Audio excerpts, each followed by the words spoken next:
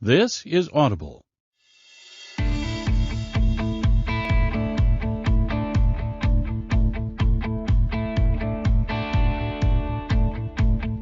Brilliance Audio presents the unabridged recording of How to Talk to Anyone, 92 Little Tricks for Big Success in Relationships by Leil Lowndes, performed by Joyce Bean. Introduction read by the author.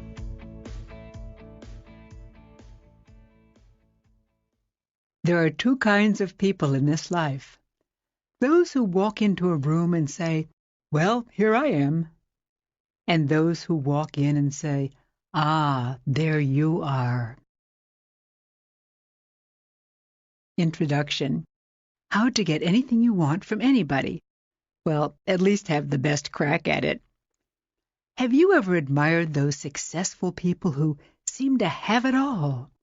You see them chatting confidently at business meetings or comfortably at social parties. They're the ones with the best jobs, the nicest spouses, the finest friends, the biggest bank accounts, or the most fashionable zip codes. But wait a minute, a lot of them aren't smarter than you. They're not more educated than you. They're not even better looking. So what is it? Some people suspect they inherited it. Others say they married it or were just plain lucky. Tell them to think again. What it boils down to is their more skillful way of dealing with fellow human beings. You see, nobody gets to the top alone. Over the years, people who seem to have it all have captured the hearts and conquered the minds of hundreds of others who helped boost them rung by rung to the top of whatever corporate or social ladder they chose. Wannabes, wandering around at the foot of the ladder, often gaze up and grouse that the big boys and big girls at the top are snobs. When big players don't give them their friendship, love, or business, they call them cliquish or accuse them of belonging to an old boy network. Some grumble that they hit their heads against a glass ceiling. The complaining little leaguers never realize the rejection was their own fault.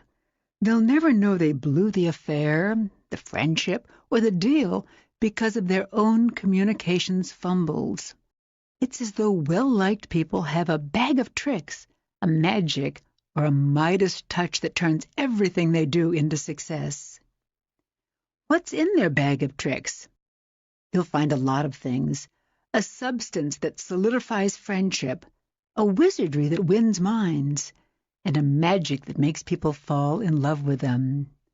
They also possess a quality that makes bosses hire and then promote, a characteristic that keeps clients coming back, and an asset that makes customers buy from them and not the competition. We all have a few of those tricks in our bags, some more than others. Those with a whole lot of them are big winners in life. How to Talk to Anyone gives you 92 of these little tricks that they use every day so you too can play the game to perfection and get whatever you want in life.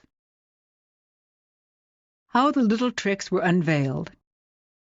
Many years ago, a drama teacher, exasperated at my bad acting in a college play, shouted, "No, your body's belying your words. Every tiny movement, every body position," he howled, "divulges your private thoughts. Your face can make 7,000 different expressions, and each exposes precisely who you are and what you are thinking at any particular moment." Then he said something I'll never forget. "And your body, the way you move, is your autobiography in motion." How right he was. On the stage of real life, every physical move you make subliminally tells everyone in eyeshot the story of your life. Dogs hear sounds our ears can't detect. Bats see shapes in the darkness that elude our eyes. And people make moves that are beneath human consciousness, but have tremendous power to attract or repel. Every smile, every frown, every syllable you utter, or every arbitrary choice of word that passes between your lips, can draw others toward you or make them want to run away. Men, did your gut feeling ever tell you to jump ship on a deal?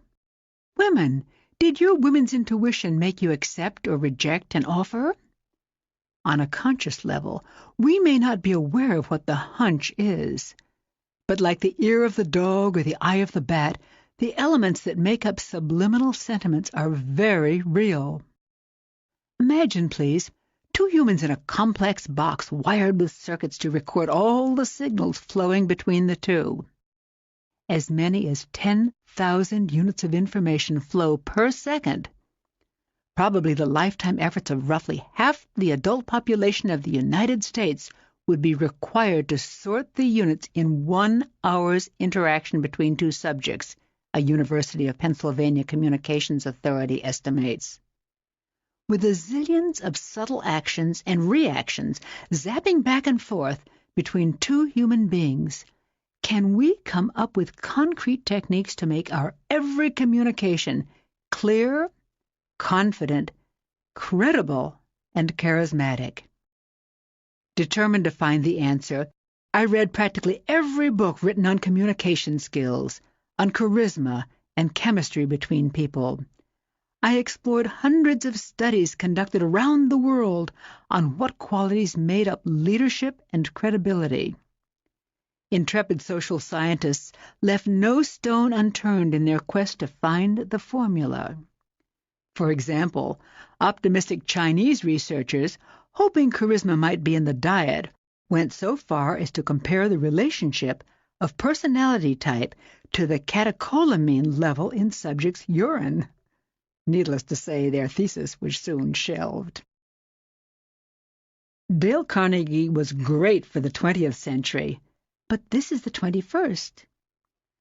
Most studies simply confirm Dale Carnegie's 1936 classic, How to Win Friends and Influence People. His wisdom for the ages said success lay in smiling, showing interest in other people, and making them feel good about themselves. That's no surprise, I thought. It's as true today as it was more than 70 years ago. So, if Dale Carnegie and hundreds of others since have offered the same astute advice, why do we need another book telling us how to win friends and influence people? 2 mammoth reasons. Reason 1. Suppose a sage told you, when in China speak Chinese, but gave you no language lessons. Dale Carnegie and many communications experts are like that sage. They tell us what to do, but not how to do it. In today's sophisticated world, it's not enough to say smile or give sincere compliments. Cynical business people today see more subtleties in your smile, more complexities in your compliment. Accomplished or attractive people are surrounded by smiling sycophants feigning interest and fawning all over them. Prospects are tired of salespeople who say, "Oh, that suit looks great on you," when their fingers are caressing cash register keys. Women are wary of suitors saying, "You are beautiful," when the bedroom door is in view. Reason 2. The world is a very different place than it was in 1936, and we need a new formula for success. To find it, I observed the superstars of today. I explored the techniques used by top salespeople to close the sale, speakers to convince, clergy to convert, performers to engross, sex symbols to seduce, and athletes to win. I found concrete building blocks to the elusive qualities that lead to their success. Then I broke them down into easily digestible, news-you-can-use techniques. I gave each a name that will quickly come to mind when you find yourself in a communications conundrum. As I developed the techniques, I began sharing them with audiences around the country. Participants in my communications seminars gave me their ideas. My clients, many of them CEOs of Fortune 500 companies, enthusiastically offered their observations. When I was in the presence of the most successful and beloved leaders, I analyzed their body language and their facial expressions. I listened carefully to their casual conversations, their timing, and their choice of words. I watched as they dealt with their families, friends, associates, and adversaries. Every time I detected a little nip of magic in their communicating, I asked them to pluck it out with tweezers and expose it to the bright light of consciousness. We analyzed it together, and then I turned it into an easy-to-do little trick others could duplicate and profit from. My findings and the strokes of some of those very effective folks are in this book. Some are subtle, some are surprising, but all are achievable. When you master them, everyone from new acquaintances to family, friends, and business associates will happily open their hearts, homes, companies, and even wallets to give you whatever they can. There's a bonus. As you sail through life with your new communication skills, you will look back and see some very happy givers smiling in your wake. Part 1. How to intrigue everyone without saying a word. You only have 10 seconds to show you're a somebody. The exact moment that two humans lay eyes on each other has awesome potency. The first sight of you is a brilliant holograph. It burns its way into your new acquaintance's eyes and can stay emblazoned in his or her memory forever. Artists are sometimes able to capture this quicksilver, fleeting emotional response. My friend Robert Grossman is an accomplished caricature artist who draws regularly for Forbes, Newsweek, Sports Illustrated, Rolling Stone, and other popular publications. Bob has a unique gift for capturing not only the physical appearance of his subjects, but for zeroing in on the essence of their personalities.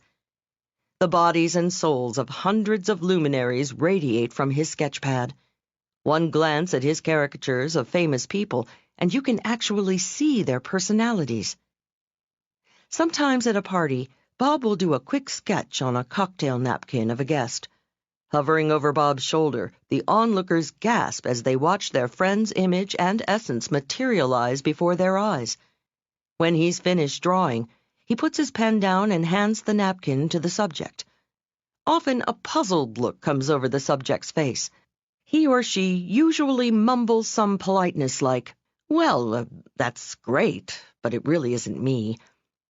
The crowd's convincing crescendo of, "Oh, yes, it is," drowns the subject out and squelches any lingering doubt.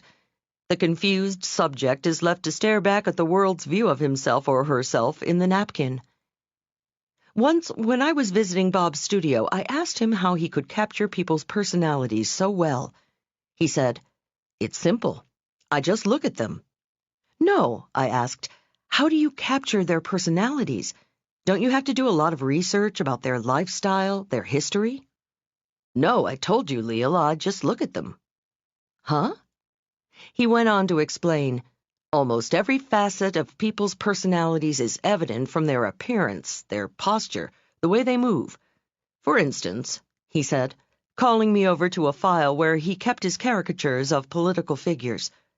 "See," Bob said, pointing to angles on various presidential body parts. "Here's the boyishness of Clinton, showing me his half-smile, the awkwardness of the elder George Bush, pointing to his shoulder angle, the charm of Reagan, noting the ex-president's smiling eyes, the shiftiness of Nixon, pointing to the furtive tilt of his head." Digging a little deeper into his file, he pulled out Franklin Delano Roosevelt, and pointing to the nose high in the air, "Here's the pride of FDR." It's all in the face and the body. First impressions are indelible. Why? Because in our fast-paced, information overload world of multiple stimuli bombarding us every second, people's heads are spinning. They must form quick judgments to make sense of the world and get on with what they have to do. So whenever people meet you, they take an instant mental snapshot. That image of you becomes the data they deal with for a very long time. Your body shrieks before your lips can speak. Are their data accurate? Amazingly enough, yes. Even before your lips part and the first syllable escapes, the essence of you has already axed its way into their brains. The way you look and the way you move is more than 80% of someone's first impression of you. Not one word need be spoken.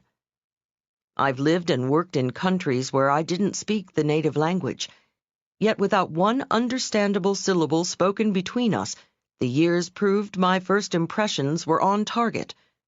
Whenever I met new colleagues, I could tell instantly how friendly they felt toward me, how confident they were, and approximately how much stature they had in the company.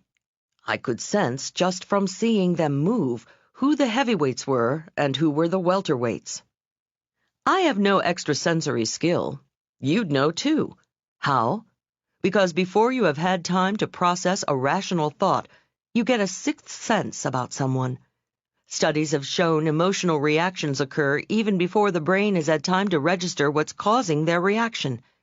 Thus, the moment someone looks at you, he or she experiences a massive hit, the impact of which lays the groundwork for the entire relationship. Bob told me he captures that first hit in creating his caricatures. Deciding to pursue my own agenda for how to talk to anyone, I asked, Bob, if you wanted to portray somebody really cool, intelligent, strong, charismatic, principled, fascinating, caring, interested in other people. Easy, Bob interrupted. He knew precisely what I was getting at. Just give him great posture, a heads-up look, a confident smile, and a direct gaze. It's the ideal image for somebody who's a somebody. How to look like a somebody. My friend Karen is a highly respected professional in the home furnishings business. Her husband is an equally big name in the communications field. They have 2 small sons. Whenever Karen is at a home furnishings industry event, everyone pays deference to her. She's a very important person in that world. Her colleagues at conventions jostle for position just to be seen casually chatting with her and, they hope, be photographed rubbing elbows with her for industry Bibles like Home Furnishings Executive and Furniture World. Yet, Karen complains, when she accompanies her husband to communications functions, she might as well be a nobody. When she takes her kids to school functions, she's just another mom. She once asked me, Leil, how can I stand out from the crowd so people who don't know me will approach me and at least assume I'm an interesting person? The techniques in this section accomplish precisely that. When you use the next 9 techniques, you will come across as a special person to everyone you meet.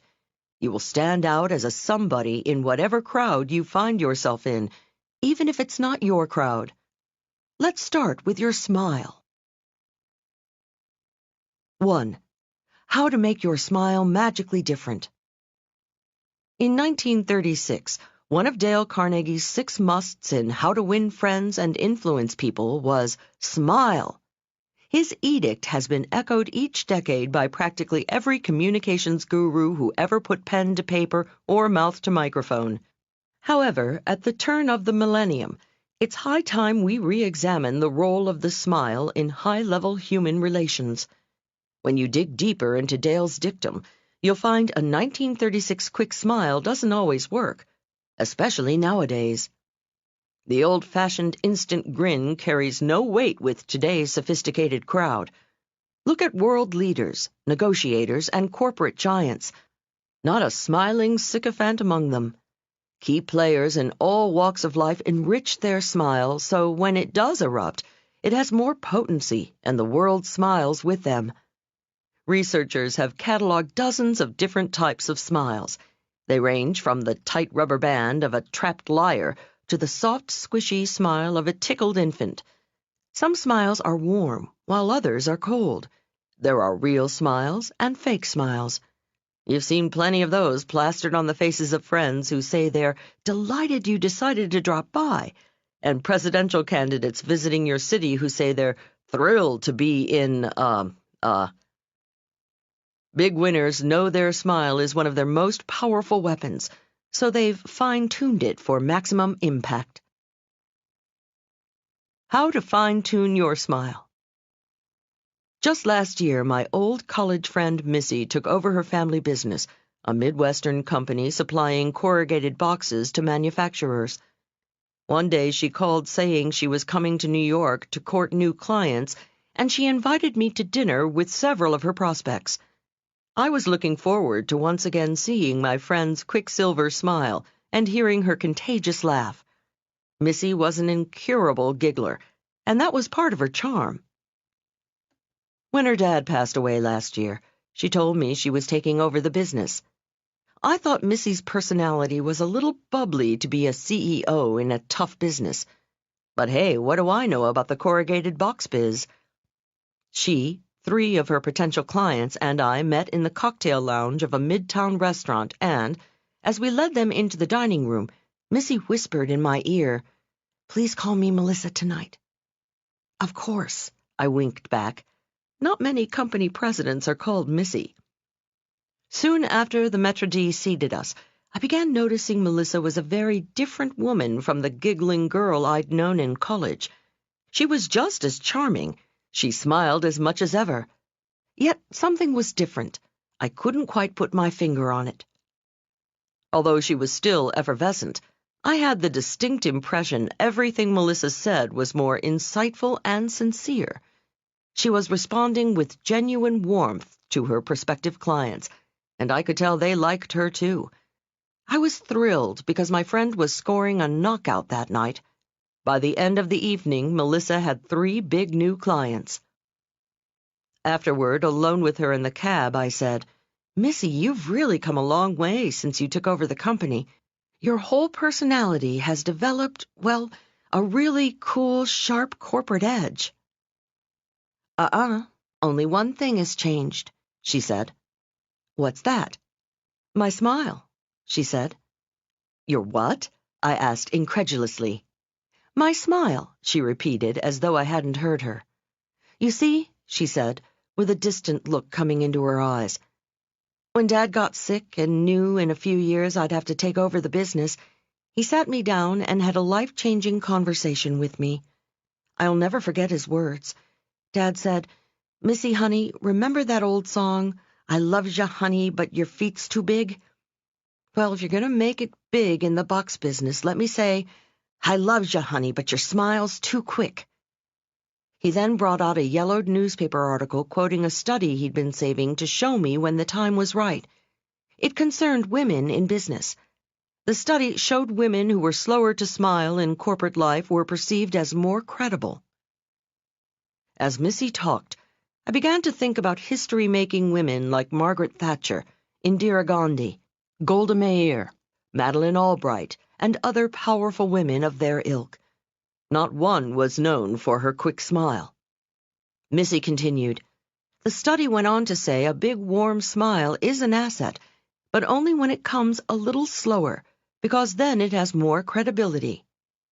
From that moment on, Missy explained, she gave clients and business associates her big smile. However, she trained her lips to erupt more slowly. Thus, her smile appeared more sincere and personalized for the recipient. That was it. Missy's slower smile gave her personality a richer, deeper, more sincere cachet. Though the delay was less than a second, the recipients of her big, beautiful smile felt it was special and just for them. I decided to do more research on the smile.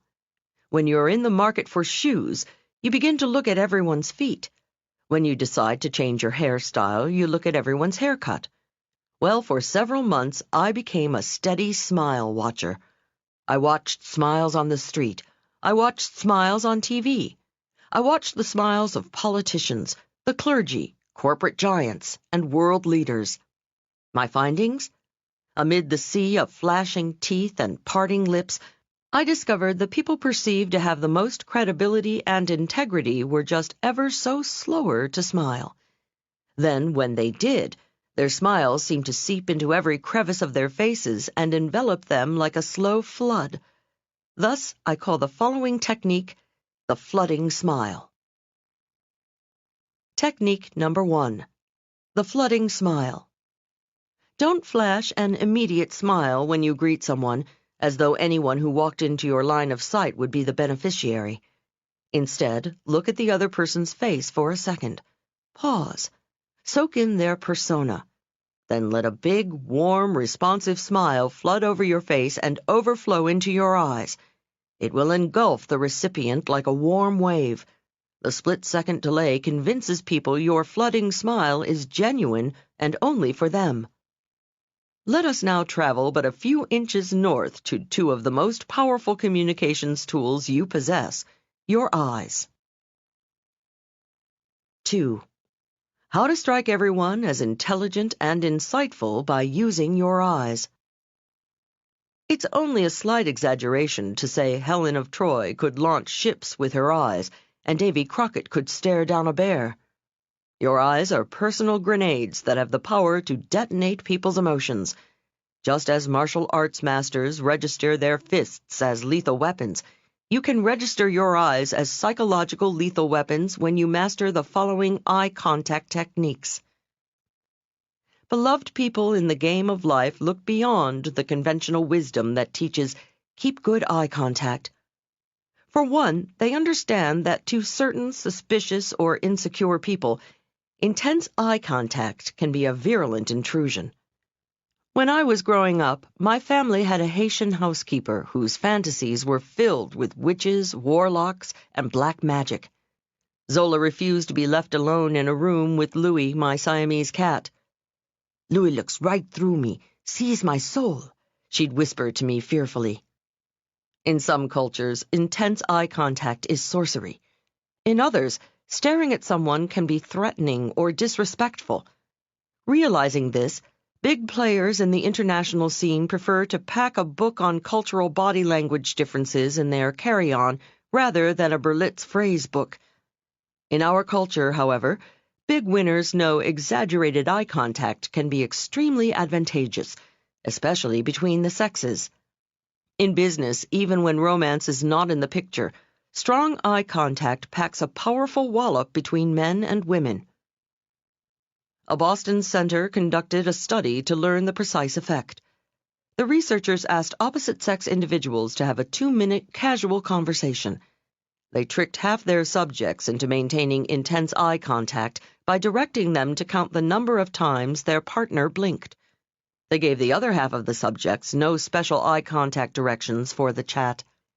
When they questioned the subjects afterward, the unsuspecting blinkers reported significantly higher feelings of respect and fondness for their colleagues, who, unbeknownst to them, had simply been counting their blinks. I've experienced the closeness intense eye contact engenders with a stranger firsthand. Once, when giving a seminar to several hundred people, one woman's face in the crowd caught my attention. The participant's appearance was not particularly unique, yet she became the focus of my attention throughout my talk. Why? Because not for one moment did she take her eyes off my face. Even when I finished making a point and was silent, her eyes stayed hungrily on my face. I sensed she couldn't wait to savor the next insight to spout from my lips. I loved it. Her concentration and obvious fascination inspired me to remember stories and make important points I had long forgotten. Right after my talk, I resolved to seek out this new friend who was so enthralled by my speech. As people were leaving the hall, I quickly sidled up behind my big fan. "Excuse me," I said. My fan kept walking. "Excuse me," I repeated a tad louder. My admirer didn't vary her pace as she continued out the door. I followed her into the corridor and tapped her shoulder gently. This time she whirled around with a surprised look on her face. I mumbled some excuse about my appreciating her concentration on my talk and wanting to ask her a few questions. "Did you, get much out of the seminar?" I ventured. "Well, not really," she answered candidly. "I had difficulty understanding what you were saying because you were walking around on the platform facing different directions." In a heartbeat, I understood. The woman was hearing impaired. I did not captivate her as I had suspected. She was not intrigued by my talk as I had hoped. The only reason she kept her eyes glued on my face was because she was struggling to read my lips. Nevertheless, her eye contact had given me such pleasure and inspiration during my talk that, tired as I was, I asked her to join me for coffee. I spent the next hour recapping my entire seminar just for her. Powerful stuff, this eye contact. Make your eyes look even more intelligent. There is yet another argument for intense eye contact.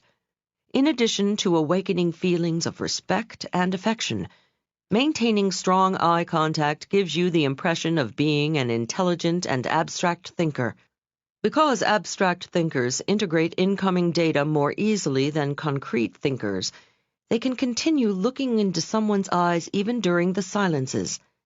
Their thought processes are not distracted by peering into their partner's peepers. Back to our valiant psychologists. Yale researchers, thinking they had the unswerving truth about eye contact, conducted another study that they assumed would confirm the more eye contact, the more positive feelings.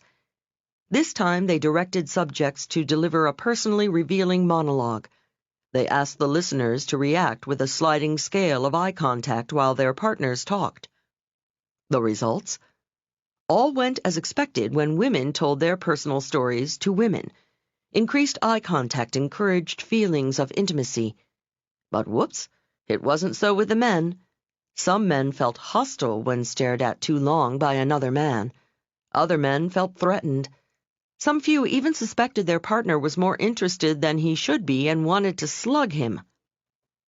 Your partner's emotional reaction to your profound gaze has a biological base. When you look intently at someone, it increases their heartbeat and shoots an adrenaline-like substance gushing through their veins. This is the same physical reaction people have when they start to fall in love. And when you consciously increase your eye contact, even during normal business or social interaction, people will feel they have captivated you. Men talking to women and women talking to men or women use the following technique, which I call sticky eyes, for the joy of the recipient and for your own advantage. Guys, I'll have a man-to-man modification of this technique for you in a moment. Technique number 2, sticky eyes. Pretend your eyes are glued to your conversation partners with sticky warm taffy. Don't break eye contact even after he or she has finished speaking. When you must look away, do it ever so slowly, reluctantly, stretching the gooey taffy until the tiny string finally breaks. What about guys' eyes? Now, gentlemen, when talking to men, you too can use sticky eyes. Just make them a little less sticky when discussing personal matters with other men, lest your listener feel threatened or misinterpret your intentions. But do increase your eye contact slightly more than normal with men on day-to-day communications, and a lot more when talking to women. It broadcasts a visceral message of comprehension and respect. I have a friend, Sammy, a salesman who unwittingly comes across as an arrogant chap. He doesn't mean to, but sometimes his brusque manner makes it look like he's running roughshod over people's feelings. Once, while we were having dinner together in a restaurant, I told him about the sticky eyes technique. I guess he took it to heart. When the waiter came over, Sammy, uncharacteristically, instead of bluntly blurting out his order with his nose in the menu, looked at the waiter. He smiled, gave his order for the appetizer, and kept his eyes on the waiters for an extra second before looking down again at the menu to choose the main dish. I can't tell you how different Sammy seemed to me just then. He came across as a sensitive and caring man, and all it took was 2 extra seconds of eye contact. I saw the effect it had on the waiter, too. We received exceptionally gracious service the rest of the evening. A week later, Sammy called me and said, "Leil, sticky eyes has changed my life. I've been following it to a T. With women, I make my eyes real sticky, and with men, slightly sticky. And now everybody's treating me with such deference. I think it's part of the reason I've made more sales this week than all last month." If you deal with customers or clients in your professional life, sticky eyes is a definite boon to your bottom line. To most people in our culture, profound eye contact signals trust, knowledge, and "I'm here for you" attitude. Let's carry sticky eyes one step further. like a potent medicine that has the power to kill or cure. The next eye contact technique has the potential to captivate or annihilate. 3. How to use your eyes to make someone fall in love with you. Now we haul in the heavy eyeball artillery. Very sticky eyes or superglue eyes. Let's call them epoxy eyes. Big bosses use epoxy eyes to evaluate employees.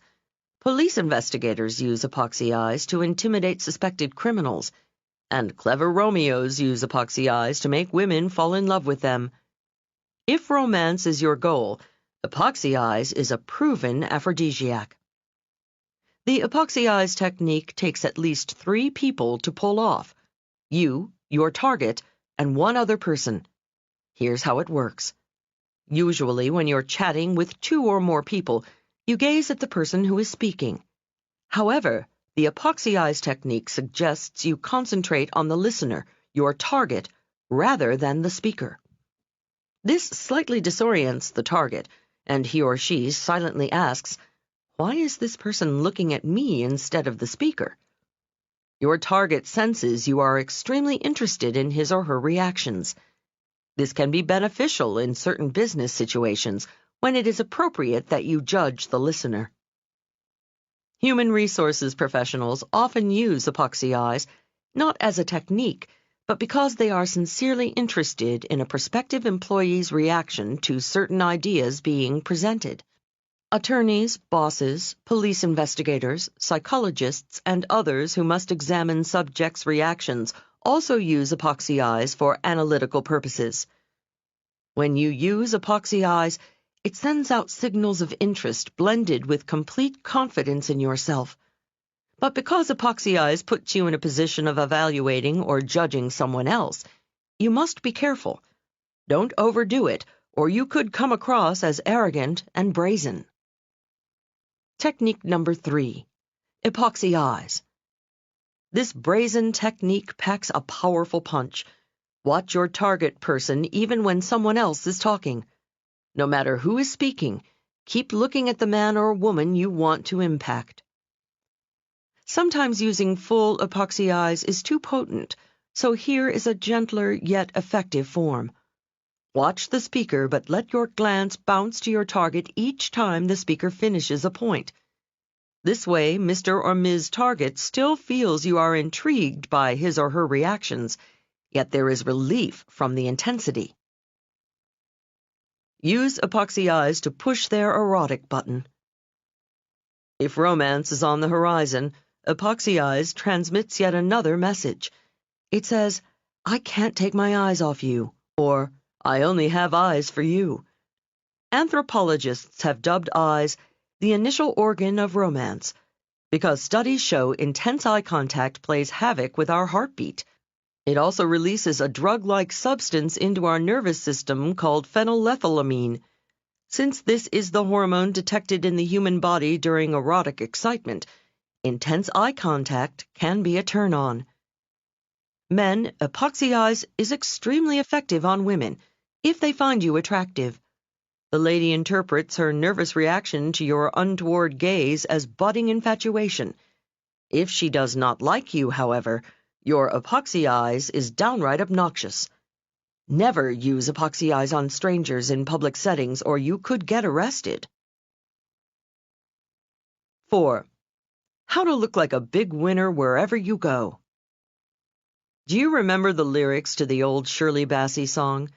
The minute you walked in the joint, I could see you were a man of distinction, a real big spender. Good-looking, so refined. Say, wouldn't you like to know what's going on in my mind? The goal of this first section is not to make you look like a real big spender. Rather, it is to give you the cachet of a real big somebody the moment people lay eyes on you. To that end, we now explore the most important technique to make you look like a very important person. When the doctor smacks your knee with that nasty little hammer, your foot jerks forward. Thus the phrase knee-jerk reaction. Your body has another instinctive reaction. When a big jolt of happiness hits your heart and you feel like a winner, Your head jerks up automatically and you throw your shoulders back. A smile frames your lips and softens your eyes. This is the look winners have constantly. They stand with assurance. They move with confidence. They smile softly with pride. No doubt about it, good posture symbolizes that you are a man or woman who is used to being on top. Obviously, millions of mothers sticking their knuckles between their kids' shoulder blades and trillions of teachers telling students, "Stand up straight," hasn't done the trick. We are a nation of slouchers. We need a technique more stern than teachers and more persuasive than parents to make us stand like a somebody. In one profession, perfect posture, perfect equilibrium, perfect balance is not only desirable, it's a matter of life and death. One false move, one slump of the shoulders, one hangdog look can mean curtains for the high-wire acrobat. I'll never forget the first time Mama took me to the circus. When 7 men and women raced into the center ring, the crowd rose as though they were all joined at the hips. They cheered with one thunderous voice. Mama pressed her lips against my ear and reverently whispered these were the great Wallendas, the only troupe in the world to perform the 7-person pyramid without a net. In an instant, the crowd became hushed. Not a cough or soda slurp was heard in the big top as Karl and Hermann Wallenda shouted cues in German to their trusting relatives. The family meticulously and majestically ascended into the position of a human pyramid. They then balanced precariously on a thin wire hundreds of feet above the hard dirt, with no net between them and sudden death. The vision was unforgettable. To me, equally unforgettable was the beauty and grace of the 7 Wallendas racing into the center of the big top to take their bows. Each perfectly aligned, head high, shoulders back, standing so tall it still didn't seem like their feet were touching the ground. Every muscle in their bodies defined pride, success, and their joy of being alive. Still.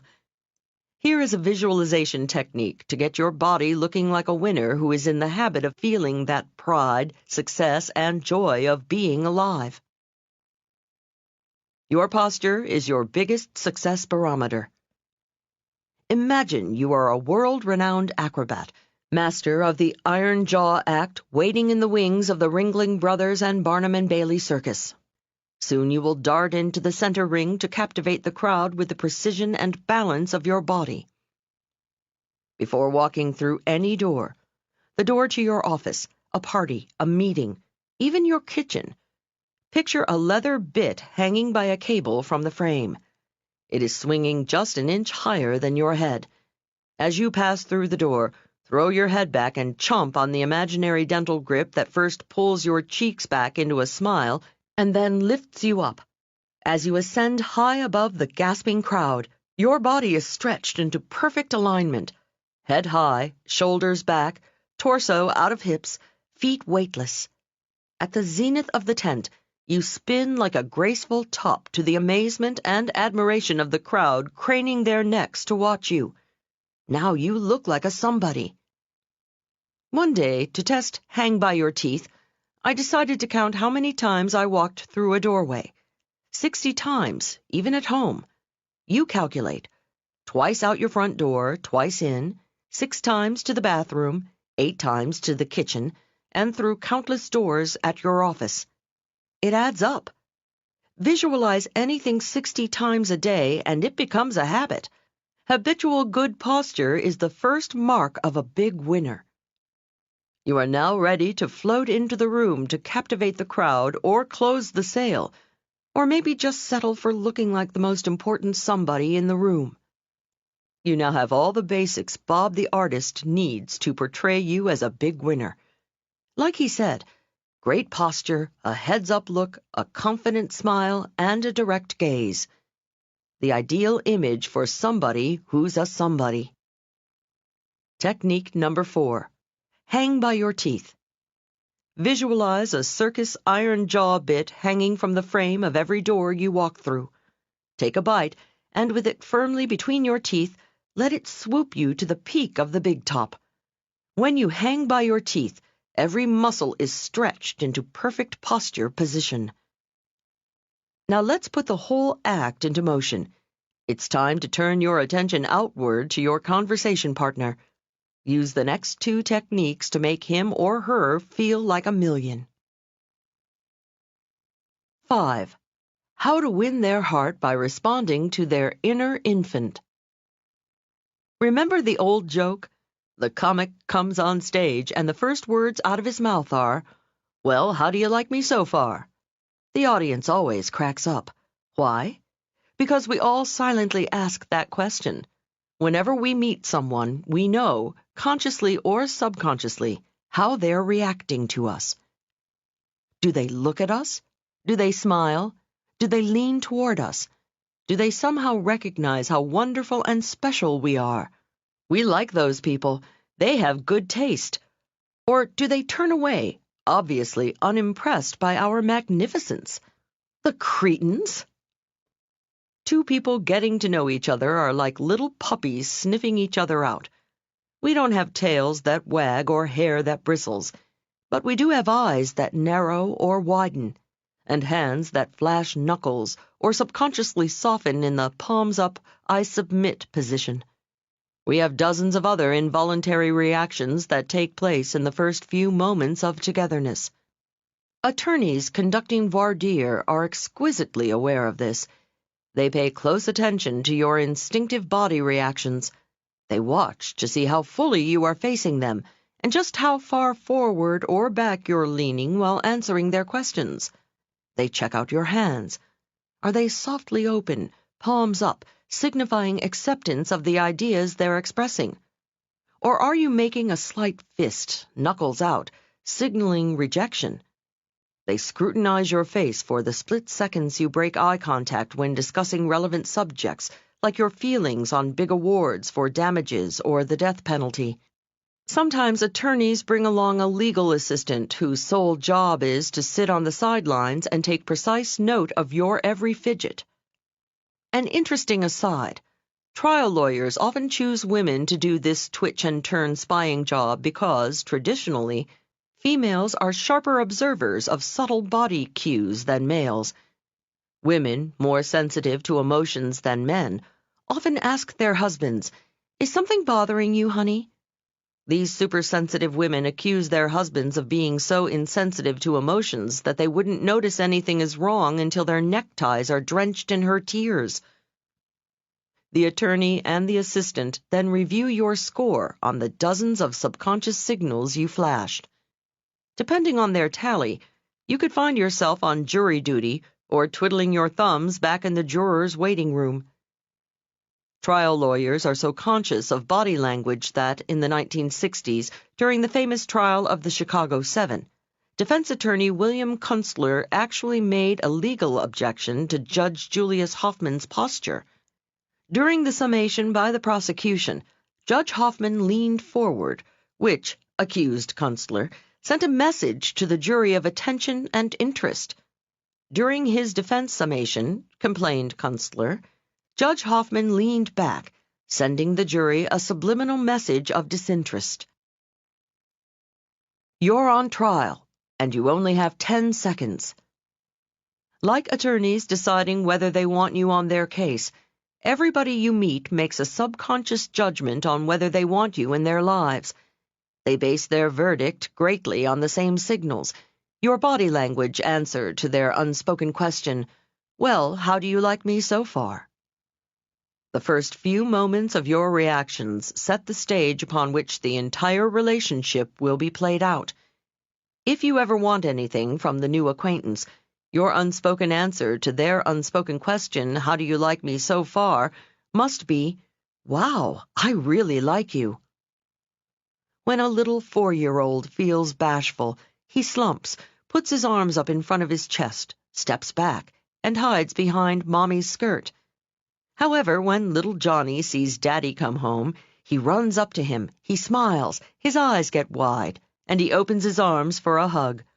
A loving child's body is like a tiny flower bud unfolding to the sunshine. 20, 30, 40, 50 years of life on Earth make little difference.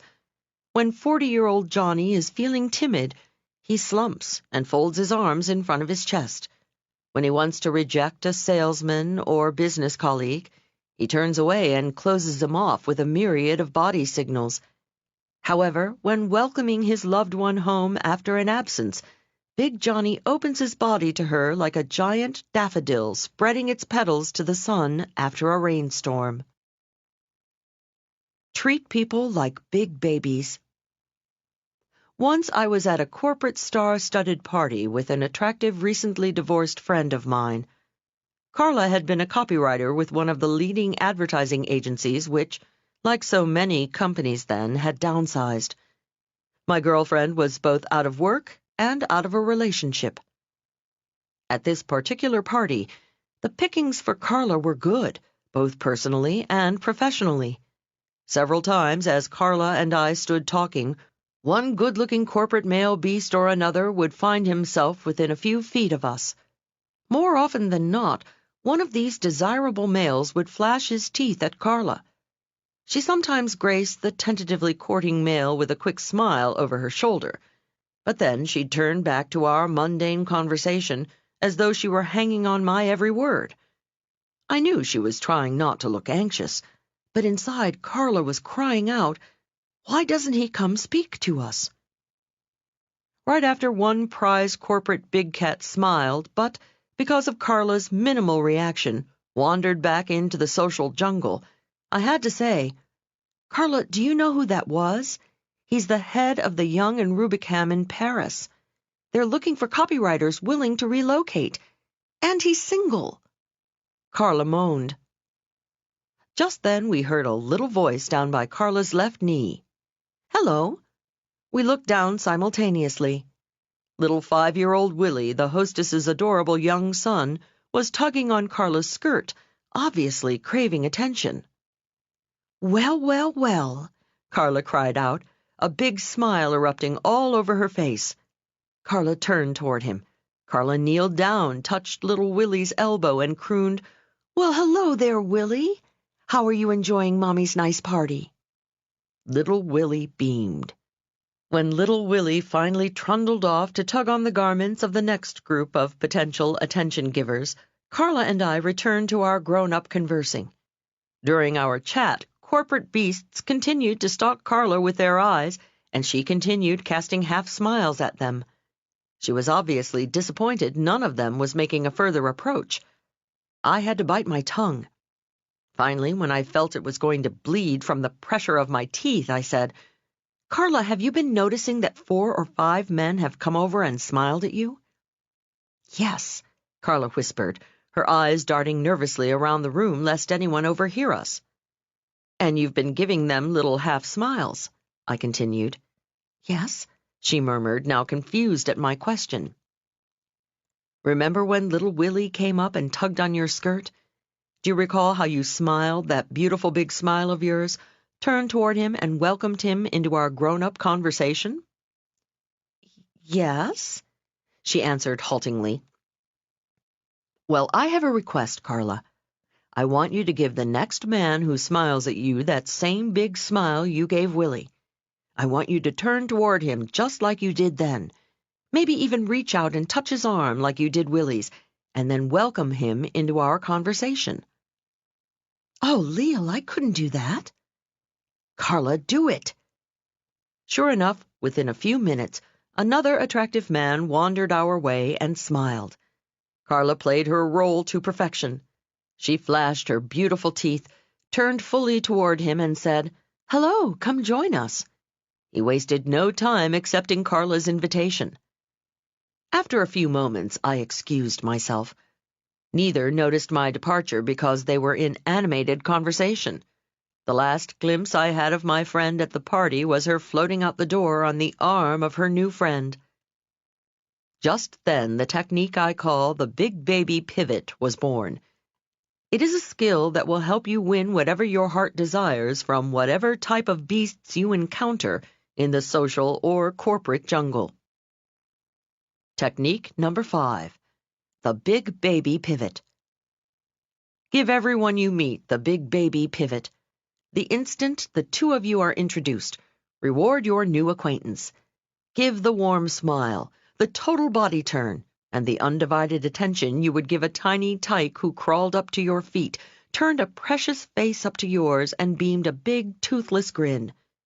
Pivoting 100% toward the new person, shouts, "I think you are very, very special."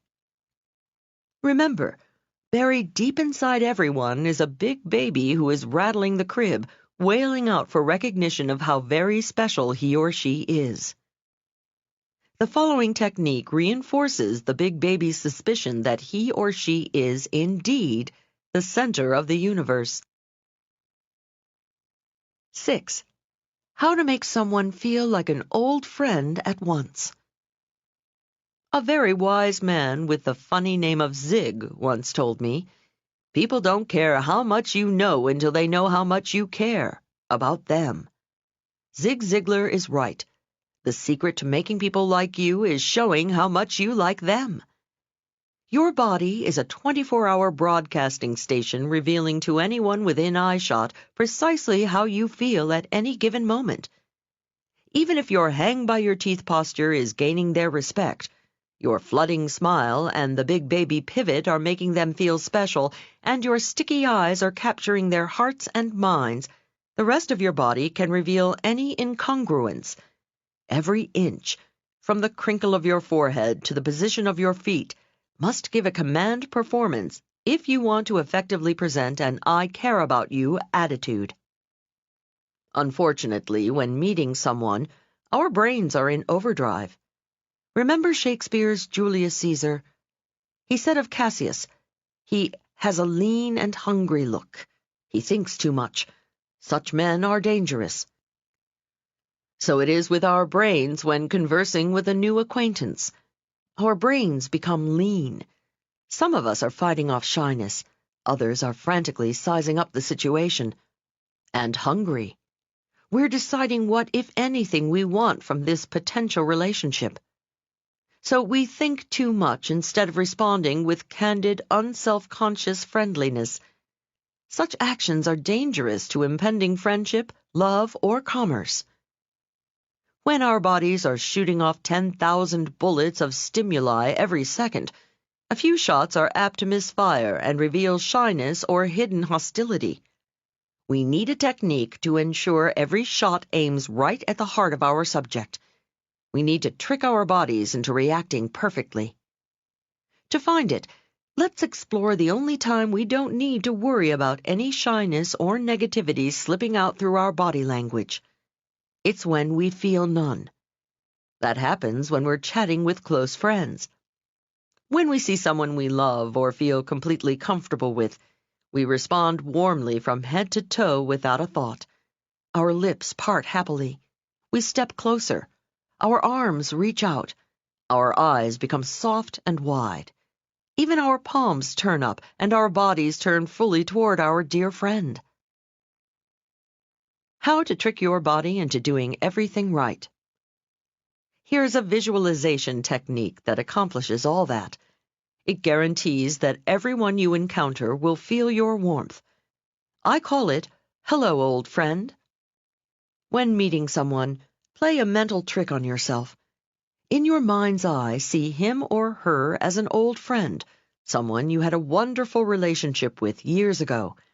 But somehow you lost track of your friend. You tried so hard to find your good buddy, but there was no listing in the phone book.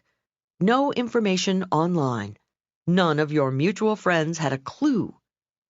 Suddenly, wow, what a surprise! After all those years, the two of you are reunited. You are so happy. That's where the pretending stops. Obviously, you are not going to try to convince the new person that the two of you are really old friends. You are not going to hug and kiss and say, "Great to see you again," or "How have you been all these years?" You merely say, "Hello, how do you do? I am pleased to meet you." But inside, it's a very different story. You will amaze yourself. The delight of rediscovery fills your face and buoys up your body language. I sometimes jokingly say, if you were a light, you'd beam on the other person. If you were a dog, you'd be wagging your tail. you make this new person feel very special indeed. Technique number 6. Hello, old friend. When meeting someone, imagine he or she is an old friend, an old customer, an old beloved, or someone else you had great affection for. How sad the vicissitudes of life tore you two asunder. But holy mackerel, now the party, the meeting, the convention, has reunited you with your long-lost old friend. The joyful experience starts a remarkable chain reaction in your body from the subconscious softening of your eyebrows to the positioning of your toes, and everything between. In my seminars, I first have people introduce themselves to another participant before they've learned the hello old friend technique. The group chats as though at a pleasant semi-formal gathering. Later, I ask them to introduce themselves to another stranger, imagining they are old friends. The difference is extraordinary. When they're using hello old friend, the room comes alive. The atmosphere is charged with good feeling. The air sparkles with happier, high-energy people. They are standing closer, laughing more sincerely, and reaching out to one another. I feel like I'm attending a terrific bash that's been going on for hours. Not a word need be spoken. The hello old friend technique even supersedes language. Whenever you're traveling in countries where you don't speak the native tongue, be sure to use it. If you find yourself with a group of people who are all speaking a language unknown to you, just imagine them to be a group of your old friends. Everything is fine except they momentarily forgot how to speak English. In spite of the fact you won't understand a word, your whole body still responds with congeniality and acceptance. I've used the hello old friend technique while traveling in Europe. Sometimes my English-speaking friends who live there tell me their European colleagues say I am the friendliest American they've ever met. Yet we'd never spoken a word between us.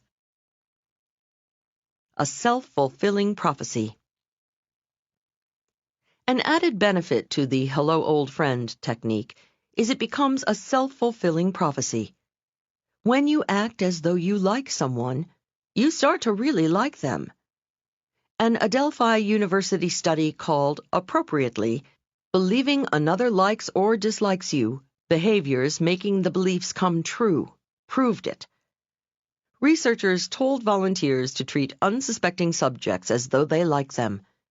When surveyed later, the results showed the volunteers wound up genuinely liking the subjects. The unsuspecting subjects were also surveyed. These respondents expressed much higher respect and affection for the volunteers who pretended they liked them. What it boils down to is love begets love, like begets like, respect begets respect. Use the hello old friend technique, and you will soon have many new old friends who wind up genuinely liking you. You now have all the basics to come across to everyone you meet as a somebody, a friendly somebody. But your job isn't over yet. In addition to being liked, you want to appear credible, intelligent, and sure of yourself. Each of the next 3 techniques accomplishes one of those goals. 7. How to come across as 100% credible to everyone. My friend Helen is a highly respected headhunter. She makes terrific hires for her clients, and I once asked her the secret of her success. Helen replied, "Probably because I can almost always tell when an applicant is lying." "How can you tell?" She said, "Well, just last week I was interviewing a young woman for a position as marketing director for a small firm. Throughout the interview, the applicant had been sitting with her left leg crossed over her right. Her hands were comfortably resting in her lap, and she was looking directly at me. I asked her salary. Without swerving her eyes from mine, she told me. I asked if she enjoyed her work. Still looking directly at me, she said yes. Then I asked her why she left her previous job. At that point, her eyes fleetingly darted away before regaining eye contact with me. Helen continued, Then, while answering my question, she shifted in her seat and crossed her right leg over her left. At one point, she put her hands up to her mouth. Helen said, "That's all I needed." With her words, she was telling me she felt her growth opportunities were limited at her previous firm. But her body told me she was not being entirely forthright. Helen went on to explain the young woman's fidgeting alone wouldn't prove she was lying. Nevertheless, it was enough, she said, that she wanted to pursue the subject further. So I tested it, Helen explained. I changed the subject and went back to more neutral territory. I asked her about her goals for the future. Again, the girl stopped fidgeting. She folded her hands in her lap as she told me how she'd always wanted to work in a small company in order to have hands-on experience with more than one project. Then I repeated my earlier question. I asked again if it was only the lack of growth opportunity that made her leave her previous position. Sure enough, once again, the woman shifted in her seat and momentarily broke eye contact. As she continued talking about her last job, she started rubbing her forearm. Helen continued to probe until she finally uncovered the truth. The applicant had been fired because of a nasty disagreement with the marketing director for whom she worked. Human resources professionals who interview applicants and police officers who interrogate suspected criminals are trained to detect lies. They know specifically what signals to look for. The rest of us, although not knowledgeable about specific clues to deceit, have a sixth sense when someone is not telling us the truth. Just recently, a colleague of mine was considering hiring an in-house booking agent. After interviewing one fellow, she said to me, "I don't know. I don't really think he has the success he claims." "You think he's lying to you?" I asked. "Absolutely. And the funny thing is, I can't tell why. He looked right at me. He answered all my questions directly. There was just something that didn't seem right." Employers often feel this way. They have a gut feeling about someone, but they can't put their finger on it. Because of that, many large companies turn to the polygraph, or lie detector, a mechanical apparatus designed to detect if someone is lying. Banks, drugstores, and grocery stores rely heavily on it for pre-employment screening. The FBI, Justice Department, and most police departments have used the polygraph on suspects. Interestingly, the polygraph is not a lie detector at all. All the machine can do is detect fluctuations in our autonomic nervous system, changes in breathing patterns, sweating, flushing, heart rate, blood pressure, and other signs of emotional arousal. So is it accurate? Well, yes, often it is. Why? Because when the average person tells a lie, he or she is emotionally aroused and bodily changes do take place. When that happens, the individual might fidget. Experienced or trained liars, however, can fool the polygraph. Beware of the appearance of lying, even when you're telling the truth. Problems arise for us when we are not lying but are feeling emotional or intimidated by the person with whom we are talking. A young man telling an attractive woman about his business success might shift his weight. A woman talking about her company's track record to an important client could rub her neck. More problems arise out of the atmosphere. A businessman who doesn't feel nervous at all could loosen his collar because the room is hot. A politician giving a speech outdoors could blink excessively because the air is dusty. Even though erroneous, these fidgety movements give the listeners the sense something just isn't right, or a gut feeling that the speaker is lying. Professional communicators, alert to this hazard, consciously squelch any signs anyone could mistake for shiftiness. They fix a constant gaze on the listener. They never put their hands on their faces. They don't massage their arm when it tingles or rub their nose when it itches. They don't loosen their collar when it's hot or blink because it's sandy. They don't wipe away tiny perspiration beads in public or shield their eyes from the sun. They suffer because they know fidgeting undermines credibility. Consider the infamous September 25th, 1960 televised presidential debate between Richard Milhous Nixon and John Fitzgerald Kennedy. Political pundits speculate Nixon's lack of makeup, his fidgeting, and mopping his brow on camera lost him the election. If you want to come across as an entirely credible somebody, try to squelch all extraneous movement when your communication counts. I call the technique limit the fidget. Technique number 7, limit the fidget. Whenever your conversation really counts, let your nose itch, your ear tingle, or your foot prickle. Do not fidget, twitch, wiggle, squirm, or scratch. And above all, keep your paws away from your puss.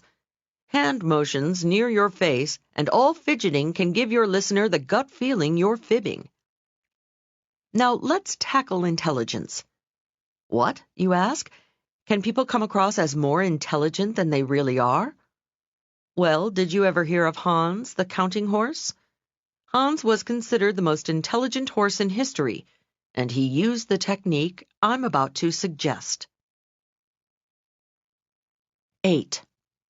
How to read people like you have ESP. Hans, a very clever horse, inspires this next technique. Hans was owned by Herr von Osten, a Berliner, who had trained Hans to do simple arithmetic by tapping his right front hoof. So prodigious was Hans's ability that the horse's fame quickly spread throughout Europe in the early 1900s. He became known as Clever Hans, the counting horse. Herr von Osten taught Hans to do more than just add. Soon the horse could subtract and divide.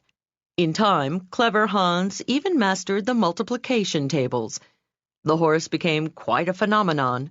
Without his owner uttering a single word, Hans could count out the size of his audience, tap the number wearing glasses, or respond to any counting question they asked him. Finally, Hans achieved the ultimate ability that separates man from animal: language. Hans learned the alphabet. By tapping out hoofbeats for each letter, he answered any question about anything humans had read in a newspaper or heard on the radio. He could even answer common questions about history, geography, and human biology. Hans made headlines and was the main topic of discussion at dinner parties throughout Europe. The human horse quickly attracted the attention of scientists, psychology professors, veterinarians, even cavalry officers. Naturally, they were skeptical, so they established an official commission to decide whether the horse was a case of clever trickery or equine genius. Whatever their suspicions, it was obvious to all Hans was a very smart horse.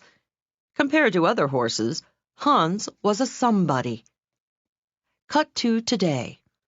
Why is it when you talk with certain individuals, you just know they are smarter than other people, that they are a somebody? Often they're not discussing highfalutin subjects or using $2 words. Nevertheless, everybody knows. People say, "She's smart as a whip. He doesn't miss a trick. She picks up on everything. He's got the right stuff. She's got horse sense." Which brings us back to Hans. The day of the big test arrived. Everyone was convinced it must be a trick orchestrated by Herr von Osten, Hans's owner. It was standing room only in the auditorium filled with scientists, reporters, clairvoyants, psychics, and horse lovers who eagerly awaited the answer. The canny commission members were confident this was the day they would expose Hans as chicanery, because they too had a trick up their sleeves. They were going to bar von Osten from the hall and put his horse to the test all alone. When the crowd was assembled, they told von Osten he must leave the auditorium. The surprised owner departed, and Hans was stranded in an auditorium with a suspicious and anxious audience. The confident commission leader asked Hans the first mathematical question. He tapped out the right answer. A second. He got it right. Then a third. Then the language questions followed. He got them all right. The commission was befuddled. The critics were silenced. However, the public wasn't. With a great outcry, they insisted on a new commission. The world waited while, once again, the authorities gathered scientists, professors, veterinarians, cavalry officers, and reporters from around the world. Only after this second commission put Hans to the test did the truth about the clever horse come out. Commission number 2 started the enquiry perfunctorily with a simple addition problem. This time, however, instead of asking the question out loud for all to hear, one researcher whispered a number in Hans's ear, and a second researcher whispered another. Everyone expected Hans to quickly tap out the sum. But Hans remained dumb. Aha! The researchers revealed the truth to the waiting world. Can you guess what that was? Here's a hint. When the audience or researcher knew the answer, Hans did too. Now can you guess? People gave off very subtle body language signals the moment Hans's hoof gave the right number of taps. When Hans started tapping the answer to a question, the audience would show subtle signs of tension. Then, when Hans reached the right number, they responded by an expulsion of breath or a slight relaxation of muscles. Van Osten had trained Hans to stop tapping at that point and therefore appear to give the right answer. Hans was using the technique I call Hans's horse sense. He watched his audience's reactions very carefully and planned his responses accordingly. If a horse can do it, so can you. Have you ever been watching TV when the phone rings? Someone asks you to hit the mute button on the television so they can talk. Because there's no sound now, you watch the TV action more carefully. You see performers smiling, scowling, smirking, squinting, and scores of other expressions. You don't miss a bit of the story because just from their expressions you can tell what they're thinking. Hans's horse sense is just that, watching people, seeing how they're reacting, and then making your moves accordingly.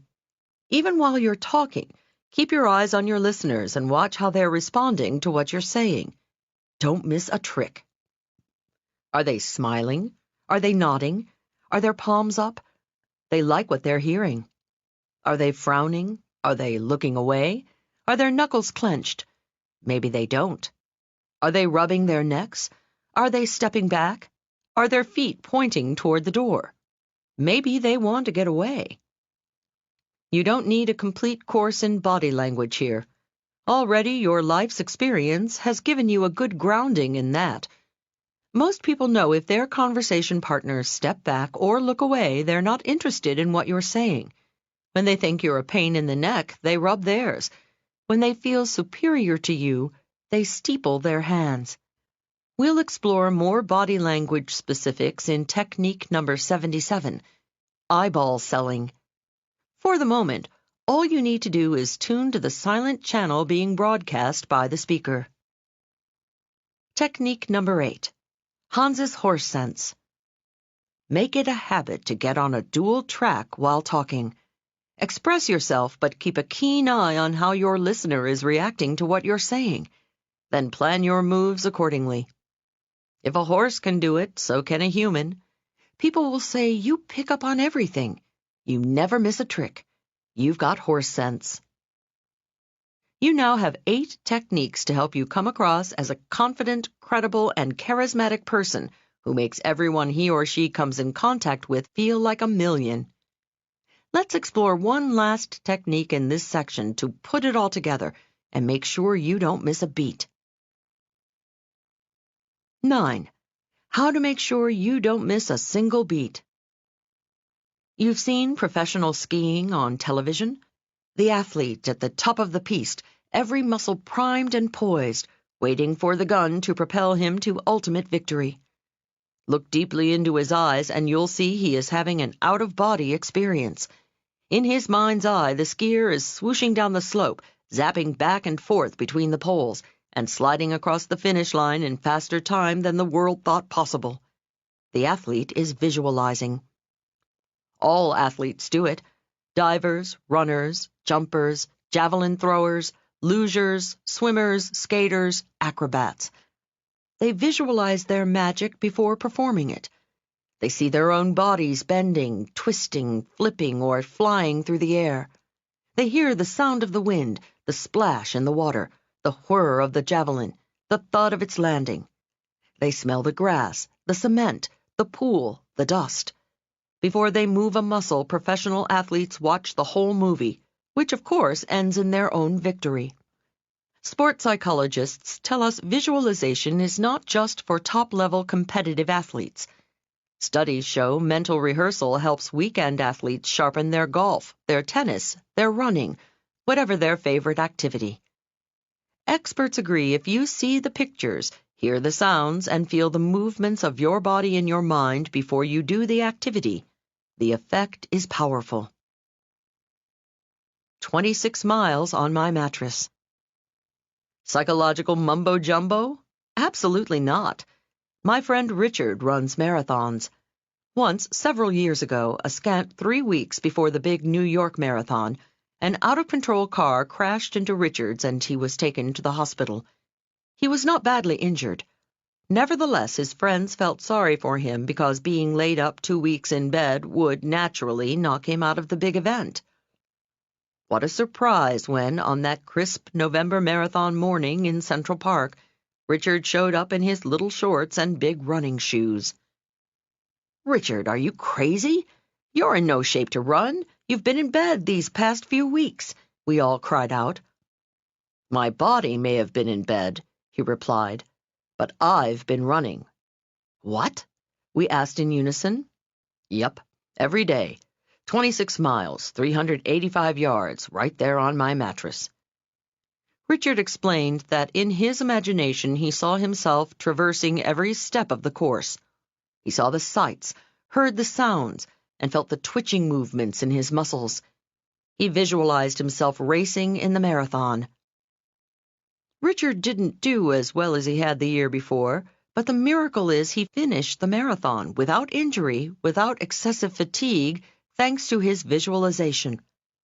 It works in just about any endeavor you apply it to, including being a terrific communicator.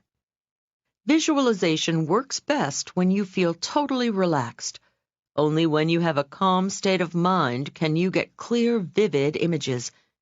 Do your visualization in the quiet of your home or car before leaving for the party, the convention, or the big deal meeting. See it all in your mind's eye ahead of time. Technique number 9. Watch the scene before you make the scene. Rehearse being the super somebody you want to be ahead of time. See yourself walking around with hang-by-your-teeth posture, shaking hands, smiling the flooding smile, and making sticky eyes. Hear yourself chatting comfortably with everyone. Feel the pleasure of knowing you are in peak form and everyone is gravitating toward you. Visualize yourself a super somebody. Then it all happens automatically. You now have the skills necessary to get you started on the right foot with any new person in your life.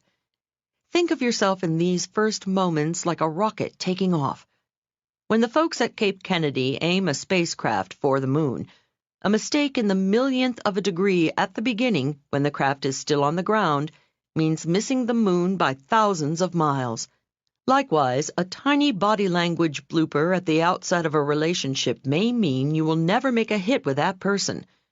But with the flooding smile, sticky eyes, epoxy eyes, hang by your teeth, the big baby pivot, hello old friend, limit the fidget, Hans's horse sense, and watch the scene before you make the scene, you'll be right on course to get whatever you eventually want from anybody, be it business, friendship, or love.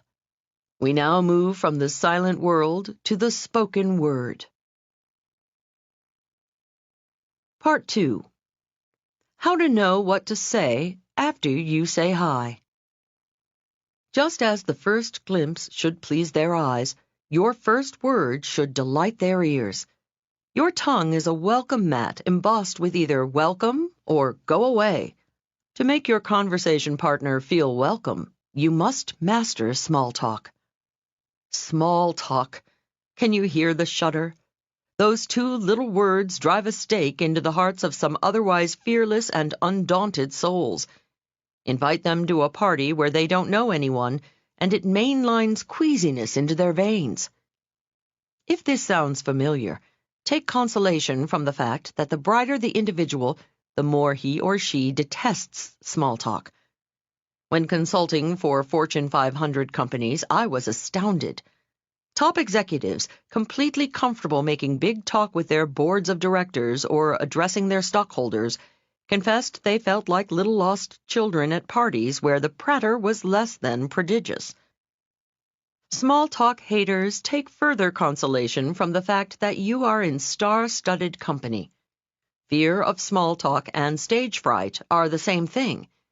The butterflies you feel in your stomach when you're in a room full of strangers flutter round the tummies of top performers. Pablo Casals complained of lifelong stage fright. Carly Simon curtailed live performances because of it. A friend of mine who worked with Neil Diamond said he insisted the words to Song Sung Blue, a tune he'd been crooning for 40 years, be displayed on his teleprompter, lest fear freeze him into forgetfulness. Is small talk-ophobia curable? Someday, scientists say, communication spheres may be treatable with drugs. They're already experimenting with Prozac to change people's personalities, but some fear disastrous side effects. The good news is that when human beings think and genuinely feel certain emotions, like confidence that they have specific techniques to fall back on, the brain manufactures its own antidotes. If fear and distaste of small talk is the disease, knowing solid techniques like the ones we explore in this section is the cure. Incidentally, science is beginning to recognize it's not chance or even upbringing that one person has a belly of butterflies and another doesn't. In our brains, neurons communicate through chemicals called neurotransmitters. Some people have excessive levels of a neurotransmitter called norepinephrine, a chemical cousin of adrenaline. For some children, just walking into a kindergarten room makes them want to run and hide under a table. As a tot, I spent a lot of time under the table. As a preteen in an all-girls boarding school, my legs turned to linguini every time I had to converse with a male. In 8th grade, I once had to invite a boy to our school prom. The entire selection of dancing males lived in the dormitory of our brother's school, and I only knew one resident, Eugene. I had met Eugene at summer camp the year before. Mustering all my courage, I decided to call him. 2 weeks before the dance, I felt the onset of sweaty palms. I put the call off. 1 week before, rapid heartbeats set in. I put the call off. Finally, 3 days before the big bash, breathing became difficult. Time was running out. The critical moment, I rationalized, would be easier if I read from a script. I wrote out the following. Hi, this is Leil. We met at camp last summer, remember? I programmed in a pause where I hoped he would say yes. Well, National Cathedral School's prom is this Saturday night, and I'd like you to be my date. I programmed in another pause where I prayed he'd say yes. On Thursday before the dance, I could no longer delay the inevitable. I picked up the receiver and dialed. Clutching the phone, waiting for Eugene to answer, my eyes followed perspiration droplets rolling down my arm and dripping off my elbow. A small, salty puddle was forming around my feet. Hello? A sexy, deep male voice answered the dorm phone. In faster-than-a-speeding-bullet voice, like a nervous novice telemarketer, I shot out, Hi, this is Leil. We met at camp last summer, remember? Forgetting to pause for his assent, I raced on. Well, National Cathedral School's prom is this Saturday night, and I'd like you to be my date. To my relief and delight, I heard a big, cheerful, Oh, that's great. I'd love to. I exhaled my first normal breath all day. He continued, I'll pick you up at the girls' dorm at 7:30. I'll have a pink carnation for you. Will that go with your dress? And my name is Donnie. Donnie? Donnie? Who said anything about Donnie? Well, Donnie turned out to be the best date I had that decade. Donnie had buck teeth, a head full of tousled red hair, and communication skills that immediately put me at ease. On Saturday night, Donnie greeted me at the door, carnation in hand and grin on face. He joked self-deprecatingly about how he was dying to go to the prom, so, knowing it was a case of mistaken identity, he accepted anyway. He told me he was thrilled when the girl with the lovely voice called, and he took full responsibility for tricking me into an invitation. Donnie made me comfortable and confident as we chatted. First, we made small talk, and then he gradually led me into subjects I was interested in. I flipped over Donnie, and he became my very first boyfriend. Donnie instinctively had the small talk skills that we are now going to fashion into techniques to help you glide through small talk like a hot knife through butter. When you master them, you will be able, like Donnie, to melt the heart of everyone you touch. The goal of How to Talk to Anyone is not, of course, to make you a small talk whiz and stop there. The aim is to make you a dynamic conversationalist and forceful communicator. However, small talk is the first crucial step toward that goal. 10. How to start great small talk. You've been there. You're introduced to someone at a party or business meeting. You shake hands, your eyes meet, and suddenly your entire body of knowledge dries up and thought processes come to a screeching halt. You fish for a topic to fill the awkward silence. Failing, your new contact slips away in the direction of the cheese tray. We want the first words falling from our lips to be sparkling, witty, and insightful. We want our listeners to immediately recognize how riveting we are. I was once at a gathering where everybody was sparkling, witty, insightful, and riveting. It drove me berserk because most of these same everybodies felt they had to prove it in their first 10 words or less. Several years ago, the Mensa organization, a social group of extremely bright individuals who score in the country's top 2% in intelligence, invited me to be a keynote speaker at their annual convention. Their cocktail party was in full swing in the lobby of the hotel as I arrived. After checking in, I hauled my bags through the horde of happy-hour Mensons to the elevator. The doors separated, and I stepped into an elevator packed with partygoers. As we began the journey up to our respective floors, the elevator gave several sleepy jerks. I remarked, in response to the elevator's sluggishness. The elevator seems a little flaky. Suddenly, each elevator occupant, feeling compelled to exhibit his or her 132-plus IQ, pounced forth with a thunderous explanation. "It's obviously got poor rail guide alignment," announced one. "The relay contact is not made up," declared another. Suddenly, I felt like a grasshopper trapped in a stereo speaker. I couldn't wait to escape the attack of the mental giants. Afterward, in the solitude of my room, I thought back and reflected that the Menson's answers were indeed interesting. Why then did I have an adverse reaction? I realized it was too much, too soon. I was tired. Their high energy and intensity jarred my sluggish state. You see, small talk is not about facts or words. It's about music, about melody. Small talk is about putting people at ease. It's about making comforting noises together like cats purring, children humming, or groups chanting. You must first match your listener's mood. Like repeating the note on the music teacher's harmonica, top communicators pick up on their listener's tone of voice and duplicate it. Instead of jumping in with such intensity, the Mensons could have momentarily matched my lethargic mood by saying, "Yes, it is slow, isn't it?"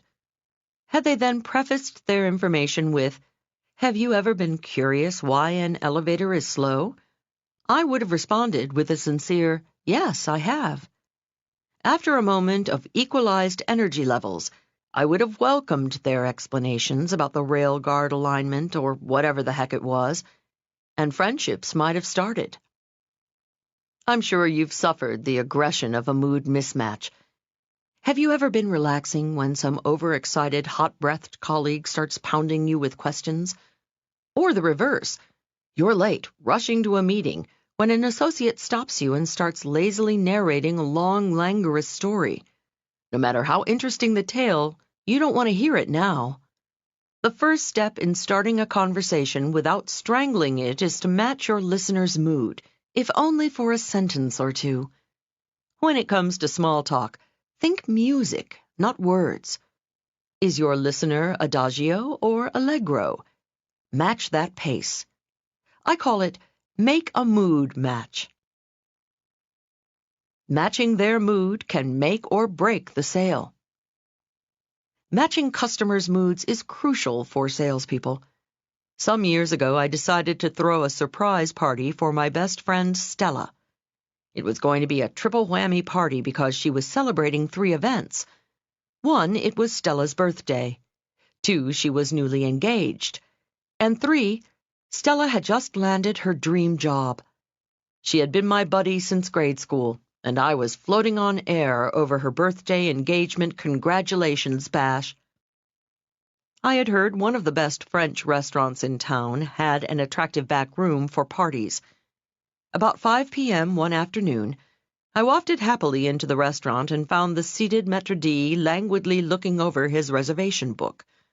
I began excitedly babbling about Stella's triple whammy celebration and asked to see that fabulous back room I'd heard so much about. Without a smile or moving a muscle, he said, "The room is in the back. You can go see it if you like." Crash! What a party pooper!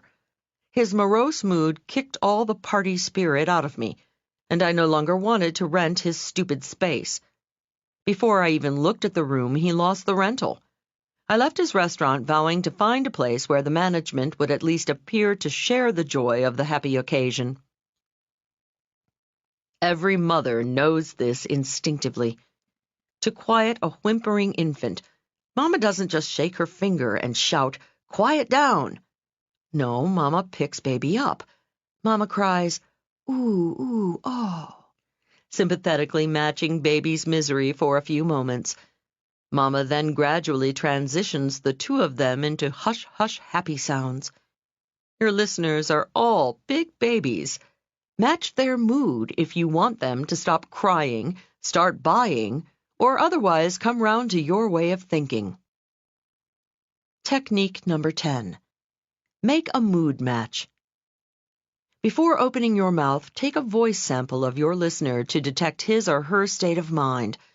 Take a psychic photograph of the expression to see if your listener looks buoyant, bored, or blitzed. If you ever want to bring people around to your thoughts, you must match their mood and voice tone, if only for a moment. 11. How to sound like you've got a super personality, no matter what you're saying. Once, while at a party, I spotted a fellow surrounded by a fan club of avid listeners. The chap was smiling, gesticulating, and obviously enthralling his audience. I went over to hearken to this fascinating speaker. I joined his throng of admirers and eavesdropped for a minute or 2. Suddenly, it dawned on me. The fellow was saying the most banal things. His script was dull, dull, dull. But he was delivering his prosaic observations with such passion, and therefore he held the group spellbound. It convinced me that it's not all what you say, it's how you say it. What's a good opening line when I meet people? I am often asked this question, and I give them the same answer a woman who once worked in my office always gave me. Dottie often stayed at her desk to work through lunch. Sometimes, as I was leaving for the sandwich shop, I'd ask her, "Hey, Dottie, what can I bring you back for lunch?" Dottie, trying to be obliging, would say, "Oh, anything is fine with me." "No, Dottie," I wanted to scream. "Tell me what you want. Ham and cheese on rye? Bologna on whole wheat, hold the mayo? Peanut butter and jelly with sliced bananas? Be specific. Anything is a hassle." Frustrating though it may be, my answer to the opening line question is anything, because almost anything you say really is okay, as long as it puts people at ease and sounds passionate. How do you put people at ease? By convincing them they are okay and that the two of you are similar. When you do that, you break down walls of fear, suspicion, and mistrust. Why banal makes a bond. Samuel I. Hayakawa was a college president, U.S. Senator, and brilliant linguistic analyst of Japanese origin. He tells us this story that shows the value of, as he says, unoriginal remarks. In early 1943, after the attack on Pearl Harbor, at a time when there were rumors of Japanese spies, Hayakawa had to wait several hours in a railroad station in Oshkosh, Wisconsin. He noticed others waiting in the station were staring at him suspiciously. Because of the war, they were apprehensive about his presence.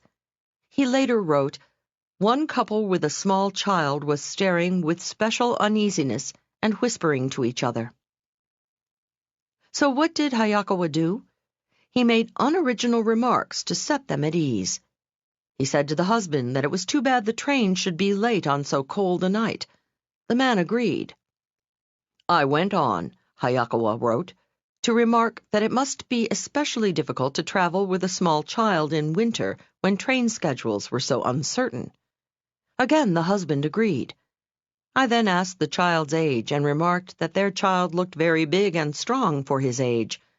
Again, agreement, this time with a slight smile. The tension was relaxing. After 2 or 3 more exchanges, the man asked Hayakawa, "I hope you don't mind my bringing it up, but you're Japanese, aren't you? Do you think the Japs have any chance of winning this war?" "Well," Hayakawa replied, "your guess is as good as mine. I don't know any more than I read in the papers. But the way I figure it, I don't see how the Japanese, with their lack of coal and steel and oil, can ever beat a powerfully industrialized nation like the United States."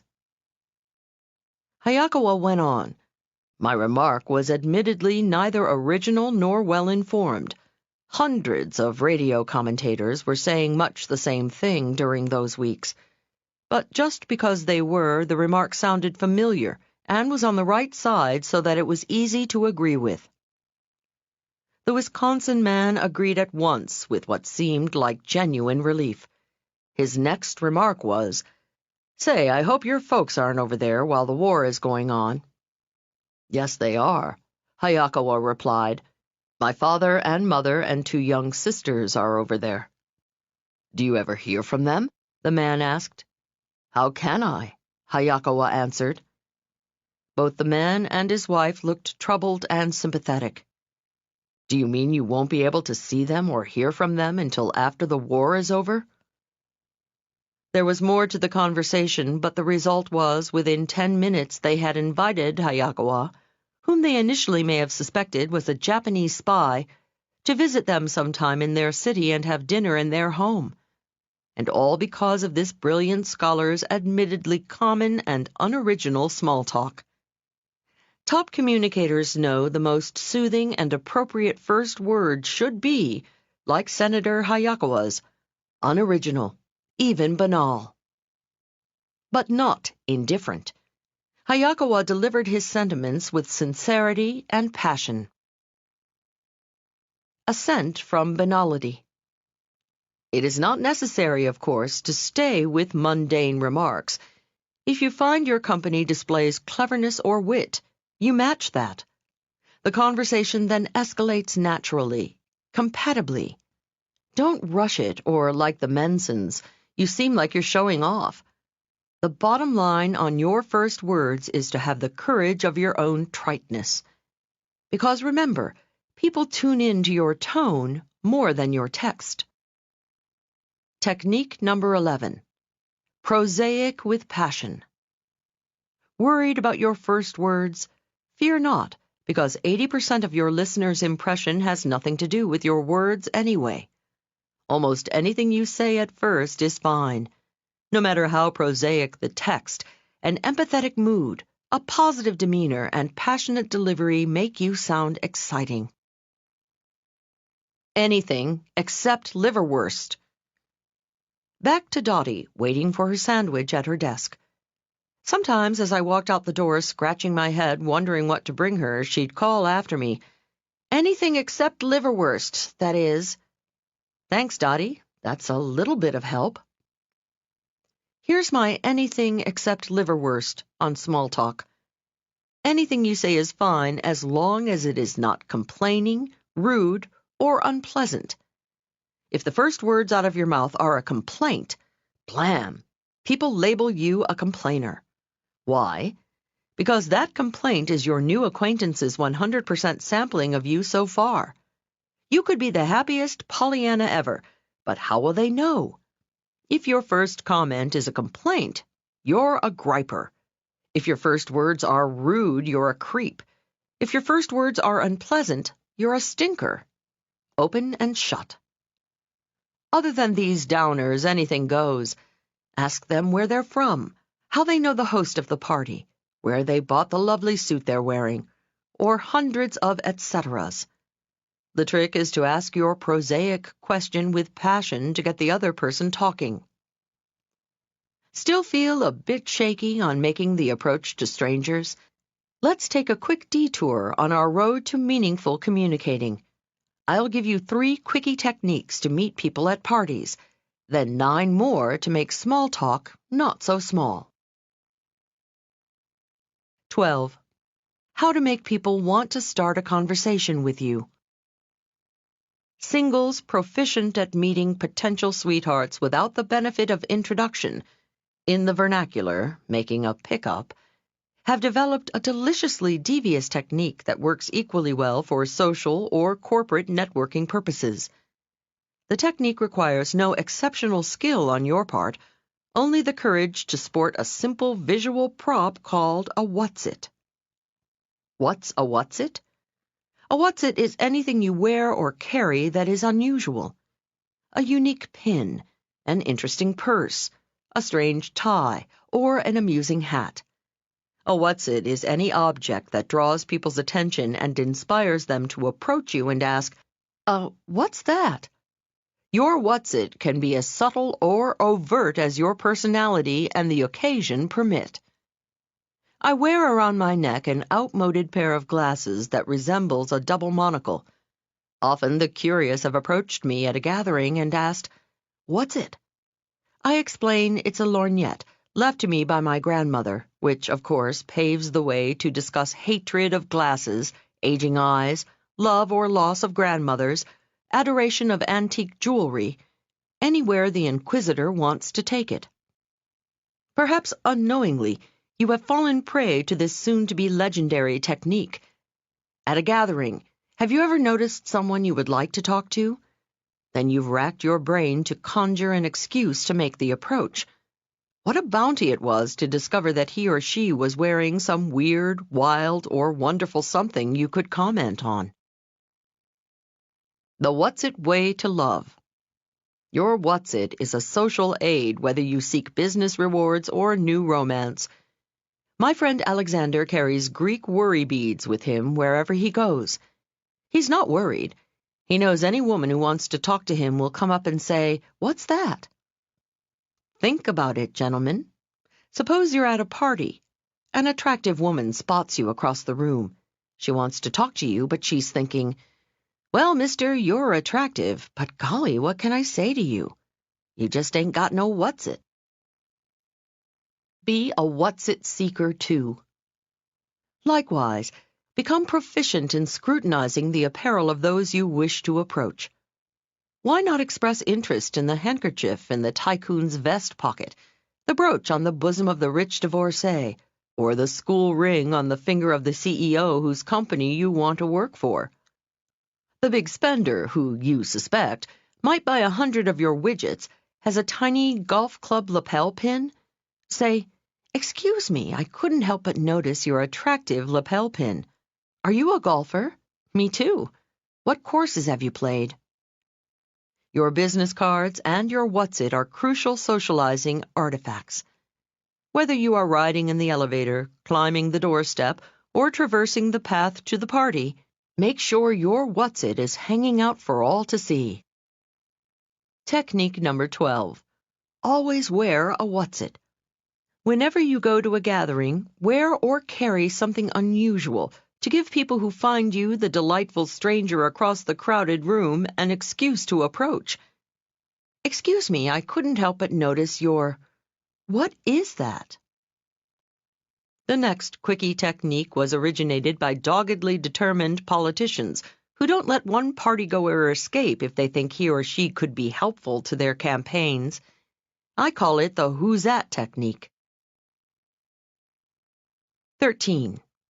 How to meet the people you want to meet. Say you have scrutinized the body of the important business contact you want to meet. You've searched in vain from the tip of his cowlick to the toes of his boots. He's not sporting a single what's-it. If you strike out on finding something to comment on, resort to the who's that technique. Like a persistent politician, go to the party giver and say, "That man or woman over there looks interesting. Who is he or she?" Then ask for an introduction. Don't be hesitant. The party giver will be pleased you find one of the guests interesting. If, however, you are loath to pull the party giver away from his or her other guests, you can still perform who's that. This time, don't ask for a formal introduction. Simply pump the party giver for just enough information to launch you. Find out about the stranger's jobs, interests, and hobbies. Suppose the party giver says, "Oh, that's Joe Smith. I'm not sure what his job is, but I know he loves to ski." Aha! You've just been given the icebreaker you need. Now you make a beeline for Joe Smith. "Hi, you're Joe Smith, aren't you? Susan was just telling me what a great skier you are. Where do you ski?" You get the idea. Technique number 13. Who's that? Who's that is the most effective, least used by non-politicians meeting people device ever contrived. Simply ask the party giver to make the introduction or pump for a few facts that you can immediately turn into icebreakers. Now, the third in our little trio of meeting who you want tricks. 14. How to break into a tight crowd. The woman you've decided you must meet is wearing no what's-it? Can't find the host for the who's that technique? To make matters worse, she's deep in conversation with a group of her friends. Seems quite hopeless that you will maneuver a meeting, doesn't it? You can't just say, "Excuse me, I just thought I'd eavesdrop in and say hello." No obstacle blocks the resolute politician who always has a trick or 10 up his or her sleeve. A politico would resort to the eavesdrop-in technique. Eavesdropping, of course, conjures images of clandestine activities, wiretapping, Watergate break-ins, or spies skulking around in the murky shadows. Eavesdropping has historical precedent with politicians, so in a pinch, it naturally comes to mind. At parties, stand near the group of people you wish to infiltrate. Then wait for a word or two you can use as a wedge to break into the group. "Excuse me, I couldn't help overhearing that you..." and then whatever is relevant here. For example, "I couldn't help overhearing your discussion of Bermuda. I'm going there next month for the first time. Any suggestions?" Now you are in the circle and can direct your comments to your intended. Technique number 14. Eavesdrop in. No what's-it? No host for who's that? No problem. Just sidle up behind the swarm of folks you want to infiltrate and open your ears.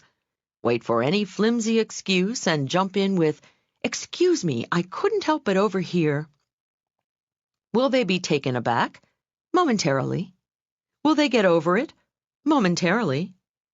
Will you be in the conversation? Absolutely. Let us now hop back on the train that first explored Small Talk City and travel to the land of meaningful communicating. 15. How to make "Where are you from" sound exciting. You wouldn't dream of going to a party naked. And I hope you wouldn't dream of letting your conversation be exposed naked and defenseless against the two inevitable assaults, where are you from and what do you do? When asked these questions, most people, like clunking a frozen steak on a china platter, drop a brick of frozen geography or baffling job title on the asker's conversational platter.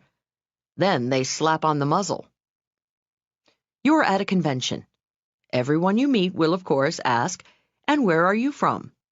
When you give them the short-form naked city answer, "Oh, I'm from Muscatine, Iowa," or Millinocket, Maine, Winnemucca, Nevada, or anywhere they haven't heard of, what can you expect except a blank stare? Even if you're a relatively big city slicker from Denver, Colorado, Detroit, Michigan, or San Diego, California, you'll receive a panicked look from all but American history professors. They're rapidly racking their brains thinking, what do I say next? Even the names of world-class burgs like New York, Chicago, Washington, and Los Angeles inspire less than riveting responses. When I tell people I'm from New York City, what are they expected to say? Seen any good muggings lately? Do humanity and yourself a favor. Never ever give just a one-sentence response to the question, "Where are you from?" Give the asker some fuel for his tank, some fodder for his trough. Give the hungry communicator something to conversationally nibble on. All it takes is an extra sentence or two about your city, some interesting fact, some witty observation, to hook the asker into the conversation. Several months ago, a trade association invited me to be its keynote speaker on networking and teaching people to be better conversationalists. Just before my speech, I was introduced to Mrs. Devlin, who was the head of the association. "How do you do?" she asked. "How do you do?" I replied. Then Mrs. Devlin smiled, anxiously awaiting a sample of my stimulating conversational expertise. I asked her where she was from. She plunked a frozen Columbus, Ohio, and a big expectant grin on my platter. I had to quickly thaw her answer into digestible conversation. My mind thrashed into action. Leil's thought pattern. Gulp. Columbus, Ohio. I've never been there. Criminy, what do I know about Columbus? I know a fellow named Jeff, a successful speaker who lives there. But Columbus is too big to ask if she knows him. And besides, only kids play the "do you know so-and-so" game. My panicked, silent search continued. I think it's named after Christopher Columbus, but I'm not sure, so I better keep my mouth shut on that one. 4 or 5 other possibilities raced through my mind, but I rejected them all as too obvious, too adolescent, or too off the wall. I realized by now that seconds had passed, and Mrs. Devlin was still standing there with a slowly dissipating smile on her face. She was waiting for me, the expert, who within the hour was expected to teach her trade association lessons on scintillating conversation, to spew forth words of wit or wisdom. "Oh, Columbus, gee," I mumbled in desperation, watching her face fall into the worried expression of a patient being asked by the surgeon, knife poised in hand, "Where's your appendix?" I never came up with stimulating conversation on Columbus, but just then, under the knife, I created the following technique for posterity. I call it Never the Naked City. Technique number 15. Never the Naked City. Whenever someone asks you the inevitable, "And where are you from?" never ever unfairly challenge their powers of imagination with a one-word answer. Learn some engaging facts about your hometown that conversational partners can comment on. Then, when they say something clever in response to your bait, they think you're a great conversationalist. Different bait for shrimp or sharks. A fisherman uses different bait to bag bass or bluefish, and you will obviously throw out different conversational bait to snag simple shrimp or sophisticated sharks. Your hook should relate to the type of person you're speaking with. I'm originally from Washington, D.C. If someone at, say, an art gallery asked me where I was from, I might answer Washington, D.C., designed, by the same city planner who designed Paris. This opens the conversational possibilities to the artistry of city planning, Paris, other cities' plans, European travel, and so forth. At a social party of singles, I'd opt for another answer. I'm from Washington, D.C. The reason I left is there were 7 women to every man when I was growing up. Now the conversation can turn to the ecstasy or agony of being single, the perceived lack of desirable men everywhere, or even flirtatious possibilities. In a political group, I'd cast a current fact from the constantly evolving political face of Washington. No need to speculate on the multitude of conversational possibilities that unlocks. Where do you get your conversational bait? Start by phoning the Chamber of Commerce or Historical Society of your town. Search the World Wide Web and click on your town, or open an old-fashioned encyclopedia. All rich sources for future stimulating conversations. Learn some history, geography, business statistics, or perhaps a few fun facts to tickle future friends' funny bones. The Devlin debacle inspired further research. The minute I got home, I called the Columbus Chamber of Commerce and the Historical Society. Say you too are from Columbus, Ohio, and your new acquaintance lays it on you. Where are you from? When you are talking with a business person, your answer could be, I'm from Columbus, Ohio. Many major corporations do their product testing in Columbus because it's so commercially typical. In fact, it's been called the most American city in America. They say if it booms or bombs in Columbus, it booms or bombs nationally. Talking with someone with a German last name? Tell her about Columbus's historic German village with the brick streets and the wonderful 1850s-style little houses. It's bound to inspire stories of the old country. Your conversation partner's surname is Italian. Tell him Genoa, Italy is Columbus's sister city. Talking with an American history buff? Tell him that Columbus was indeed named after Christopher Columbus and that a replica of the Santa Maria is anchored in the Scioto River. Talking with a student? Tell her about the 5 universities in Columbus. The possibilities continue. You suspect your conversation partner has an artistic bent? Ah, you throw out casually. Columbus is the home of artist George Bellows. Columbusites, prepare some tasty snacks for askers, even if you know nothing about them. Here's a goodie. Tell them you always have to say Columbus, Ohio, because there is also a Columbus, Arkansas, Columbus, Georgia, Columbus, Indiana, Columbus, Kansas, Columbus, Kentucky, Columbus, Mississippi, Columbus, Montana, Columbus, Nebraska, Columbus, New Jersey, Columbus, New Mexico, Columbus, North Carolina, Columbus, North Dakota, Columbus, Pennsylvania, Columbus, Texas, and Columbus, Wisconsin. That spreads the conversational possibilities to 15 other states. Remember, as a quotable notable once said, no man would listen to you talk if he didn't know it was his turn next. A postscript to the hellish experience I had with Columbus. Months later, I mentioned the trauma to my speaker friend from Columbus, Jeff. Jeff explained his house was really in a smaller town just minutes outside Columbus. What town, Jeff? Gehenna, Ohio. Gehenna means hell in Hebrew, he said, and then went on to explain why he thought ancient Hebrew historians were clairvoyant. Thanks, Jeff. I knew you'd never lay a naked city on any of your listeners. 16. How to come out a winner every time they ask, and what do you do? Third only to death and taxes is the assurance a new acquaintance will soon chirp, and what do you do?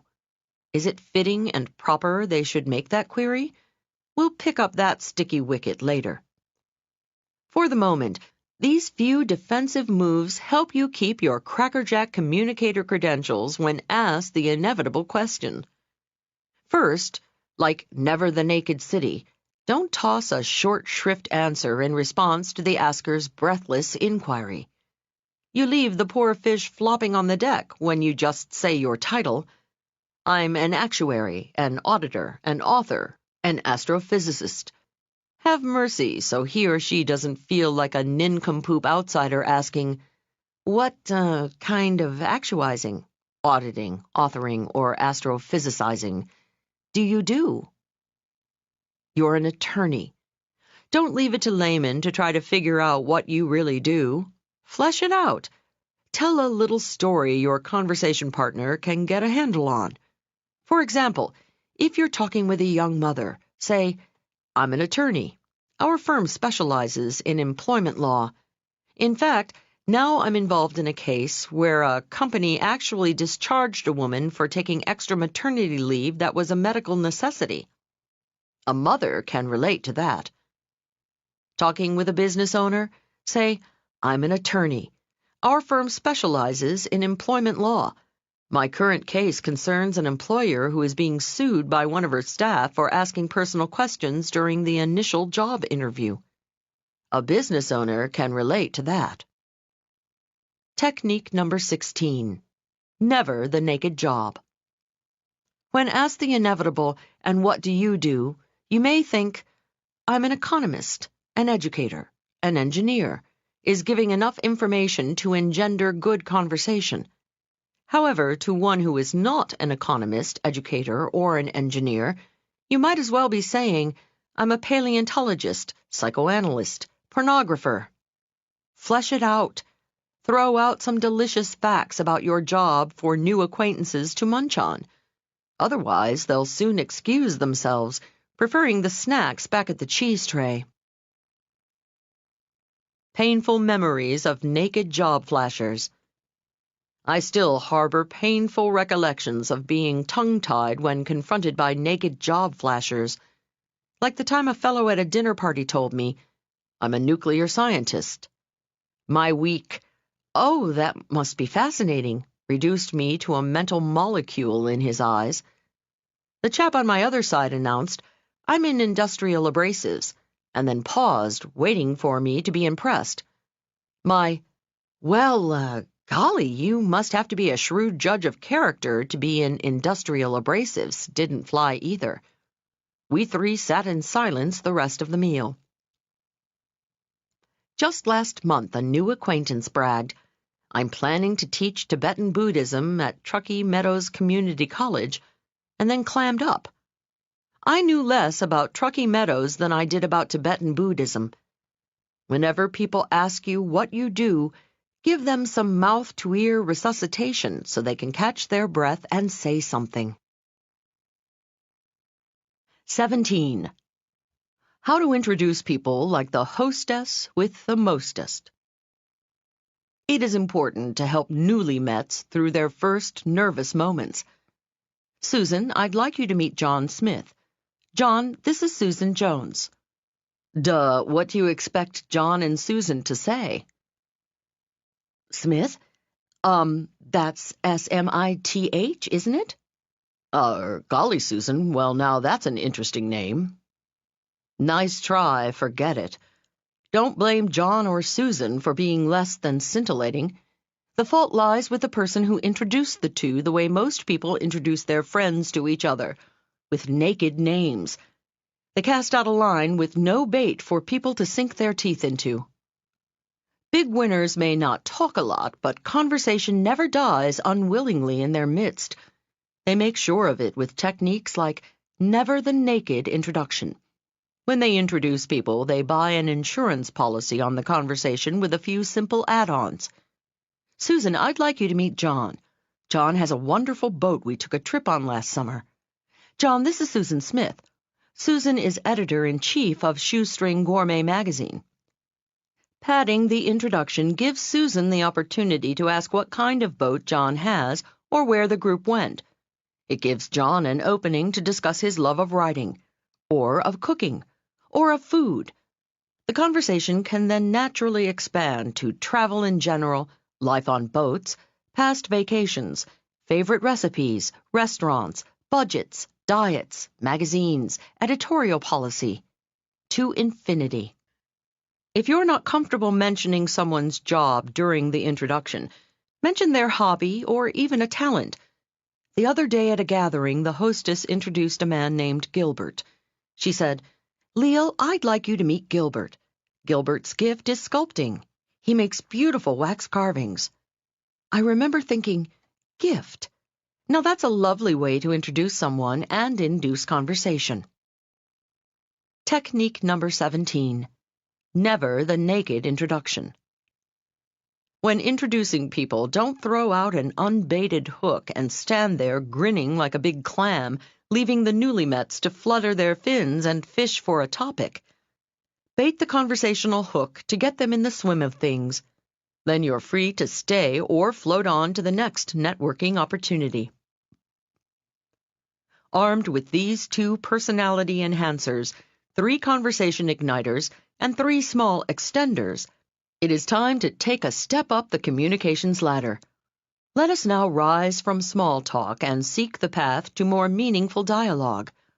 The next technique is guaranteed to make the exchange engrossing for your conversation partner.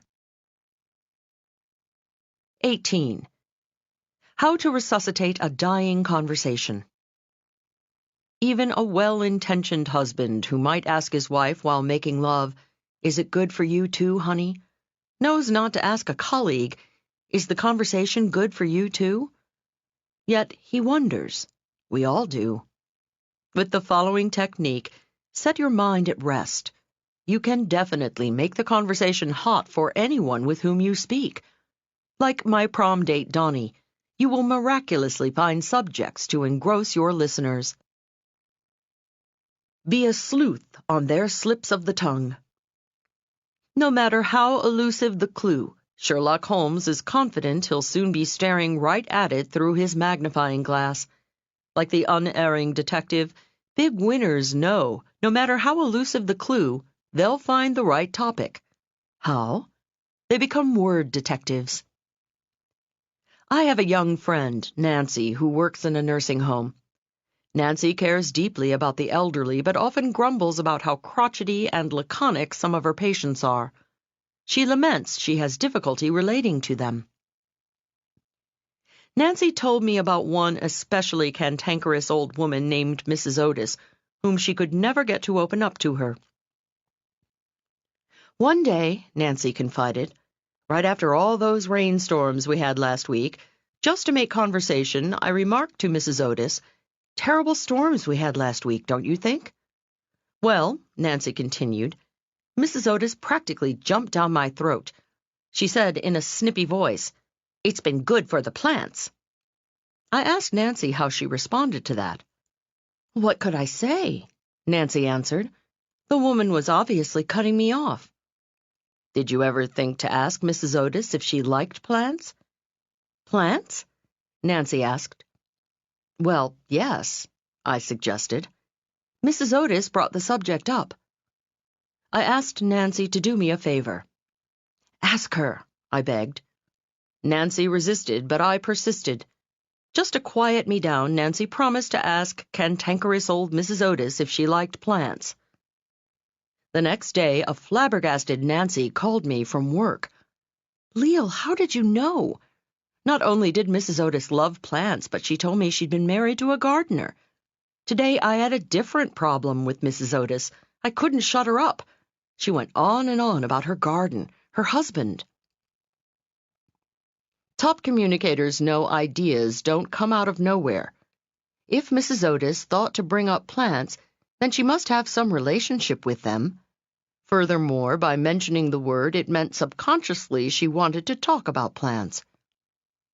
Suppose, for example, instead of responding to Nancy's comment about the rain with, "It's good for the plants," Mrs. Otis had said, "Because of the rain, my dog couldn't go out." Nancy could then ask about her dog. Or suppose she grumbled, "It's bad for my arthritis." Can you guess what old Mrs. Otis wants to talk about now? When talking with anyone, keep your ears open and, like a good detective, listen for clues. Be on the lookout for any unusual references, any anomaly, deviation, digression, or invocation of another place, time, person. Ask about it because it's the clue to what your conversation partner would really enjoy discussing. If two people have something in common, when the shared interest comes up, they jump on it naturally. For example, if someone mentions playing squash, birdwatching, or stamp collecting, and the listener shares that passion, he or she pipes up, "Oh, you're a squasher, or birder, or philatelist, too." Here's the trick. There's no need to be a squasher, birder, or philatelist to pipe up with enthusiasm. You can simply be a word detective. When you pick up on the reference as though it excites you, too, it parlays you into conversation the stranger thrills to. The subject may put your feet to sleep, but that's another story. Technique number 18. Be a word detective. Like a good gumshoe, listen to your conversation partner's every word for clues to his or her preferred topic. The evidence is bound to slip out. Then spring on that subject like a sleuth onto a slip of the tongue. Like Sherlock Holmes, you have the clue to the subject that's hot for the other person. Now that you've ignited stimulating conversation, let's explore a technique to keep it hot. 19. How to enthrall them with your choice of topic, them. Several years ago, a girlfriend and I attended a party saturated with a hodgepodge of swelligant folks. Everyone we talked to seemed to lead a nifty life. Discussing the party afterward, I asked my friend, "Diane, of all the exciting people at the party, who did you enjoy talking to most?" Without hesitation, she said, "Oh, by far, Dan Smith." "What does Dan do?" I asked her. Well, I'm not sure," she answered. "Where does he live?" I don't know," Diane responded. "Well, what is he interested in?" "Well, we really didn't talk about his interests." "Diane," I asked, "what did you talk about?" "Well, I guess we talked mostly about me." Aha, I thought. Diane has just rubbed noses with a winner. As it turns out, I had the pleasure of meeting Big Winner Dan several months later. Diane's ignorance about his life piqued my curiosity, so I grilled him for details. As it turns out, Dan lives in Paris, has a beach home in the south of France, and a mountain home in the Alps. He travels around the world producing sound and light shows for pyramids and ancient ruins. And he is an avid hang glider and scuba diver. Does this man have an interesting life or what? Yet Dan, when meeting Diane, said nothing about himself. I told Dan about how pleased Diane was to meet him, yet how little she learned about his life. Dan simply replied, "Well, when I meet someone, I learn so much more if I ask about their life. I always try to turn the spotlight on the other person." Truly confident people often do this. They know they grow more by listening than talking. Obviously, they also captivate the talker. Sell yourself with a top sales technique. Several months ago at a speakers convention, I was talking with a colleague, Brian Tracy. Brian does a brilliant job of training top salespeople. He tells his students of a giant spotlight that, when shining on their product, is not as interesting to the prospect. When they shine the spotlight on the prospect, they make the sale. Salespeople, this technique is especially crucial for you. Keep your swiveling spotlight aimed away from you, only lightly on your product, and most brightly on your buyer. You'll do a much better job of selling yourself and your product. Technique number 19. The swiveling spotlight. When you meet someone, imagine a giant revolving spotlight between you. When you're talking, the spotlight is on you. When the new person is speaking, it's shining on him or her. If you shine it brightly enough, the stranger will be blinded to the fact that you have hardly said a word about yourself. The longer you keep it shining away from you, the more interesting he or she finds you. 20. How to never need to wonder, what do I say next? Moments arise, of course, when even conversationalists extraordinaire hit the wall. Some folks' monosyllabic grunts leave slim pickings even for masters of the be-a-word detective technique. If you find yourself futilely fanning the embers of a dying conversation, and if you feel, for political reasons or human compassion, that the conversation should continue, here's a foolproof trick to get the fire blazing again. I call it parroting, after that beautiful tropical bird that captures everyone's heart simply by repeating other people's words. Have you ever, puttering around the house, had the TV in the background tuned to a tennis game? You hear the ball going back and forth over the net. Clink, clunk, clink, clunk, clink. This time you don't hear the clunk. The ball didn't hit the court. What happened? You immediately look up at the set. Likewise, in conversation, the conversational ball goes back and forth. First you speak, then your partner speaks, you speak, and so it goes back and forth. Each time through a series of nods and comforting grunts like, mm-hmm, or, you let your conversation partner know the ball has landed in your court. It's your, I got it signal. Such is the rhythm of conversation. What do I say next? Back to that frightfully familiar moment when it is your turn to speak but your mind goes blank. Don't panic. Instead of signaling verbally or non-verbally that you got it, simply repeat, or parrot, the last 2 or 3 words your companion said, in a sympathetic, questioning tone. That throws the conversational ball right back in your partner's court. My friend Phil sometimes picks me up at the airport. Usually I am so exhausted that I rudely fall asleep in the passenger seat, relegating Phil to nothing more than a chauffeur. After one especially exhausting trip some years ago, I flung my bags in his trunk and flopped onto the front seat. As I was dozing off, he mentioned he'd gone to the theater the night before. Usually, I would have just grunted and wafted into unconsciousness. However, on this particular trip, I had learned the parroting technique and was eager to try it. "Theater?" I parroted quizzically. "Yes, it was a great show," he replied, fully expecting it to be the last word on the subject before I fell into my usual sleepy stupor. "Great show?" I parroted. Pleasantly surprised by my interest, he said, "Yes, it's a new show by Stephen Sondheim called Sweeney Todd." "Sweeney Todd?" I again parroted. Now Phil was getting fired up. "Yeah, great music and an unbelievably bizarre story." "Bizarre story?" I parroted. Well, that's all Phil needed. For the next half an hour, Phil told me the show's story about a London barber who went around murdering people. I half dozed, but soon decided his tale of Sweeney Todd's cutting off people's heads was disturbing my sleepy reverie. So I simply backed up and parroted one of his previous phrases to get him on another track. "You said it had great music?" That did the trick. For the rest of the 45-minute trip to my home, Phil sang me Pretty Women, The Best Pies in London, and other songs from Sweeney Todd. Much better accompaniment for my demi-nap. I'm sure to this day Phil thinks of that trip as one of the best conversations we ever had. And all I did was parrot a few of his phrases. Technique number 20. Parroting. Never be left speechless again. Like a parrot, simply repeat the last few words your conversation partner says.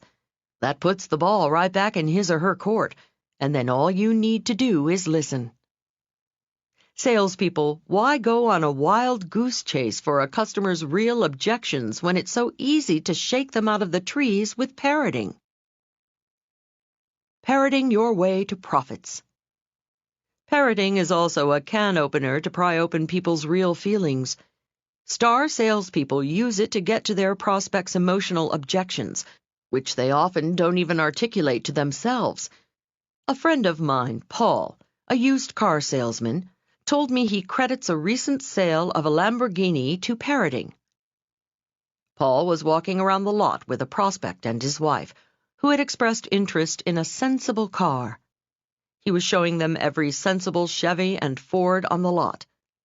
As they were looking at one very sensible family car, Paul asked the husband what he thought of it. "Well," he mused, "I'm not sure this car is right for me." Instead of moving on to the next sensible car, Paul parroted, "Right for you?" Paul's questioning inflection signaled the prospect that he needed to say more. "Well, yeah," the prospect mumbled. "I'm not sure it fits my personality." "Fits your personality?" Paul again parroted. "You know, maybe I need something a little more sporty." "A little more sporty?" Paul parroted.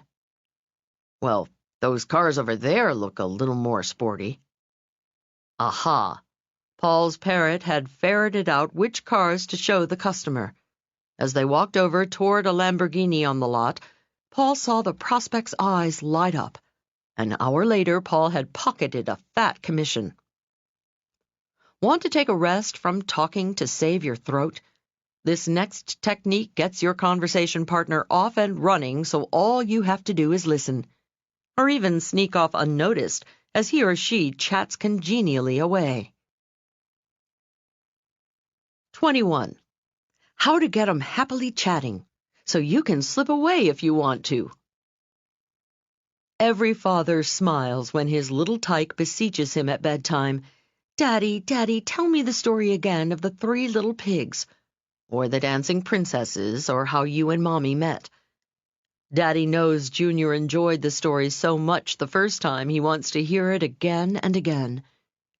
Junior inspires the following technique called Encore, which serves 2 purposes. Encore makes a colleague feel like a happy dad, and it's a great way to give dying conversation a heart transplant. I once worked on a ship that had Italian officers and mostly American passengers. Each week, the deck officers were required to attend the captain's cocktail party. After the captain's address in charmingly broken English, the officers invariably clumped together, yakking it up in Italian. Needless to say, most of the passengers' grasp of Italian ended at macaroni, spaghetti, salami, and pizza. As cruise director, it fell on my shoulders to get the officers to mingle with the passengers. My not-so-subtle tactic was to grab one of the officer's arms and literally drag him over to a smiling throng of expectant passengers. I would then introduce the officer and pray that either the cat would release his tongue or a passenger would come up with a more original question than, "Gee, if all you officers are here, who is driving the boat?" Never happened. I dreaded the weekly captain's cocktail party. One night, sleeping in my cabin, I was awakened by the ship rocking violently from side to side. I listened, and the engines were off. A bad sign. I grabbed my robe and raced up to the deck. Through the dense fog, I could barely discern another ship not half a mile from us. 5 or 6 officers were grasping the starboard guardrail and leaning overboard. I rushed over just in time to see a man in the moonlight with a bandage over one eye struggling up our violently rocking ladder. The officers immediately whisked him off to our ship's hospital. The engine started again, and we were on our way. The next morning, I got the full story. A laborer on the other ship, a freighter, had been drilling a hole in an engine cylinder. While he was working, a sharp, needle-thin piece of metal shot like a missile into his right eye. The freighter had no doctor on board, so the ship broadcast an emergency signal. International sea laws dictate that any ship hearing a distress signal must respond. Our ship came to the rescue, and the seaman, clutching his bleeding eye, was lowered into a lifeboat that brought him to our ship. Dr. Rossi, our ship's doctor, was successfully able to remove the needle from the workman's eye, thus saving his eyesight. Tell him about the time you... Cut to the next captain's cocktail party. Once again, I was faced with the familiar challenge of getting officers to mingle and make small talk with the passengers. I made my weekly trek to the laconic officers' throng to drag one or two away, and, this time, my hand fell on the arm of the ship's doctor. I hauled him over to the nearest group of grinning passengers and introduced him. I then said, "Just last week, Dr. Rossi saved the eyesight of a seaman on another ship after a dramatic midnight rescue. Dr. Rossi, I'm sure these folks would love to hear about it." It was like a magic wand. To my amazement, it was as though Dr. Rossi was blessed instantly with the tongues of angels. His previously monosyllabic broken English became thickly accented eloquence. He recounted the entire story for the growing group of passengers gathering around him. I left the throng that Dr. Rossi enraptured to pull another officer over to an awaiting audience. I grabbed the captain's stripe-covered arm, dragged him over to another pack of smiling passengers, and said, "Captain Caffiero, why don't you tell these folks about the dramatic midnight rescue you made last week?" The cat released Caffiero's tongue, and he was off and running. Back to the throng to get the first officer for the next group. By now, I knew I had a winner. "Senor Salvago, why don't you tell these folks how you awakened the captain at midnight last week for the dramatic midnight rescue?" By then, it was time to go back to extract the ship's doctor from the first bevy and take him to his next pack of passengers. It worked even better the second time. He happily commenced his encore for the second audience.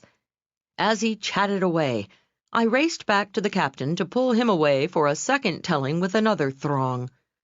I felt like the circus juggler who keeps all the plates spinning on sticks.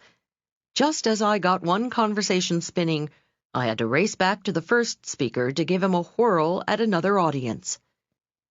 The captain's cocktail parties were a breeze for me for the rest of the season. The three officers loved telling the same story of their heroism to new people every cruise. The only problem was I noticed the stories getting longer and more elaborate each time. I had to adjust my timing in getting them to do a repeat performance for the next audience. Play it again, Sam. Encore is what appreciative audiences chant when they want another song from the singer, another dance from the dancer, another poem from the poet, and in my case, another storytelling from the officers. Encore is the technique you can use to request a repeat story from a prospect, potential employer, or valued acquaintance. While the two of you are chatting with a group of people, simply turn to him and say, "John, I bet everyone would love to hear about the time you caught that 30-pound striped bass." Or, "Susan, tell everyone that story you just told me of how you rescued the kitten from the tree." He or she will, of course, demur. Insist. Your conversation partner is secretly loving it. The subtext of your request is, "That story of yours was so terrific, I want my other friends to hear it." After all, only crowd pleasers are asked to do an encore. Technique number 21. Encore.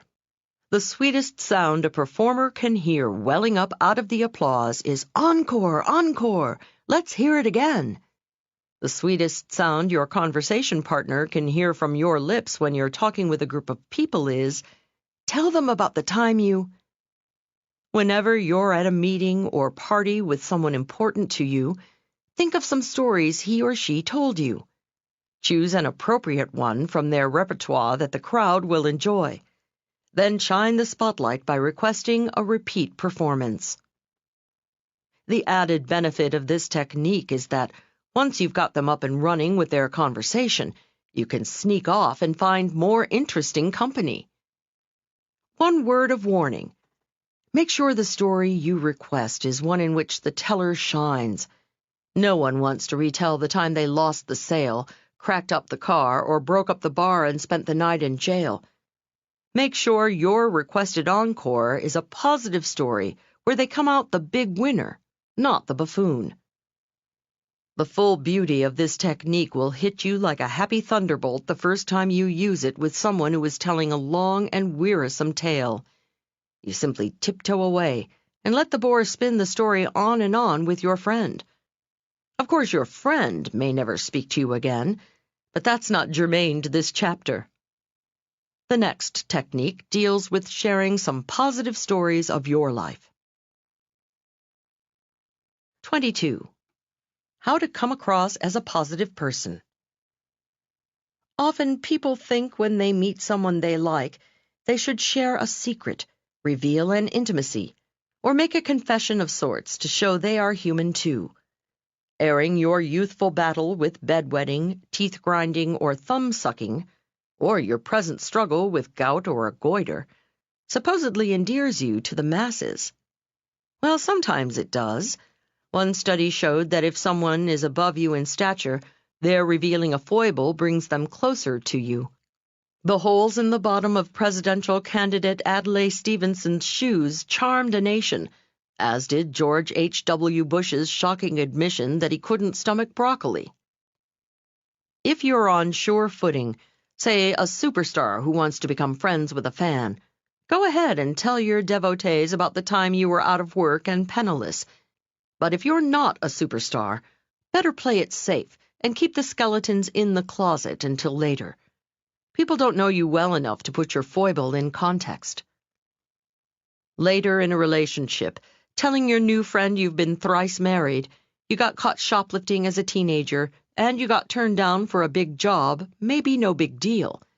And that may be the extent of what could be construed as black marks on an otherwise flawless life of solid relationships, no misdemeanors, and an impressive professional record. But very early in a relationship, the instinctive reaction is, what else is coming? If he shares that with me so quickly, what else is he hiding? A closet full of ex-spouses? A criminal record? Walls papered with rejection letters?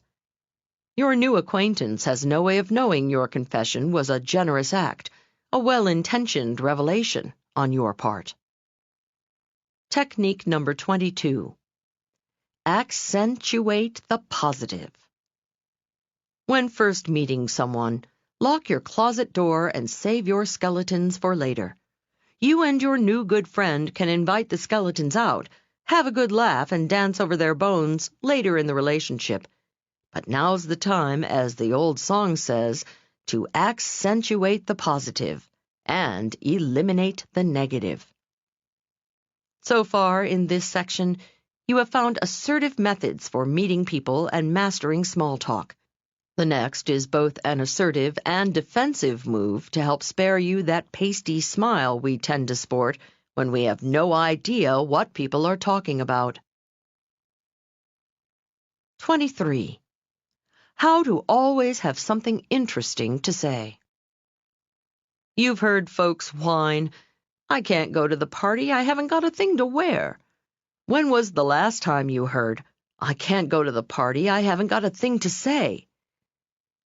When going to a gathering with great networking possibilities, you naturally plan your outfit and make sure your shoes will match.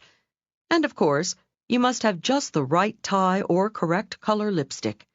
You puff your hair, pack your business cards, and you're off. Whoa! Wait a minute. Didn't you forget the most important thing? What about the right conversation to enhance your image? Are you actually going to say anything that comes to mind, or doesn't, at the moment? You wouldn't don the first outfit your groping hand hits in the darkened closet, so you shouldn't leave your conversing to the first thought that comes to mind when facing a group of expectant, smiling faces. You will, of course, follow your instincts in conversation, but at least be prepared in case inspiration doesn't hit. The best way to ensure you're conversationally in the swing of things is to listen to a newscast just before you leave. What's happening right now in the world, all the fires, floods, air disasters, toppled governments, and stock market crashes, pulverizes into great conversational fodder, no matter what crowd you're circulating in. It is with some embarrassment that I must attribute the following technique to a businesswoman in the world's oldest profession. For a magazine article I was writing, I interviewed one of the savviest operators in her field, Sydney Biddle Barrows, the famed Mayflower Madam. Sydney told me she had a house rule when she was in business. All of her female independent contractors were directed to keep up with the daily news so they could be good conversationalists with their clients. This was not just Sydney's whim. Feedback from her employees had revealed that 60% of her girls' work hour was spent in chatting and only 40% in satisfying the customer's needs.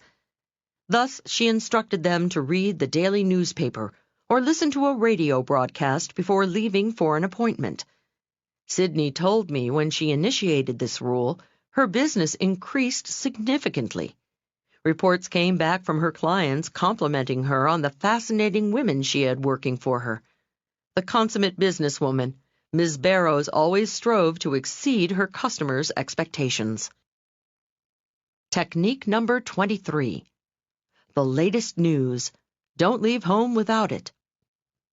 The last move to make before leaving for the party, even after you've given yourself final approval in the mirror, is to turn on the radio news or scan your newspaper. Anything that happened today is good material. Knowing the big deal news of the moment is also a defensive move that rescues you from putting your foot in your mouth by asking what everybody's talking about. Foot in mouth is not very tasty in public, especially when it's surrounded by egg on face. Ready for the big leagues of conversation? Let's go. Part 3.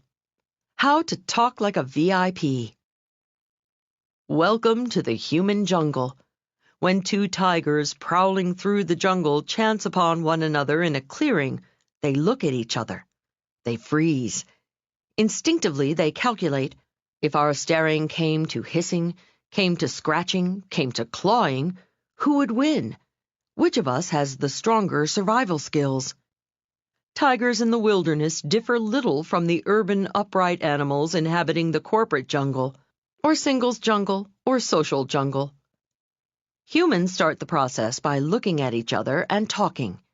In the business world, while smiling and uttering, "How do you do?"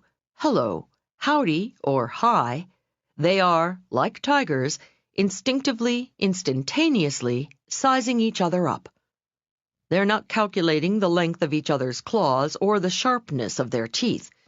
They're judging each other on a weapon far more powerful to survival as they have defined it. Humans are judging each other's communication skills.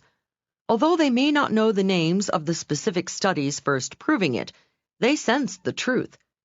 85% of one's success in life is directly due to communication skills. They may not be familiar with the U.S. Census Bureau's recent survey showing employers choose candidates with good communication skills and attitude way over education, experience, and training. But they know communication skills get people to the top. Thus, by observing each other carefully during casual conversing, it becomes almost immediately evident to both which is the bigger cat in the human jungle. It doesn't take long for people to recognize who is an important person. One cliché, one insensitive remark, one over-anxious reaction, and you can be professionally or personally demoted. You can lose a potentially important friendship or business contact. One stupid move and you can tumble off the corporate or social ladder. The techniques in this section will help ensure that you make all the right moves so this doesn't happen. The following communication skills give you a leg up to start your ascent to the top of any ladder you choose. 24. How to find out what they do without even asking. To size each other up, the first question little cats flat-pawedly ask each other is, "And what do you do? Then they crouch there, quivering their whiskers and twitching their noses with an obvious, "I'm going to pronounce silent judgment on you after you answer" look on their pusses. Big cats never ask outright, "What do you do?" Oh, they find out all right, in a much more subtle manner. By not asking the question, the big boys and big girls come across as more principled, even spiritual. After all, their silence says, a man or woman is far more than his or her job. Resisting the tempting question also shows their sensitivity. With so much downsizing, right-sizing, and capsizing of corporations these days, the blunt interrogation evokes uneasiness. The job question is not just unpleasant for those who are between engagements. I have several gainfully employed friends who hate being asked, "And what do you do?" One of these folks cuts cadavers for autopsies. The other is an IRS collection agent. Additionally, millions of talented and accomplished women have chosen to devote themselves to motherhood. When the cruel corporate question is thrust at them, they feel guilty. The rude interrogation belittles their commitment to their families. No matter how the women answer, they fear the asker is only going to hear a humble, "I'm just a housewife." Big boys and big girls should avoid asking, "What do you do?" for another reason. Their abstinence from the question leads listeners to believe that they are in the habit of soaring with a high-flying crowd. Recently, I attended a posh party on Easy Street. I suspect they invited me as their token working-class person. I noticed no one was asking anyone what they did, because these swells didn't do anything. Oh, some might have a ticker tape on the bed table of their mansion to track investments, but they definitely did not work for a living.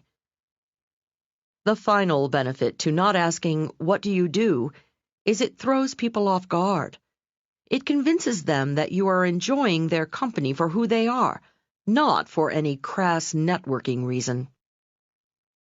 Technique number 24. What do you do not? A sure sign you're a somebody is the conspicuous absence of the question, "What do you do?" You determine this, of course, but not with those 4 dirty words that label you as either a ruthless networker, a social climber, a gold-digging husband or wife hunter, or someone who's never strolled along Easy Street. The right way to find out. So how do you find out what someone does for a living? I thought you'd never ask. You simply practice the following 8 words. All together now. How do you spend most of your time? How do you spend most of your time is the gracious way to let a cadaver cutter, a tax collector, or a capsized employee off the hook. It's the way to reinforce an accomplished mother's choice. It's the way to assure a spiritual soul you see his or her inner beauty. It's a way to suggest to a swell that you reside on Easy Street too. Now, suppose you've just made the acquaintance of someone who does like to talk about his or her work. Asking, "How do you spend most of your time?" also opens the door for workaholics to spout off. "Oh, golly," they mock moan, "I just spend all my time working." That, of course, is your invitation to grill them for details. Then they'll talk your ear off. Yet the new wording of your question gives those who are somewhere between at leisure and work-addicted the choice of telling you about their job or not. Finally, asking, "How do you spend most of your time?" instead of, "And what do you do?" gives you your big cat stripes right off. 25. How to know what to say when they ask, "What do you do?" Now, 99% of the people you meet will, of course, ask, "And what do you do?" Big winners, realizing someone will always ask, are fully prepared for the interrogation. Many folks have one written resume for job seeking. They type it up and then trudge off to the printer to get a nice, neat stack to send to all prospective employers. The resume lists their previous positions, dates of employment, and education. Then at the bottom, they might as well have scribbled, "Well, that's me, take it or leave it." And usually they get left. Why? Because prospective employers do not find enough specific points in the resume that relate directly to what their firm is seeking. Boys and girls in the big leagues, however, have bits and bytes of their entire work experience tucked away in their computers. When applying for a job, they punch up only the appropriate data and print it out so it looks like it just came from the printer. My friend Roberto was out of work last year. He applied for 2 positions, a sales manager of an ice cream company and head of strategic planning for a fast food chain.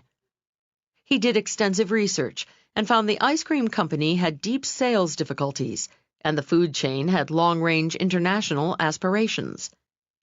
Did he send the same resume to each? Absolutely not. His resume never deviated 1 iota from the truth of his background. However, for the ice cream company, he highlighted his experience turning a small company around by doubling its sales in 3 years. For the food chain, he underscored his experience working in Europe and his knowledge of foreign markets. Both firms offered Roberto the job. Now he could play them off against each other. He went to each, explaining he'd like to work for them, but another firm was offering a higher salary or more perks. The 2 firms started bidding against each other for Roberto. He finally chose the food chain at almost double the salary they originally offered him. To make the most of every encounter, personalize your verbal resume with just as much care as you would your written curriculum vitae. Instead of having one answer to the omnipresent, "What do you do?" prepare a dozen or so variations, depending on who's asking. For optimum networking, every time someone asks about your job, give a calculated oral resume in a nutshell. Before you submit your answer, consider what possible interest the asker could have in you and your work. Here's how my life can benefit yours. Top salespeople talk extensively of the benefit statement. They know when talking with a potential client, they should open their conversation with a benefit statement. When my colleague Brian makes cold calls, instead of saying, "Hello, my name is Brian Tracy, I'm a sales trainer," he says, "Hello, my name is Brian Tracy from the Institute for Executive Development. Would you be interested in a proven method that can increase your sales from 20 to 30% over the next 12 months? That is his benefit statement. He highlights the specific benefits of what he has to offer to his prospect. My hairdresser, Gloria, I discovered, gives a terrific benefit statement to everyone she meets. That's probably why she has so many clients. In fact, that's how she got me as a client. When I met Gloria at a convention, she told me she was a hairdresser who specialized in flexible hairstyles for the businesswoman. She casually mentioned she has many clients who choose a conservative hairstyle for work that they can instantly convert to a feminine style for social situations. "Hey, that's me," I said to myself, fingering my stringy little ponytail. I asked for her card, and Gloria became my hairdresser. Then, several months later, I happened to see Gloria at another event. I overheard her chatting with a stylish gray-haired woman at the buffet table. Gloria was saying, "And we specialize in a wonderful array of blue rinses." Now that was news to me. I didn't remember seeing one gray head in her salon. As I was leaving the party, Gloria was out on the lawn talking animatedly with the host's teenage daughters. "Oh yeah," she was saying, "like we specialize in these really cool, up-to-the-minute styles." Good for you, Gloria. Like Gloria the hairdresser, give your response a once-over before answering the inevitable "What do you do?" When someone asks, never give just a one-word answer. That's for forms. If business networking is on your mind, ask yourself, how could my professional experience benefit this person's life? For example, here are some descriptions various people might put on their tax return. Real estate agent, financial planner, martial arts instructor, cosmetic surgeon, hairdresser. Any practitioner of the above profession should reflect on the benefit his or her job has to humankind. Every job has some benefit, or you wouldn't get paid to do it. The advice to these folks is, don't say real estate agents. Say, I help people moving into our area find the right home. Don't say financial planner. Say, I help people plan their financial future. Don't say martial arts instructor. Say, I help people defend themselves by teaching martial arts. Don't say cosmetic surgeon. Say, I reconstruct people's faces after disfiguring accidents. Or if you're talking with a woman of a certain age, as the French so gracefully say, tell her, I help people to look as young as they feel through cosmetic surgery. Don't say hairdresser. Say, I help a woman find the right hairstyle for her particular face. Go, Gloria. Putting the benefit statement in your verbal nutshell resume brings your job to life and makes it memorable. Even if your new acquaintance can't use your services, the next time he or she meets someone moving into the area, wanting to plan their financial future, thinking of self-defense, considering cosmetic surgery, or needing a new hairstyle, who comes to mind? Not the unimaginative people who gave the tax return description of their jobs, but the big winners who painted a picture of helping people with needs. A nutshell resume for your private life. The nutshell resume works in non-business situations too. Since the new acquaintances will always ask you about yourself, prepare a few exciting stock answers. When meeting a potential friend or loved one, make your life sound like you will be a fun person to know. As a young girl, I wrote novels in my mind about my life. Leil, squinting her eyes against the torrential downpour, bravely reached out the window into the icy storm to pull the shutters tight and keep the family safe from the approaching hurricane. Big deal.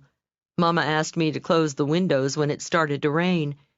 Still, marching toward the open window, I fancied myself the family's brave savior. You don't need to be quite so melodramatic in your self-image, but at least punch up your life to sound interesting and dedicated. Technique number 25. The nutshell resume. Just as job-seeking top managers roll a different written resume off their printers for each position they're applying for, let a different true story about your professional life roll off your tongue for each listener. Before responding to, "What do you do?" ask yourself, what possible interest could this person have in my answer? Could he refer business to me, buy from me, hire me, marry my sister, become my buddy? Wherever you go, pack a nutshell about your own life to work into your communications bag of tricks.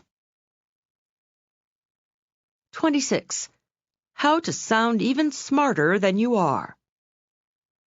Did you ever hear someone try to say a word that was just too darn big for his tongue? By the smile on the speaker's face and the gleam in his eye as the word limped off his lips, you knew he was really proud of it. To make matters worse, he probably used the word incorrectly, inappropriately, and maybe even mispronounced it. Ouch. The world perceives people with rich vocabularies to be more creative, more intelligent.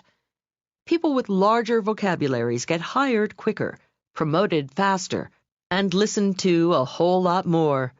So big winners use rich, full words, but they never sound inappropriate. The phrases slide gracefully off their tongues to enrich their conversation. The words fit. With the care that they choose their tie or their blouse, big players in life choose words to match their personalities and their points.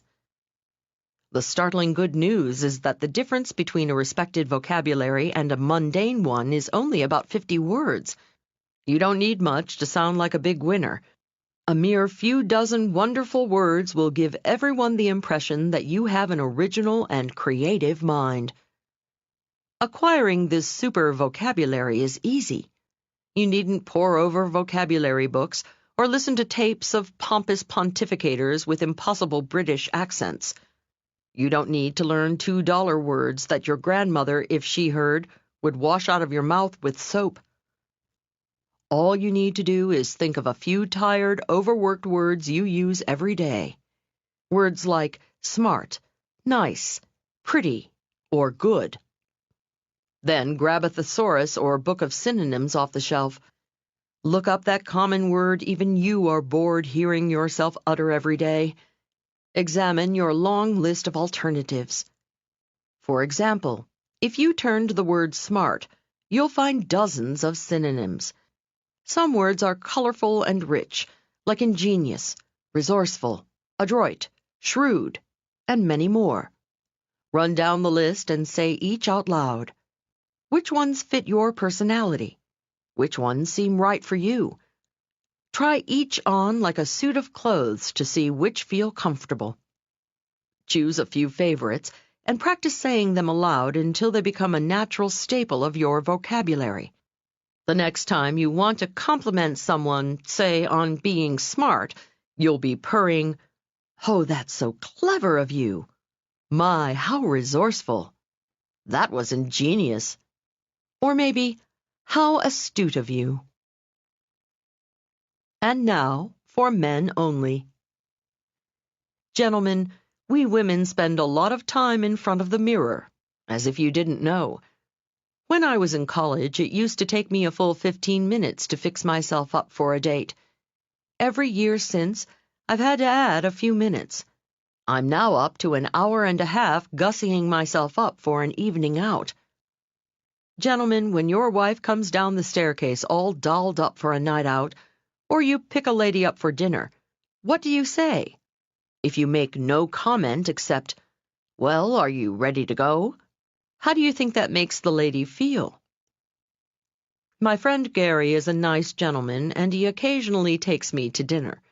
I met him about 12 years ago, and I'll never forget the first time he arrived on my doorstep for our date. He said, "Leil, you look great." I adored his reaction. I saw Gary a month or so later. On my doorstep again, "Leil, you look great." The precise same words as the first time, but I still appreciated it. It's been 12 long years now that this gentleman and I have been friends. I see him about once every 2 months, and every darn time it's the same old comment, "Leil, you look great." I think I'll show up one evening in a flannel nightshirt and a mud pack on my face. I swear Gary will say, "Leil, you look great." During my seminars, to help men avoid Gary's mistake, I ask every male to think of a synonym for pretty or great. Then I bring up one woman and several men. I ask each to pretend he is her husband. She has just come down the stairs, ready to go out to dinner. I ask each to take her hand and deliver his compliment. "Darla," one says, "you look elegant." "Ooh," every woman in the room sighs. "Darla," says another, taking her hand, "you look stunning." "Ooh," every woman in the room swoons. "Darla," says the third, putting her hand between his, "you look ravishing." "Ooh." By now every woman in the room has gone limp. Pay attention, men. Words work on us women. More unisex suggestions. Suppose you've been at a party and it was wonderful. Don't tell the hosts it was wonderful. Everybody says that. Tell them it was a splendid party, a superb party, an extraordinary party. Hug the hosts and tell them you had a magnificent time, a remarkable time, a glorious time. The first few times you say a word like glorious, it may not roll comfortably off your tongue. Yet you have no trouble with the word wonderful. Glorious doesn't have any more syllables than wonderful. Neither does it have any more difficult sounds to pronounce. They fit. If you like them, start making permanent replacements. Remember, only 50 words makes the difference between a rich, creative vocabulary and an average, middle-of-the-road one. Substitute a word a day for 2 months, and you'll be in the verbally elite. 27. How to not sound anxious. Let them discover your similarity. Tigers prowl with tigers, lions lurk with lions, and little alley cats scramble around with other little alley cats. Similarity breeds attraction. But in the human jungle, big cats know a secret. When you delay revealing your similarity, or let them discover it, it has much more punch. Above all, you don't want to sound anxious to have rapport.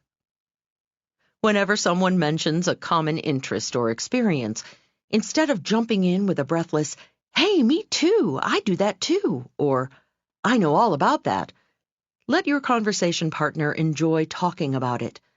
Let her go on about the country club before you tell her you're a member too.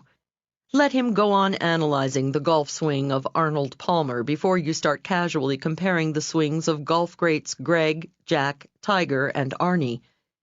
Let her tell you how many tennis games she's won before you just happen to mention your USTA ranking. Several years ago, I was telling a new acquaintance how much I loved to ski. He listened with interest as I indulged in a detailed travelogue of places I had skied. I raved about the various resorts. I analyzed the various conditions. I discussed artificial versus natural snow. It wasn't until near the end of my monologue that I finally had the sense to ask my new acquaintance if he skied. He replied, "Yes, I keep a little apartment in Aspen." Cool. If he had jumped in and told me about his ski pad right after I first told him how much I liked skiing, I'd have been impressed, mildly. However, waiting until the end of our conversation, and then revealing he was such an avid skier that he kept an Aspen ski pad, made it unforgettable. Here's the technique I call kill the quick me too. Whenever people mention an activity or interest you share, let them enjoy discussing their passion. Then, when the time is right, casually mention you share their interest. "Oh, I must have been boring you." I waited weeks for the opportunity to try it out. Finally, the moment presented itself at a convention. A new contact began telling me about her recent trip to Washington, D.C. She had no idea that Washington was where I grew up. She told me all about the Capitol, the Washington Monument, the Kennedy Center, and how she and her husband went bicycling in Rock Creek Park. Momentarily, I forgot I was keeping my mouth shut to practice my new technique. I was genuinely enjoying hearing about these familiar sights from a visitor's perspective. I asked her where she stayed, where she dined, and if she had a chance to get into any of the beautiful Maryland or Virginia suburbs. At one point, obviously pleased by my interest in her trip, she said, "You sound like you know a lot about Washington." "Yes," I replied. "It's my hometown, but I haven't been back there in ages." "Your hometown?" she squealed. "My goodness, why didn't you tell me? I must have been boring you." "Oh, not at all," I replied honestly. "I was enjoying hearing about your trip so much I was afraid you'd stop if I told you." Her big smile and barely audible, "Oh gosh," let me know I had won a new friend. When someone starts telling you about an activity he has done, a trip she has made, a club he belongs to, an interest she has, anything that you share, bite your tongue. Let the teller relish his or her own monologue. Relax and enjoy it too, secretly knowing how much pleasure your conversation partner will have when you reveal you share the same experience. Then, when the moment is ripe, casually disclose your similarity. And be sure to mention how much you enjoyed hearing about his or her shared interest. Technique number 27. Kill the quick me too. Whenever you have something in common with someone, the longer you wait to reveal it, the more moved and impressed he or she will be. You emerge as a confident big cat, not a lonely little stray hungry for a quick connection with a stranger. P.S. Don't wait too long to reveal your shared interest, or it will seem like you're being tricky. 28. How to be a you firstie to gain their respect and affection. Sex! Now that I have your attention. 2-Bit Comics have been using that gag from the days when 2 bits bought a 4-square meal. However, big winners know there's a 3-letter word more potent than sex to get people's attention. That word is you. Why is you such a powerful word? Because when we were infants, we thought we were the center of the universe. Nothing mattered but me, myself, and I. The rest of the shadowy forms stirring about us, which we later learned were other people, existed solely for what they could do for us. Self-centered little tykes that we were, our tiny brains translated every action, every word into, how does that affect me? Big winners know we haven't changed a bit. Adults camouflage their self-centeredness under a mask of civilization and politeness. Yet the human brain still immediately, instinctively, and unfailingly translates everything into terms of, how does that affect me? For example, suppose, gentlemen, you want to ask a colleague, Jill, if she would like to join you for dinner. So you say to her, "There's a really good new Indian restaurant in town. Will you join me there for dinner tonight?" Before answering, Jill is thinking to herself, by good, does he mean the food or the atmosphere or both? Her reverie continues. Indian cuisine, I'm not sure. He says it's good. However, will I like it? While thinking, Jill hesitates. You probably take her hesitation personally, and the joy of the exchange diminishes. Suppose instead you had said to her, "Jill, you will really love this new Indian restaurant. Will you join me there this evening for dinner?" Phrasing it that way, you've already subliminally answered Jill's questions, and she's more apt to give you a quick yes. The pleasure-pain principle is a guiding force in life. Psychologists tell us everyone automatically gravitates toward that which is pleasurable and pulls away from that which is painful. For many people, thinking is painful. So, big winners, when they wish to control, inspire, be loved by, sell to people, or get them to go to dinner, do the thinking for them. They translate everything into the other person's terms by starting as many sentences as they can with that powerful little three-letter word, you. Thus, I call the technique communication. Communicate when you want a favor. Putting you first gets a much better response, especially when you're asking a favor, because it pushes the asker's pride button. Suppose you want to take a long weekend. You decide to ask your boss if you can take Friday off. Which request do you think he or she is going to react to more positively? "Can I take Friday off, boss?" Or this one, "Boss, can you do without me Friday?" In the first case, boss has to translate your "Can I take Friday off" into "Can I do without this employee Friday?" That's an extra thought process. And you know how some bosses hate to think. However, in the second case, "Boss, can you do without me Friday?" You did boss's thinking for her. Your new wording made managing without you a matter of pride for boss. "Of course," she said to herself, "I can manage without your help Friday." Communicate your compliments. Communication also enriches your social conversation. Gentlemen, say a lady likes your suit. Which woman gives you warmer feelings? The woman who says, "I like your suit," or the one who says, "You look great in that suit"? Big players who make business presentations use communication to excellent advantage. Suppose you're giving a talk and a participant asks a question. He likes to hear you say, "That's a good question." However, consider how much better he feels when you tell him, "You've asked a good question." Salespeople don't just tell your prospects. It's important that convince them by informing them. You'll see the importance of. When negotiating, instead of "the result will be," let them know, "You'll see the result when you." Starting sentences with "you" even works when talking to strangers on the street. Once, driving around San Francisco hopelessly lost, I asked people walking along the sidewalk how to get to the Golden Gate Bridge. I stopped a couple trudging up a hill. "Excuse me," I called out the window. "I can't find the Golden Gate Bridge."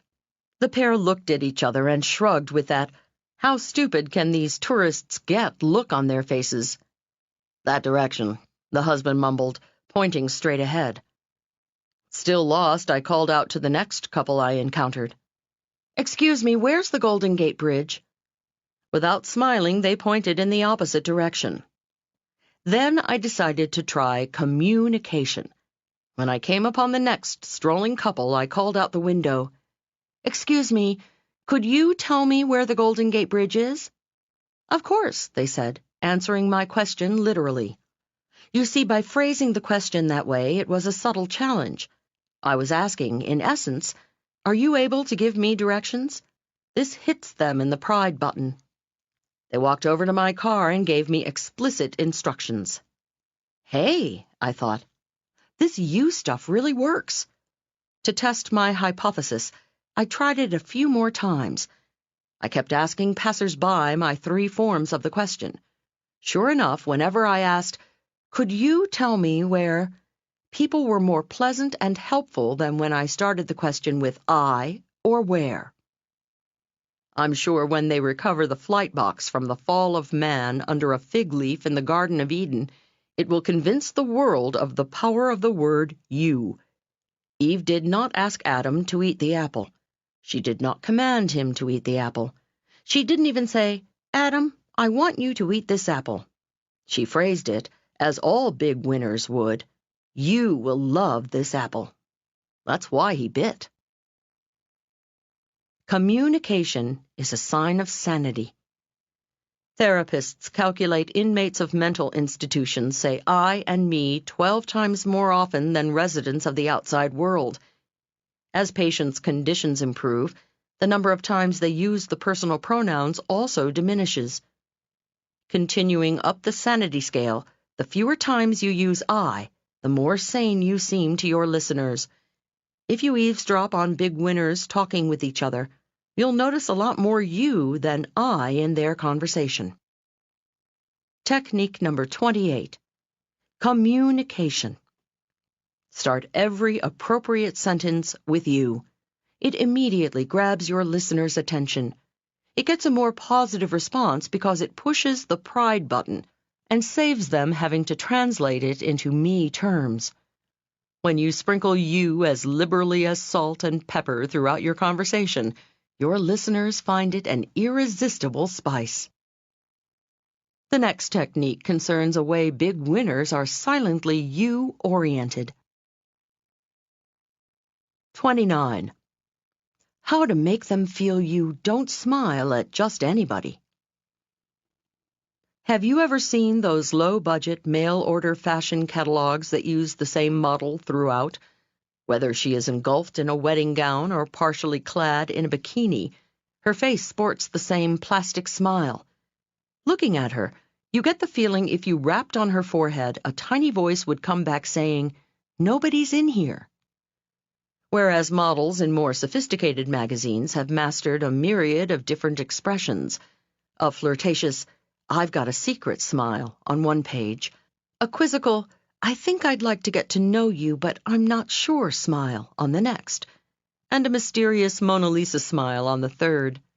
You feel there's a brain running the operation somewhere inside that beautiful head. I once stood in the receiving line of the ship I worked on, along with the captain, his wife, and several other officers.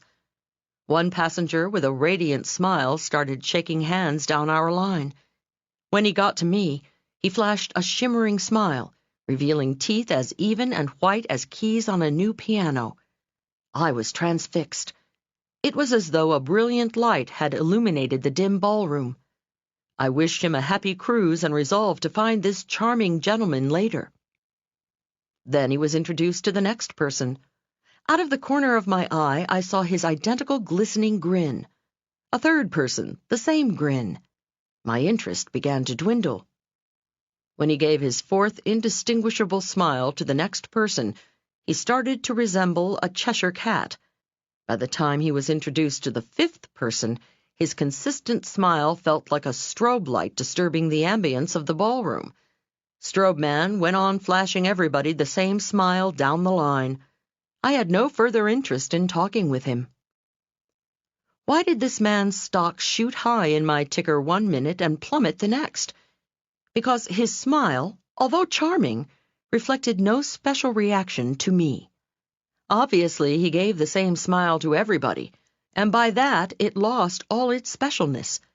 If Strobe Man had given each of us a slightly different smile, he would have appeared sensitive and insightful.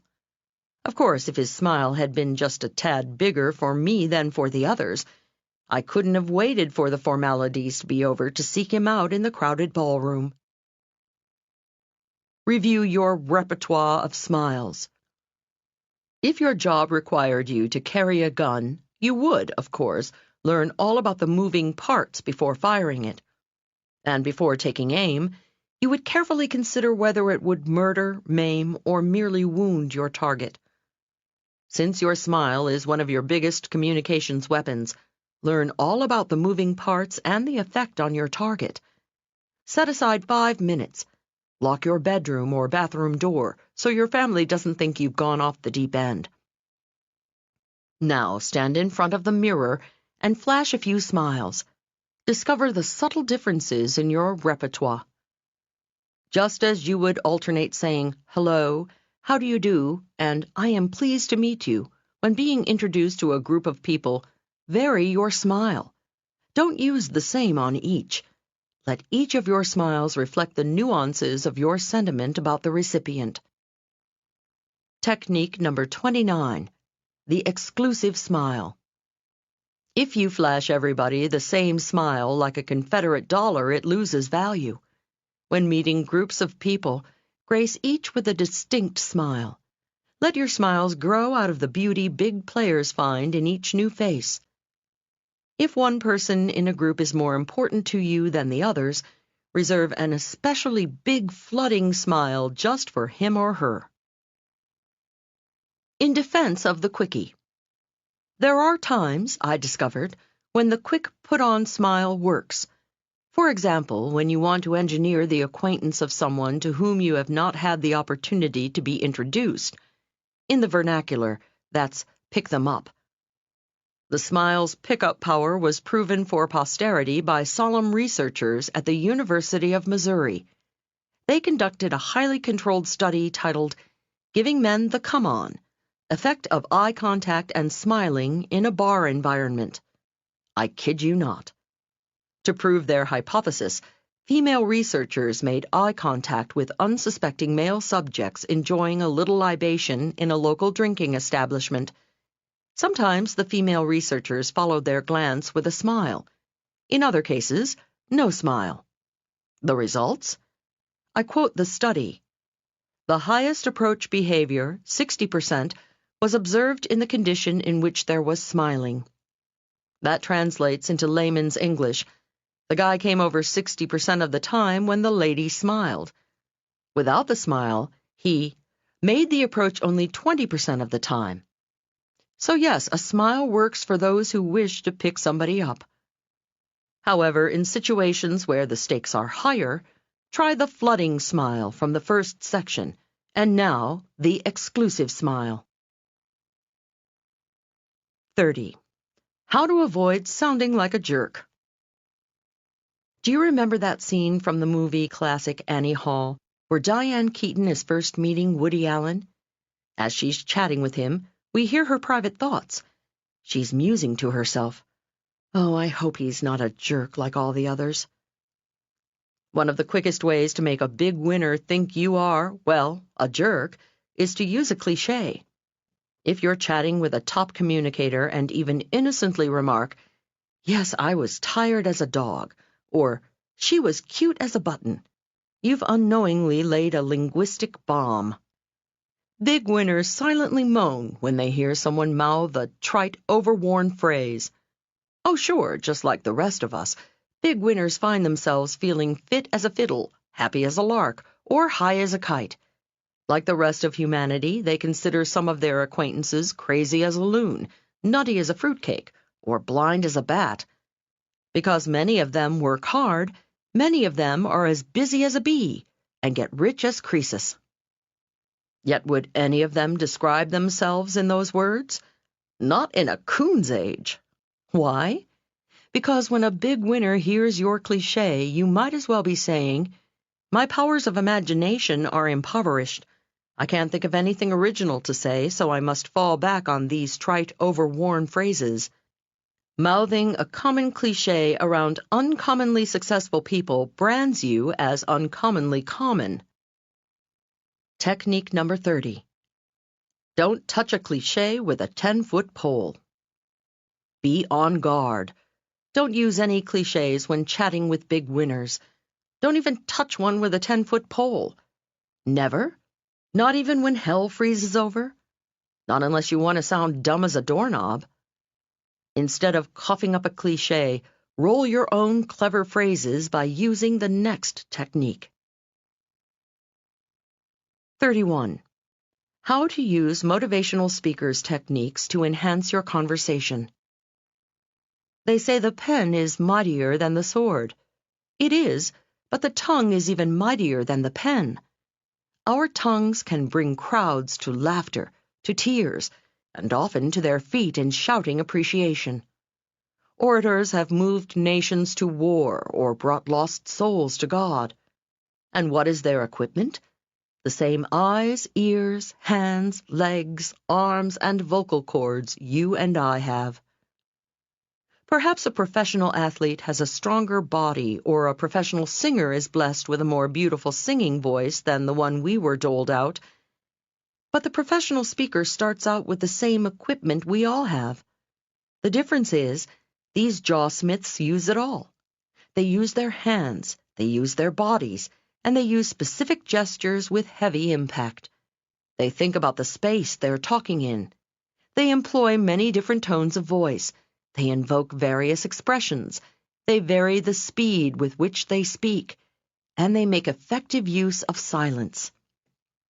You may not have to make a formal speech anytime soon, but chances are sometime, probably very soon, you're going to want people to see things your way. Whether it's persuading your family to spend their next vacation at Grandma's, or convincing the stockholders in your multi-million-dollar corporation that it's time to do a takeover, do it like a pro. Get a book or two on public speaking and learn some of the tricks of the trade. Then put some of that drama into your everyday conversation. A gem for every occasion. If stirring words help make your point, ponder the impact of powerful phrases. They've helped politicians get elected. Read my lips, no new taxes. And defendants get acquitted. If it doesn't fit, you must acquit. If George H.W. Bush had said, I promise not to raise taxes, or Johnny Cochran during O.J. Simpson's criminal trial had said, if the glove doesn't fit, he must be innocent, their bulky sentences would have slipped in and out of the voter's or juror's consciousness.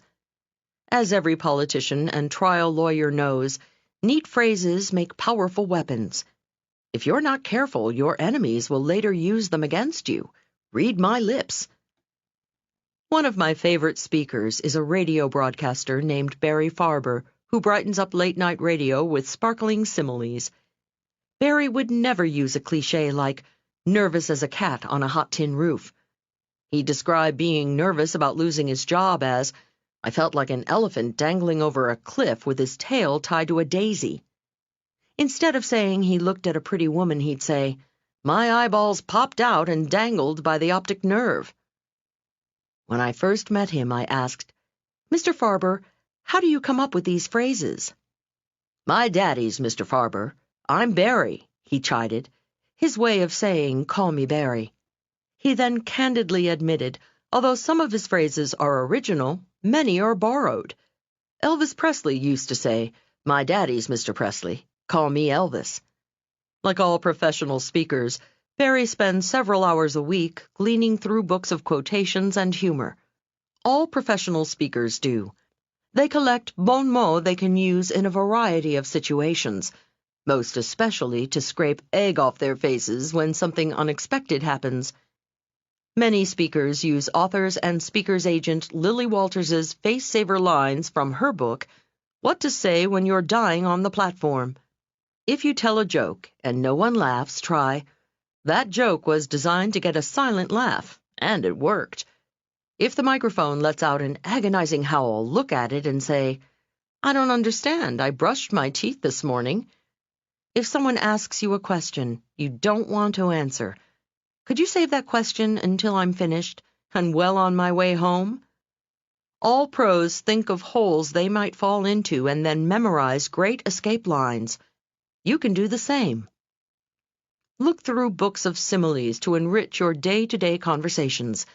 Instead of happy as a lark, try happy as a lottery winner, or happy as a baby with its first ice cream cone. Instead of bald as an eagle, try bald as a new Marine, or bald as a bullfrog's belly. Instead of quiet as a mouse, try quiet as an eel swimming in oil, or quiet as a fly lighting on a feather duster. Find phrases that have visual impact. Instead of a cliché like sure as death and taxes, try as certain as beach traffic in July, or as sure as your shadow will follow you. Your listeners can't see death or taxes, but they sure can see beach traffic in July or their shadow following them down the street. Try to make your similes relate to the situation. If you're riding in a taxi with someone, as sure as that taxi meter will rise has immediate impact. If you're talking with a man walking his dog, as sure as your dog is thinking about that tree adds a touch of humor. Make 'em laugh, make 'em laugh, make 'em laugh. Humor enriches any conversation, but not jokes starting with, "Hey, did you hear the one about?" Plan your humor and make it relevant. For example, if you're going to a meeting on the budget, look up money in a quotation book. In an uptight business situation, a little levity shows you're at ease.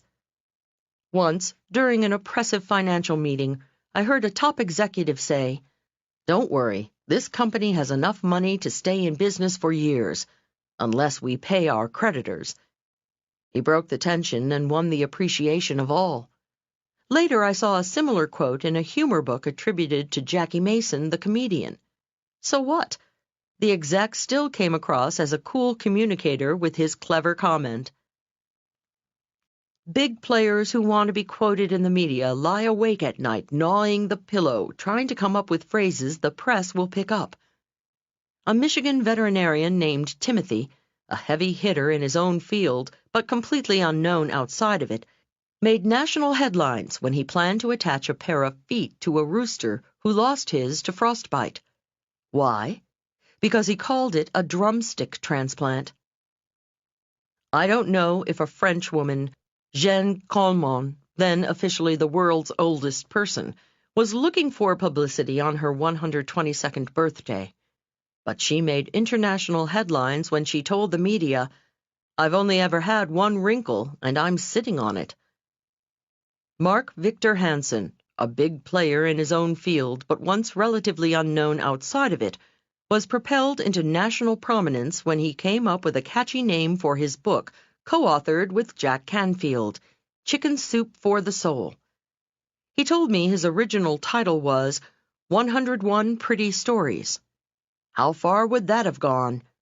Soon the world was lapping up, among others, his Chicken Soup for the Woman's Soul, Chicken Soup for the Teenage Soul, Chicken Soup for the Mother's Soul, Chicken Soup for the Christian Soul, plus second, third, and fourth servings of chicken soup in hardcover, paperback, audio, video, and calendars. Technique number 31. Use Jaw Smith's jive. Whether you're standing behind a podium facing thousands or behind the barbecue grill facing your family, you'll move, amuse, and motivate with the same skills. Read speakers' books to cull quotations, pull pearls of wisdom, and get gems to tickle their funny bones. Find a few bon mots to let casually slide off your tongue on chosen occasions. If you want to be notable, dream up a crazy quotable. Make 'em rhyme, make 'em clever, or make 'em funny. Above all, make 'em relevant. A word of warning. No matter how good your material is, it bombs if it doesn't fit the situation. I learned this the hard way during my cruise ship days. On a cruise to England, I decided to give my passengers a reading of the English love poems of Elizabeth Barrett and Robert Browning. You know, How Do I Love Thee? Let Me Count the Ways. It was a big hit. The passengers loved it and raved for days. I couldn't walk out on deck without some passenger turning to me and affectionately echoing, How do I love thee? Naturally, I got a pretty swollen head over this performance and fancied myself an eminent poetry reader. I decided to reward the passengers on the next cruise, which was a cruise to the Caribbean and didn't go anywhere in the neighborhood of England, with my spectacular reading of the English love poems. What a bomb! Passengers avoided me on the deck for the rest of the cruise. How did you bore me? Let me count the ways. 32. How to banter like the big shots do. Big winners tell it like it is. If you stepped into an elevator full of people speaking Hungarian, you might not recognize they were Hungarian unless you spoke their language. However, the minute you opened your mouth, they'd recognize you're not Hungarian. It's the same with the big cats. If you overhear several of them speaking, you might not recognize they're big cats. However, the minute you opened your mouth, they'd recognize you're not a big cat, unless you spoke their lingo. What are some differences between a big cat's growl and a little cat's insignificant hiss? One of the most blatant is euphemisms. Big cats aren't afraid of real words. They call a spade a spade. Words like toilet paper don't scare them. Little cats hide behind bathroom tissue. If somebody is rich, big cats call it rich. Little cats, oh so embarrassed at the concept of talking about money in polite company, substitute the word wealthy. When little cats use a substitute word or euphemism, they might as well be saying, Whoops, you are better than I am. I'm in polite company now, and so I'll use the nicey-nice word. Big cats are anatomically correct. No cutesy words for body parts. They'll say breasts when they mean breasts. When they say knockers, they mean decorative structures that hang on the front door. And family jewels are in the safe on the wall. If a big cat is ever in doubt about a word, he or she simply resorts to French.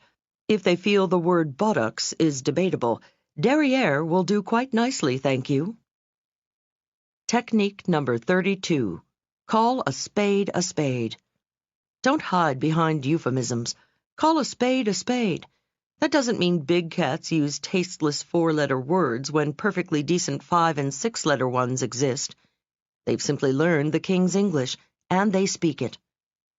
Here's another way to tell the big players from the little ones just by listening to a few minutes of their conversation. 33. How to avoid the world's worst conversational habit. Once I was at a small dinner party given by the president of an advertising agency, Lewis, and his wife, Lillian. The evening started with cocktails, followed by a gourmet meal accompanied by a selection of excellent wines. The conversation had been convivial, the cuisine delicious, and the wine very fine, and very plentiful. At the end of the evening, Lewis raised his glass to make a toast. A few wine droplets sloshed out of his glass onto the tablecloth. A pretty young woman who was the date of a new art director named Bob giggled and said, "I can tell you're feeling no pain." Shock waves went around the table. Everyone froze. The host was indeed a bit inebriated. However, alluding to Lewis being a little looped, even in jest, was as though the woman had suddenly smashed the crystal chandelier above the table with her dinner plate. One guest quickly covered the girl's horrifying gaffe by lifting her glass and saying, "None of us is. No one in the company of Lewis and Lillian could ever feel any pain. Here's to a truly wonderful evening." Lewis then continued with his toast to the wonderful company, and no one was feeling pain any longer, except Bob. He knew his date's innocent teasing was a black mark, if not in his personnel file, on his personal file. The next sure sign of a little cathood is teasing. Little cats go around patting their friends' paunches and saying, Enjoying that cheesecake, huh? Or looking at their balding heads and saying, "Hey, hair today, gone tomorrow, huh?" They think it's hilarious to make a quip at someone else's expense and say, "You don't have an inferiority complex. You are inferior. Hardy har har." Technique number 33. Trash the teasing. A dead giveaway of a little cat is his or her proclivity to tease. An innocent joke at someone else's expense may get you a cheap laugh. Nevertheless, the big cats will have the last one, because you'll bang your head against the glass ceiling they construct to keep little cats from stepping on their paws. Never, ever make a joke at anyone else's expense. You'll wind up paying for it dearly. 34. How to give them the bad news and have them like you all the more. In ancient Egypt, the pharaoh treated the humblest message runner like a prince when he arrived at the palace, if he brought good news. However, if the exhausted runner had the misfortune to bring the pharaoh unhappy news, his head was chopped off. Shades of that spirit pervade today's conversations. Once a friend and I packed up some peanut butter and jelly sandwiches for an outing. As we waltzed happily out the door, picnic basket in hand, a smiling neighbor, rocking away on his porch, looked up at the sky and said, "Oh boy, bad day for a picnic. The newscast says it's gonna rain." I wanted to rub his face in my peanut butter and jelly sandwich, not for his gloomy weather report, for his smile. Several months ago I was racing to catch a bus. As I breathlessly shoved my handful of cash across the Greyhound counter, the grinning sales agent gushed, "Oh, that bus left 5 minutes ago." Dreams of decapitation. It's not the news that makes someone angry. It's the unsympathetic attitude with which it's delivered. Everyone must give bad news from time to time, and winning professionals do it with the proper attitude. A doctor advising a patient she needs an operation does it with compassion. A boss informing an employee he didn't get the job takes on a sympathetic demeanor. Grief counselors at airports after fatal crashes share the grief-stricken sentiment of relatives. Big winners know, when delivering any bad news, they should share the sentiment of the receiver. Unfortunately, many people are not aware of this sensitivity. When you're weary from a long flight, has a hotel clerk cheerfully chirped that your room isn't ready yet?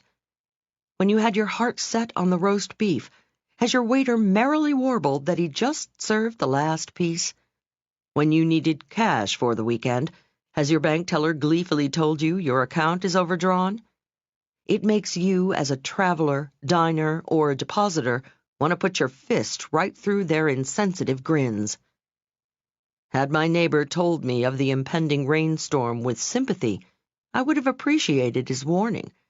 Had the Greyhound sales clerk sympathetically informed me that my bus had already left, I probably would have said, "Oh, that's all right. I'll catch the next one." Big winners, when they bear bad news, deliver bombs with the emotion the bombarded person is sure to have. Technique number 34. It's the receiver's ball. A football player wouldn't last 2 beats of the time clock if he made blind passes. A pro throws the ball with the receiver always in mind. Before throwing out any news, keep your receiver in mind.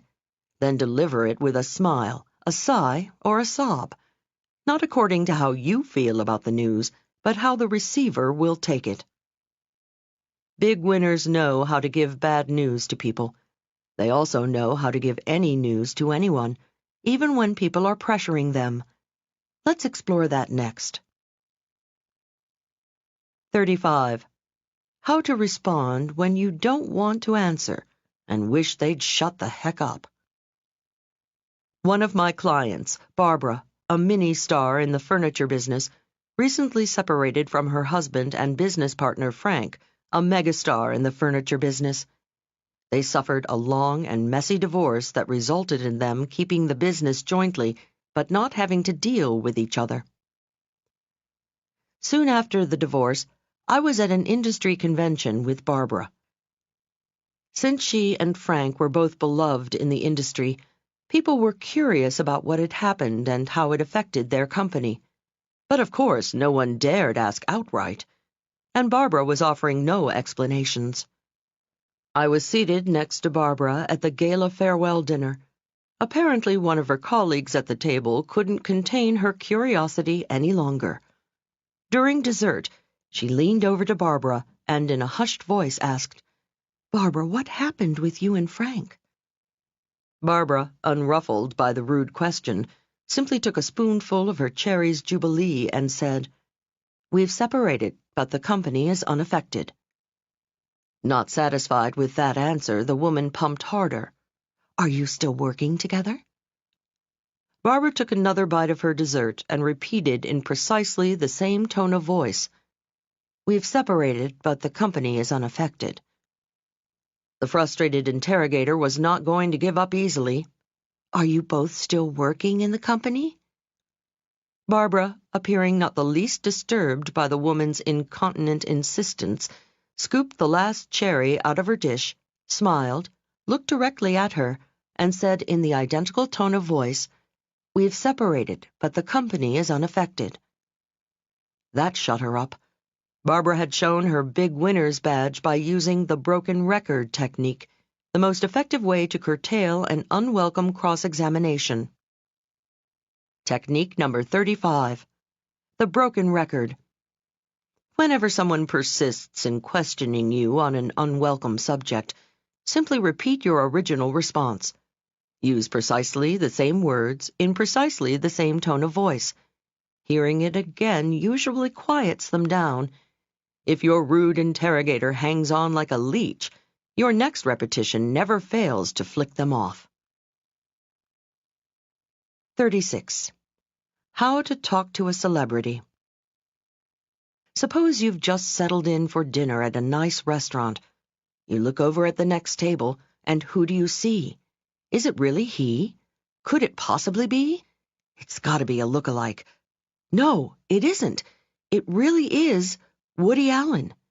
Substitute any celebrity here, your favorite movie star, politician, broadcaster, boss who owns the company that owns the company you work for.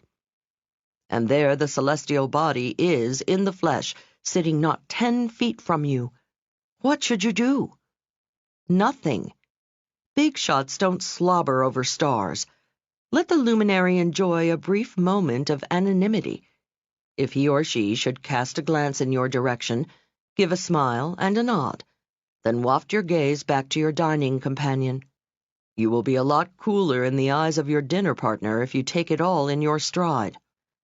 Now, if you just can't resist this once-in-a-lifetime opportunity to press the flesh of the megastar and tell him or her of your admiration, here's how to do it with grace.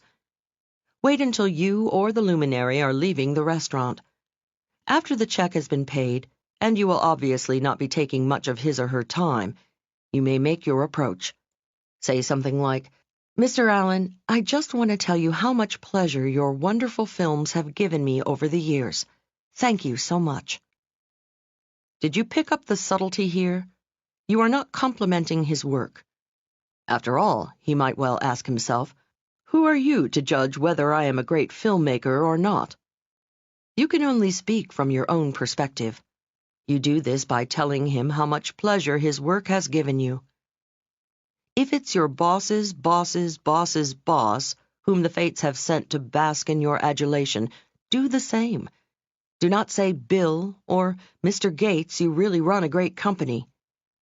Lowly geek, he thinks. Who are you to judge? Instead, tell him what an honor it is to work for him.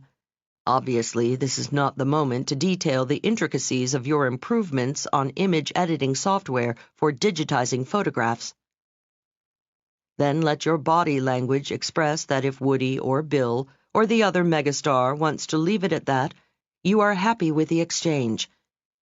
If, however, the megastar is captivated by you, or has had so much liquid merriment that he or she has decided to mingle with the masses tonight, then all bets are off. You're on your own. Enjoy. Until you pick up the first body language sign that they would like to end it. Think of yourself as a ballroom dance student waltzing with your teacher. He leads, you follow, and he tells you when the waltz is over. Incidentally, if the megastar is with a companion and your conversation goes on for more than a few moments, direct some comments at the companion. If the satellite is in such stellar company, he or she is probably also an accomplished person.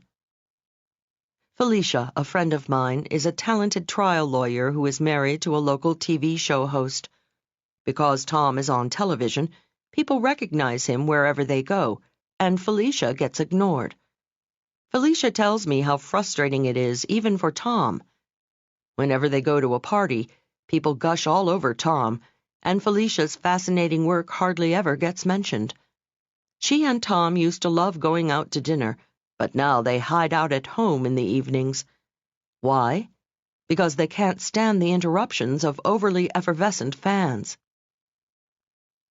I love what you used to be, you has-been. Another sensitivity. The film star is probably obsessed with his last film, the politician with her last election, a corporate mogul with his last takeover, an author with her last novel, and so forth.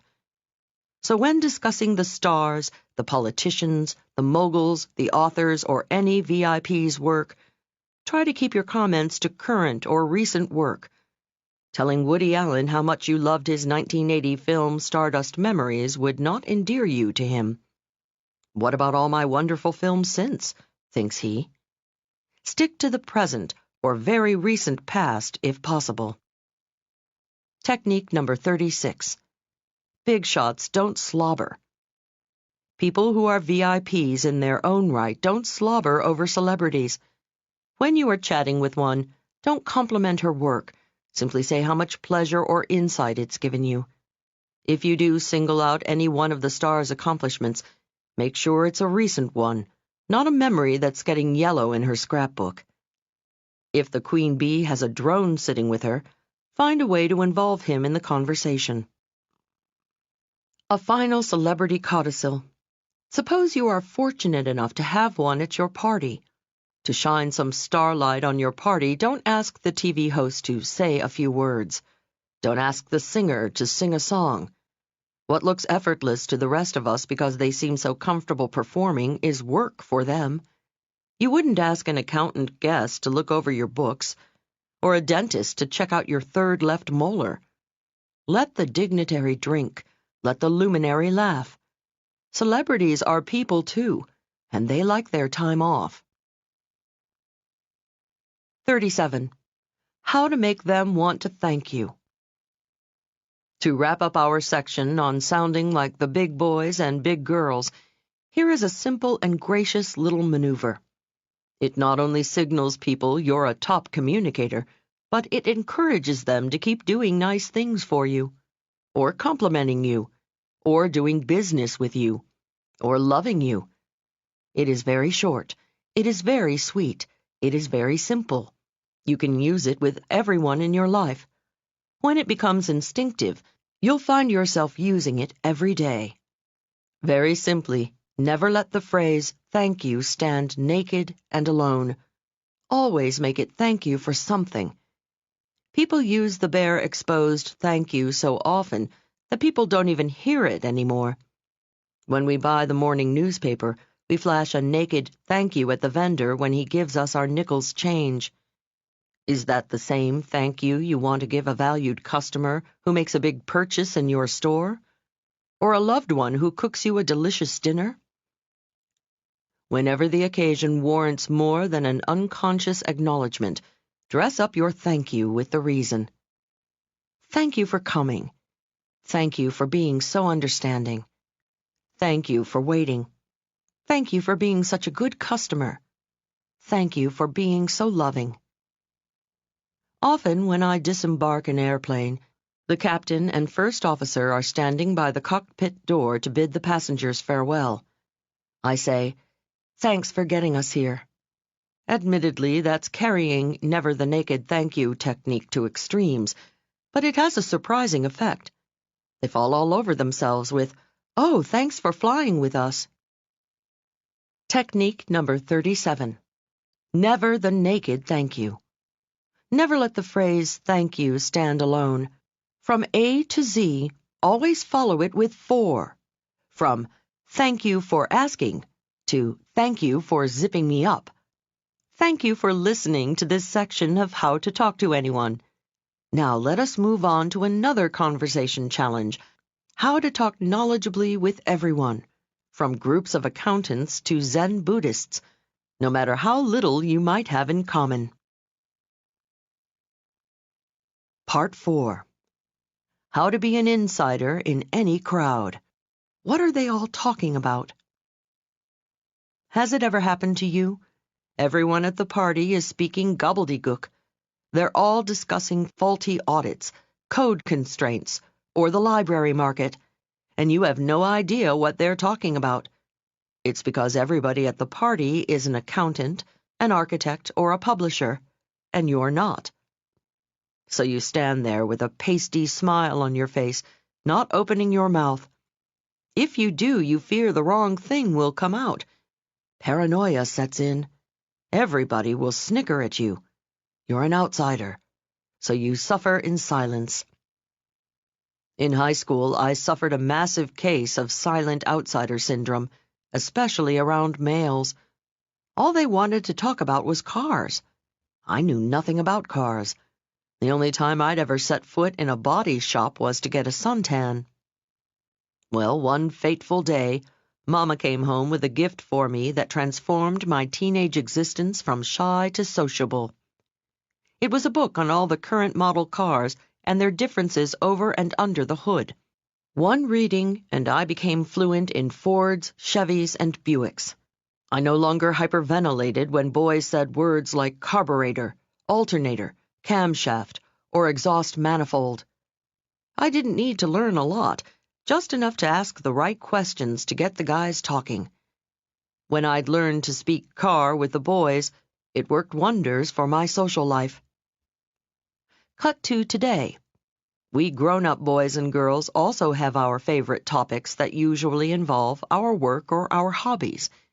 When we're with people in our own field or who share our interests, we open up like small-town gossips.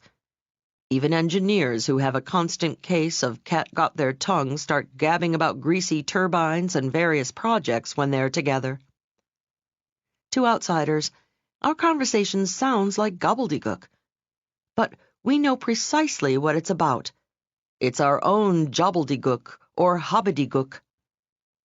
You fear you'll find yourself in a party of squash players when you're the type of person who'd rather be in court than on court? Don't panic hearing words like lobbing and hitting rails roll off the squash players' tongues. So what if the only experience you've ever had with squash was the mashed acorn variety on your plate next to the turkey last Thanksgiving? All you need is the few techniques that follow. Just as anglers throw out a dragonfly to get the fish to bite, all you have to do is throw out the right questions to get people to open up. Dale Carnegie's adage, "Show sincere interest and people will talk," only goes so far. As they say in poker, it takes jacks or better to open. And in conversation, it takes cursory knowledge or better about their field to get them to really open up. You must have knowledgeable curiosity, the kind that makes you sound like you're worth talking to. In this section, we explore techniques that are open sesames to get people gabbing with you like an insider. 38. How to be a modern-day Renaissance man or woman. Whenever friends visit my hometown, New York City, I warn them, never ask anyone riding in the subway for directions. Because I'll get mugged? They fearfully ask. No, just because you'll never get where you're going. Most Big Apple subway riders know only two things about the subway: where they get on and where they get off. They know nothing about the rest of the system. Most people are like NYC strap hangers when it comes to their hobbies and interests. They know their own pastimes, but all the others are like unvisited stations. My unmarried, and wishing she weren't, friend Rita has a bad case of bowler's thumb. Every Wednesday night she's bowling up a storm with her friends. She is forever discussing her scores, her averages, and her high game. Another single and searching friend, Walter, is into whitewater rafting. He talks endlessly with his paddling friends about which rivers he's run, which outfitters he's gone with, and which class rapids he prefers. Thinking my two single friends might hit it off, I introduced Walter the paddler to Rita the bowler and mentioned their respective passions. "Oh, you're a bowler," said Walter. "Yes." Rita smiled demurely, awaiting more questions about her big bowling turn-on. Walter was silent. Masking her disappointment, Rita said, Leil tells me you're into water rafting." Walter smiled proudly, awaiting further friendly interrogation on paddling. That must be exciting. Isn't it dangerous?" was the best Rita could do. "No, it's not dangerous," Walter patronizingly responded to her typical outsider's question. Then the conversation died. During the deafening silence, I remember thinking, if Rita had run just one river, if Walter had bowled just one game, their lives might be different now. Conversation could have flowed, and who knows what else might have flowered. Go fly a kite. The scramble therapy technique is salvation from such disappointing encounters. It will transform you into a modern-day Renaissance man or woman who comfortably can discuss a variety of interests. Scramble therapy is, quite simply, scrambling up your life and participating in an activity you'd never think of indulging in. Just one out of every 4 weekends, do something totally out of your pattern. Do you usually play tennis on weekends? This weekend, go hiking. Do you usually go hiking? This weekend, take a tennis lesson. Do you bowl? Leave that to your buddies this time. Instead, go whitewater rafting. Oh, you were planning on running some rapids like you do every warm weekend? Forget it. Go bowling. Go to a stamp exhibition. Go to a chess lecture. Go ballooning. Go bird watching. Go to a pool hall. Go kayaking. Go fly a kite. Why? Because it will give you conversational fodder for the rest of your life. From that weekend on, you'll sound like an insider with all the hikers, stamp collectors, ballooners, birders, billiards players, kayakers, and kitists you ever meet, just by doing their activity once. If you take a piece of blue litmus paper and dip it in a huge vat of acid, the tip turns pink. If you take another blue litmus paper and dip it into just one minuscule drop of acid on a glass slide, the tip turns just as pink. Compare this to participating in an activity just one time. A sampling gives you 80% of the conversational value. You learn the insider's questions to ask. You start using the right terms. You'll never be at a loss again when the subject of extracurricular interests comes up, which it always does. Do you speak scuba? I'm not a certified scuba diver. However, 6 years ago in Bermuda, I saw a sign. Resort dives, $25, no scuba experience necessary. In just 3 hours, I received the best crash course in talking with scuba divers the world offers. First, I was given a quick lesson in the pool.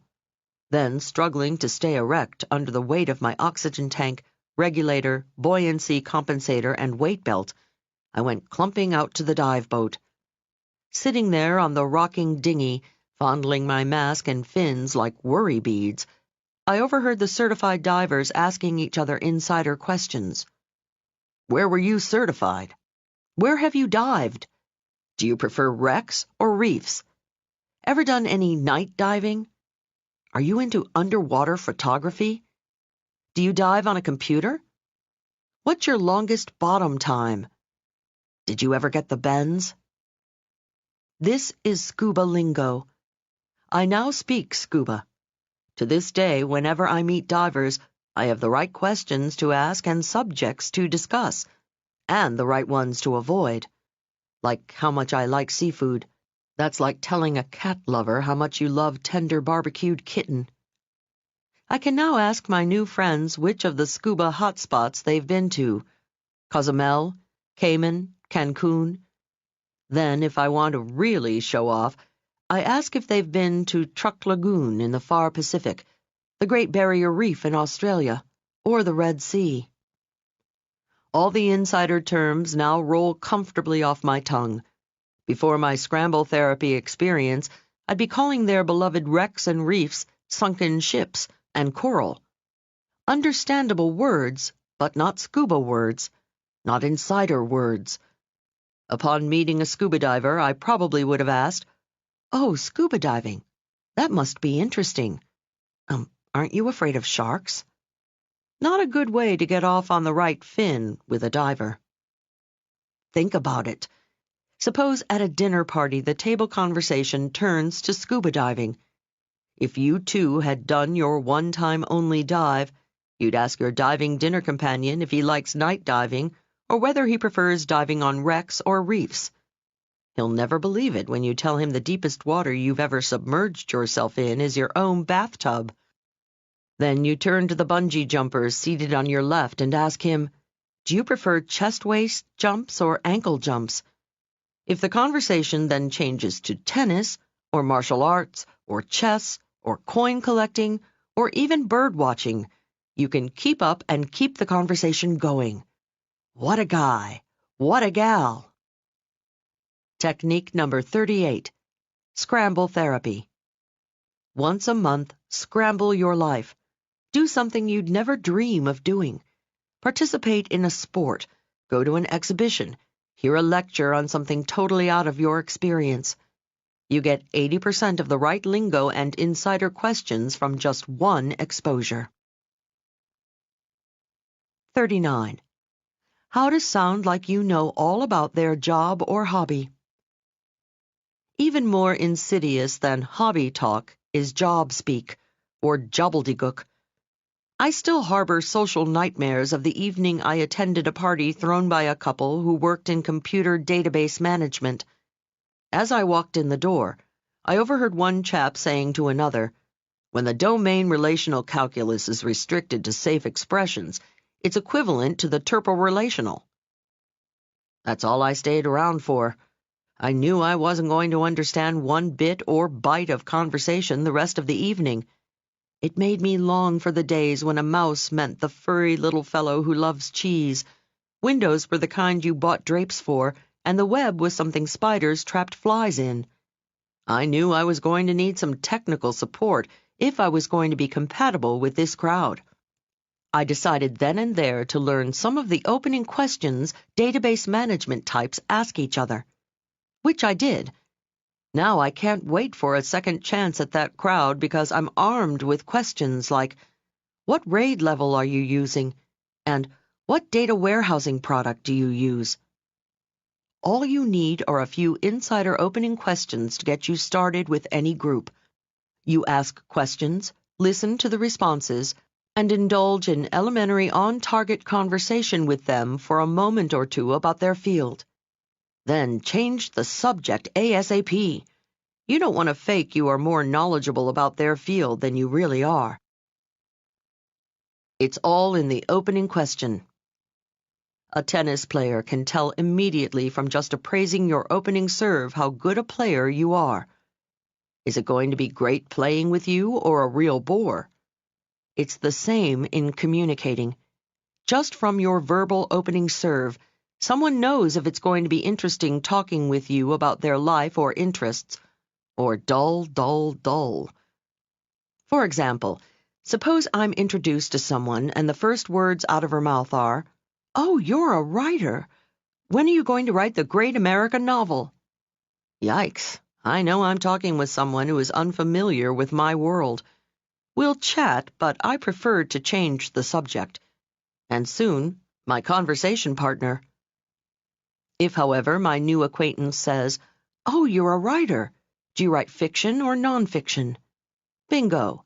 Now I know I'm with a person who knows about my world. Why? Because that is the first question all writers ask each other.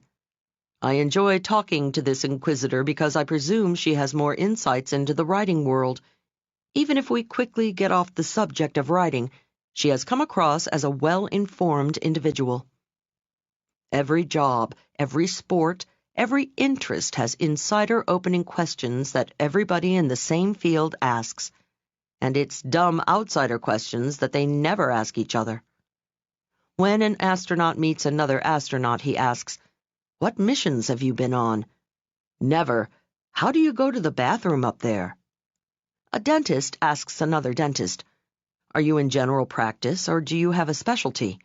Never, "Heard any good pain jokes lately?" The good news is beginning gobbledygook is an easy language. You don't need to master buzzwords, only a few opening questions to make you sound like an insider. Then, here's the fun part. When you tell them you're not connected to their field, they're all the more impressed. What a knowledgeable person, they say to themselves. Help! Everybody there will be an artist. It's not hard to harvest good gobbledygook. Let's say you've been invited to a gallery opening where you'll be meeting many artists. If you don't speak artist, go through your Rolodex to see if you have an artist friend or two. Aha, you found one. Well, sort of. Your friend Sally attended art school. You call her up and ask, "Sally, I know this sounds silly, but I've been invited to an event where I'm bound to be talking with a lot of artists. Could you give me a few good questions to ask?" Sally might find your query a tad unusual, but your diligence should impress her. Maybe she'll say, "Well, ask artists what medium they work in." "Medium?" you ask. "Sure," she'll tell you. That's the insider's way to ask if they work with acrylics, oil, charcoal, pen, and so forth. Oh. Don't ask artists to describe their work, she warns. They feel theirs is a visual medium that can't be described. Oh. And don't ask them if their work is in a gallery. Oh? That could be a sore point. Instead, ask, "Is there any place I might see your work?" They'll love that because even if they're not represented by a gallery, they can invite you to their studio to possibly buy their work. Technique number 39. Learn a little gobbledygook. Big winners speak gobbledygook as a second language. What is gobbledygook? It's the language of other professions. Why speak it? It makes you sound like an insider. How do you learn it? You'll find no gobbledygook discs in the language section of your bookstore, but the lingo is easy to pick up. Simply ask a friend who speaks the lingo of the crowd you'll be with to teach you a few opening questions. The words are few, and the rewards are manifold. That's all you need to get started. 2 good opening art questions, and a warning against the most asked dumb outsider question. Let's say you've given a great opening serve with the right question on their job.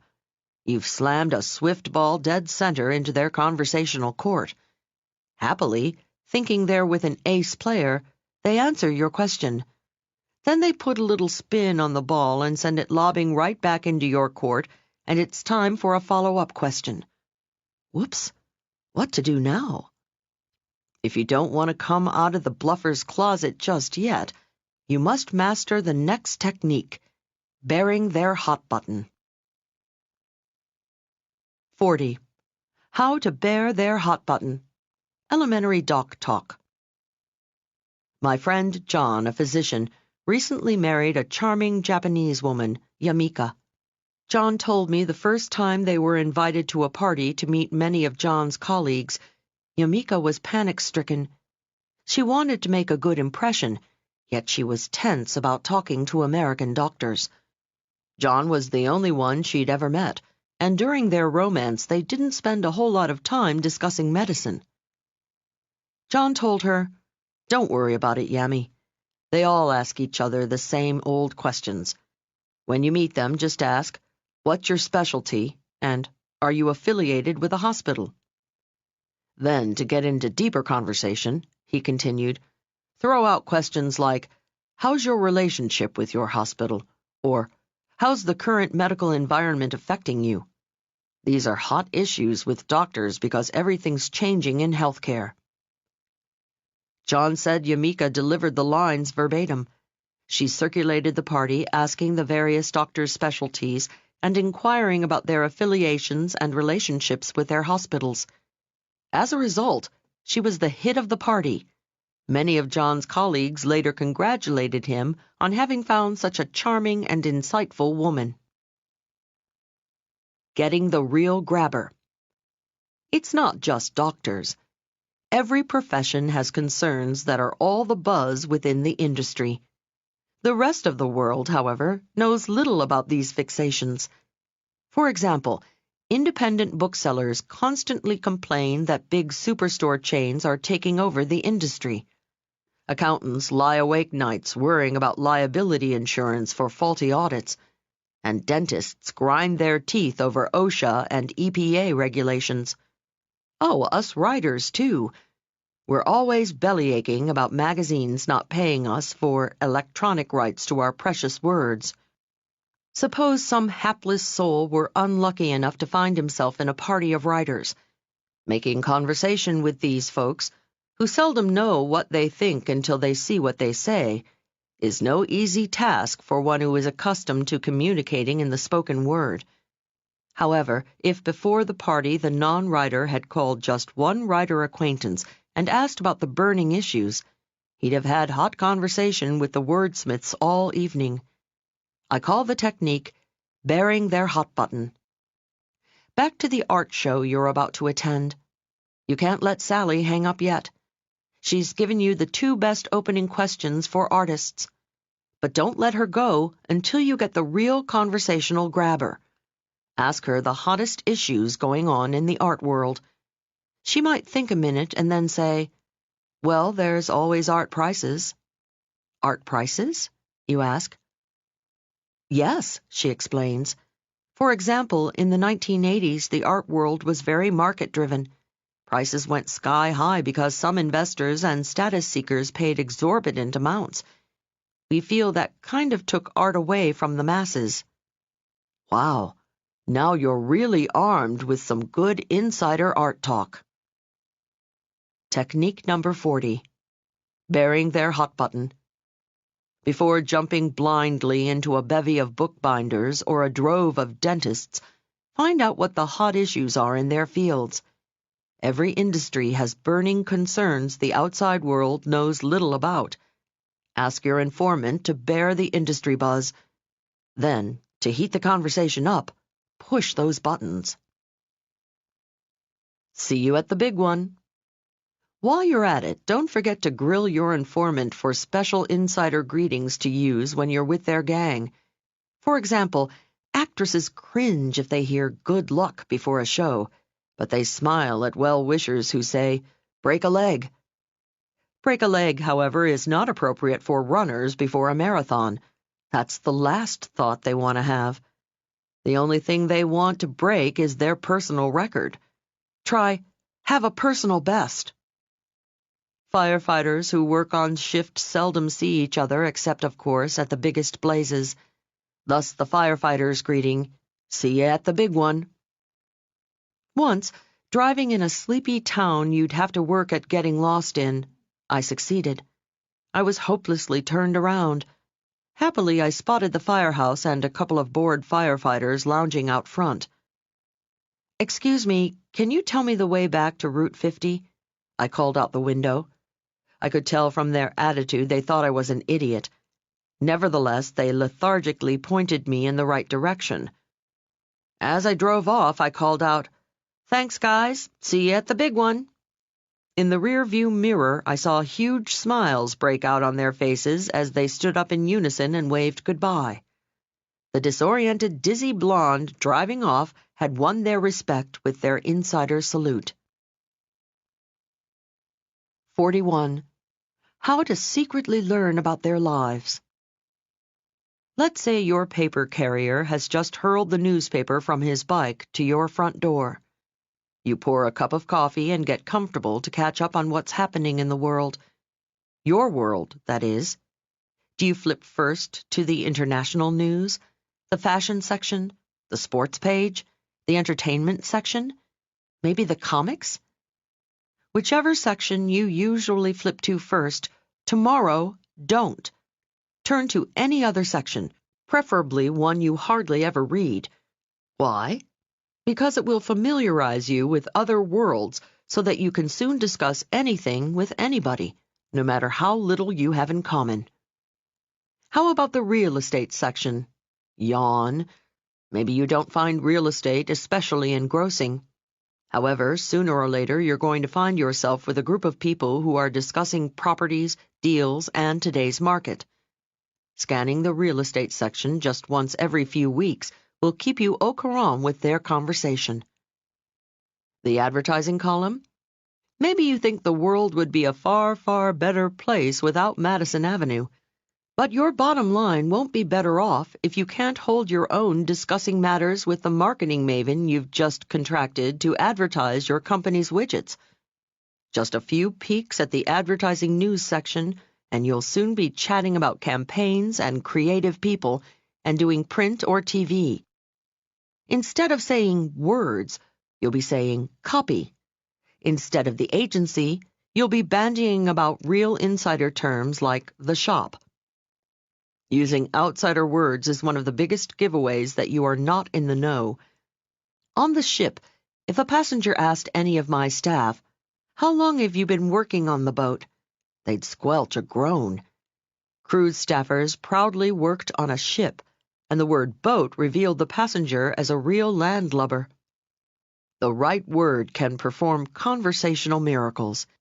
In the receiving line, whenever passengers asked our laconic captain, "When did you first become a master?" or "What was your first command?"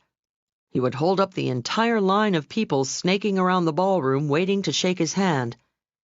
Captain Caffiero would enthusiastically recount his naval history to the savvy inquirer who might have just learned the words master or command last week in the newspaper shipping notices. If the passenger had simply said, "How long have you been a captain?" or "What was your first boat?" he or she would have gotten the captain's usual Italian gentleman's version of the bum's rush. Soon you'll become addicted to the high that establishing rapport with so many people gives you. All it takes is reading different sections of the newspaper. Pump their pulp for even more fuel. Then, when you crave a bigger hit of insider lingo, start reading trade journals. Those are the closed circulation magazines that go to members of various industries. Ask your friends in different jobs to lend you one, so you'll have even more fuel for the conversational fire. All industries have one or two. You'll see big glossy rags with names like automotive news, restaurant business, pool and spa news, trucking industry, and even hogs today for people in the pig business. Excuse me, they call themselves swine practitioners. Hey, you never know when to make your next big sale it will help to speak pig. Any one issue will give you a sample of their lingo and inform you of the hottest issues in that field. When it comes to people's hobbies and interests, browse through magazines on running, working out, bicycling, skiing, swimming, and surfing. Large magazine stores carry biker rags, boxer rags, bowler rags, even bull riding rags. You'll find thousands of special interest magazines published every month. Several years ago, I got hooked on buying a different one each week. It paid off quickly when a potential consulting client invited me to dinner at her home. She had a beautiful garden, and thanks to Flower and Garden magazine, I could throw out insider terms like ornamentals, annuals, and perennials. I could even keep up when the discussion turned to the advantages of growing from seeds or bulbs. Because I was so fluent in flower, she invited me to take a longer walk with her to see her private back gardens. As we strolled, I gradually changed the subject from chrysanthemums to the consulting work I could do for her company. Who was leading whom down the garden path? Technique number 41. Read their rags. Is your next big client a golfer, runner, swimmer, surfer, or skier? Are you attending a social function filled with accountants or Zen Buddhists or anything in between? There are untold thousands of monthly magazines serving every imaginable interest. You can dish up more information than you'll ever need to sound like an insider with anyone just by reading the rags that serve their racket. Have you read your latest copy of Zoo News yet? Is the world getting smaller, or are we getting bigger? Today's Renaissance man or woman is comfortable and confident anywhere. The next technique helps you be an insider wherever you find yourself on the planet, and it saves you from fulfilling the world's fantasy of the ugly American. 42. How to talk when you're in other countries. Say you're traveling abroad on business, and you want to be a global insider. What's the first thing on your to-do list? Get a passport and a phrase book, right? After all, who wants to wander around Rome not knowing how to ask for a restroom, or be thirsty in Kuala Lumpur not knowing how to ask for a soda? However, there's something most of us forget to pack, often with dire consequences: a book on international customs. A friend of mine, a fellow speaker named Geraldine, was excited about her first speech in Japan.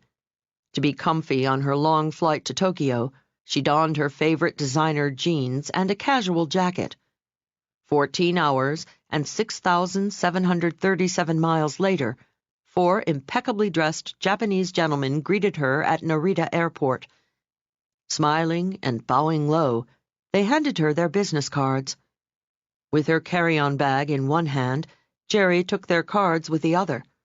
She thanked them, glanced briefly at the cards, and packed them safely into her back pocket. She then pulled one of her business cards out of her purse and, sensitive to the fact that they might have difficulty pronouncing Geraldine, wrote her nickname Jerry above her printed name. The gentleman hovered over her card, turning it over to examine it a few times, before one of them put it in his briefcase. When the 5 of them arrived at the hotel, they invited Jerry for tea in the lobby. While sipping tea, the gentleman presented her with a small gift, which she eagerly opened. One of Jerry's most charming qualities is her instinctive warmth and effusiveness. She was thrilled with the gift, and, in typical Jerry style, she squealed, "Oh, it's beautiful," as she gave each of the gentlemen a little hug. At this point, the 4 Japanese gentlemen stood up in unison like 4 frowning Siamese twins and, bowing only very slightly, mumbled sayonara and promptly left. Poor Jerry was flabbergasted. What did she do wrong? Everything. First, the jeans. Even if you're coming off a bicycle in Asia, you do not meet clients casually dressed. The second mistake was Jerry's vulgar handling of their business cards. In Asia, the business card is one of the most important protocol tools. It is always presented and accepted reverently with both hands, except in Muslim Asia, where the left hand is considered unclean. Jerry then put their cards away much too quickly. In Asia, people use business cards as a conversation starter. You chat about each other's cards and work and do not put theirs away until they gently and respectfully place yours in safekeeping. Shoving it into her back jeans pocket was the ultimate disrespect. Jerry didn't discover her 4th gaffe until she returned home. One of her colleagues, Bill, a seasoned business traveler, analyzed the fiasco for her. Bill told her the reason the gentleman had turned Geraldine's card over and over when she gave it to them at the airport was to find her name, title, and company printed in Japanese on the other side. The flip side of Jerry's card was, of course, blank. Then, 5th horror of horrors, Jerry should not have written on the card. Cards in Asia are not exactly sacred, but one should never deface them with messy handwriting. The sad tale of Jerry and the Japanese gets worse. Bill broke the bad news to her. She should not have opened the gift in front of her clients. Why? Because in a land where saving face is critical, it would be embarrassing to discover the gift they gave was not as nice as the one they received. Yikes, Jerry hadn't even given them a gift. Gaffe number 7. Jerry's little squeal when receiving the gift was also a boo-boo. In Asia, the lower the tone of voice, the higher the rank. The final flub was, of course, giving the gentleman a thank-you hug. Hugging, highly revered in certain parts of the world, is, in Japan, absolutely unacceptable with a new client. Needless to say, Jerry has not been invited back to Japan. However, she does have a gig coming up in El Salvador. This time, she's smart. She's studying up on the customs there. Happily, she's finding she can hug to her heart's content. However, she shouldn't use her or anybody else's first name. Oh, and she must not introduce herself as an American. After all, Salvadorans are Americans too. The differences round the world go on and on. Whenever I travel, I have to hit myself over the head and realize I'm not in the anything-goes old USA. I love to travel in jeans. I'm an incurable hugger, and I can't wait to see what's in a gift box anybody gives me. However, whenever I plan to leave Uncle Sam's shores, I check on foreign customs to see how much of myself I can be. Technique number 42. Clear customs. Before putting one toe on foreign soil, get a book on do's and taboos around the world. Before you shake hands, give a gift, make gestures, or even compliment anyone's possessions, check it out. Your gaffe could gum up your entire gig. There are some excellent books on international customs. Don't be like another hapless colleague of mine who almost blew a big business deal with a Brazilian. Just before signing the contract, he gave the OK sign with his thumb and forefinger. Little did he know he was telling his new business partner to go have intercourse with himself. You never know until it's too late. Now we come to where being an insider shows immediate, tangible, and calculable rewards, and where being an outsider really hurts, right in your pocket or purse. 43. How to talk them into getting the insider's price on practically anything you buy. Never underestimate human ingenuity when it comes to getting what you want. Many people expand the adage, all's fair in love and war, to all is fair in love, war, and buying what I want. To get a table at a posh restaurant on a busy night, using a celebrity name is an old ploy. My favorite maître d' told me he gets a lot of Robert De Niro's phoning in a reservation. When their party of 6 or 8 arrives, he hears, "I'm so sorry, Rob wasn't feeling well this evening." One woman, frustrated when her fake celebrity name didn't work, shouted at him, "Look, who the hell do I have to be to get a table? I'll be anyone you want me to be, Goldie Hawn, Steffi Graf, Fergie. Just tell me." Some people try a last-minute approach. They simply walk up to the maître d' at an overbooked restaurant, point to any name on the reservation book and say, "That's us."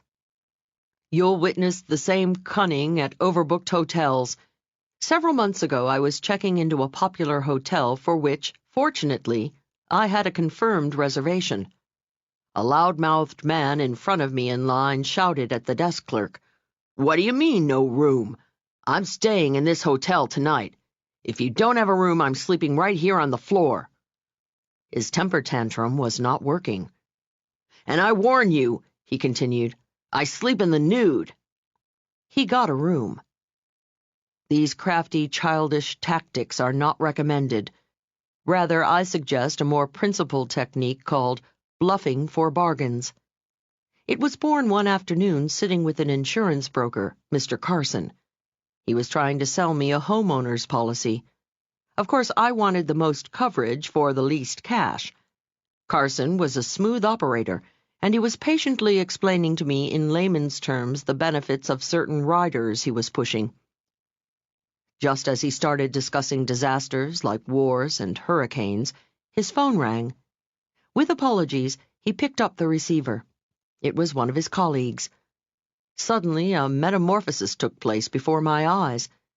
The sophisticated salesman became a palsy-walsy, regular, down-home kind of guy, chatting it up with his old buddy about umbrellas. I thought they were discussing the weather. Then the conversation turned to floaters. I now assumed they were talking about an eye problem. It took a while for me to realize that umbrella policies and floaters were part of the insurance-ease they were speaking. A few minutes later, Carson said, "Yeah, okay, so long, buddy," and put the phone down. He cleared his throat and again transmogrified back into the formal sales agent patiently defining damages and deductibles to a naive client.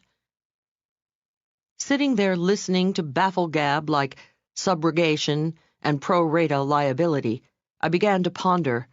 If Carson's colleague who just called wanted to buy insurance, he would have gotten a much better policy much cheaper. In practically every industry, vendors give two prices on goods or services, one to insiders and one to you and me. Before I let myself get angry about this, I thought it through. Is it unfair? Not really. If the vendor doesn't have to spend time being salesman or psychologist answering the endless stream of novice questions, he can afford to give his best price. Carson wouldn't have had to take 20 minutes explaining to his colleague, as he did to me, why, if a tornado takes your house, it's considered an act of God. Therefore, you lose. When knowledgeable associates buy products, the vendor is happily reduced to nothing more than a purchasing agent. For very little work, he makes a small profit and is satisfied. A little bit of knowledge goes a long way when you're buying something. If you have insight into your real estate broker's bottom line, he's more apt to give you the better price. If you are facile with the insider words caterers and car salesmen use to pad their profits, if you're savvy to techniques moving companies and mechanics use to bilk the unsuspecting, if you are on the lookout for lawyers' methods of fattening fees, in short, if you know the ropes, you will not get ripped off. You don't need to know a lot, just a few insider terms. The pro assumes, since you are conversant in some esoteric industry terms, you also know the best deal and rock-bottom price. No one put it better than my house painter, Iggy. "Sure," he told me. "You gotta know how to talk to a painter. Not me, but a lot of them other guys. They're gonna get whatever they can. It's only human nature. Especially if you're a woman and you deal with them smart, like I'm gonna tell you how, their hair will stand on end. They'll say to themselves, 'Hey, this is no babe in the woods. I better deal straight.'" "Okay, Iggy, how?" He said, "Tell them guys, look, the walls need very little prepping. You're not going to have to spend much time scraping and spackling. It's a clean job." Iggy told me these few sentences alone can save you hundreds of dollars. Why? Right away the painter knows you know the score, and that the most time-consuming part for him is preparing the surface, prepping in painterese. Therefore, it's his biggest markup item. Then, Iggy continued, when you tell him there'll be no cutting in, painting two colors next to each other, your price goes down again. Be sure and tell him not to leave any holidays, unpainted or sparsely painted spots, and you get a more careful job. I'm only sorry I don't have an Iggy in every field to give me a crash course in how to deal. How to deal when there's no Iggy in your life. Here's how to get the best price and the best deal from anyone. Find your Iggy informer. If you have a friend in the business, get the lingo from him. If not, instead of going straight to the vendor you want to buy from, visit several others first. Talk with them. Learn a little lingo from each. For instance, suppose you want to buy a diamond. Instead of going right to your favorite jewelry shop and asking dumbbell diamond questions, go to the competition. Make friends with the sales clerk and pick up a few gems of diamond Ds. You'll learn jewelers say stones, not diamonds. When you're talking about the top of the stone, they say table. The widest part is the girdle. The bottom is the cutlet. If the stone looks yellow, don't say yellow, say cape. If you see flaws, don't say flaws, say inclusions or glets. If you still don't like the stone, don't say, "I'd like to see something better." Say, "finer." Don't ask me why, that's just the way the diamond crowd talks. Then, when you've got your lingo down, go to where you want to buy. Because you now speak diamond, you'll get a much better price. Soon you'll be asking furriers where the skins were dressed, moving companies for their ICC performance record, and lawyers the hourly rate of paralegals and associates. Then these folks, like Iggy the painter, will say to themselves, "Hey, this is no babe in the woods. I better deal straight." Technique number 43. Bluffing for bargains. The haggling skills used in ancient Arab markets are alive and well in contemporary America for big-ticket items. Your price is much lower when you know how to deal. Before every big purchase, find several vendors, a few to learn from and one to buy from. Armed with a few words of industry ease, you're ready to head for the store where you're going to buy. Let us now delve deeper into the world of being an insider. This time we explore how to give your conversation partner the sense that you share not only experiences, but the heavy stuff. You share beliefs and values in life. Part 5. How to sound like your peas in a pod. Why, we're just alike. If you squint your eyes and look up carefully at a flight of birds, you'll see finches flying with finches, swallows soaring with swallows, and yellow birds winging it with yellow birds. The avian apartheid escalates. You'll never see a barn swallow with a bank swallow, or even a yellow bird hanging out with a yellow finch. Somebody said it shorter. Birds of a feather flock together. Happily, humans are smarter than birds. In one respect, at least. We have brains capable of overcoming bias. Really smart human beings work together, play together, and break bread together. Does that mean their comfort level is high? Well, that depends on the human being. Our purpose here is not to examine the absurdity of apartheid. It is to leave no stone unturned in making sure people are completely comfortable doing business or pleasure with you. It has been proven beyond a doubt people are most receptive to those they feel have the same values in life. In one study, individuals were first given a personality and beliefs test. They were then paired off with a partner and told to go spend time together. Before meeting, half the couples were told that they were very similar in beliefs to their partner. The other half were told they were dissimilar. Neither statement was true. However, when quizzed afterward on how much they liked each other, partners who believed they were similar liked each other a lot more than the couples who thought themselves to be dissimilar, demonstrating we have a predisposition toward people we believe are just like us.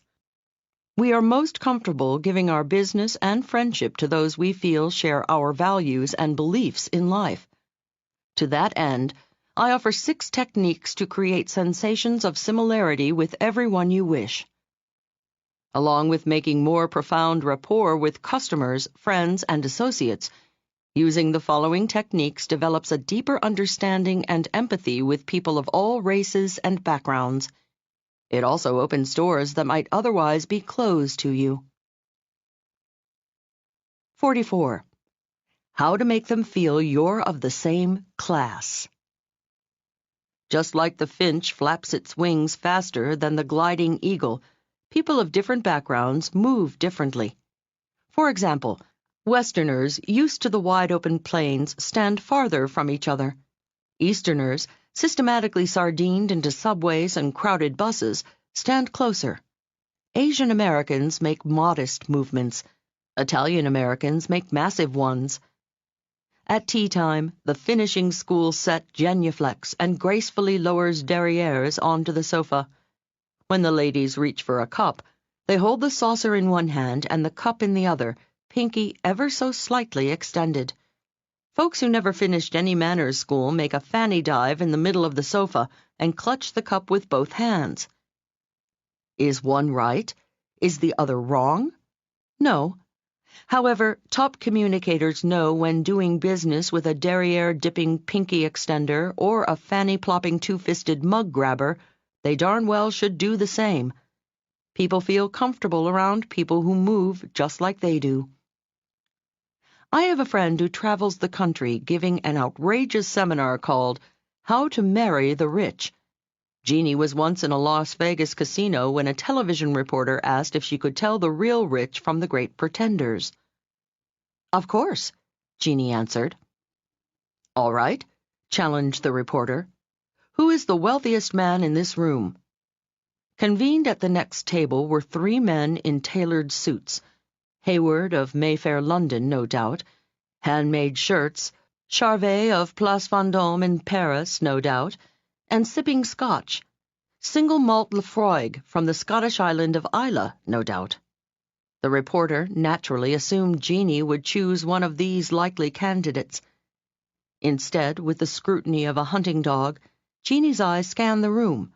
Like a trained basset hound, she instinctively pointed a long red fingernail at a fellow in torn jeans at a corner table. She murmured, "He's very rich." Flabbergasted, the reporter asked Jeannie, "How can you tell?" "He moves like old money," she said. "You see," Jeannie went on to explain, "there's moving like old money, there's moving like new money, and there's moving like no money." Jeannie could tell the unlikely chap in the corner was obviously sitting on big assets, and all because of the way he moved. Technique number 44. Be a copy class. Watch people. Look at the way they move.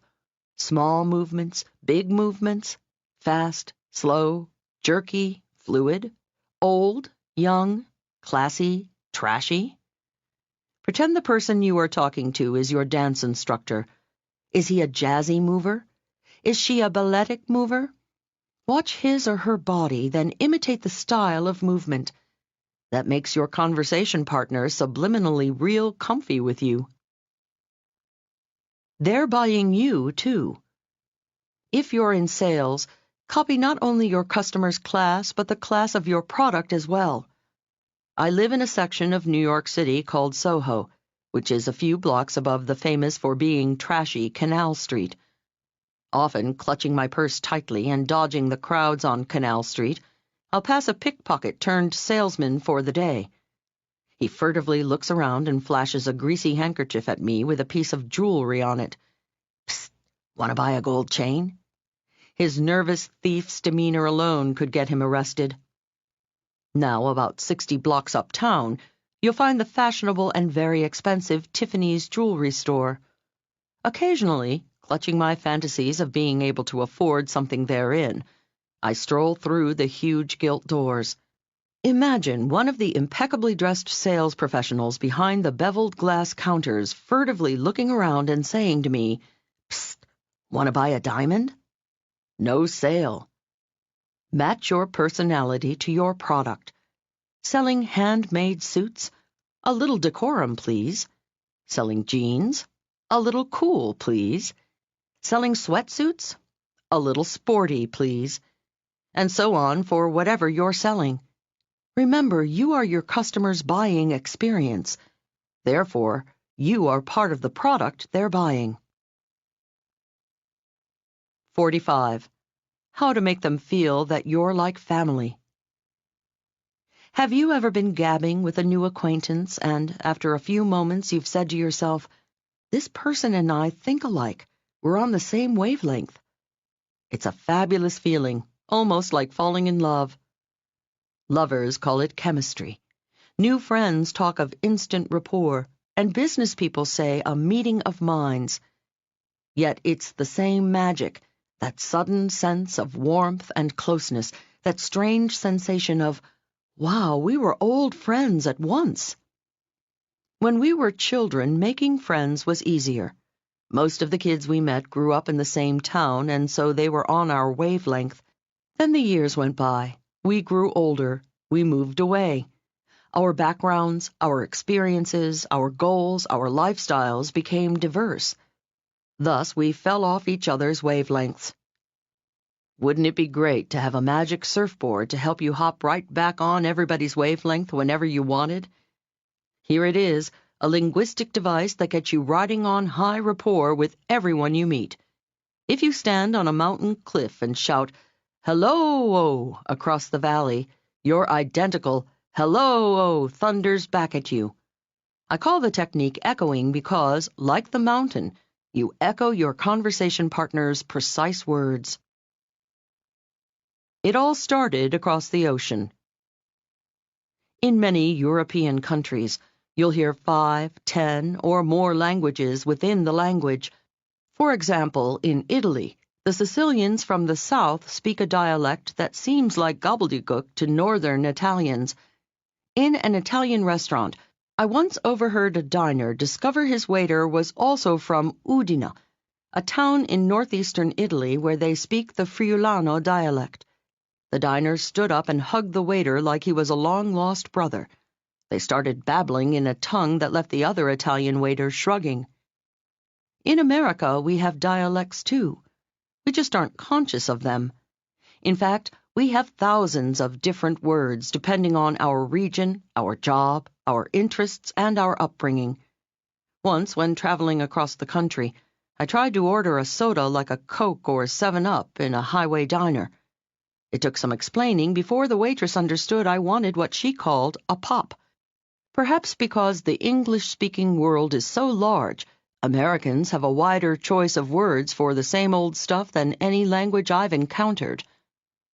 Family members find themselves speaking alike. Friends use the same words, and associates in a company or members in a club talk alike. Everyone you meet will have his or her own language that subliminally distinguishes them from outsiders. The words are all English, but they vary from area to area, industry to industry, and even family to family. The linguistic device that says, "We're on the same wavelength." When you want to give someone the subliminal feeling you're just alike, use their words, not yours. Suppose you are selling a car to a young mother who tells you she is concerned about safety because she has a young toddler. When explaining the safety features of the car, use her word. Don't use whatever word you call your kids. Don't even say child protection lock, which was in your sales manual. Tell your prospect, no toddler can open the window because of the driver's control device. Even call it a toddler protection lock. When Mom hears toddler coming from your lips, she feels you are family, because that's how all her relatives refer to her little tyke. Suppose your prospect had said kid or infant. Fine. Echo any word she used. Well, almost any word. If she'd said my brat, you might want to pass on echoing this time. Echoing at parties. Let's say you were at a party. It's a huge bash with many different types of people. You are first chatting with a lawyer who tells you her profession is often maligned. When it comes your turn to speak, say profession too. If you say job, it puts a subconscious barrier between you. Next, you meet a construction worker who starts talking about his job. Now you're in trouble if you say, "Well, in my profession," he'd think you were being hoity-toity. After the lawyer and the construction worker, you talk to several freelancers. First a model, then a professional speaker, finally a pop musician. All three of these folks will use different words for their work. The model brags about her bookings. The professional speaker might say bookings, but he is more apt to boast of his speaking engagements. A pop musician might say, "Yeah, man, I get a lot of gigs." It's tough to memorize what they all call their work. Just keep your ears open and echo their word after they say it. Echoing goes beyond job names. For example, if you are chatting with a boat owner and you call his boat an it, he labels you a real landlubber. He reverently refers to his beloved boat, of course, as a she. If you listen carefully, you hear language subtleties you never dreamed existed. Would you believe using the wrong synonym for a seemingly uncomplicated word like have labels you a know-nothing in somebody else's world. For example, cat lovers purr about having cats, but horse people would say owning horses. And fish folk don't own fish. They talk about keeping fish. Hey, no big deal. But if you use the wrong word, your conversation partner will assume, correctly, that you are a stranger in his or her hobbyland. The peril of not echoing. Sometimes you lose out by not echoing. My friend Phil and I were talking with several guests at a party. One woman proudly told the group about the wonderful new ski chalet she had just purchased. She was looking forward to inviting her friends up to her little chalet in the mountains. "That's wonderful," said Phil, secretly hoping for an invitation. "Where exactly is your cabin?" Kerplunk! There went Phil's chances for an invitation to the ladies' chalet. I couldn't resist. After the conversation, I whispered to my friend, "Phil, why did you insult that woman by calling her chalet a cabin?" Phil scratched his head and said, "What do you mean, insult her? Cabin is a beautiful word. My family has a cabin in Cape Cod, and I grew up loving the word, the associations, the joy of a cabin. In other words, the connotations of cabin. Well, fine, Phil. The word cabin may be beautiful to you, but obviously the skier preferred the word chalet." Professional echoing. In today's sales environment, customers expect salespeople to be problem solvers, not just vendors.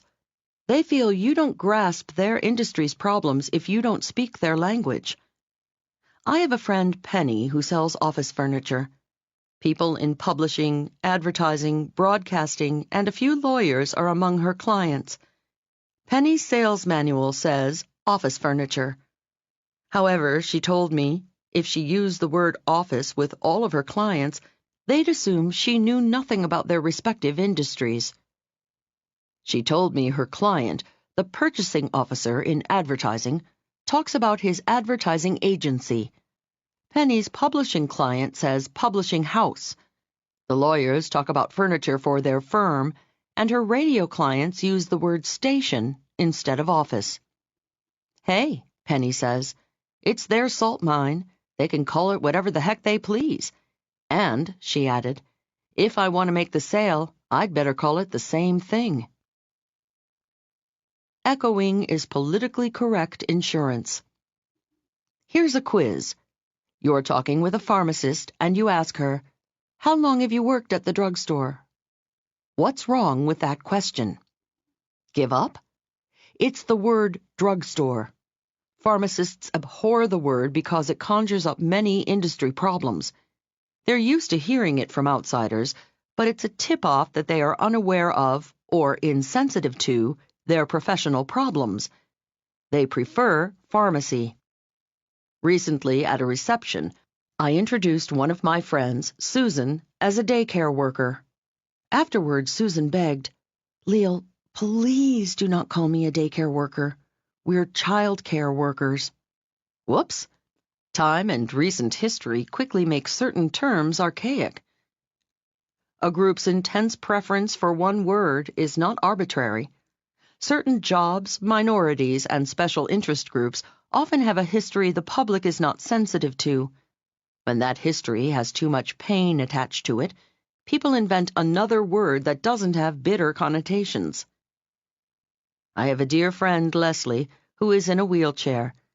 She says whenever anyone says the word handicapped, she cringes. Leslie says it makes her feel less than whole. "We prefer you say person with a disability." She then gave a moving explanation. "We people with disabilities are the same as every other able-bodied person. We say AB," she added.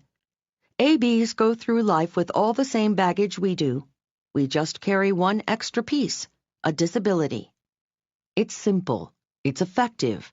To show respect and make people feel close to you, echo their words. It makes you a more sensitive communicator and keeps you out of trouble every time. Technique number 45, echoing. Echoing is a simple linguistic technique that packs a powerful wallop. Listen to the speaker's arbitrary choice of nouns, verbs, prepositions, adjectives, and echo them back. Hearing their words come out of your mouth creates subliminal rapport. It makes them feel you share their values, their attitudes, their interests, their experiences. 46. How to really make it clear to them.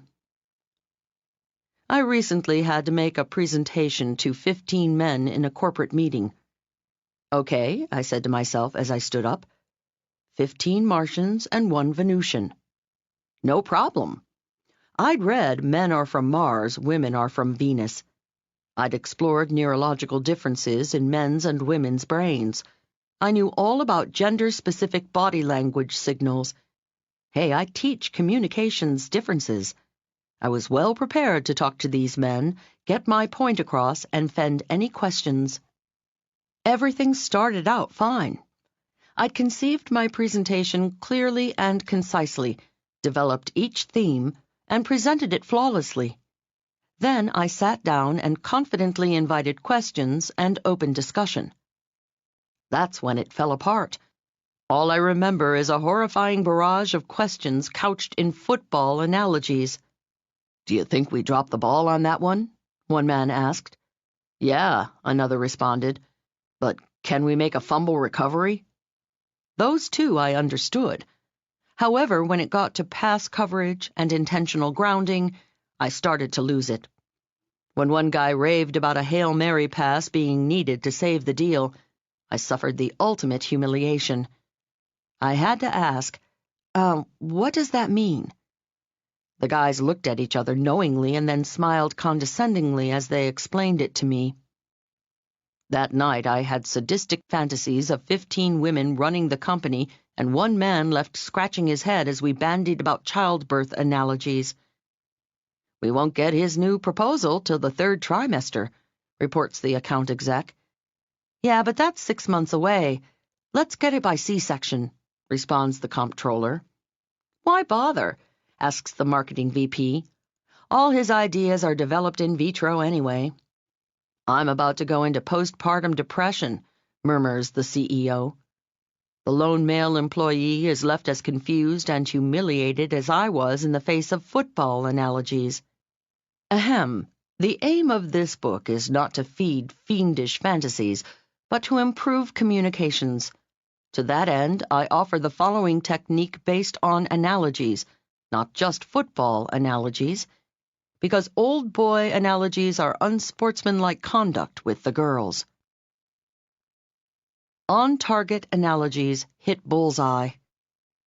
Analogies can be an effective communications tool if you evoke images from the life of the person you are talking to.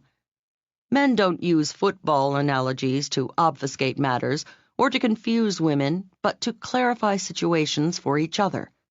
Analogies from the sport bring situations to life for men because generally they watch more football than women. Moving on to other sports analogies, everyone knows what the speaker means when he or she hears, "We'll never strike out with this solution." Nevertheless, the image would be more compelling to a baseball fan, as would analogies like caught on the fly, hitting the dirt, or throwing a spitball. You've heard people say, "This solution is right on target." We all understand it, but the phrasing would be more dramatic for archery enthusiasts. If your listener were a bowler, speaking of gutter balls or big splits would bring whatever you were discussing to life. If your business buddies were basketball fans, analogies like hook shot or air ball would land right in their basket. If your client wrestles, saying feints and scissor holds would be the way to grab him. These analogies might sound far-fetched to you, but they are potent communications tools when they evoke your conversation partner's world. Why not use the most powerful terms possible to get your point across and make the sale? I call the technique potent imaging. Technique number 46, potent imaging. Does your customer have a garden? Talk about sowing the seeds for success. Does your boss own a boat? Tell him or her about a concept that will hold water or stay afloat. Maybe he is a private pilot. Talk about a concept really taking off. She plays tennis. Tell her it really hits the sweet spot. Evoke your listener's interests or lifestyle and weave images around it. To give your points more power and punch, use analogies from your listener's world, not your own. Potent imaging also tells your listeners you think like them and hints you share their interests. Pardon me while I return momentarily to my sadistic fantasies of the hopelessly confused lone male employee. The all-female management team is now arguing the corporate strategy using not football, of course, but ballet analogies. I say let's do the corporate takeover allegro, she suggests. Nah, you gotta go adagio in these matters, her colleague responds. But what if they do a tour jeté while we're poised in fifth? Come on, did you ever see a good pas-seul from their president? The top woman settles it. I say let's just give him a little révérence and then a grand bâtiment in the balls. 47. How to make them feel you empathize, without just saying, yep, uh-huh, yeah. While listening to someone talk, we often vocalize, uh-huh, or purr throaty little sounds to reassure the speaker we have heard their words. In fact, with some, it's such a habit, the noises escape their throats unconsciously. My friend Phil is a consummate, constant, and incontinent ummer whenever I'm talking. Occasionally, if I'm feeling contentious after he's given one of his agreeable ums in response to something I've said, I challenge him with, "Okay, Phil, what did I say?" Well, gosh. Phil has no idea. It's not his fault. He's male. Men are especially guilty of the not really listening habit. Once, when I was on a monologue about nothing in particular, Phil was on a real roll. To test his listening skills, I slipped in, "Yes, this afternoon I think I'll go out and get tattooed all over my body." Phil nodded his habitual, uh-huh. Well, umming is better than a blank stare. However, it's not the choice of top communicators. Try replacing your ums with full-blown empathizers. What are empathizers? Empathizers are simple, short, supportive statements. Unlike, uh-huh, they are complete sentences such as, "I can appreciate you decided to do that," or, "That really is exciting." Empathizers can be one-sentence positive critiques like, "Yes, that was the honorable thing to do," or, "It's charming you felt that way." When you respond with complete sentences instead of the usual grunts, not only do you come across as more articulate, but your listener feels that you really understand. Technique number 47. Employ empathizers. Don't be an unconscious ummer. Vocalize complete sentences to show your understanding. Dust your dialogue with phrases like, "I see what you mean." Sprinkle it with sentimental sparklers like, "That's a lovely thing to say." Your empathy impresses your listeners and encourages them to continue. Of course, you pay a price. To use the right empathizers, you do need to listen. Now let's fine-tune this technique and explore advanced empathizing. 48. How to make them think you see, hear, feel it just the way they do. About 10 years ago, I had a roommate named Brenda. Brenda was a tap dance teacher who didn't just tap dance to make a living. She lived to tap. Posters of Bill Bojangles Robinson and Charles Honey Coles plastered her walls. She didn't walk around the house. She tapped her way from room to room. It was noisy, but at least when a phone call came for Brenda, I never had trouble finding her. Once I asked Brenda when she got interested in tap. She said, From the moment I first opened my ears. Her ears? I thought that's strange. Most people say, from the moment I opened my eyes. At that moment, I realized Brenda saw the world more through her ears than her eyes. We all perceive the world through 5 senses. We see the world, we hear the world, we feel the world, we smell the world, and we taste the world. Therefore, we talk in terms of those 5 senses. Proponents of neuro-linguistic programming, NLP, tell us, for each person, one sense is stronger than others. For Brenda, it was her hearing.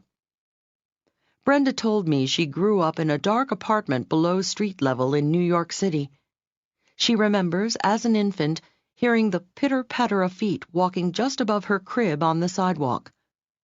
As a toddler, her tiny ears were bombarded with honking horns, shrieking sirens, and tire chains slapping the icy streets. She especially remembers the clumpety-clomp of police horses' hooves on the pavement outside her window. Her first perceptions of the outside world came to her through her ears. To this day, sound dominates her life. Brenda, the tap dancer, is an auditory person. Since neurolinguists suggest invoking our listeners' strongest sense, I tried a few auditory references on Brenda. Rather than saying, "That looks good to me," I'd say, "That sounds good." Instead of saying, "I see what you mean," I'd say, "I hear you." When I used these auditory references, I felt she paid more attention. So I started listening very carefully to all my friends to discover which was their primary perception. Sometimes I'd hear visual references like, "I see what you mean. That looks good to me." I can't picture myself doing that. I take a dim view of that idea. From my perspective, wow, I thought I was really on to something. A wrinkle develops. But then, whoops, at other times I'd hear that same friend say, "Yeah, I hear you. Sure, that sounds good to me. I kept saying to myself it would work." That has a negative ring to it. He really tuned out the whole idea. Something tells me this wasn't going to be quite as easy as I'd expected. However, I wasn't ready to give up. Once Brenda and I went skiing with several friends. That night we were at a party. One of our friends was telling a group of people the ski slopes were beautiful. Everything was so crystal clear and white. A visual person? I asked myself. Another skier added, "The feel of the fresh snow on our faces was terrific." Aha, a kinesthetic person, I mused silently. Sure enough, just then Brenda said, "Today was so silent. The only sound you could hear was the wind in your ears as you came swooshing down the slopes." That little riff convinced me there was something to it. However, I still found it difficult to discern one's primary sense. A simple solution. Here's what I've found does work, and it doesn't take too much detective work on your part. I call the technique anatomically correct empathizers, and it's easy to master. Unless it is obvious the person you are speaking with is primarily visual, auditory, or kinesthetic, simply respond in his or her mode of the moment. Match your empathizers to the current sense someone is talking through. For example, suppose a business colleague describing a financial plan says, "With this plan, we can see our way clear in 6 months." Since this time she's using primarily visual references, say, "I see what you mean," or "You really have a clear picture of that situation." If instead your colleague had said, "This plan has a good ring to it," you'd substitute auditory empathizers like, "It does sound great," or "I hear you." A third possibility. Suppose she had said, "I have a gut feeling this plan will work." Now you give her a kinesthetic empathizer like, "I can understand how you feel," or "You have a good grasp of that problem."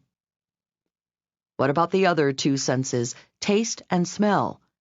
Well, I've never run up against any gustatory or olfactory types, but you could always compliment a chef by saying, "That's a delicious idea." And if you're talking to your dog, olfactory of course, tell him, "The whole idea stinks." Technique number 48. Anatomically correct empathizers. What part of their anatomy are your associates talking through? Their eyes? Their ears? Their gut? For visual people, use visual empathizers to make them think you see the world the way they do. For auditory folks, use auditory empathizers to make them think you hear them loud and clear. For kinesthetic types, use kinesthetic empathizers to make them think you feel the same way they do.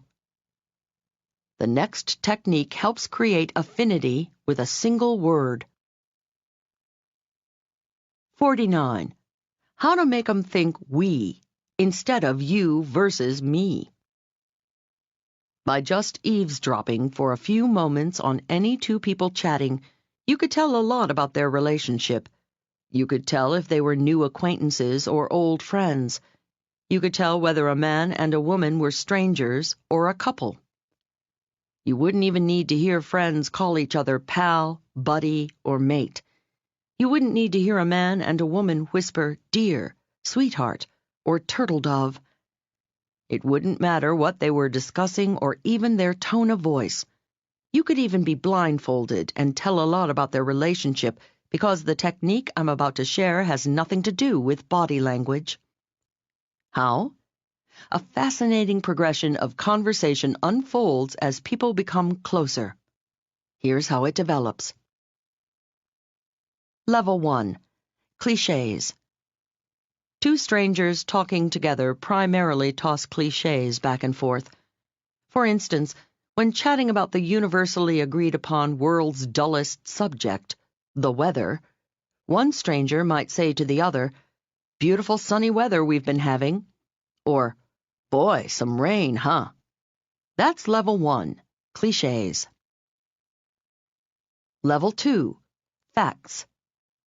People who know each other but are just acquaintances often discuss facts. "You know, Joe, we've had twice as many sunny days this year to date as last." Or, "Yeah, well, we finally decided to put in a swimming pool to beat the heat." Level 3, feelings and personal questions. When people become friends, they often express their feelings to each other, even on subjects as dull as the weather. "George, I just love these sunny days." They also ask each other personal questions. "How about you, Betty? Are you a sun person?" Level 4, we statements. Now we progress to the highest level of intimacy. This level is richer than facts and creates more rapport than feelings. It's we and us statements.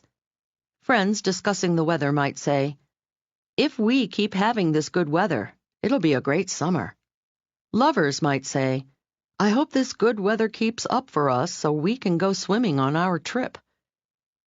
A technique to achieve the ultimate verbal intimacy grows out of this phenomenon. Simply use the word we prematurely. You can use it to make a client, a prospect, a stranger feel you are already friends. Use it to make a potential romantic partner feel the two of you are already an item. I call it the premature we. In casual conversation, simply cut through levels 1 and 2. Jump straight to 3 and 4.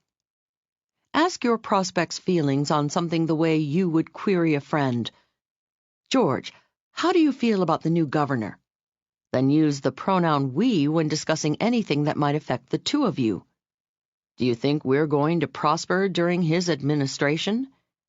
Make it a point to concoct we sentences, the kind people instinctively reserve for friends, lovers, and other intimates. "I think we'll survive while the governor's in office." The word we fosters togetherness. It makes the listener feel connected. It gives a subliminal feeling of you and me against the cold, cold world. When you prematurely say we or us, even to strangers, it subconsciously brings them closer. It subliminally hints you are already friends. At a party, you might say to someone standing behind you at the buffet line, "Hey, this looks great. They really laid out a nice spread for us." Or, "Uh-oh, we're going to get fat if we let ourselves enjoy all of this." Technique number 49, the premature we. Create the sensation of intimacy with someone even if you've just met moments before. Scramble the signals in their psyche by skipping conversational levels 1 and 2 and cutting right to levels 3 and 4. Elicit intimate feelings by using the magic words we, us, and our. Well, we have just explored how to copy our conversation partner's movements with Be a Copy Class, echo their words, evoke potent images from their world, create a bond through their primary sense with anatomically correct empathizers, and establish subliminal friendship with words like we. What else do friends, lovers, and close associates have in common? A history. The final technique in this section is a device to give a fairly new acquaintance the warm and fuzzy feeling the two of you have been together for a long, long time. 50. How to create a friendly private joke with them. Lovers whisper phrases in each other's ears that mean nothing to anyone but themselves. Friends crack up over a few words that sound like gobbledygook to anyone overhearing them. Close business associates chuckle about shared experiences. One company I've worked with has seen re-engineering, empowerment, TQM, and team building come and go in 1 decade. At company parties, the employees never fail to crack up over the time when the whole company, managers to mailroom clerks, scrambled up a 29-foot pole together all in the name of team building. The CEO slipped down the pole and broke his big toe. At the next weekly meeting, the CEO shook his crutch and caustically announced, "No more team exercises." Thus, the death of team building and the birth of a private joke. Out of shared experiences like this, a company culture grows. These employees have a history and a language to go with it. To this day, whenever they want to put an abrupt end to any idea, they say, "Let's shake a crutch at it," or "Let's slide that one down the flagpole." They all smile. Nobody knows what they mean except fellow employees. The playwright Neil Simon, sometimes with a single word, can make an entire Broadway audience understand 2 performers on stage are either married or longtime friends. The actor simply says something to the actress that makes no sense to the audience. Then both of them laugh uproariously. Everybody gets the message. These 2 people are an item. Every time my friend Daryl and I meet, we don't say hello, we say quack. Why? We met at a party 5 years ago and, in our first conversation, Daryl told me he grew up on a duck farm. When I told him I'd never seen a duck farm, he performed the best human imitation of a duck I'd ever seen. He flipped his head side to side, looking at me first out of one eye, then the other, all the while flapping his arms and quacking. I got such a laugh out of his performance that it inspired him to do a full, flat-footed duck waddle for me. It was contagious. Together we waddled around the room, flapping and quacking. We made absolute fools of ourselves that evening. The next day my phone rang. I picked up the receiver to hear not, "Hello, this is Daryl," but simply, "Quack." I'm sure that's what started our friendship. To this day, every time I hear his quack on the phone, it floods me with happy, if a tad embarrassing, memories. It recalls our history and renews our friendship no matter how long it's been since we last quacked at each other. Technique number 50. Instant history. When you meet a stranger you'd like to make less a stranger, search for some special moment you shared during your first encounter. Then find a few words that reprise the laugh, the warm smile, the good feelings the 2 of you felt. Now, just like old friends, you have a history together, an instant history. With anyone you'd like to make part of your personal or professional future, look for special moments together. Then make them a refrain. Now what's left? Chemistry, charisma, and confidence are three characteristics shared by big winners in all walks of life. Part 1 helped us make a dynamic, confident, and charismatic first impression with body language. In Part 2, we put smooth small-talk lyrics to our body ballet. Then in Part 3, we seized hints from the big boys and big girls so we're contenders for life's big league. Part 4 rescued us from being tongue-tied with folks with whom we have very little in common. And in Part 5, we learned techniques to create instant chemistry, instant intimacy, instant rapport. What's left?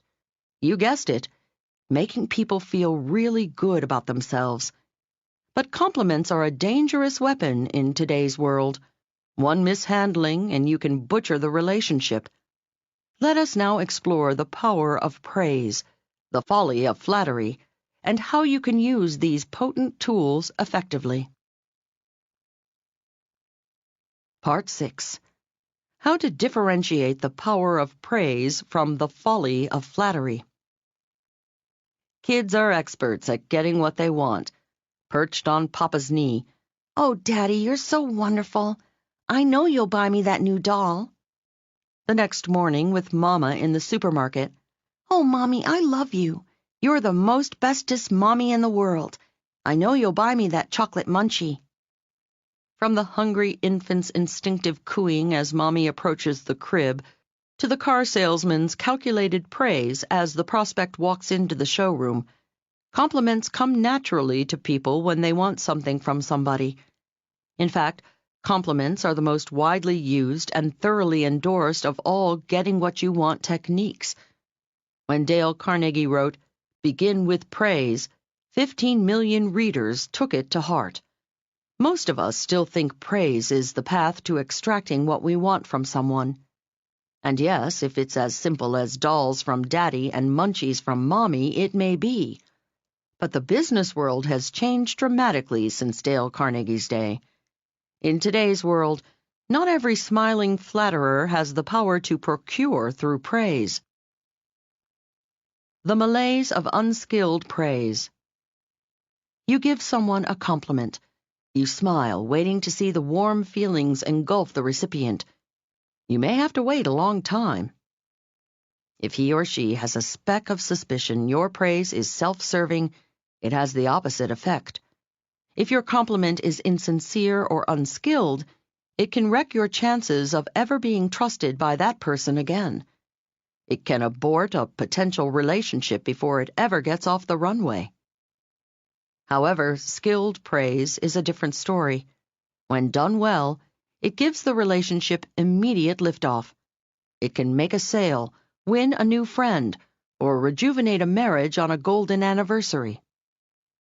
What is the difference between praise that lifts and flattery that flattens? Many factors enter the equation.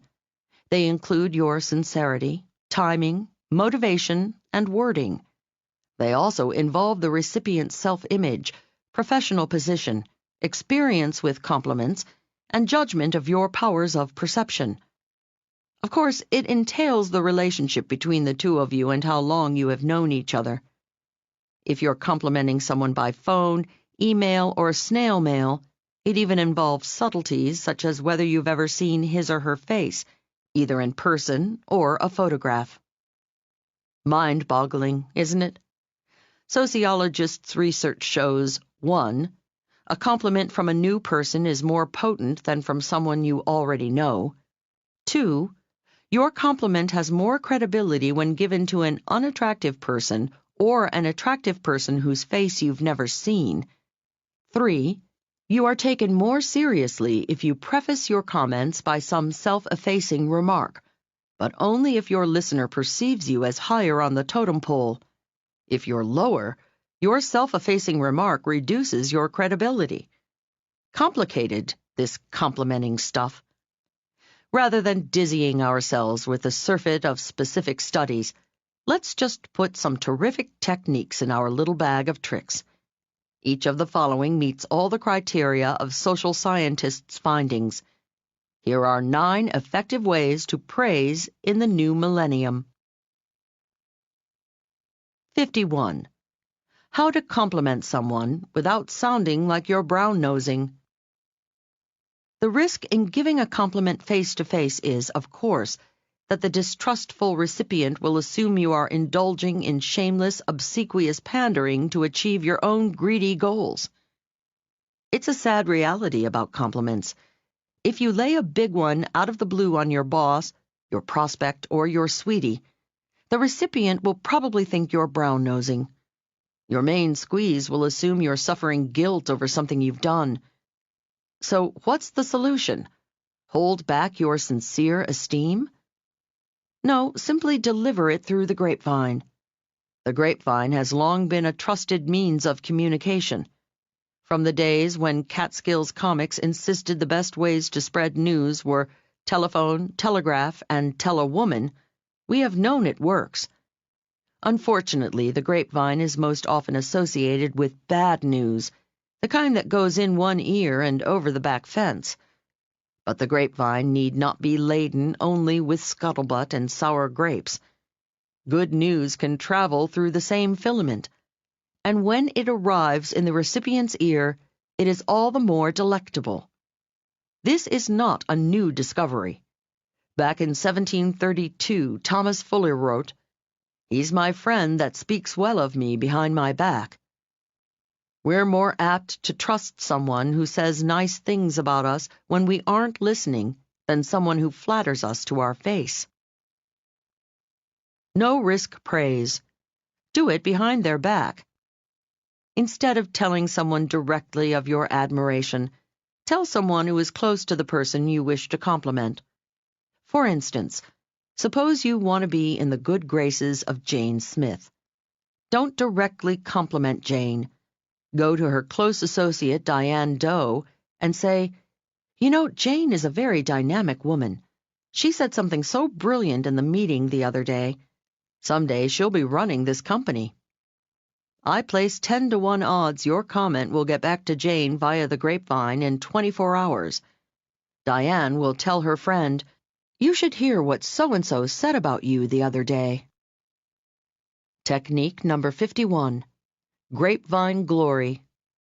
A compliment one hears is never as exciting as the one he overhears. A priceless way to praise is not by telephone, not by telegraph, but by tell a friend. This way you escape possible suspicion that you are an apple-polishing, boot-licking, egg-sucking, back-scratching sycophant trying to win brownie points. You also leave recipients with the happy fantasy that you are telling the whole world about their greatness. When you gave grapevine glory to Jane, Diane became the carrier pigeon of that compliment. Which leads us to the next technique, where you become the carrier pigeon of other people's compliments. 52. How to be a carrier pigeon of good feelings. Carrier pigeons have a long and valiant history.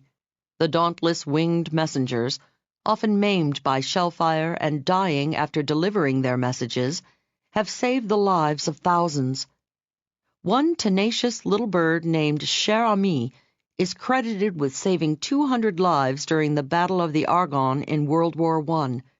The brave one-legged little birdie, one of his wings shot through, carried a message dangling from his remaining ligament. The blood-smeared little ball of feathers arrived just in time to warn that the Germans were about to bomb the city. Stumpy Joe, another plucky pigeon, had such a heroic battle-scarred career that his fans stuffed him, mounted him, and put him on display in the National Air Force Museum in Dayton, Ohio. And millions of other brave birds have brought joyful messages to racing pigeon enthusiasts around the world. In that fine tradition, I present the complimenting technique I call carrier pigeon kudos. Whenever you hear a laudatory comment about someone, don't let it end there. You don't need to write it, roll it up in a capsule, strap it to your leg like Stumpy Joe and fly it to the recipient. Nevertheless, you can remember the kudo and verbally carry it to the person who will get the most pleasure, the person who was complimented. Keep your ears open for good things people say about each other. If your colleague Carl says something nice about another colleague, Sam, pass it on. You know, Sam, Carl said the nicest thing about you the other day. Your sister tells you your first cousin is a dynamite relative. Go ahead and call Cuz. Your mother tells you she thinks Manny did a great job mowing the lawn. Pass it on to him. Hey, we all like a little appreciation, even from Mom. Here's where it benefits you. Everyone loves the bearer of glad tidings. When you bring someone third-party kudos, they appreciate you as much as the complimenter. Call it gossip, if you like. This is the good kind. Technique number 52. Carrier pigeon kudos. People immediately grow a beak and metamorphosize themselves into carrier pigeons when there's bad news. It's called gossip. Instead, become a carrier of good news and kudos. Whenever you hear something complimentary about someone, fly to them with the compliment. Your fans may not posthumously stuff you and put you on display in a museum like Stumpy Joe, but everyone loves the carrier pigeon of kind thoughts. Carry more cargo than compliments. Another way to warm hearts and win friends is to become a carrier pigeon of news items that might interest the recipient. Call, mail, or email people with information they might find interesting. If your friend Ned is a furniture designer in North Carolina, and you see a big article in the Los Angeles Times about furniture trends, fax it to him. If your client Sally is a sculptor in Seattle, and you see her work in someone's home in New York, send her a note. My friend Dan lives in San Francisco, and whenever he runs across something in the paper on communications, he clips it and sends it to me. No note, just FYI, regards, Dan, in the corner. He's like my own private West Coast clipping service. Try it. Think of the money you'll save on greeting cards. A relevant clipping is the big winner's way of saying, I'm thinking of you and your interests. 53. How to make 'em feel your admiration just slipped out. Here's yet another caress for someone's ego. Don't give a blatant compliment. Merely imply something magnificent about your conversation partner. Several months ago, I was visiting an old friend in Denver whom I hadn't seen in a long time. When he came to my hotel to pick me up, he said, "Hello, Leil, how are you?" Then he paused, looked at me, and said, "You've obviously been well." Wow, I felt terrific. He implied I looked good, and that made my evening. Guess the good Lord decided I shouldn't have too swollen a head, however, because later that evening, after my friend dropped me off, I got into the hotel elevator. A maintenance man entered at the 3rd floor. He smiled at me. I smiled back. He looked at me again and said, "Gosh, ma'am, was you a model?" Oh, man, was I feeling on top of the world now. "When you was young?" he continued. Crash. Why couldn't he have zipped his lip before the zinger? I loved the implication in the first part of his comment, but the second implied I was now an old lady. Ruined my next day. Heck, his unintentional low blow ruined my week. In fact, I still feel wretched about it. You have to be careful of unintentional bad implications. If visiting a new city, you stop someone on the street and say, "Excuse me, could you tell me if there are any fine dining restaurants nearby?" You are implying the passerby is a person of taste. If, however, you ask that same passerby, "Hey, know any down and dirty bars in this burg?" your implication is entirely different. Find a way to imply magnificent qualities of those you wish to indirectly compliment. Technique number 53. Implied magnificence. Throw a few comments into your conversation that presuppose something positive about the person you're talking with. But be careful. Don't blow it like the well-intentioned maintenance man, or the southern boy who, at the prom, thought he was flattering his date when he told her, "Gosh, Mary Lou, for a fat gal, you dance real good." 54. How to win their hearts by being an undercover complimenter. Next in our agglomeration of joy spreaders is a technique I call accidental adulation. Once, at a small dinner party, the subject turned to space travel. The gentleman seated to my right said, "Leil, you're much too young to remember this, but when Apollo 11 landed on the moon..." If my life depended on it, I couldn't tell you what the chap said next. I simply remember smiling to myself and stretching to get a glimpse of my youthful self in the dining room mirror. Of course I remember July 1969. Like the rest of the world, I was glued to the television watching Neil Armstrong's size 9.5B boot hit the moon. However, I certainly was not thinking of moon travel at that dinner party. I was too busy reveling in the fact that this lovely man didn't think I was old enough to remember 1969. I assumed his opinion of my youthfulness just slipped out. Therefore, it must be sincere. Sure, now that I think about it, he probably knew darn well I was old enough to remember the moon landing. I bet he was using the maneuver accidental adulation. But it doesn't matter. My warm memories of him remain.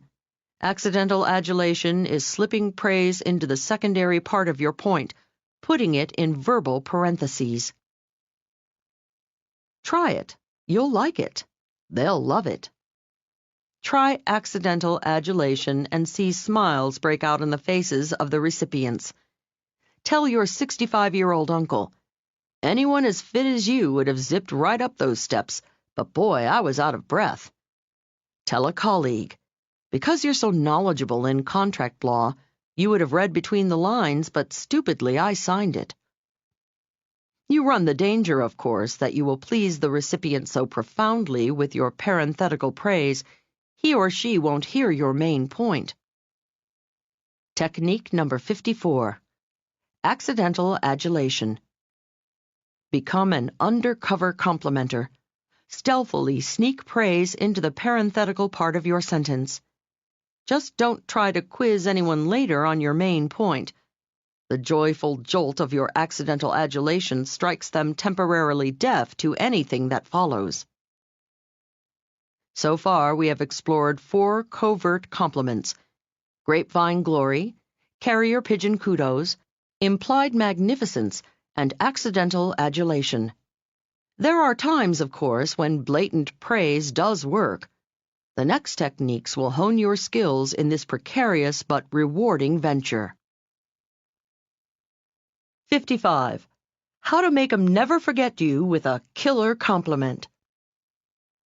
Would you like to have a little trick up your sleeve potent enough to kickstart commerce, ignite a friendship, or even a love affair? I'll give you one, but only if you heed its warning label. You must register your tongue as a lethal weapon once you've mastered the following technique. It's called the killer compliment. It was born one night some years ago after my then roommate, Christine, and I had just returned home from a holiday party. As we were taking off our coats, she had a silly smile on her face and a faraway look in her eye. "Christine, are you okay?" I asked. "Oh, yes," she purred. "I'm going to go out with that man." "Man? What man?" "Oh, you know," she said, chastising me for not knowing. "The one who told me I had beautiful teeth." Teeth? That night I happened to walk by the bathroom door as Christine was getting ready for bed. I saw her grinning at herself in the mirror, tilting her head from side to side and brushing each individual tooth. All the while she kept her eyes glued to the mirror, inspecting each one for the beauty her new admirer commented on. I realized the fellow who had given Christine the unusual compliment had made her day, and had made a killer impression on her. Thus the killer compliment came into being. What is the killer compliment? It is commenting on some very personal and specific quality you spot in someone. A killer compliment is not, "I like your tie," or "You're a very nice person." The first is not personal enough, and the second is not specific enough. A killer compliment is more like, "What exquisite eyes you have," very specific, or "You have a wonderful air of honesty about you," very personal. Because delivering your first killer compliment is difficult, I trick my seminar participants into pulling it off. About midway through the program, I'll ask them to close their eyes and think about a partner they had in an earlier exercise. Then I say, "Now recall one attractive physical quality or personality trait you observed in your partner, not one you would necessarily comment on," I caution. Perhaps your partner had a lovely smile or a twinkle in her eye. Perhaps he exuded a sense of calm or credibility. Got it in your mind? Then the thunderbolt. Okay, now go find your partner and tell them the nice quality you noticed. What? Tell them? The thought paralyzes them. One by one, however, they courageously seek their partners and deliver their killer compliments. As people hear a stranger tell them they have beautiful hands or penetrating brown eyes, joy fills the room. Laughter explodes in every corner. I am now looking out at a sea of smiles and happy blushes. Everyone loves receiving his or her personal killer compliment, and everyone develops friendly feelings toward the giver. The Killer Compliment User's Manual. Just like a cannon, if you don't use the killer compliment correctly, it can backfire. Here's the user's manual that comes with the mighty missile. Rule number 1. Deliver your killer compliment to the recipient in private. If you are standing with a group of 4 or 5 people and you praise one woman for being fit, every other woman feels like a barrel of lard. If you tell one man he has wonderful carriage, every other feels like a hunchback. You also make the blushing recipient uncomfortable. Rule number 2. Make your killer compliment credible. For example, I'm tone deaf. If I'm forced to sing even a simple song like Happy Birthday, I sound like a sick pig. If anyone in earshot were foolish enough to tell me they liked my voice, I'd know it was hogwash. Rule number 3. Confer only one killer compliment per half year on each recipient. Otherwise, you come across as insincere, groveling, obsequious, pandering, and a thoroughly manipulative person. Not cool. With careful aim, the killer compliment captures everyone. It works best, however, when you use it judiciously on new acquaintances. Technique number 55. Killer compliment.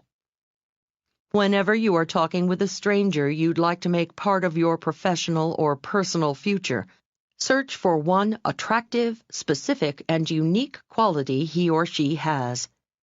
At the end of the conversation, look the individual right in the eye, say his or her name, and proceed to curl all 10 toes with the killer compliment.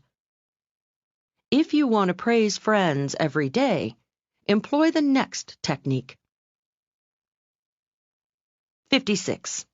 How to make 'em smile with itty-bitty boosters. In contrast to the big guns of killer compliments for strangers and the tombstone game for loved ones, which we will learn shortly, here's a little pea shooter you can pop off at anyone, anytime. I call it little strokes. Little strokes are short, quick kudos you drop into your casual conversation.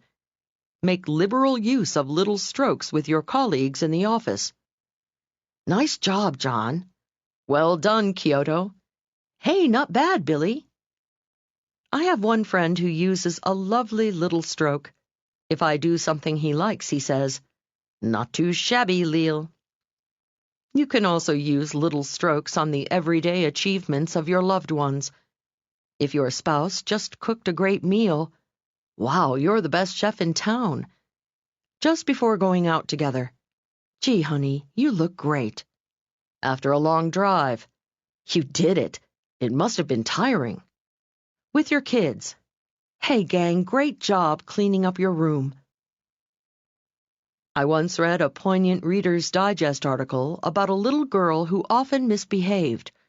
Her mother had to continually reprimand her. However, one day, the little girl had been especially good and hadn't done a single thing that called for a reprimand. The mother said, "That night, after I tucked her in bed and started downstairs, I heard a muffled noise.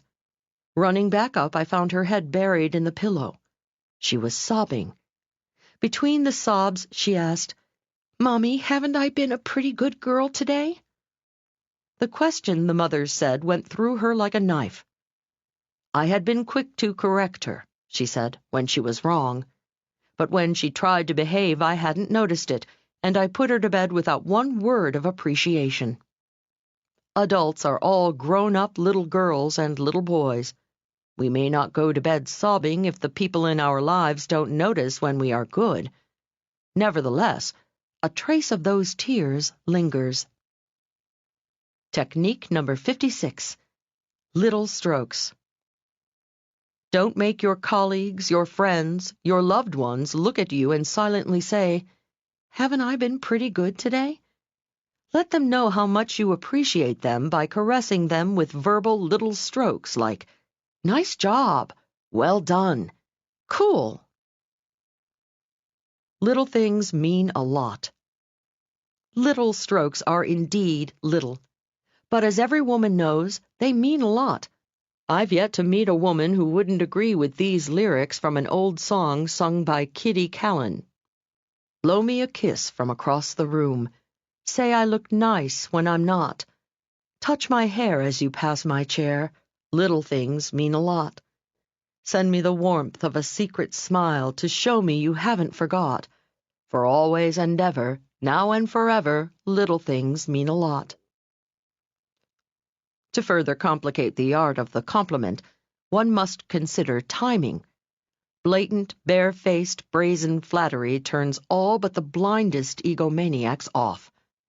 But the human animal never fails to amaze observers. There are moments when, if you don't give a blatant, bare-faced, brazen compliment, even to a bright individual, you lose. The following technique defines those moments. 57. How to praise with perfect timing. I'll never forget the first time I gave a luncheon speech in front of strangers. I had practiced for the stuffed animals on my bed and my roommate Christine, but this was my debut in front of a real audience. As I shakily got to my feet, I looked out at 17 smiling Rotarians waiting for my words of wit and wisdom. My tongue was dry as chalk dust, my palms as wet as a fish. The audience might as well have been 17,000 judges waiting to sentence me to eternal humiliation if I didn't inform and entertain each. I gave a last panic-stricken glance at Christine, who had driven me to the club, and began. "Good afternoon. It gives me great pleasure." 30 minutes later, amidst scattered applause which I feared was obligatory, I crawled back to my seat next to Christine. I looked expectantly at her. She smiled and said, "You know, this dessert isn't bad. Have some." Dessert? Dessert? Damn it, Christine, how did I do? I silently screamed at her. A few minutes later, Christine told me how much she assumed, everyone else enjoyed my talk. Nevertheless, by then it was too late. The crucial compliment-craving moment had passed. Quick as a hiccup, you must compliment now. When the doctor sadistically smacks your knee with that nasty little rubber hammer, you instantly give a knee-jerk. And when people make a coup, you must instantly hit them with a knee-jerk, "Wow, you were great." Say they've just successfully negotiated a deal, cooked a terrific Thanksgiving turkey, or sung a solo song at the birthday party. No matter whether their accomplishment is trivial or triumphant, you must praise it immediately. Not 10 minutes later, not 2 minutes later, immediately. The moment the winner walks out of the boardroom, the kitchen, the spotlight, the victor wants to hear only one sound. Wow! Technique number 57. The knee-jerk wow. Quick as a blink, you must praise people the moment they finish a feat. In a wink, like a knee-jerk reaction, say, "You were terrific." Don't worry that they won't believe you. The euphoria of the moment has a strangely numbing effect on the achiever's objective judgment. But what if they really bombed? Are you asking me to lie, you ask? Yes. Absolutely, positively, resoundingly yes. This is one of the few moments in life where a lie is condoned by the most ethical individuals. Big winners realize that sensitivity to an insecure performer's ego takes momentary precedence over their deep commitment to the truth. They also know, when sanity returns to the recipient and they suspect they screwed up, it won't matter. He or she will retroactively appreciate your sensitivity and forgive your compassionate falsehood. We've talked a lot about giving compliments, both covert and overt.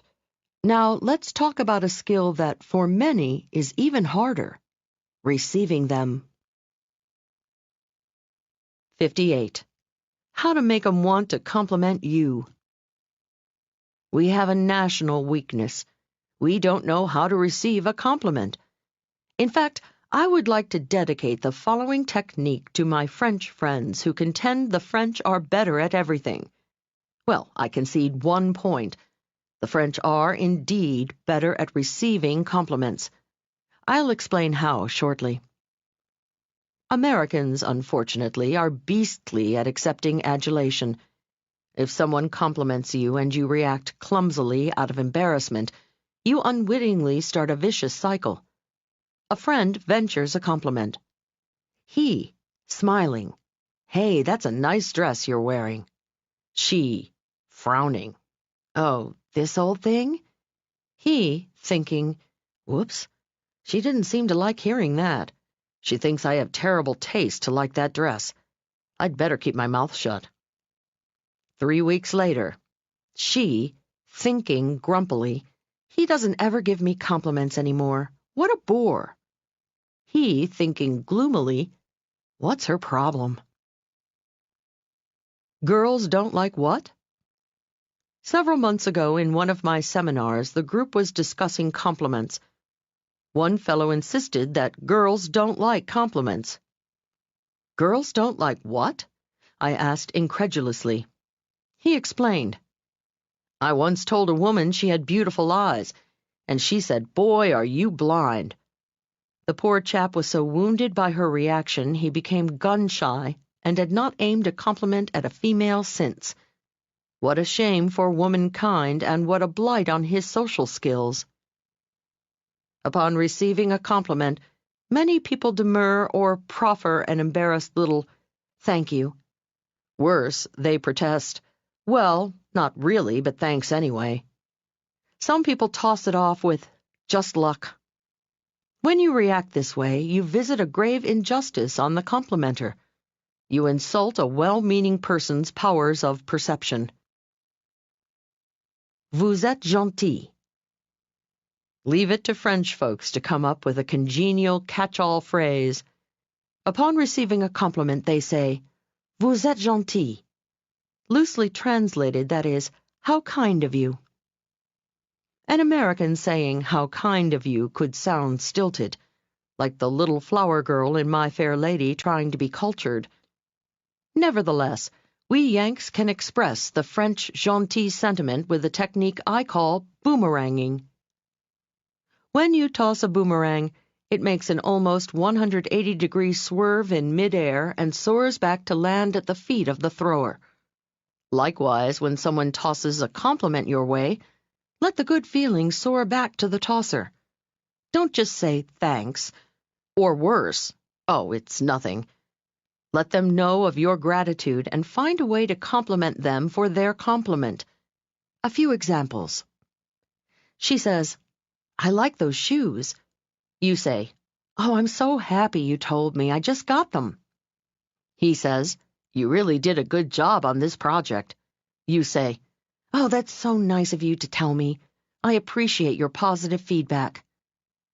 You can also boomerang the good feelings back when people ask you a question about your family, a project, an event, or anything that shows they are interested in you. Your colleague asks, "How was your vacation in Hawaii?" You answer, "Oh, you remembered I went to Hawaii. It was great, thanks." Your boss asks, "Are you over your cold now?" You answer, "I appreciate your concern. I feel much better now." Whenever someone shines a little sunshine on your life in the form of a compliment or concerned question, reflect it back on the shiner. Technique number 58, boomeranging. Just as a boomerang flies right back to the thrower, let compliments boomerang right back to the giver. Like the French, quickly murmur something that expresses, "That's very kind of you." Incidentally, in that seminar, I decided to do womankind a favor by setting malekind straight on compliments once and for all. I asked the fellow who swore women hated praise to give 3 women sitting near him a sincere compliment. He chose the woman with the beautiful silver hair sitting behind him, the girl with the hands like a pianist to his left, and the lady with the lovely deep blue eyes on his right. He told them all. 3 women waltzed out of the room that night feeling a little better about themselves than when they walked in. And I hope for all the women he would yet meet in his life, 1 man left with a changed attitude about compliments. As we come to the end of our exploration of praise, I want to make sure you're aiming dead center for people's hearts. Whether you're giving little carrier pigeon kudos or laying a killer compliment on your conversation partner, this next technique keeps you on target. 59. How to make a loved one feel you are the partner for life. Do you remember when you were a kid the hundreds of times mommy's and daddy's friends asked, "And what do you want to be when you grow up?" That was our cue to regale our adoring audience with dreams of being a ballerina, a firefighter, a nurse, a cowboy, or a movie star. Well, most of our lives wound up being a little closer to butcher, baker, or candlestick maker. Nevertheless, we all still have fantasies of our own greatness. Even though most of us cashed in our childhood dreams of being the star we thought we'd be, so we could make some money, we all know that deep down we are very, very, very special. We say to ourselves, "Maybe the world will little note nor long remember how brilliant, how wonderful, how witty, how creative or caring I really am. However, those who truly know and love me, they will recognize my greatness, my magic, my specialness over all other ordinary mortals." When we find people with the supernatural powers of perception to recognize our remarkableness, we become addicted to the heady drug of their appreciation.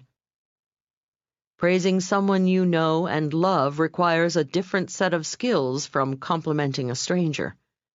The formula to bring someone even closer to you personally or professionally follows. I call it the tombstone game. It requires a little setup. Step 1. In a quiet moment, chatting with your friend, your loved one, or your business partner, tell him or her that the other day you were reading about, of all things, tombstones. The piece was about, you say, what people fantasize will be inscribed above their grave after they die. You learned that people want the quality they are most proud of in life etched in stone. Then say, "The variety is surprising. Everyone has a different self-image, a different deep source of pride." Examples. Here lies John Doe. He was a brilliant scientist. Here lies Diane Smith. She was a caring woman. Here lies Billy Bucks. By golly, he could make people laugh. Here lies Jane Wilson. She spread joy wherever she went. Here lies Harry Jones. He lived life his way. Step 2. Reveal to your partner what you would like carved on your tombstone. Be serious about your revelation to encourage him or her to do likewise. Step 3. Now you pop the question. You know, Joe, when all is said and done, what are you most proud of? What would you like the world to most remember about you? What would you want the world to see carved on your tombstone? Perhaps your business partner Joe says, "Well, I guess I'd sort of like people to know that I'm a man of my word." Listen carefully. If he expounds on it, take note of every nuance. Then file it away in your heart and don't say a word about it again. Joe will forget you ever played the tombstone game with him. Step 4. Let at least 3 weeks pass. Then, whenever you want to improve the relationship, feed the information back to your partner in the form of a compliment. Say, "Joe, you know the reason I really appreciate being in business with you is because you're a man of your word." Wow, that hits Joe like a 747 out of the sky. Finally, he says to himself, someone who appreciates me for who I really am. Telling him you admire him for the same reason he admires himself has an impact on Joe like no other compliment in the world. Now, suppose your friend is Billy Bucks, the one who wanted his wit carved on his tombstone. You'd say, "Billy, old buddy, you're terrific. I loves you 'cause you can really make people laugh."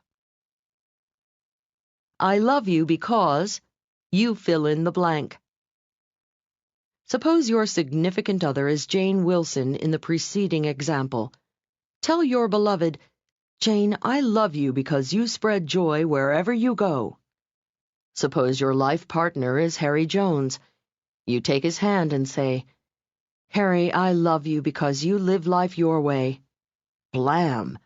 You have found that tender spot where the heart and the ego blend.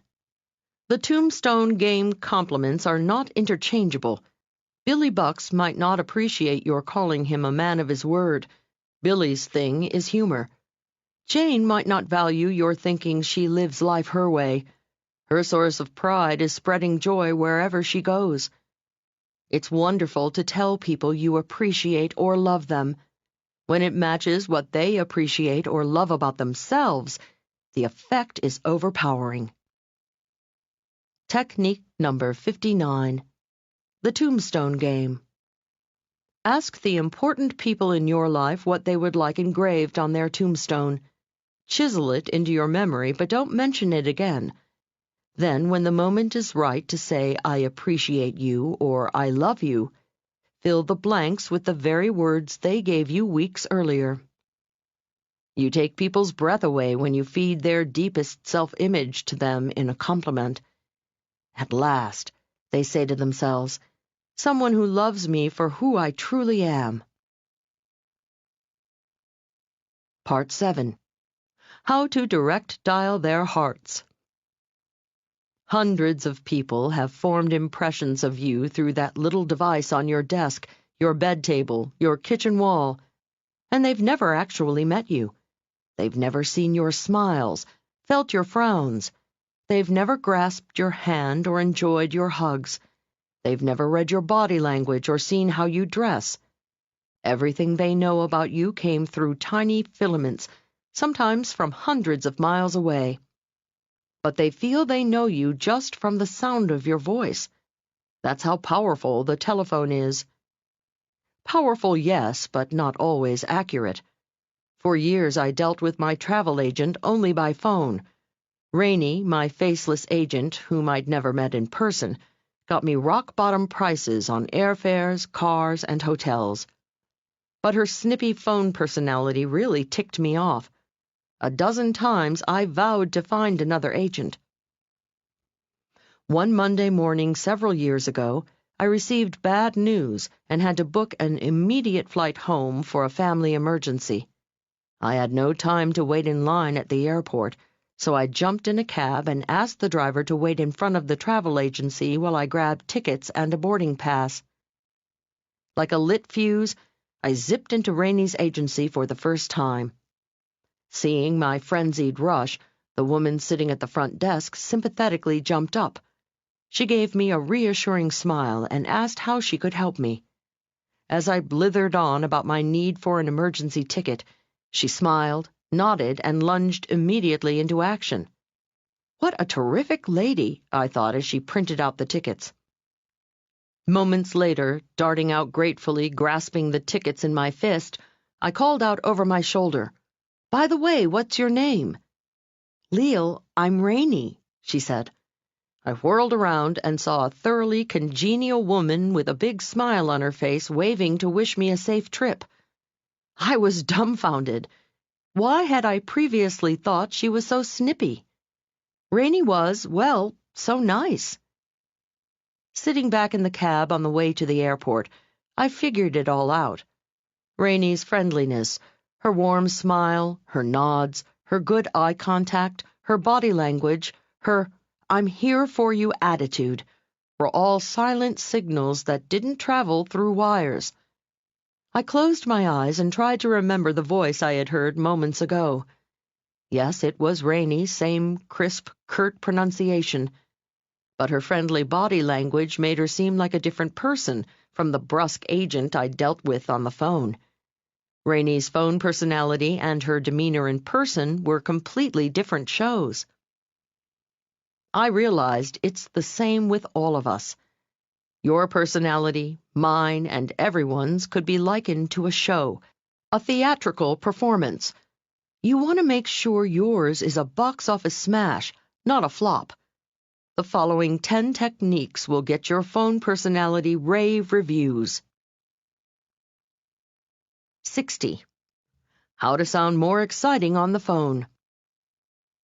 I have a friend, Tina, who designed costumes for an off-Broadway show that became a smash hit a few years ago. The tiny show was such a critical success, it won the heart of an angel, a backer, and it went to Broadway. There, the show laid a big fat egg. When I read the bad news, I called Tina. "Tina, why did the show get such bad reviews on Broadway?" Tina told me that, sadly, the director didn't insist the actors and actresses change their performance to adapt to the new surroundings. The actors' understated movements, which moved small audiences alternately to laughter and tears, were lost in the big Broadway house. Audiences couldn't see their subtle gestures and poignant facial expressions. Tina told me the performers neglected to make their movements much bigger to fit the new medium. That excellent advice is not just for actors. Whenever you are talking, you must consider your medium. If your face were on a big movie screen, you might get your message across with a wink or an eyebrow raise. On radio, however, that would be meaningless. Because listeners couldn't see your wink, you'd have to say something like, "Hi, cutie." Because listeners couldn't see your raised eyebrows, you'd have to say, "Wow, I'm surprised." Your body language and facial expressions comprise more than half your personality. When people don't see you, they can get an entirely wrong impression, as I did with Rainey. To get your personality across on the phone, you must translate your emotions into sound. In fact, you have to exaggerate the sound because studies have shown people lose 30% of the energy level in their voices on the phone. Say you meet an important new contact tomorrow. When you're introduced, you shake her hand, you fully face her.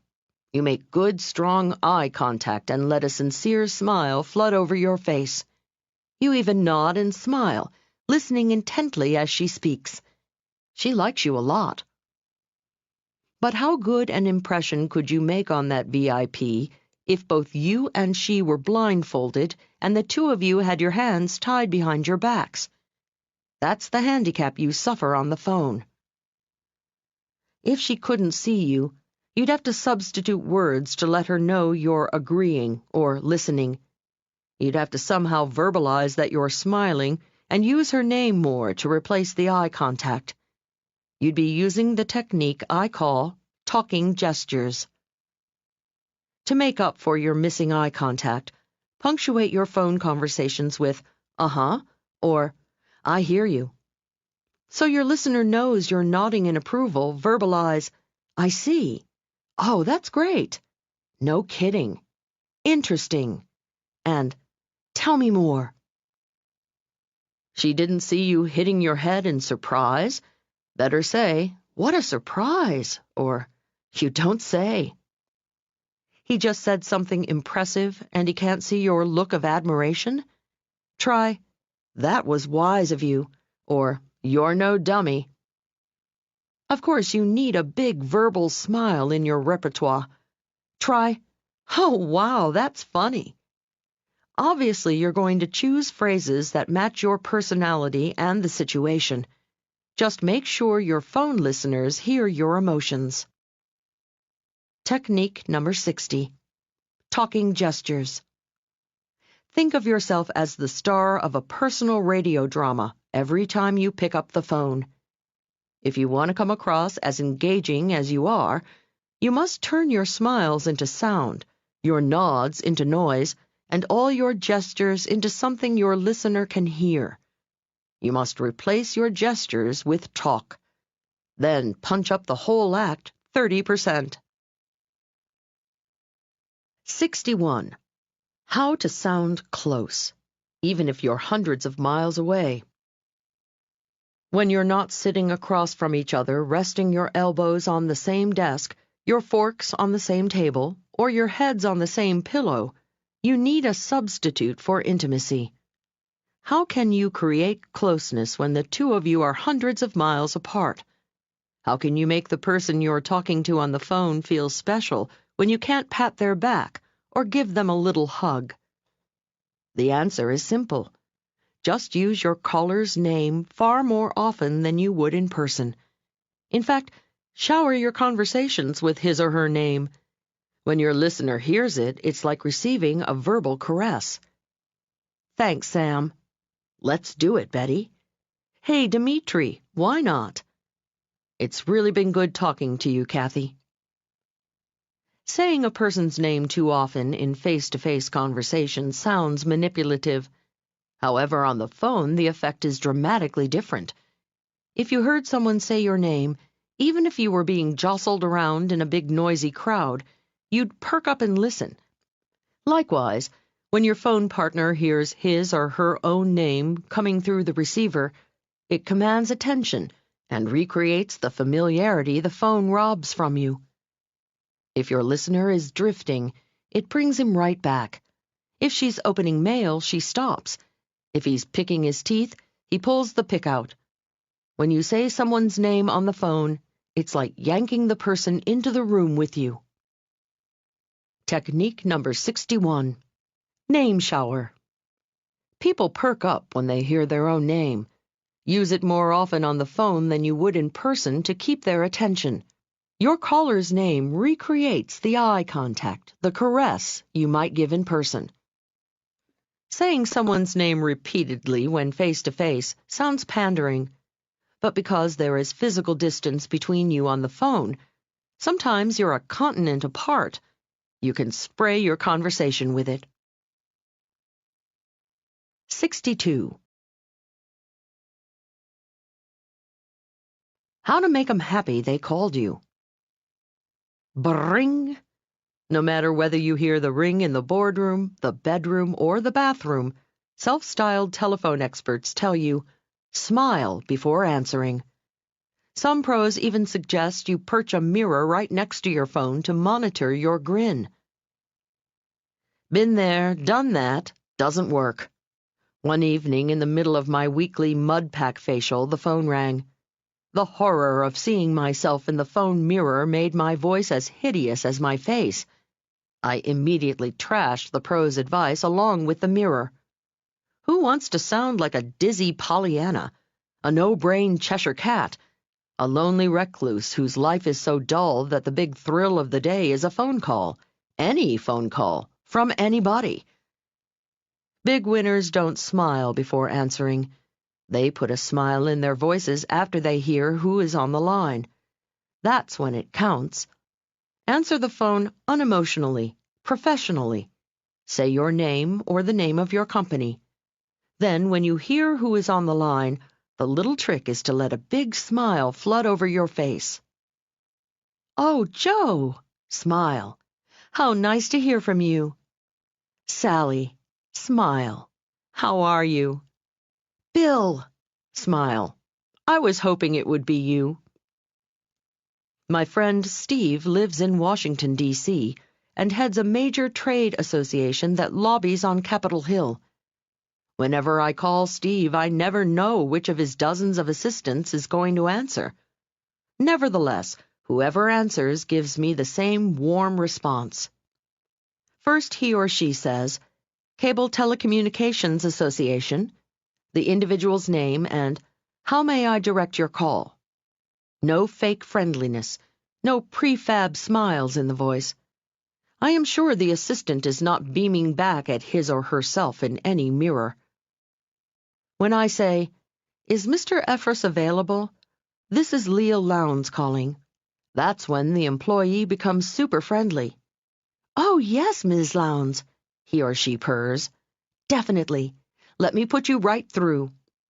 Wow, does that make me feel special? As I'm waiting for Steve to come to the phone, I fantasize him sitting at the head of a long mahogany table in his weekly staff meeting. I can just hear him instructing his staff, "Now, if the president or some higher-ups in the White House call, put them right through. Oh, and of course, if that important woman Leil Lowndes calls, put her right through, too." While visiting Washington last year, I had lunch with Steve. I took the opportunity to tell him what a pleasure it was to call his office and how I appreciated his staff's warm phone reception. I thanked him for familiarizing each with my name and mentioning I might be calling from time to time. Steve looked across the table at me and blinked. "Leil," he said, "you teach telephone skills. Haven't you caught on?"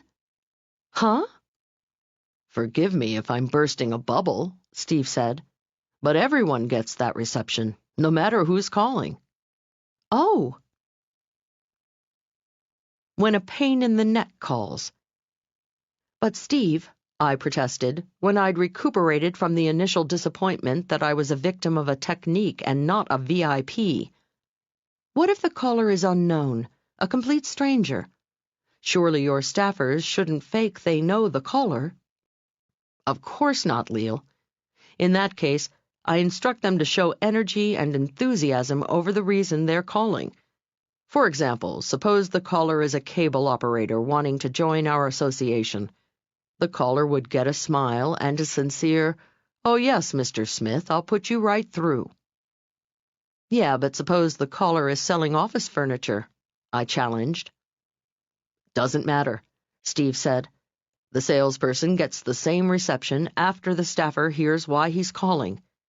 If my staffer says warmly, 'Oh, office furniture,' the caller feels good, and I find the salesperson is a lot easier to deal with later." I told him, "Okay, Steve, starting tomorrow morning, I'm going to put that, 'Oh, wow, I'm so happy you called for that reason,' attitude in my voice." The next morning, the first call was my dentist's office.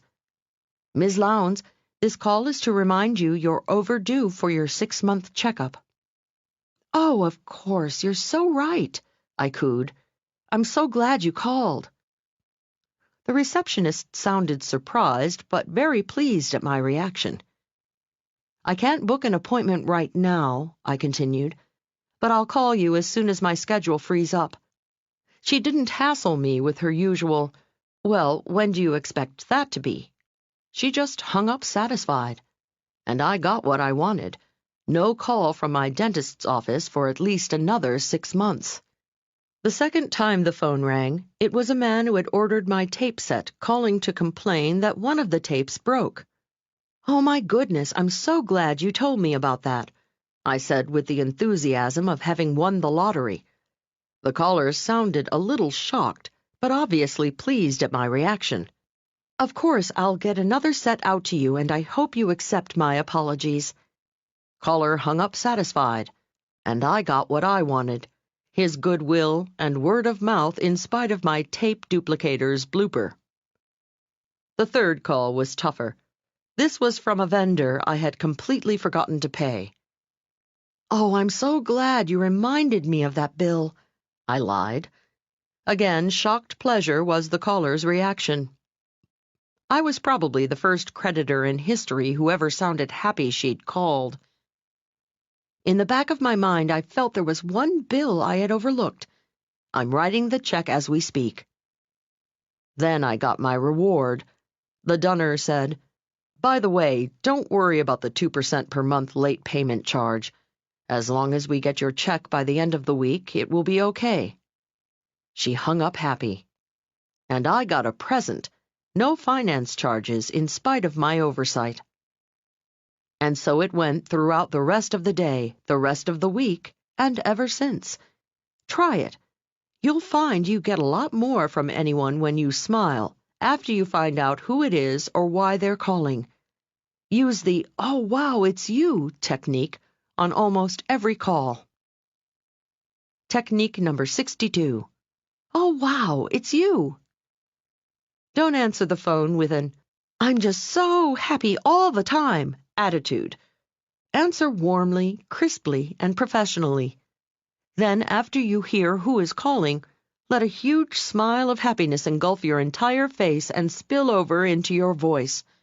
You make your caller feel as though your giant, warm, fuzzy smile is reserved for him or her. 63. How to sneak past the gatekeeper.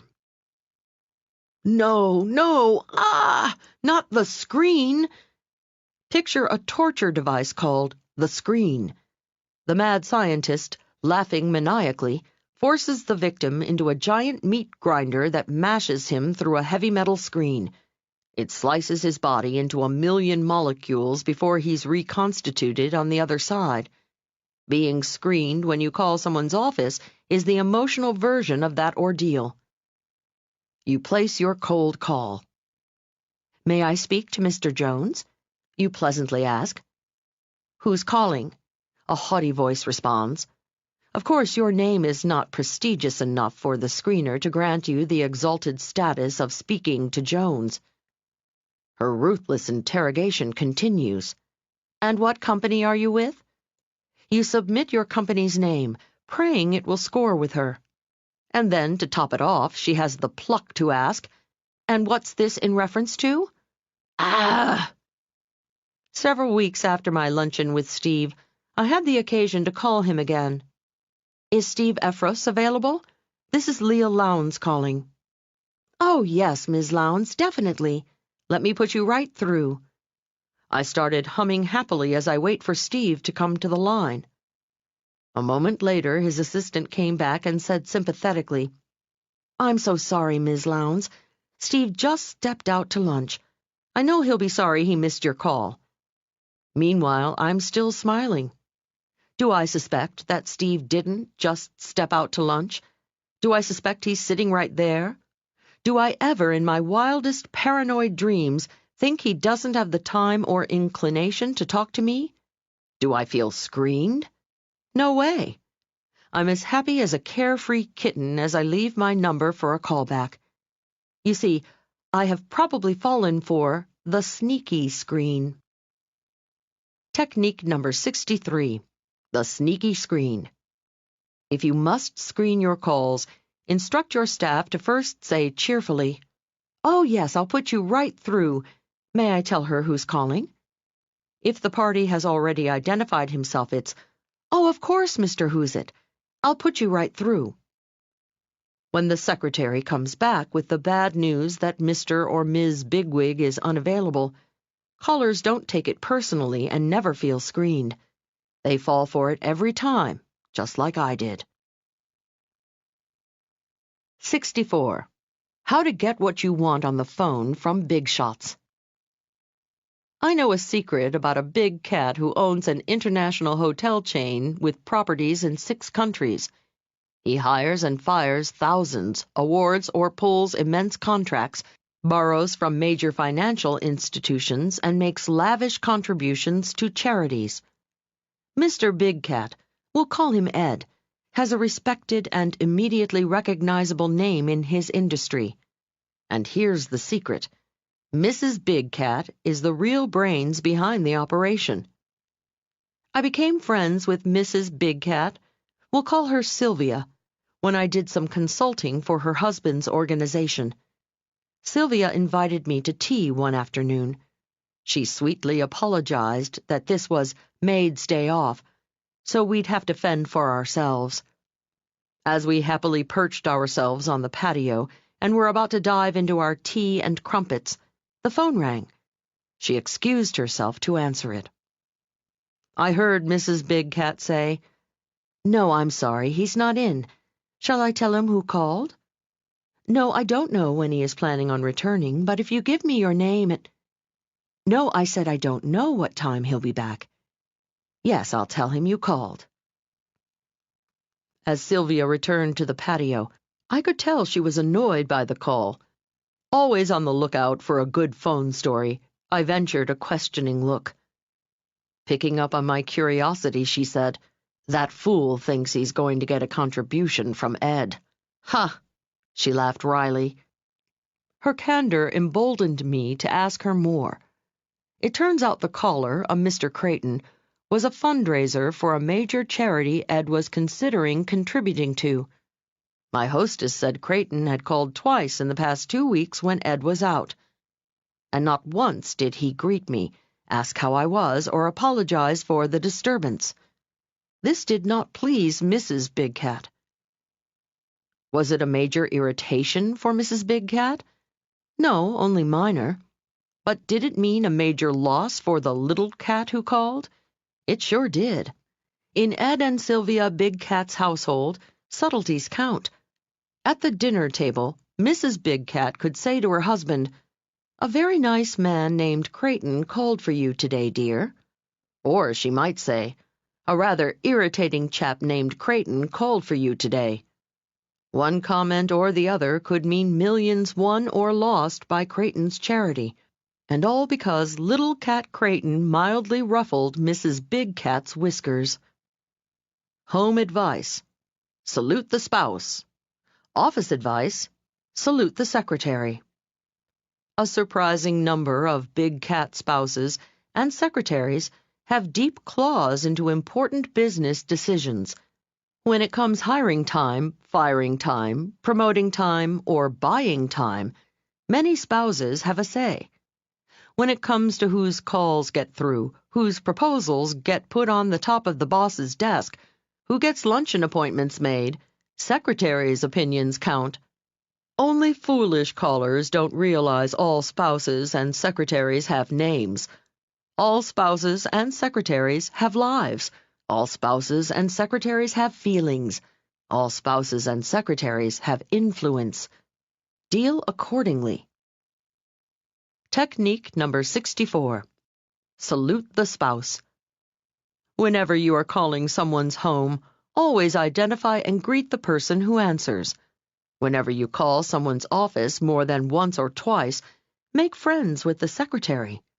Anybody who is close enough to answer the phone is close enough to sway the VIP's opinion of you. 65. How to get what you want by timing. When Alexander Graham Bell invented the phone, he and his comrades had no use for such trite phrases as, "Hi, how you doing?" Bell and his boys never just started spouting their ideas into their listeners' ears. The first words out of their mouths in those times were, "Can you talk?" Bell and his buddies were, of course, referring to technical capabilities. Little did they know, more than 100 years later, big winners would use a form of that same greeting. Today, of course, "Can you talk?" means, "Is it convenient to talk?" Before launching into conversation, they always ask, "Is this a good time to chat? Did I catch you at a good time? Do you have a minute to discuss the widget account?" All folks have a Big Ben in their brain that determines how receptive they are going to be to you and your ideas. When you mess with their internal cuckoo clock, they won't listen to you. No matter how interesting your information or how pleasant your call, bad timing means bad results for you. It's not your fault. Whenever you call someone at home, you never know whether she was sleeping or whether there's a fire raging in the kitchen stove. Whenever you call someone at work, you never know whether he's got 2 hours to get a report in or whether the big boss is not so patiently sitting on his desk. Whenever you place a call, always, not occasionally, not frequently, always ask about your timing. Make it a habit. Make it a rule. Make it a self-punishable crime if the first words out of your mouth don't concern the convenience of your timing. Hi, Joe. Is this a good time to talk? Hello, Susan. Have you got a minute? Hi, Carl. Did I catch you good or did I catch you bad? Sam, do you have a second for me to tell you about what happened at the game last Saturday? There are many ways to say it, but it all boils down to, is this a good time to talk? My friend Barry, a broadcaster, accomplishes more in a day than most people do in a week. He came up with a clever conversational device that ensures he'll never shatter anyone's emotional sundial. He calls it, "What color is your time?" Barry introduces the device by telling people he's calling he has great respect for their time. He then asks permission to start his future conversations with a question that assures he'll never disturb them at an inopportune moment. Barry says he's going to ask what color their time is. They should honestly answer, red, yellow, or green. Red means, I'm really rushed. Yellow means, I'm busy, but what's on your mind? If it's quick, we can deal with it. Green means, sure, I've got time. Let's talk. Red, like the stoplight at the corner, means stop. Yellow means hurry up, time is short, or stop and wait for the next green light. Green means go.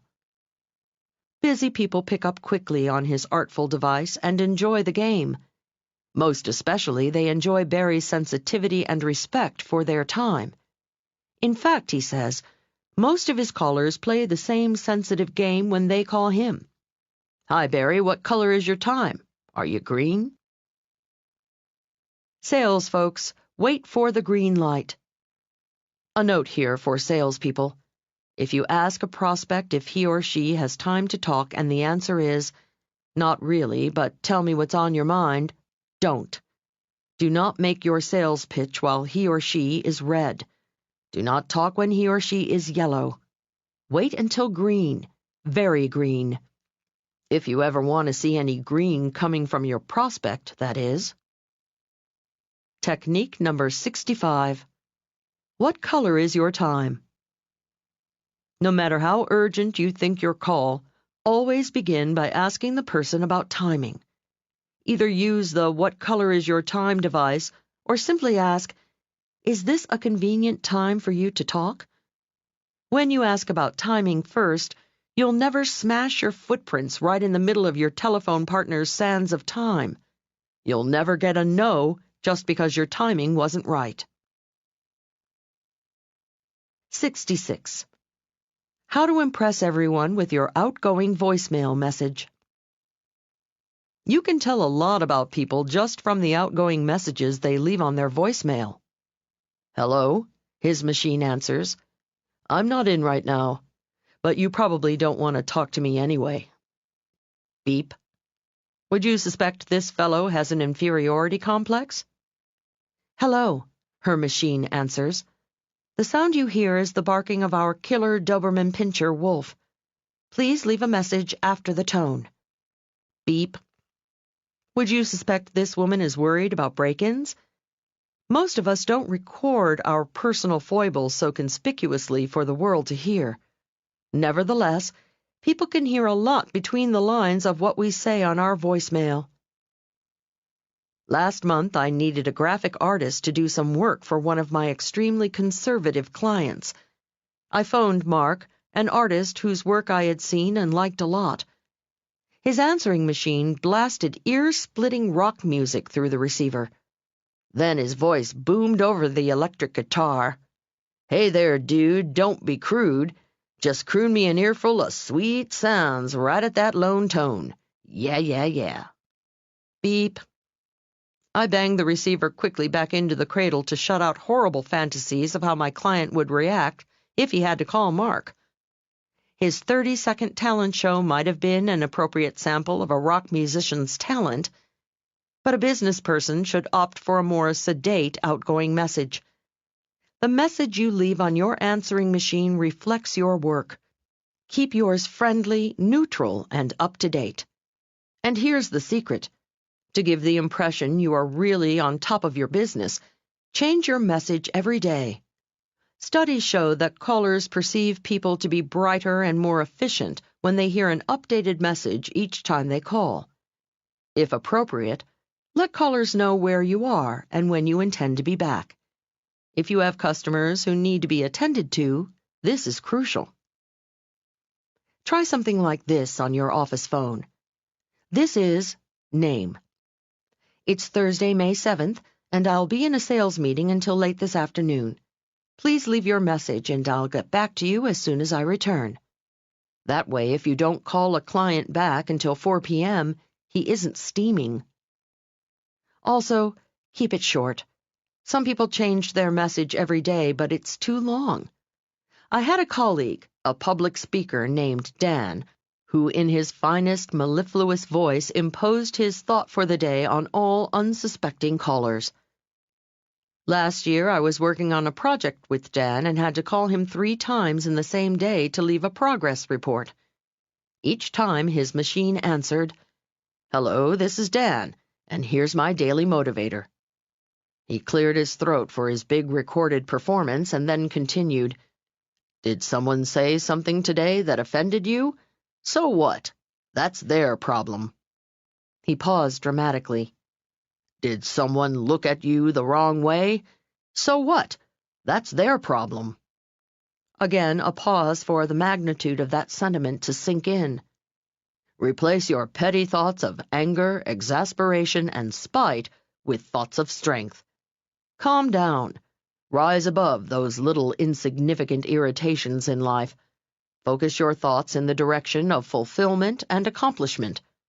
Once again, this is Dan. I'm surprised he didn't also leave his agent's phone number here. Leave your message at the tone, and have a great, peaceful day. Beep. The first time I listened to Dan's inspirational message, the length mildly irritated me.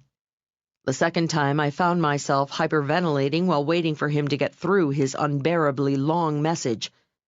By the third call, his schmaltzy message seemed interminable.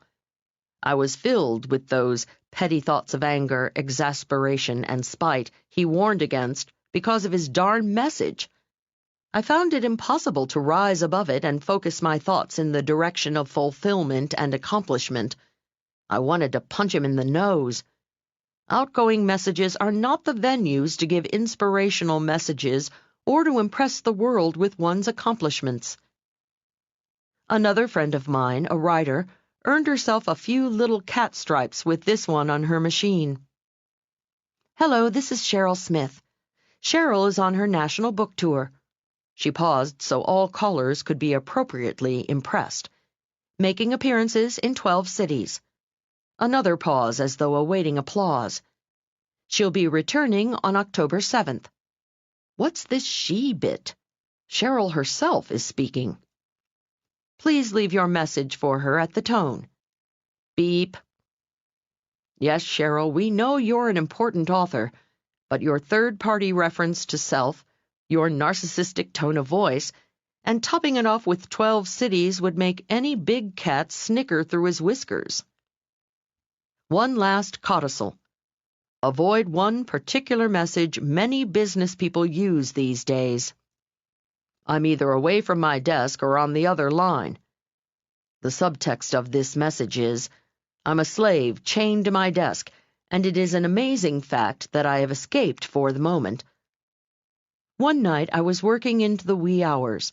At 4 a.m., I decided to leave a message on a colleague's business phone so she'd get it as soon as she came in at 9. "Hello," the message chirped. "This is Felicia. I'm either away from my desk or on the other line right now, but leave your message at the tone. Beep. Felicia, of course you're away from your desk. It's 4 a.m. on Sunday morning. On the other line? At this hour? I hope not. You never know how your message is going to affect someone. Just keep yours neutral, friendly, constantly changing, short, and understated. No boasts, no bells, no whistles. Technique number 66. Constantly changing outgoing message. If you want to be perceived as conscientious and reliable, leave a short, professional, and friendly greeting as your outgoing message. No music, no jokes, no inspirational messages, no boasts, bells, or whistles. And here's the secret. Change it every day. Your message doesn't have to be flawless. A little cough or stammer gives a lovely, unpretentious reality to your message. 67. How to get them to call you back. Producers of big Broadway musicals can be brutal during auditions. An anxious wannabe star, after rehearsing his audition song for weeks, steps on stage. He opens his mouth to sing. After a few notes, the heartless producer shouts, "Thank you! Next!" Dreams of stardom dashed in 10 seconds. Business people's professional dreams can also be dashed in the first 10 seconds of their audition. Their audition is the message they leave on someone else's answering machine. Competent business people wouldn't dream of sending a messy handwritten business letter to a VIP on cheap yellow-stained paper and expect a response. They know the recipient would toss it in the trash. Nevertheless, some of these same folks will leave a lackluster message on a VIP's voicemail and expect a callback.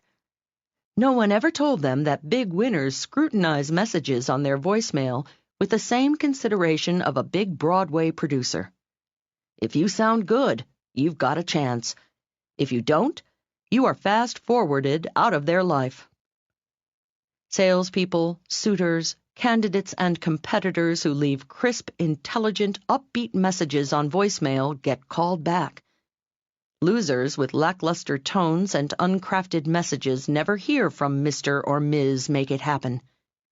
Make sure your message reflects 3 C's: confidence, clarity, and credibility.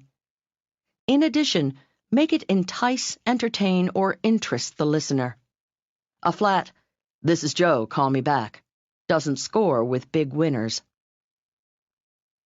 Stay tuned for... Radio DJs use tricks to keep their listeners tuned in. Top salespeople have similar little tricks to entice prospects to call them back. Here's one called a cliffhanger. To make sure listeners won't switch stations during the radio commercial, the broadcaster throws out a mini mystery. "And right after the commercial, we'll be back with the winning ticket. It could be yours. Stay tuned." Whenever you leave a voicemail message for anyone, try to include a cliffhanger. "Hi, Harry, this is Andrew. I have the answer to that question you asked me last week." Or, "Hi, Diane, this is Betsy. I have some big news about that project we were discussing." Now Harry and Diane have a reason to call Andrew and Betsy back. Pitch personality into your message, too. Picture the people listening to it. Say something to pique their curiosity or make them smile. The message you leave is your 10-second audition. Make it good. Technique number 67. Your 10-second audition. While dialing, clear your throat. If an answering machine picks up, pretend the beep is a big Broadway producer saying, "Next." Now you're on. This is your 10-second audition to prove you are worthy of a quick callback. Incidentally, if someone's voicemail unexpectedly comes on and you are unprepared, quickly hang up before the beep so they don't get a hang-up message. Take a moment to craft your entertaining, enticing, or interesting message. Rehearse it once with confidence, clarity, and charisma. Then redial to leave your great hot message. A funny thing happens. If your party answers this time, you'll be disappointed. 68. How to make the gatekeeper think you're buddy-buddy with a VIP. The inspiration for this next telephone technique comes from personal experiences with mid-Manhattan toilets, a less than refined origin, to be sure. New York City, in spite of all its reputed sophistication, lags some of the shabbiest European cities in one respect. Manhattan has few public toilets, and none of those European-style, charming, and at times very much appreciated freestanding structures on street corners. In the days when I made sales calls around the busy city of New York, this presented a problem. Several times a day. I often found myself at the mercy of coffee shop cashiers who jealously guarded their restroom facilities. Some shops even put menacingly scribbled signs in the window. Bathrooms are for customers only. I often found that if I played it straight, going up to the cashier and asking if I could use the amenities, I'd get shot down. So I used the following technique. Without casting a glance at the cashier, I'd strut confidently into the coffee shop. I'd march right past the bathroom bouncer and keep my gaze fixed on one of the booths.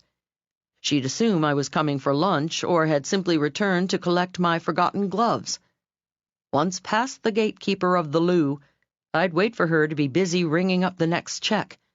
Then, like greased lightning, I'd sprint into the John. I dubbed this deception the ho-hum caper, after my feigned attitude of, ho-hum, business as usual. I come here every day with nothing on my mind but lunch. Let us now translate that sneaky subterfuge into a seldom-fail phone technique. You can use the maneuver to sneak around secretaries and dodge their heartless screening. Instead of playing it straight and asking for your party by name, just say, "Is he in?" or "Is she in?" Using the pronoun as verbally sprinting past the secretary with a business-as-usual, ho-hum, I call every day attitude. Technique number 68. The ho-hum caper. Instead of using your party's name, casually let the pronoun he or she roll off your tongue. Forget, may I speak to Ms. Bigshot, please? Just announce, "Hi, Bob Smith here, is she in?" Tossing the familiar she off your tongue signals to the secretary that you and her boss are old buddies. 69. How to make them say you have super sensitivity. Whenever you're on the phone with someone, you hear a lot more than their voices. In the background, you might hear dogs barking, babies crying, or a crackling sound. For all you know, the dog has his tail caught in the refrigerator, the baby has to be fed, or the house is on fire. When you acknowledge the sound by asking if they have to take care of it, you warm the hearts of your listeners. When you are talking to someone at work, you often hear another phone ringing. Say immediately, "I hear your other line. Do you have to answer it?" Even if not, he or she will appreciate the gesture. If he does have to catch the other call, you can be sure he heard nothing you said after the first ring. He's only thinking, how can I interrupt this babbling person without being rude so I can answer my other phone? In fact, with every bring, irritation sets in that you are holding him hostage from doing what he has to do. Here is the technique guaranteed to save you from being in that uncomfortable position. The subtext, of course, is that you are sensitive to what's going on in your caller's world. If you're talking to someone far away or in another country, another way to show you're tops in the communications department is to translate time references into their time zone. When you leave a message, say, "I can be reached between 3 and 5 your time." Technique number 69. I hear your other line. When you hear a phone in the background, stop speaking, in mid-sentence if necessary, and say, "I hear your other line," or your dog barking, your baby crying, your spouse calling you. Ask whether she has to attend to it. Whether she does or not, she'll know you're a top communicator for asking. And don't forget foreign holidays. Last July 1st, I was on the phone with a client from Australia. I was impressed when he wished me Happy Independence Day weekend. So impressed, in fact, I ran out to find a chart of international holidays. I made a note in my calendar next January 26th to wish my Aussie friend Happy Australia Day. If you do business with people around the world, be sure to extend good wishes to them for their holidays. Forget about your own if they're not shared. I'm still mortified about the time last November when I was on a conference call with a Canadian client and 7 of his salespeople. I wish them all Happy Thanksgiving. 70. How to listen between the lines on the phone. The first time I saw The Wizard of Oz, the story bewitched me. The second time I saw The Wizard of Oz, the special effects amazed me. The third time I saw The Wizard of Oz, the photography dazzled me. Have you ever seen a movie twice, 3 times? You notice subtleties and hear sounds you completely missed the first time around. It's the same on the phone. Hearing it is much better the second time around. Because your business conversations are more consequential than movies, you should listen to them 2, maybe 3 times. Often we have no clear idea of what really happened in our phone conversation until we hear it again. You'll find shadings more significant than the color of Toto's collar, and more scarecrows than you imagined who haven't got a brain. How do you listen to your important business conversations again? Simply legally and ethically record them. I call the technique of recording and analyzing your business conversations for subtleties instant replay. Having a recorder on her phone could have made a dramatic difference in the career of my friend Laura. Laura, a nutritionist, had developed an excellent health drink. It deserved to be marketed nationally. I was in Laura's office one day discussing her plans, and I said, "Laura, I've got just the contact for you." Several months earlier, I had met Fred, a man who owned a chain of supermarkets. Fred owed me a favor because, at his request, I'd given a pro bono talk for a social club he belonged to. Fred was a big banana in the supermarket world, and with one yes, he could put my friend's health drink in his stores. That would launch Laura nationally. I placed the call, and lo and behold, he was in. And, an even bigger lo and behold, Fred sounded interested in Laura's beverage. "Put her on," Fred said. I proudly handed Laura the phone, and their conversation started out fine. "Oh, sure, I'll send you a sample," Laura said. "What's the address?" Then I heard Laura say, Wait a minute, let me get something to write with." I rapidly rolled a pen and pushed a pad in front of her nose. What's that again? Did you say 4201 or 4102? I moan inaudibly. And how do you spell the name of the street? My moan becomes audible. Whoops, this pen just ran out of ink. Leil, do you see another pen on my desk? I did, and this time I felt like throwing it at her. Sorry, what's that again? Yikes. Now I wanted to grab the phone out of Laura's hands. She shouldn't be bothering a busy big banana for details like repeating addresses. She should have called his secretary back later for clarification, but even that would have been unnecessary if she were recording the conversation with the instant replay technique. She could have merely mentioned that she was recording. Most heavy hitters are comfortable with that concept, and she would have had it for reference. Fred was nice to Laura that day, but my friend never heard back from him, and to this day she wonders why. She'll never know the confused phone exchange nixed the deal.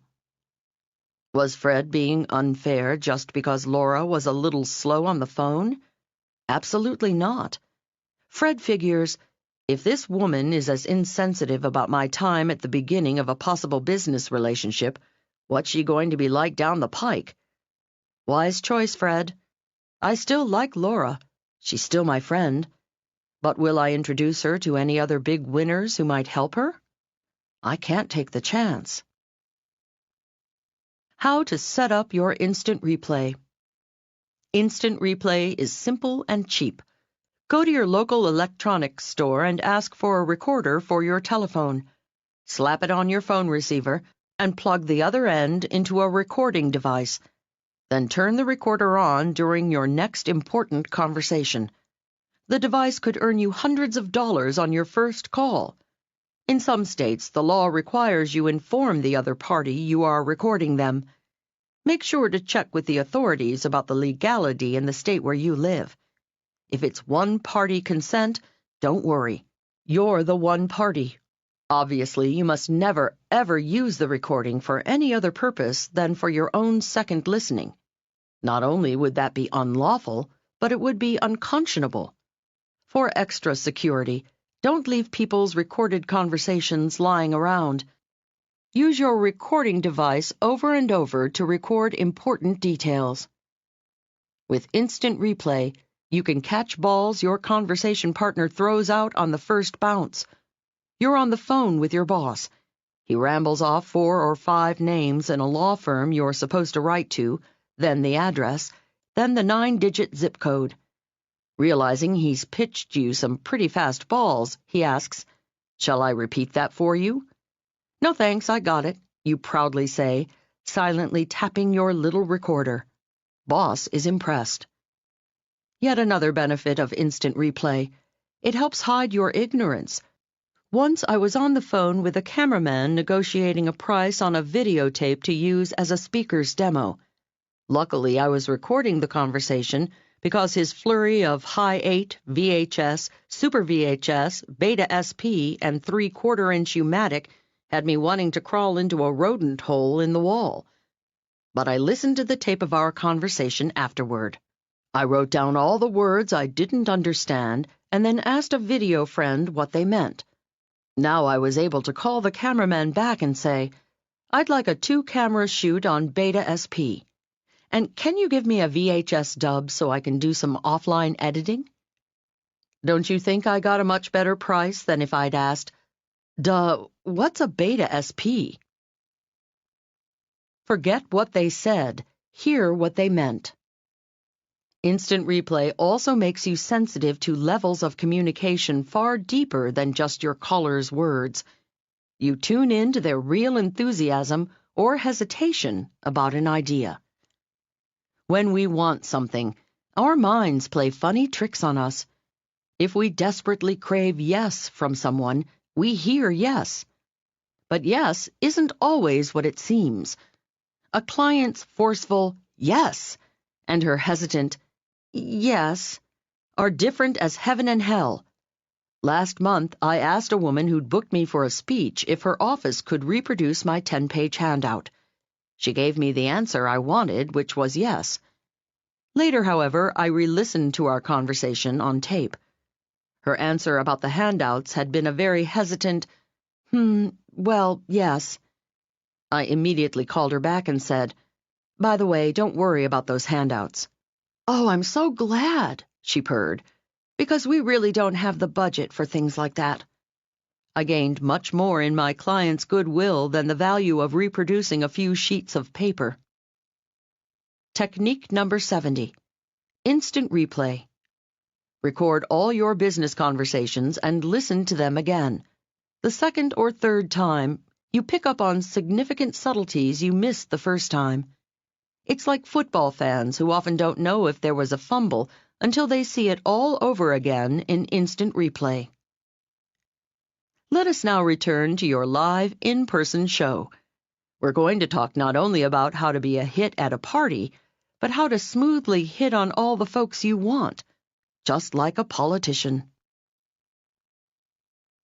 Part 8. How to work a party like a politician works a room. The politician's 6-point party checklist. When invited to a party, most of us waft into a fluffy thought process. Our random reverie goes something like this. This could be fun. Wonder if they're going to serve food. Hope it's good. Might be some interesting people there. Wonder if my friend so-and-so is coming. Golly, what should I wear? That's not the way a politician thinks about a party, however. While politicians, Heavy-duty networkers, serious socializers, and big winners in the business world are staring at the invitation, they instinctively surf to a different channel. Before they RSVP with yes or no, their brains craft journalistic campaign questions. It's the 6-point party checklist. Who, when, what, why, where, and how. Let's take them one by one. Who is going to be at the party? More specifically, who will be there that I should meet? Serious networkers calculate, who must I meet for business? Who should I meet for political or social reasons? And if single and searching, who do I want to meet for possible love? If they don't know who is going to be in attendance, they ask. Politicians unabashedly telephone the host or hostess of the party and ask, who's coming? As the party giver chats casually about the guest list, politicians scribble the names of the people who interest them, then resolve to meet each. When should I arrive? Politicians do not leave arrival time to whenever they finish getting dressed.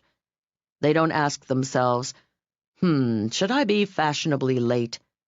They carefully calculate their estimated time of arrival and estimated time of departure.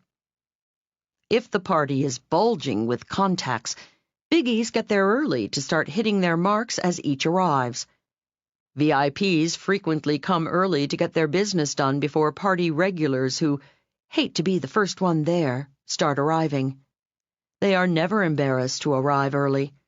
After all, the only people who see them are other early arrivals who are often heavy hitters like themselves. Nor will you find politicians prowling around the last to slink out the door. Once they've accomplished what they set out to do, they're on their way to the next opportunity. If their agenda is more social, they try to leave their departure time open and their après-party schedule free. That way, if they make an important new contact, they can stay around and talk with him, or drive her home, or go somewhere else for coffee. What should I take with me? A politician's checklist is not the usual. Let's see, my comb, cologne, and breath mints. They pack more functional networking tools in their pockets or purses. If corporate cats will be prowling the party, they pack a pocketful of business cards. If it's a gala where people are gadding about on the social ladder and they want to exude old-world elegance, they grab a handful of social cards containing only their name and possibly an address and phone number. Some feel giving out a business card in a purely social setting can be gauche. The most vital tool in their party pack is a small pad and pen to keep track of important contacts. Why is the party being given? The politician's perpetual philosophy of penetrate the ostensible enters here. That's just a fancy way of saying look under the rug. They ask themselves, what is the ostensible reason for the party? A big industrialist is giving his daughter a graduation party? A newly divorced executive is throwing himself a birthday bash? A floundering business is celebrating its 10th year? Nice, politicians say to themselves. That's the ostensible. But what's the real reason for the party? Maybe the industrialist wants to get his daughter a good job, so he's invited dozens of potential employers. The birthday boy is single again, so the guest list is heavy with attractive and accomplished females. The business desperately needs good PR if it's going to stay around another 10 years, so they've invited the press and community makers and shakers. Politicians have expert under-rug vision to spot the host's real agenda. They will, of course, never discuss it at the party. However, the insight elevates them to a shared state of higher consciousness with other heavy hitters at the bash. Their knowledge also makes them valuable agents for the party giver. A savvy politician introduces the job-seeking daughter to some executives at the party, or tells the most alluring women at the bash what a great guy birthday boy is. When chatting with reporters, he talks up the host's business that needs good PR. When people support the real why of the party, they become popular and sought-after guests for future events. Where is the collective mind? Often people from one profession or one interest group will comprise most of the guest list. A politician never accepts any invitation without asking herself, what kind of people will be at this party, and what will they be thinking about? Perhaps there will be a drove of doctors, so she clicks on the latest medical headlines and rehearses a little doc talk. If the guests are a nest of New Age voters, the politician gets up to speed on telepathic healing, tantric toning, and trance dancing. Politicians can't afford to not be in the know. How am I going to follow up on the party? Now the big finale. I call it contact cement. It's cementing the contacts the politician has made. After meeting a good contact and exchanging cards, practically everyone says, "It's been great talking to you. We'll stay in touch." This good intention seldom happens without Herculean effort. Politicians, however, make a science out of keeping up the contact. After the party, they sit at their desks and, like a game of solitaire, lay out the business cards of the people they've met. Using the business card dossier technique described later in this section, they decide how, when, and if to deal with each. Does this person require a phone call? Should that one receive a handwritten note? Shall I email or call the other one? Use the 6-point party checklist, the who, when, why, where, what, and how of a party, as your general game plan. Now let's get down to specifics. 71. How to avoid the most common party blooper. The average partygoer, let's say Charlie, arrives at the bash. He makes a beeline for the refreshment table for munchies and a beverage. He then finds a few buddies and starts chatting away with them. Chewing the nibbles on his plate and the fat with his friends, he occasionally looks around the room to see who might be new and fun to talk to. He's hoping several attractive and interesting people at the party will spot him and come over to talk. What's wrong with Charlie's approach? Everything, if Charlie wants to make the party productive. Let's start with the average partygoer's first mistake, getting some refreshments and a drink right off the bat. People mingling at a party make judgments, often subconscious, about whom they are going to approach. Have you ever lived on a farm, or had a dog or a cat? Then you know you never disturb animals when they are eating. Likewise, when a human animal is eating, other human animals do not feel comfortable advancing. If partygoers' eyes scan the crowd and see you with the feed bag on, they pass right over you. Subconsciously, they're saying to themselves, "Let the hungry hound chow down and maybe we'll talk later." Later never comes, because they wind up making friends with someone else whose mouth wasn't full. Politicians always eat before they come to the party. They know they'd need a circus juggler's talent to shake hands, exchange business cards, hold a drink, and stuff crackers and cheese into their mouths, all with just 2 hands. Technique number 71. Munching or mingling. Politicians want to be eyeball to eyeball and belly to belly with their constituents. Like any big winner well-versed in the science of proxemics and spatial relationships, they know any object except their belt buckle has the effect of a brick wall between 2 people. Therefore, they never hold food or drink at a party. Come to munch or come to mingle, but do not expect to do both. Like a good politician, chow down before you come. 72. How to make an unforgettable entrance. Loretta Young makes television history when she appears at the head of her immense staircase and surveys the set. Then she swoops down to start the show. The Pope steps out onto his balcony overlooking St. Peter's Square in Rome and surveys the crowd. Then he begins the benediction. Betty Davis stops in the doorway and looks around. Then she mutters, "What a dump!" And every late-night TV comic since Here's Johnny steps center stage and scrutinizes the applauding audience. Then he reveals the reason for the smirk on his face. What do all these great entrances have in common? Each pauses momentarily and looks around before swooping into decisive action. Movie directors love shots of the doorway, where the camera pans, the music swells, and all eyes gravitate to the honcho or honchoette standing under the frame. Does the star skulk into the room like a frightened little kitten in a new owner's home? Or, like many of us do at a party, frantically gravitate to the first familiar face so people won't think he or she's unconnected? No, the star stops. Then, framed by the doorway, his or her notable presence is felt by all. People who have mastered this trick have what envious theatrical wannabes call stage presence.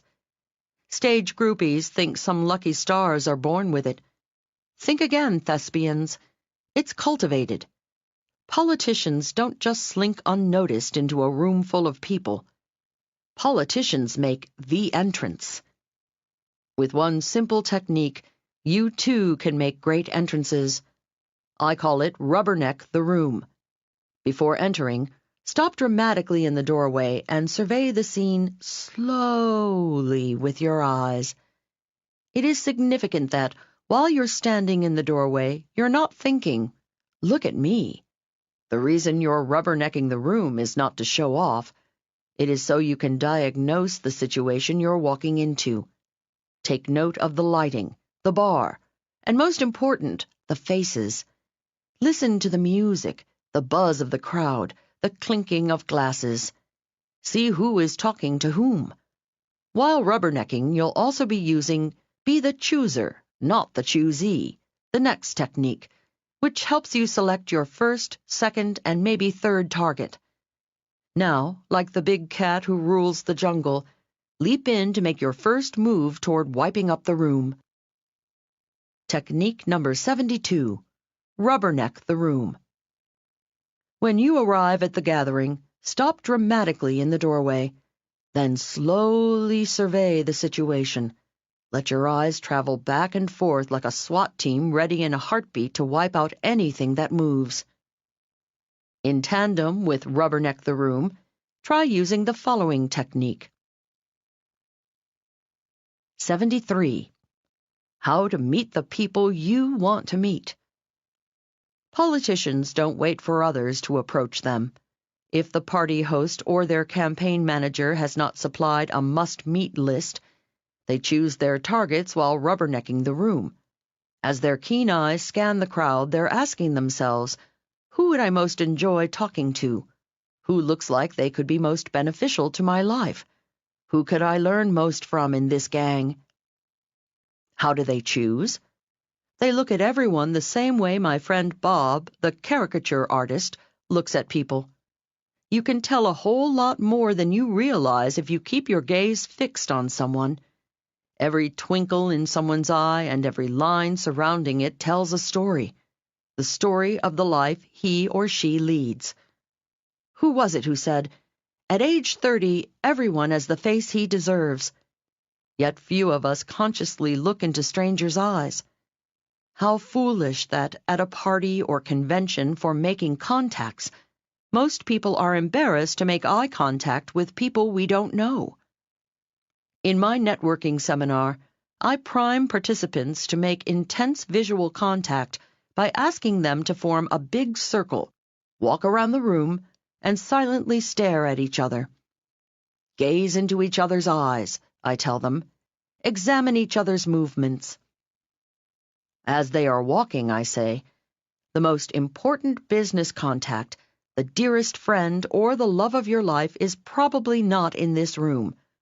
Nevertheless, sometime soon, you will be in a room where you will spot someone you sense could change your life.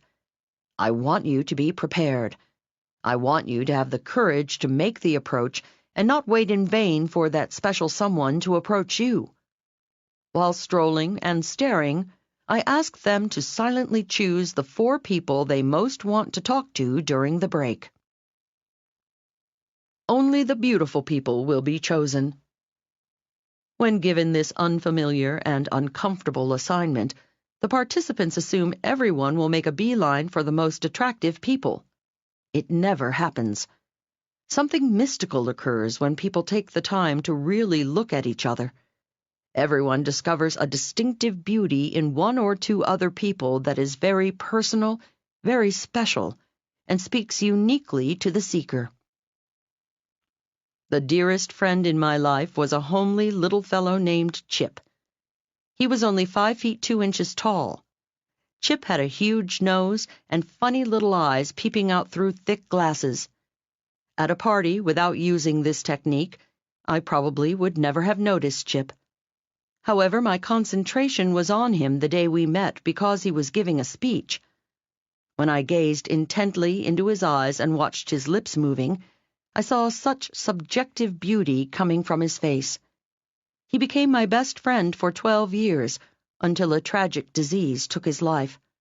Nevertheless, Chip remained beautiful to me until the end because, no matter how twisted his body became with illness, the beauty shone through his spirit.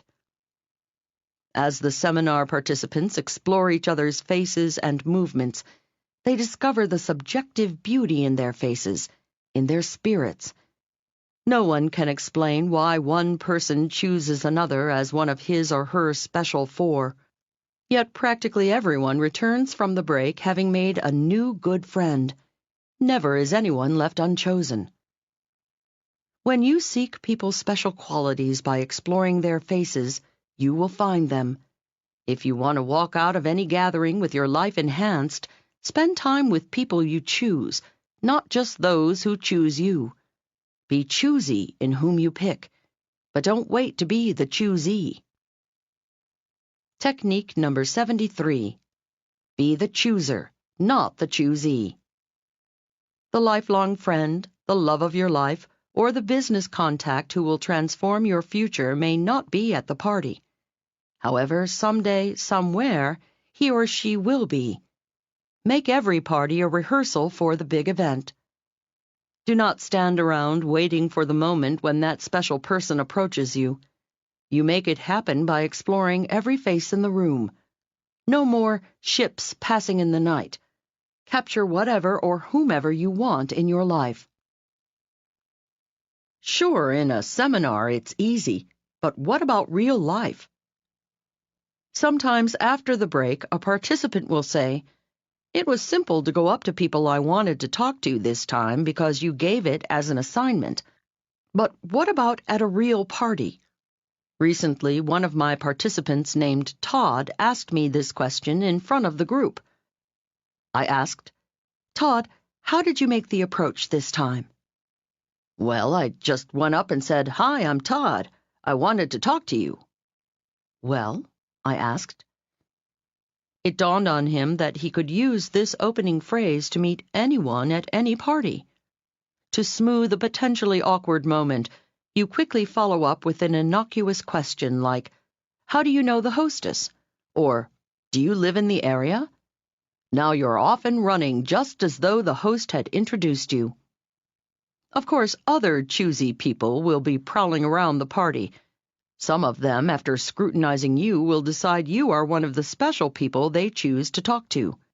The following is a subliminal maneuver to make it easy for them to come over to confirm they made a wise choice. 74. How to subliminally lure people to you at a gathering. Have you ever noticed how comfortable you feel sauntering into certain rooms?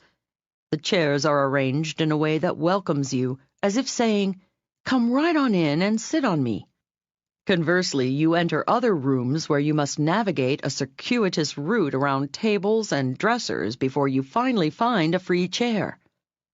Likewise, some people arrange their body furniture, their arms and legs, to say, "Hey, come right on over and talk to me." Yet other people's body furniture shouts, "Keep out. Approach at your own risk." Shy people inadvertently say, "Stay away," when they fold their arms. They give off insecure signals by clutching a purse, clasping a drink, or smoking a cigarette. Controlled studies show that partygoers are more comfortable approaching people who stand with an open body, arms uncrossed and hanging at their sides, legs slightly separated, a slight smile on their faces. Any object between you and the crowd is a subliminal cutoff, even your purse. More people approach a woman who sports a shoulder bag than one squeezing a handbag. The shoulder bag hangs behind her back, thus leaving the path to talk to her open. Give them the old wrist flash. Now here's the pièce de résistance. Next to your face, your wrists and palms are one of the most expressive parts of your body. Palms up speak volumes of good sentiments. The Pope's wrists and palms are up when he beckons, "Come unto me, my brethren." The burglar's wrists and palms are up when he says, "I give up, don't shoot." The innocent man's wrists and palms are up when he's saying, "I don't know who took the money." Vulnerable, open palms signify, "I have nothing to hide." They also signify acceptance. When you are listening to a business colleague to whom you want to signal acceptance, make sure your wrists and palms are up. Even if you're resting your head on your chin, turn your wrists forward. Whenever you are chatting with anyone, give yourself a constant hand check. Make sure you don't point your knuckles directly toward anyone. Let them have the pleasure of seeing the soft, tender, come-hither skin of your wrists and palms, not the wrinkled, go-away hide on your knuckles. Romance on your mind? Ladies, let your hands do some talking for you. Women instinctively turn their wrists and palms upward when a man excites them. In fact, the old wrist flash while talking with males subconsciously gives them a sexy jolt. Pave a clear path for people who find you special. Frightened little jungle cats crouch behind rocks and logs so no bigger animals will spot them.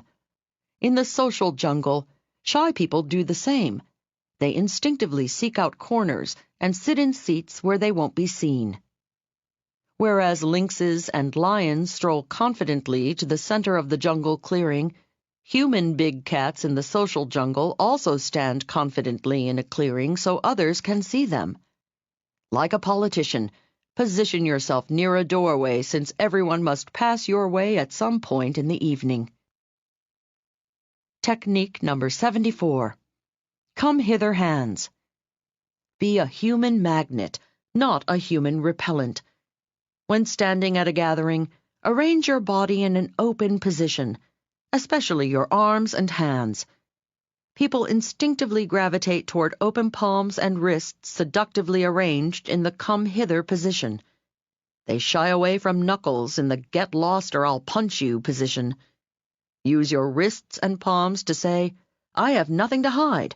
I accept you and what you're saying," or, "I find you sexy." Now we come to a technique all politicians use. In fact, some political pundits have credited the election of both John Kennedy and Bill Clinton to their mastery of the technique I call tracking. 75. How to make 'em feel like a movie star. In the 1940s, movies were different. Before experimental films, cinema verite, and nouvelle vague, they had stories. Americans hopped in their Buicks, a foxtail tied to the radio antenna and baby boots suspended from the rearview mirror, drove to the movie house, and watched a story unfold before them. Almost invariably, the hero and heroine on the silver screen would meet, fall in love, overcome seemingly impossible obstacles, get married, and, presumably, live happily after.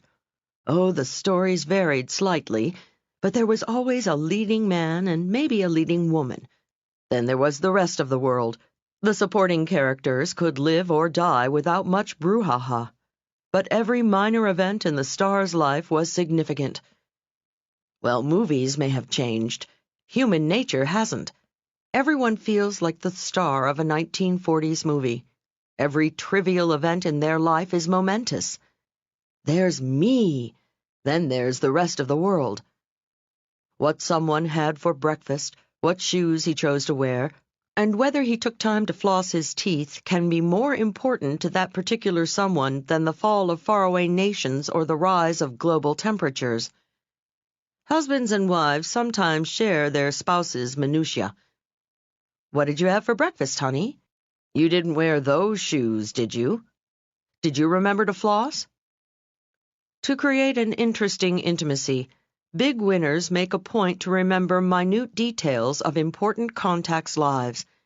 They obviously don't feign interest in what they had for breakfast or whether they flossed or forgot. But to make someone feel like a big star, they remember details their contact does happen to share. Take their lead. If a prospect mentions he had Rice Krispies for breakfast, allude to it later. If in chatting your boss tells you she wore uncomfortable shoes to work one day, find a way to refer to it on another. If your client mentions he's a resolute flosser, compliment him at a later date on his discipline. It hints he or she is a memorable star in the galaxy of people you've met. It's called tracking their lives. When you track their minutiae, you make them feel like 1940s movie stars, and that minor events in their lives are major concerns in yours. Don't leave it to chance. Politicians make a science out of tracking.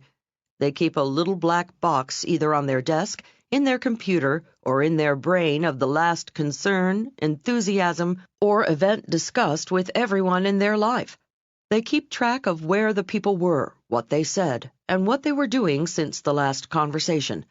Then the first words of the next phone call or meeting with that person relates to that information. Hello, Joe. How was your trip to Jamaica? Hey, Sam, did your kid make the baseball team? Hi, Sally. Have you heard back from your client yet? Nice to hear from you, Bob. It means you survived that Szechuan restaurant you were going to last time we spoke. When you invoke the last major or minor event in anyone's life, it confirms what they've known all along. They're the most important person in the world. One of the most powerful forms of tracking is remembering anniversaries of people's personal achievements. Did your boss get promoted to her present position 1 year ago today? Did your client go public? How much more memorable than a birthday card to send a 1-year congratulations note? Remembering people's private passions is another. Several years ago, I wrote regularly for a magazine. My then editor, Carrie, was obsessed with her new kitten named Cookie. Recently, I ran into Carrie at a writers' conference. In early conversation, I said to her, I guess Cookie's a full-grown cat by now. How is she? Carrie's astonished smile was my reward. Leil, she squealed, I can't believe you remember Cookie. Yes, she's fine, and... Carrie went on for another 10 minutes about Cookie, the now full-grown cat. A week later, I got a call from Carrie asking me if I'd do a big story for her magazine. Did she think of me because I used the tracking technique and remembered Cookie? Nobody can say, but I have my suspicions. I've seen the tracking technique work on too many people to assume the rewards are coincidental. Technique number 75. Tracking. Like an air traffic controller, track the tiniest details of your conversation partners' lives. Refer to them in your conversation like a major news story. It creates a powerful sense of intimacy. When you invoke the last major or minor event in anyone's life, it confirms the deep conviction that he or she is an old-style hero around whom the world revolves, and people love you for recognizing their stardom. How do politicians remember so many facts to track about so many people? They use the following technique. 76. How to amaze them with what you remember about them. Several years ago, I attended a political fundraising event in a Midwestern state. One guest intrigued me. Sometimes I'd see him in animated conversation with several people. Other times, he'd be standing alone scribbling something on a card in his hand. Then the next time I'd look up, he'd be chatting it up with someone else. The next minute he'd be scribbling in his hand again. He repeated this pattern for over an hour. I became as curious as a nosy neighbor. Who was this fellow? At one point during the evening, I was standing alone by the refreshment table. He came up to me with a big smile, a warm handshake, and introduced himself. "Hi, I'm Joe Smith." He asked me what I was drinking. I told him white wine, and we started discussing preferences. I happened to mention my favorite white was Sancerre. While we talked, I had to bite my tongue to resist asking him what he'd been up to with the feverish note-taking. A few minutes later, I spotted a friend across the room and excused myself. He asked for my card, and as I walked away, I peeked over my shoulder. I knew it. There he was, scribbling on my card. That was my opening. I turned back and, trying to pass my inquiry off as a joke, said, "Hey, I didn't give you my measurements. What's that you're writing?" He gave a hearty laugh at my tasteless joke and said, "You caught me." He turned over my card, and I saw one word written on it, Sancerre. Then, to assuage my paranoia, he emptied his pocket full of people's business cards to show me scribbles on the back of each. I assumed it was just Joe's little system to help him remember people. It wasn't until months later that I saw the method to his madness. One morning I went to my mailbox and found a personal postcard from Joe. He told me he was running for state senator. Then at the bottom of the card he'd written, "Had any good Sancerre lately?" That won my heart. Had I lived in his state, a little touch like that might have swayed my vote to him. Technique number 76. The business card dossier. Right after you've talked to someone at a party, take out your pen. On the back of his or her business card, write notes to remind you of the conversation. His favorite restaurant, sport, movie, or drink. Whom she admires, where she grew up, a high school honor, or maybe a joke he told. In your next communication, toss off a reference to the favorite restaurant, sport, movie, drink, hometown, high school honor, or reprieve the laugh over the great joke. They may not jump up and down asking, "How did you remember that?" Nevertheless, they will remember you. No matter how important the VIP, he or she senses a special kinship with the person who refers to other than their usual well-known accomplishments. Politicians are constantly selling themselves. If you've ever wondered why America is called the land of promise, just keep your ears open in an election year. But of course, to know what to promise people, politicians use the next super sales technique called eyeball selling. 77. How to make the sale with your eyeballs. The percentage of sales that Jimmy, a good friend of mine, makes is not to be believed. Even his sales manager doesn't know how he does it, but I do, because he told me. Jimmy says the fancy sales techniques he's learned over the years, benefit selling, partnering, selling to personality types, value-added concept, rejection proofing, spin selling, all pale next to what he calls eyeball selling. Eyeball selling is not memorizing 24 closing techniques, nor is it verbally sparring with a customer to overcome objections. Jimmy says it's quite simply keeping his eyes open, watching his customers' reactions, and adjusting his sales pitch according to how his customer's body moves. While Jimmy is giving his sales pitch, he's concentrating more on how his customer fidgets, twitches, and squirms than on what he's saying. He's scrutinizing his customer's involuntary head movements. He's studying her hand gestures, her body rotation, her facial expressions, even her eye fluctuations. Jimmy says when his customer is not saying a word, even if she's trying to give you a poker face, she cannot not communicate. She may not say in words how receptive she is to your pitch, but she's clearly telling you nonetheless. Jimmy says knowing what turns a prospect on, what turns her off, and what leaves her neutral from moment to moment can make or break the sale. How Jimmy finds out where the buck stops. The product Jimmy sells is expensive lighting equipment. Often he must make sales presentations to groups of 10, 20, or more people. He says, the first challenge in eyeball selling is discovering who the real decision-maker is. Jimmy meets his challenge in an unorthodox, not necessarily recommended way. Right after, "Good afternoon, gentlemen and ladies," he says something slightly confusing. Why? Because the surprised group doesn't know how to react. So their heads all twirl like weather vanes on a windy day to look at, guess who? The honcho, the heavyweight, the head man or woman. Now Jimmy's got his decision-maker so he can continue eyeball selling to that person. What to do when you get your cue. Some signals are obvious, Jimmy says. People shrug their shoulders for indifference, tap their fingers for impatience, or loosen their collar when they feel uncomfortable. But there are hundreds of other unconscious gestures I keep my antennae tuned for. For example, I watch the exact angle of my prospect's head position. If it's fully facing me, especially if it's cocked at a cute little angle, it means they're interested. In that case, I keep right on talking. But if their head is slightly turning away, that's a bad sign. I take it as a cue to change the subject and maybe talk about a different benefit of my product.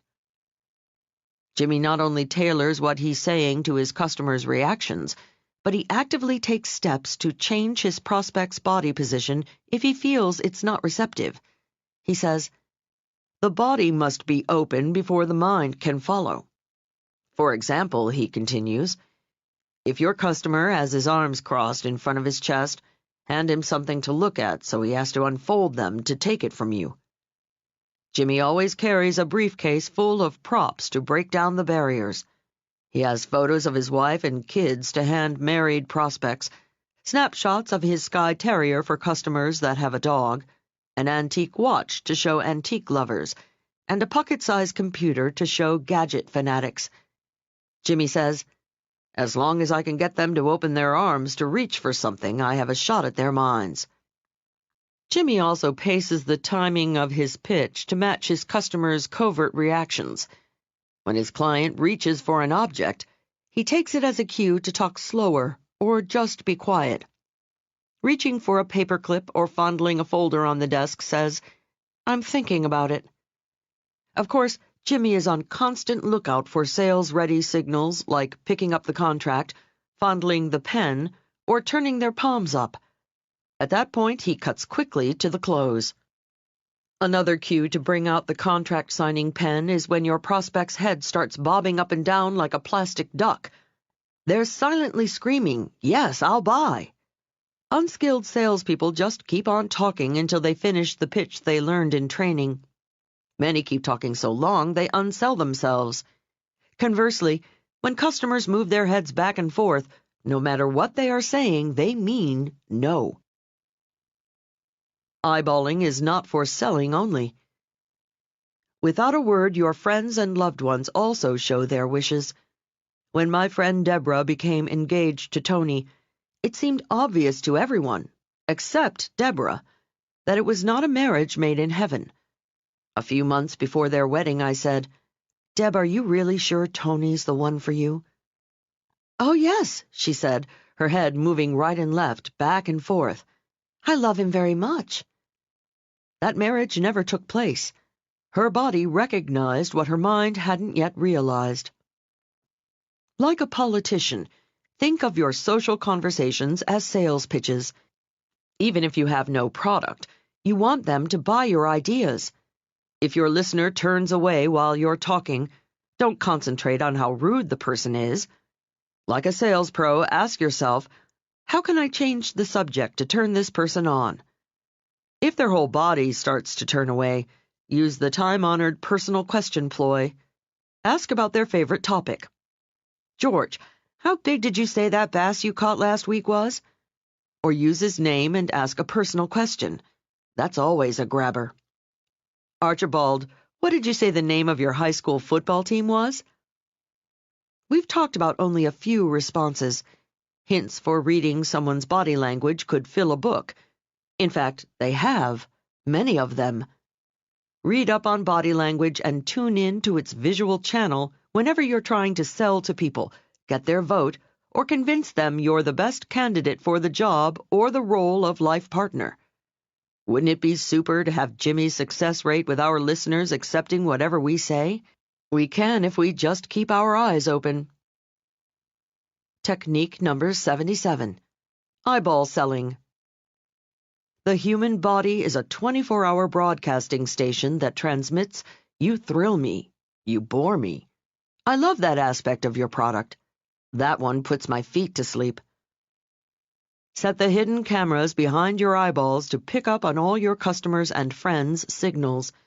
Then plan your pitch and your pace accordingly. A quick review.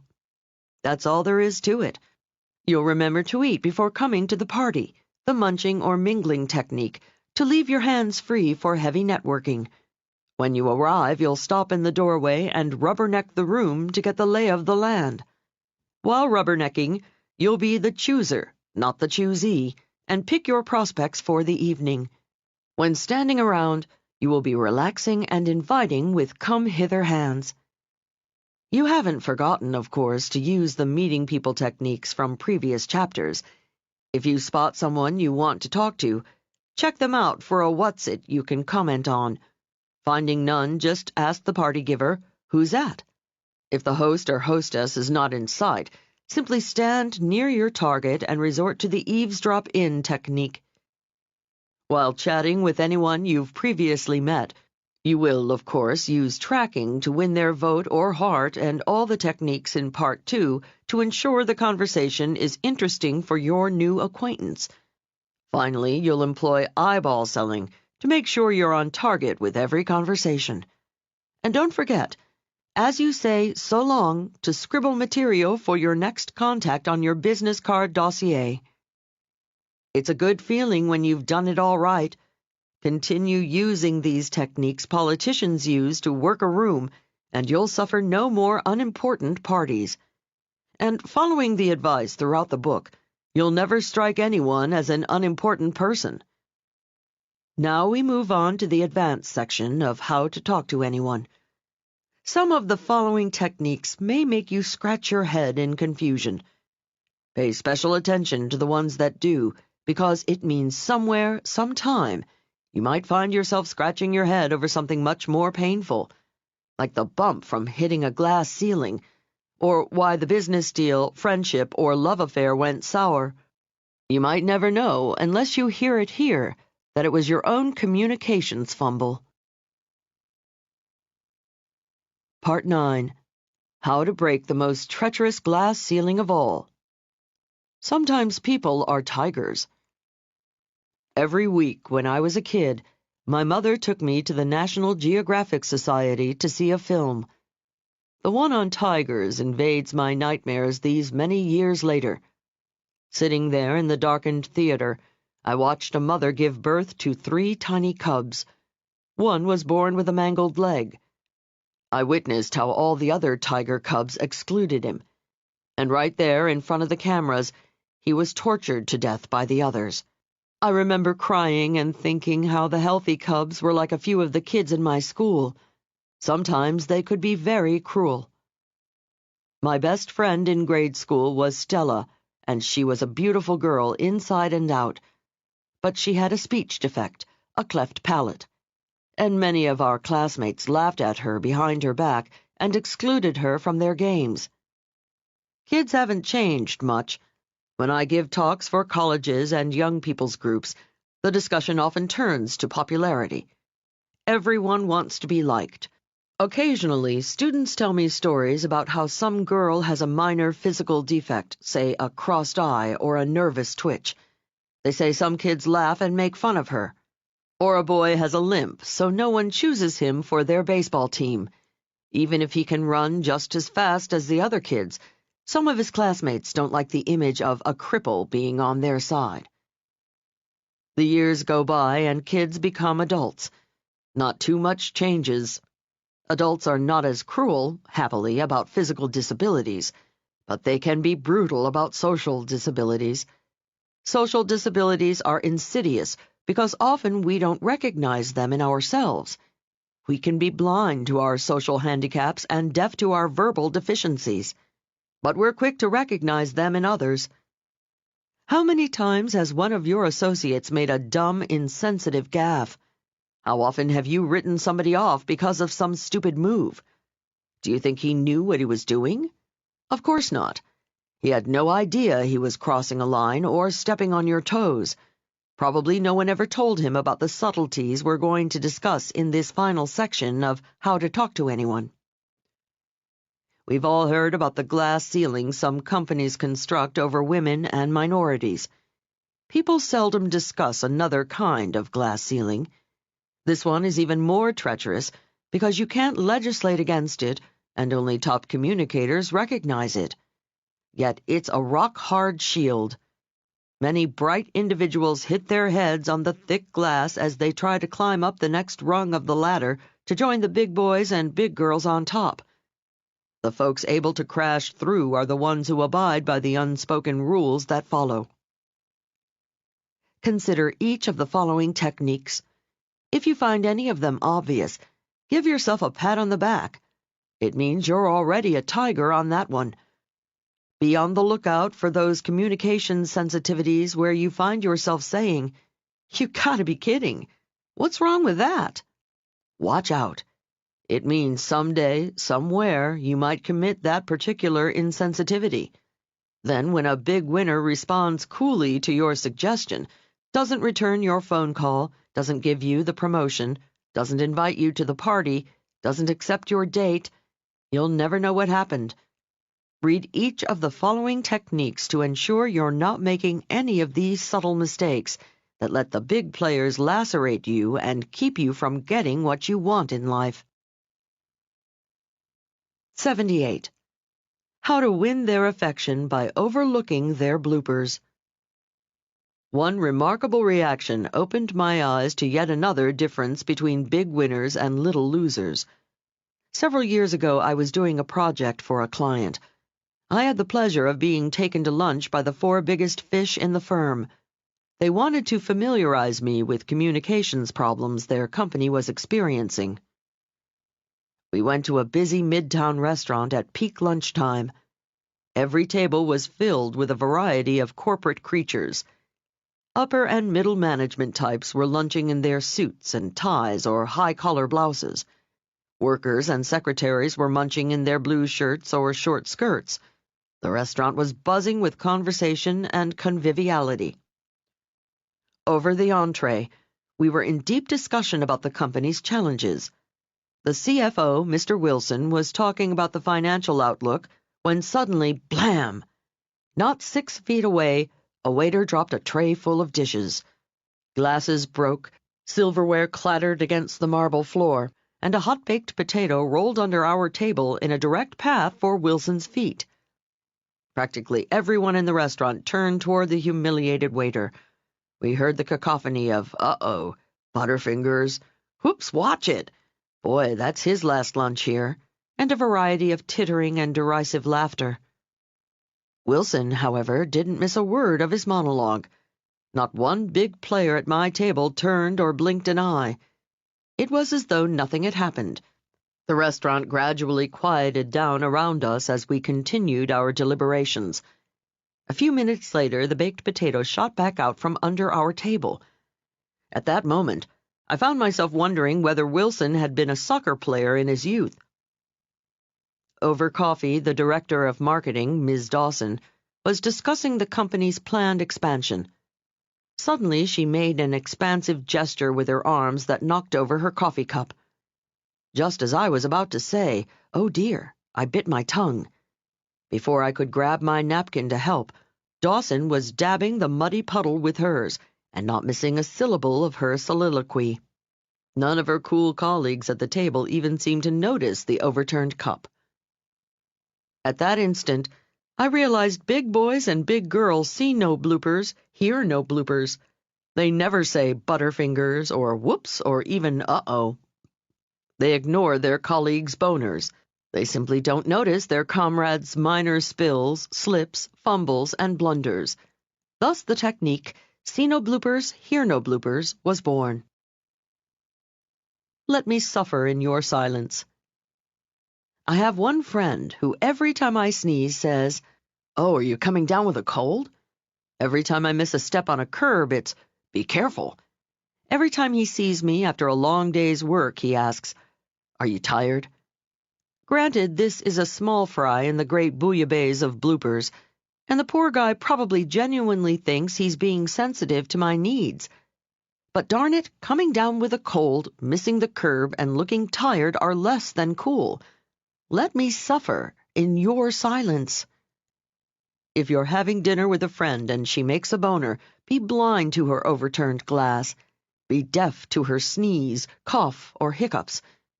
No matter how well-meaning your Gesundheit, whoops, or knowing smile, nobody likes to be reminded of their own human frailty.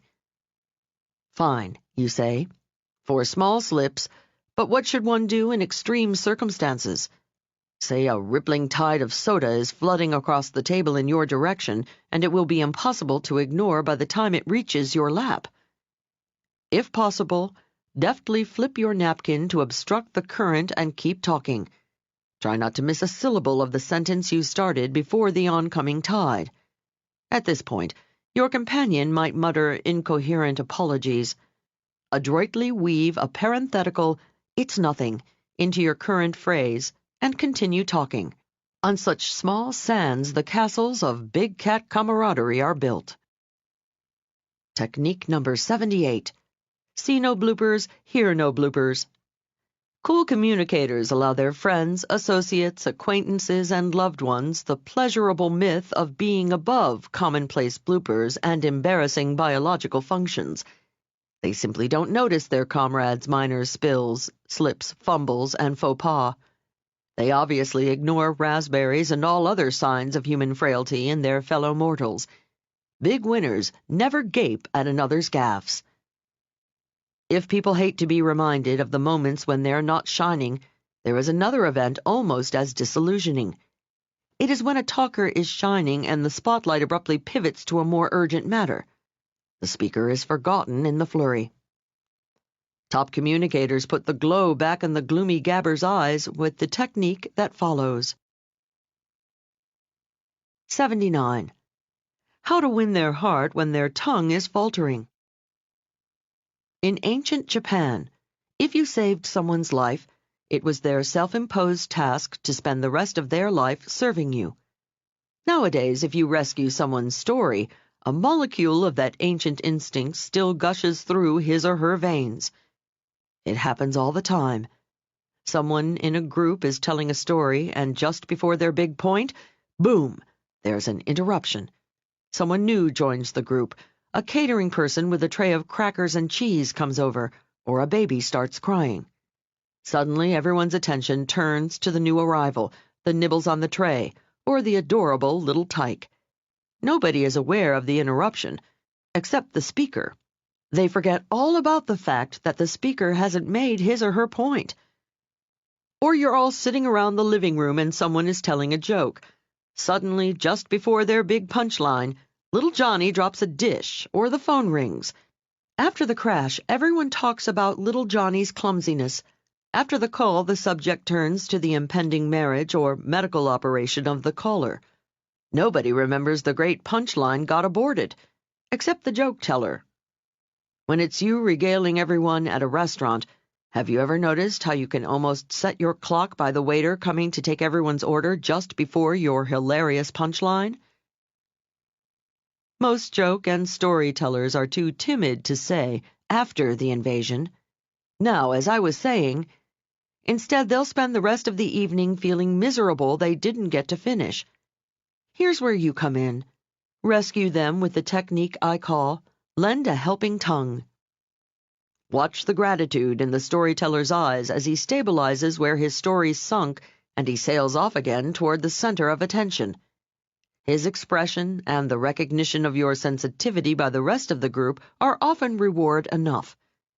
You are even more fortunate if you can rescue the story of someone who can hire you, promote you, buy from you, or otherwise lift your life. Big winners have elephantine memories. When you do them subtle favors like lend a helping tongue, they find a way to pay you back. Technique number 79. Lend a helping tongue. Whenever someone's story is aborted, let the interruption play itself out. Give everyone time to dote on the little darling, give their dinner order, or pick up the jagged pieces of china. Then, when the group reassembles, simply say to the person who suffered story interruptus, "Now please get back to your story." Or better yet, remember where they were and then ask, "So what happened after the—" and fill in the last few words. Harvey Mackay, the world's most notable networker who rose from envelope salesman to corporate CEO and one of America's most sought-after business and motivational speakers, teaches us that the world goes round on favors. How right he is! The next 3 techniques reveal unspoken subtleties of this critical balance of power. 80. How to let them know what's in it for them. Savvy business people know everyone is constantly tuned to the same radio station, WIIFM. Whenever anyone says anything, the listener's instinctive reaction is, "What's in it for me?" Sales pros have elevated this constant query to the exalted status of acronym, WIIFM. They pay such strict attention to the WIIFM principle that they don't open their pitch with the features of their product or service. Top pros start by highlighting the benefits to the buyer. Except for tactical reasons during sensitive negotiating, big winners lay both "what's in it for me" and "what's in it for you," WIIFY, right out on the table. This is so critical that if one camouflages WIIFM or WIIFY, the concealer is relegated to the status of little loser. I once invited a casual acquaintance to lunch. I had hoped to consult with Sam, the head of a marketing association, on my speaking business. I told him my desire and jokingly asked if an hour of his valuable time was available in return for lunch at a great restaurant. That was my way of saying, "Look, Sam, I know there's no real benefit to you except a tasty lunch and the dubious pleasure of my company." In other words, I was revealing WIIFY. To make the meeting even more convenient for him, I said, "Sam, choose the date and the best restaurant in your neighborhood." The day of our lunch consultation rolled around and I traveled 45 minutes across town to his chosen restaurant. As I entered, I was surprised to see an assortment of people arranged around the largest table in the room with Sam as the smiling centerpiece. Obviously, this was not the setting in which I could consult with him. Unfortunately, Sam had already spotted me by the coat check. I was trapped. It wasn't until after lunch coffee arrived that I realized why Sam had assembled the group. He wanted each to donate presentations on their particular expertise to his organization. The sly fox hadn't revealed his own "what's in it for me." Had Sam been a straight shooter and a big player, he would have told me on the phone, "Leil, I'm getting a group of speakers who might be helpful to my organization together for a Dutch treat lunch. I will, of course, try to answer your questions about your speaking business, but we will be a group of 10. Would you like to join us, or shall we choose another date when we can have more privacy?" I would gladly have spoken pro bono for Sam's group had he been upfront about it. Instead, by not revealing WIIFM, we both lost. I lost a half day, and because of his trickiness, he lost my free speech for his group. Don't deny them the pleasure of helping you. Big winners also lay their cards on the table when asking someone for a favor. Many well-meaning folks are embarrassed to say how important the favor is to them, so they ask as though it's a casual inquiry when it's not. A friend of mine named Stefan once asked me if I knew any bands his organization could hire for their annual event. I told him, "No, I'm sorry, I really don't." But Stefan didn't let it go at that. He pressed, "Leil, didn't you once work with bands on ships?" I told him, "Yes, but I no longer have contact with them." I thought that was the end of it, but Stefan didn't. He grilled me further, and I found myself getting confused and irritated. Finally, I said, "Stefan, who's in charge of getting the band?" He sheepishly said, "I am." "Criminy jickets, Stefan, why didn't you tell me it was your responsibility? In that case, let me do some research and see if I can find a good one for you." I was happy to do my friend a favor, but Stefan, by not telling me how important it was to him, risked not getting help. He also went down a notch or two in his friend's esteem by not revealing WIIFM. When asking someone for a favor, let them know how much it means to you. You come across as a straight shooter, and the joy of helping you out is often reward enough. Don't deny them that pleasure. Technique number 80. Bear the buried WIIFM and WIIFY. Whenever you suggest a meeting or ask a favor, divulge the respective benefits. Reveal what's in it for you and what's in it for the other person, even if it's zip. If any hidden agenda comes up later, you get labeled a sly fox. Asking or granting favors is a fabric that holds together only when woven with utmost sensitivity. Let us explore more ways to stitch this delicate cloth so your relationship doesn't rip. 81. How to make them want to do favors for you. One of my clients, Susan Evans, heads up a large real estate firm. Once, sitting in her office discussing an upcoming project, her secretary buzzed. "Excuse me, Ms. Evans, it's your brother-in-law Harry on the phone." "Oh, of course," she smiled. "Put him on." My client, making apologies for the interruption, picked up the phone. I left the room for a few moments to give her privacy. When I returned, Susan was just hanging up, saying, "Sure, have him phone me." She told me the call was from her brother-in-law, whose young cousin worked in a gas station, but was interested in a career in real estate. "The young man is going to call me, and I'll see if I can help him out."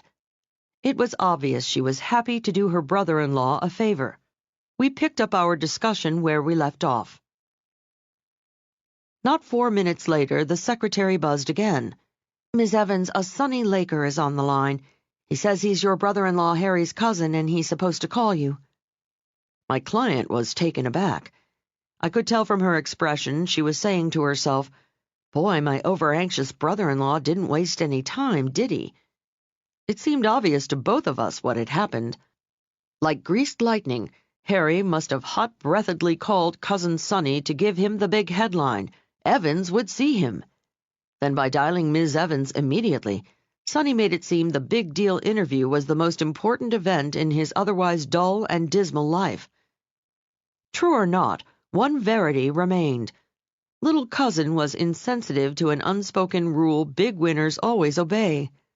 Don't jump immediately when someone is doing you a favor. Allow the person granting the favor time to savor the pleasure of agreeing to it before having to pay up. Both brother-in-law and potential employee slipped in Evans's estimate, all because of timing. To ensure the kid wouldn't call his real estate mogul sister-in-law too quickly, Harry should have waited a day before telling his cousin the good news. Also, young Sonny should have asked Cousin Harry about Evans's schedule. Sometimes an immediate call is advantageous, but not when someone is granting you a favor. One might think Evans was unfair judging Sonny harshly just because he didn't let her savor the favor. It runs deeper than that. Evans's subconscious thought process goes something like this. If this kid is insensitive to the subtleties of timing when getting a job, how sensitive is he going to be when negotiating the sale of a house? One agent's overanxious call to an owner can mean thousands lost in commissions for the firm. Big winners have supernatural vision into your future. They see every communications blunder you make as a visible blotch on your X-ray. It dims your prognosis for being successful in life. Technique number 81. Let 'em savor the favor. Whenever a friend agrees to a favor, Allow your generous buddy time to relish the joy of his or her beneficence before you make them pay the piper. How long? At least 24 hours. Let's look at yet another tenuous thread between favor asker and favor grantor that must not be severed lest the relationship unravel. 82. How to ask for favors and get them. I once asked a well-connected friend who works in a top Los Angeles talent agency if she knew any celebrities I could contact for a project I was working on. Tanya flipped through her Rolodex and came up with just the names I needed. It was obvious to both of us I owed her big time. When I thanked her profusely on the phone, Tanya said, "Oh, I'm sure you'll find a way to pay me back." "Well, of course I will," I said. "That goes without saying." And well, it should have gone without saying. She was reminding me the favor wasn't out of friendship, but because she expected something in return.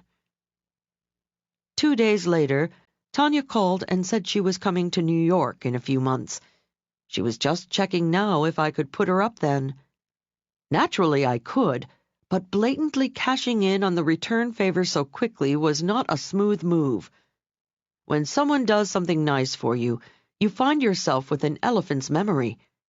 In fact, you consciously look for ways to return the favor. Had Tanya called, even years later, of course I would have remembered I owed her one. Frankly, I was glad it came up so quickly so I could even the score. Nevertheless, I do wish the whole barter aspect had been left unspoken. It tarnished what should have been a generous sharing on both sides. Tarnish always wears off on the tarnisher. When you do someone a favor and they obviously owe you one, wait a few weeks. Don't make it look like tit for tat. Allow the favor asker the pleasurable myth that you joyfully did the favor with no thought of what you're going to get in return. They know that's not true. You know that's not true. But only little losers make it obvious. Technique number 82. Tit for wait, tat. When you do someone a favor and it's obvious that he owes you one, wait a suitable amount of time before asking him to pay. Let him enjoy the fact or fiction that you did it out of friendship. Don't call in your tit for their tat too swiftly. The next 3 techniques also involve timing, not of favors, but of important discussions. 83. How to know what not to say at parties. When police were hot on the tail of a thief in ancient times, he'd frantically seek a church to duck into. The crook knew if he could get to an altar, the frustrated posse could not arrest him until he came out. When a pack of wolves in the jungle is in hot pursuit of a jackrabbit, the frightened bunny's eyes seek a hollow log. He knows the wolves can't devour him until he emerges. Likewise, in the human jungle, big cats have certain safe havens. Although unspoken, they are as secure as the 10th century altar or a hole in the log. At clearly understood times and places, even the toughest tiger knows he must not attack. I call these safe havens. I have a friend, Kirsten, the president of an advertising agency, who each year invites me to her company's Christmas party. One year, the holiday spirit was in extra high swing. Conviviality was high, and champagne flowed freely. It was a terrific bash. The evening wore on, more bubbly flowed, and the decibel level of the holiday revelers went up and up. So high, in fact, that Kirsten told me she was going to tiptoe out the back door and offered to drop me off at my place. As we were making our way toward the exit, we heard a woozy voice in the crowd. "Oh, Kirsten, Kirsten." A mailroom worker, warped with too much seasonal spirit, wobbled up to her boss and said, "You know, this is a great party, But I've been doing some figuring. If half of what it costs went into a child care facility for the 7 mothers with preschool children who work here." Kirsten, a top communicator, took Jane's hands in hers and gave her a big smile. She said, "Jane, you're obviously excellent at math. You're right. Just about half of what this party cost would indeed pay for the opening of such a facility. Let's talk about it during business hours." We then made a swift departure. On the way back to my place, she let out a big breath and said, "Ugh, I'm glad that's over." "Didn't you enjoy the party, Kirsten?" I asked. "Well, sure," she said. "But you never know what's going to happen. For instance," she said, "that remark Jane made." She went on to explain management had already had several meetings about opening a child care facility for employees. In fact, plans for turning an unused storage area into a beautiful nursery were already in the works. Naively, I asked Kirsten why she hadn't mentioned that to Jane. It wasn't the right time or place. Kirsten had handled the situation at the party the way any big winner would. No spoken confrontation now, but probable silent condemnation later. Jane, unfortunately, had broken the first unspoken safe haven rule. Parties are for Prater.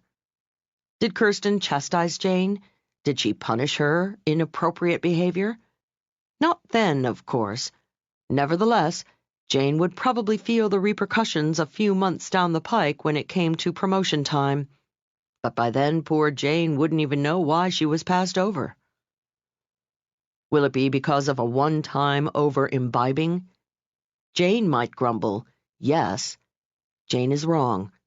It's simply that big players can't take the chance that one of their key people will feel too much holiday spirit at another party and next time confront an important client. Technique number 83. Parties are for Prater. There are 3 sacred safe havens in the human jungle where even the toughest tiger knows he must not attack. The first of these is parties. Parties are for pleasantries and good fellowship, not for confrontations. Big players, even when standing next to their enemies at the buffet table, smile and nod. They leave tough talk for tougher settings. Let's move to the second safe haven where big cats can escape the claws of bigger cats and, they hope, the growls of lesser ones. 84. How to know what not to say at dinner. Did you ever wonder why business lunches between big bosses go on interminably long, sometimes well into the afternoon? Did you ever suspect it's just because they like to sit, drink, and massage each other on the company expense account? Perhaps there's an element of that, but the main reason is because the dining table is an even more sacred safe haven than a party. Big boys and big girls realize, whether it's a business dinner, lunch, or breakfast, breaking bread together is a time when they must discuss no unpleasant aspects of the business. After all, tough negotiating can kill your appetite. Let's listen in on an average business lunch between big players. We hear the clanking of glasses as they consume drinks over convivial conversation. They are discussing golf, the weather, and making general observations about the state of the business.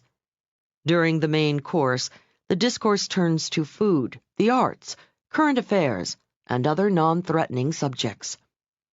Wasted time, one might ask? Not at all. The big players are watching each other's moves very carefully, calculating each other's skills, knowledge, prowess. Like NFL scouts observing college football practice, they're determining who's got the right stuff. Big players know how people handle themselves at a social occasion is an accurate barometer of their big business muscle. As they are smiling and laughing at each other's jokes, they are all making silent, critical judgments. Finally, coffee arrives. At this point, one or more of the biggies gently broaches the business at hand. Naturally, he or she does it with supposed reluctance, trying to repress the obvious relief that at last they can get down to significant stuff. He exudes, "What a shame such genial company should have to concern itself with mundane matters like making money." Only after they have played out this crucial charade can they discuss business, but no dirty business. The biggies can brainstorm over coffee. They can discuss proposals over dessert. They can toss around new ideas over cordials. They can explore the positive side of the merger, the acquisition, or the partnership while waiting for the check. However, should any disagreement, misunderstanding, or controversial aspect arise, they must immediately relegate it to another table, the conference table. This convention probably arose out of a prudent agreement not to inflict indigestion on each other. Tough negotiating is unpalatable and can ruin an otherwise perfectly mouth-watering veal chop. Incidentally, the same rule applies in the social jungle. If one partner in a friendship or a love relationship has some heavy relationship issues to discuss, save them for after dessert. Even if you don't solve the problem, you want to enjoy the delicious chocolate soufflé. Technique number 84. Dinners for dining. The most guarded safe haven respected by big winners is the dining table. Breaking bread together is a time when they bring up no unpleasant matters. While eating, they know it's okay to brainstorm and discuss the positive side of the business, their dreams, their desires, their designs. They can free associate and come up with new ideas, but no tough business. Let's crawl into our third and final safe haven to explore it. 85. How to know what not to say in a chance meeting. William, who sells widgets, has been trying to get Big Winner on the phone for weeks to see if BW's company will buy his line of widgets. Big Winner is still considering Willie's widgets and plans eventually to return his call. However, at this point in our story, our little hero's phone has not rung. It just so happens one evening Willie finds himself standing behind Big Winner in the supermarket line. What good fortune, thinks Willie. Oh, hell, thinks Big Winner. I hope he's not going to hit me with talk of his widgets at this hour. Those who appreciate safe havens know there are two very different endings to this story. The Willie who brings up widgets with an "Aha, I've got you now" gleam in his eye never gets his call returned. Even if Big Winner preferred Willie's widgets above all others, he would find the supermarket entrapment sufficiently painful to punish the little loser. However, the Willie who just says, "Hello there, BW.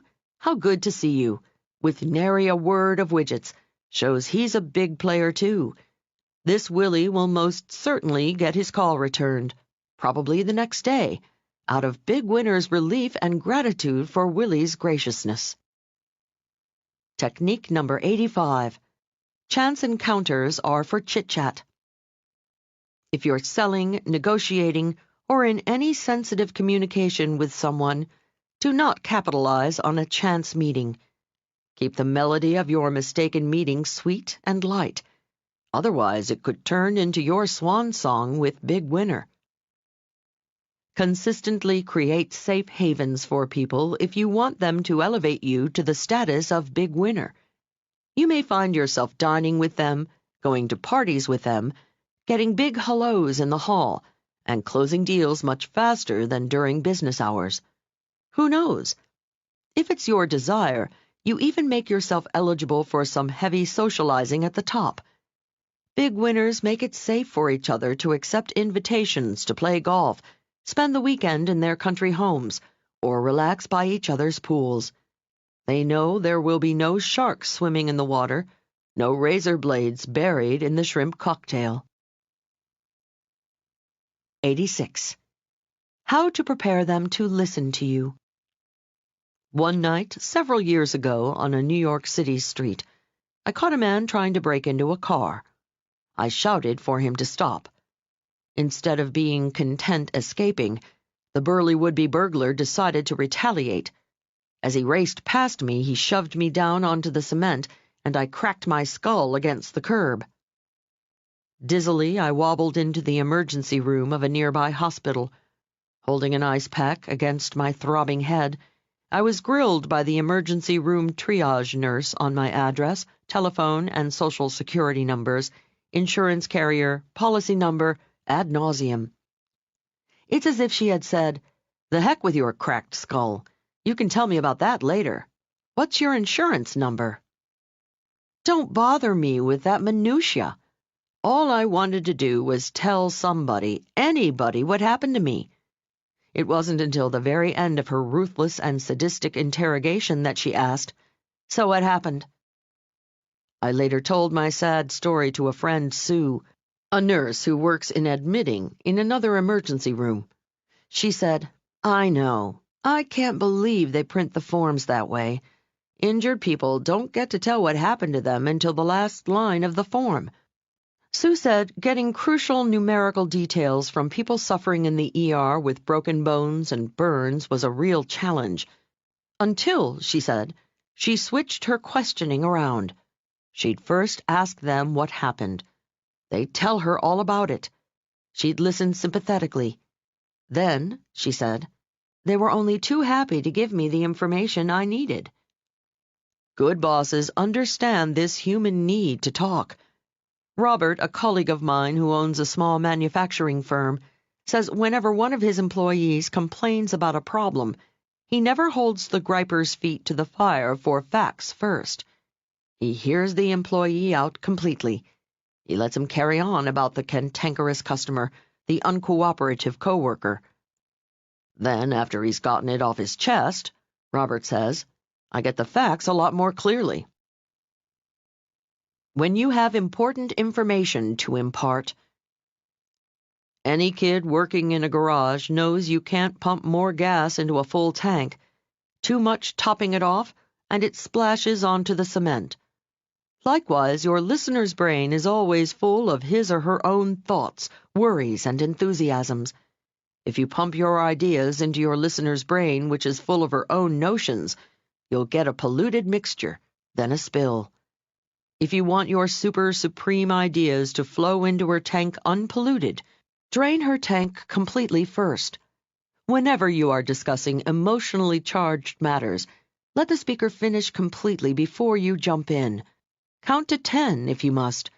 It will seem like an eternity, but letting the flustered fellow finish is the only way he'll hear you when it's your turn.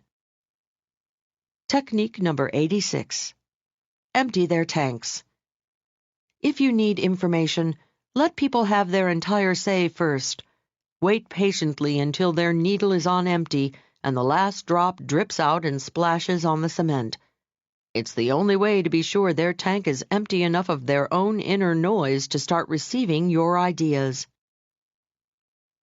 I'm going to make you miserable before you can enjoy being my customer. Companies that run mail order operations could take a hint from this technique. One reason I enjoy ordering from LL Bean, a mail order clothing and sports equipment outfit, they let me first ask questions about the wearable or widget I want. They let me ramble on with my questions about the quality, the available colors, how it looks, how it feels, how it smells, and how it works. Then, when I'm all whacked up about receiving my 4 size 10 red and chartreuse soft odorless widgets, they tastefully ask my credit card number.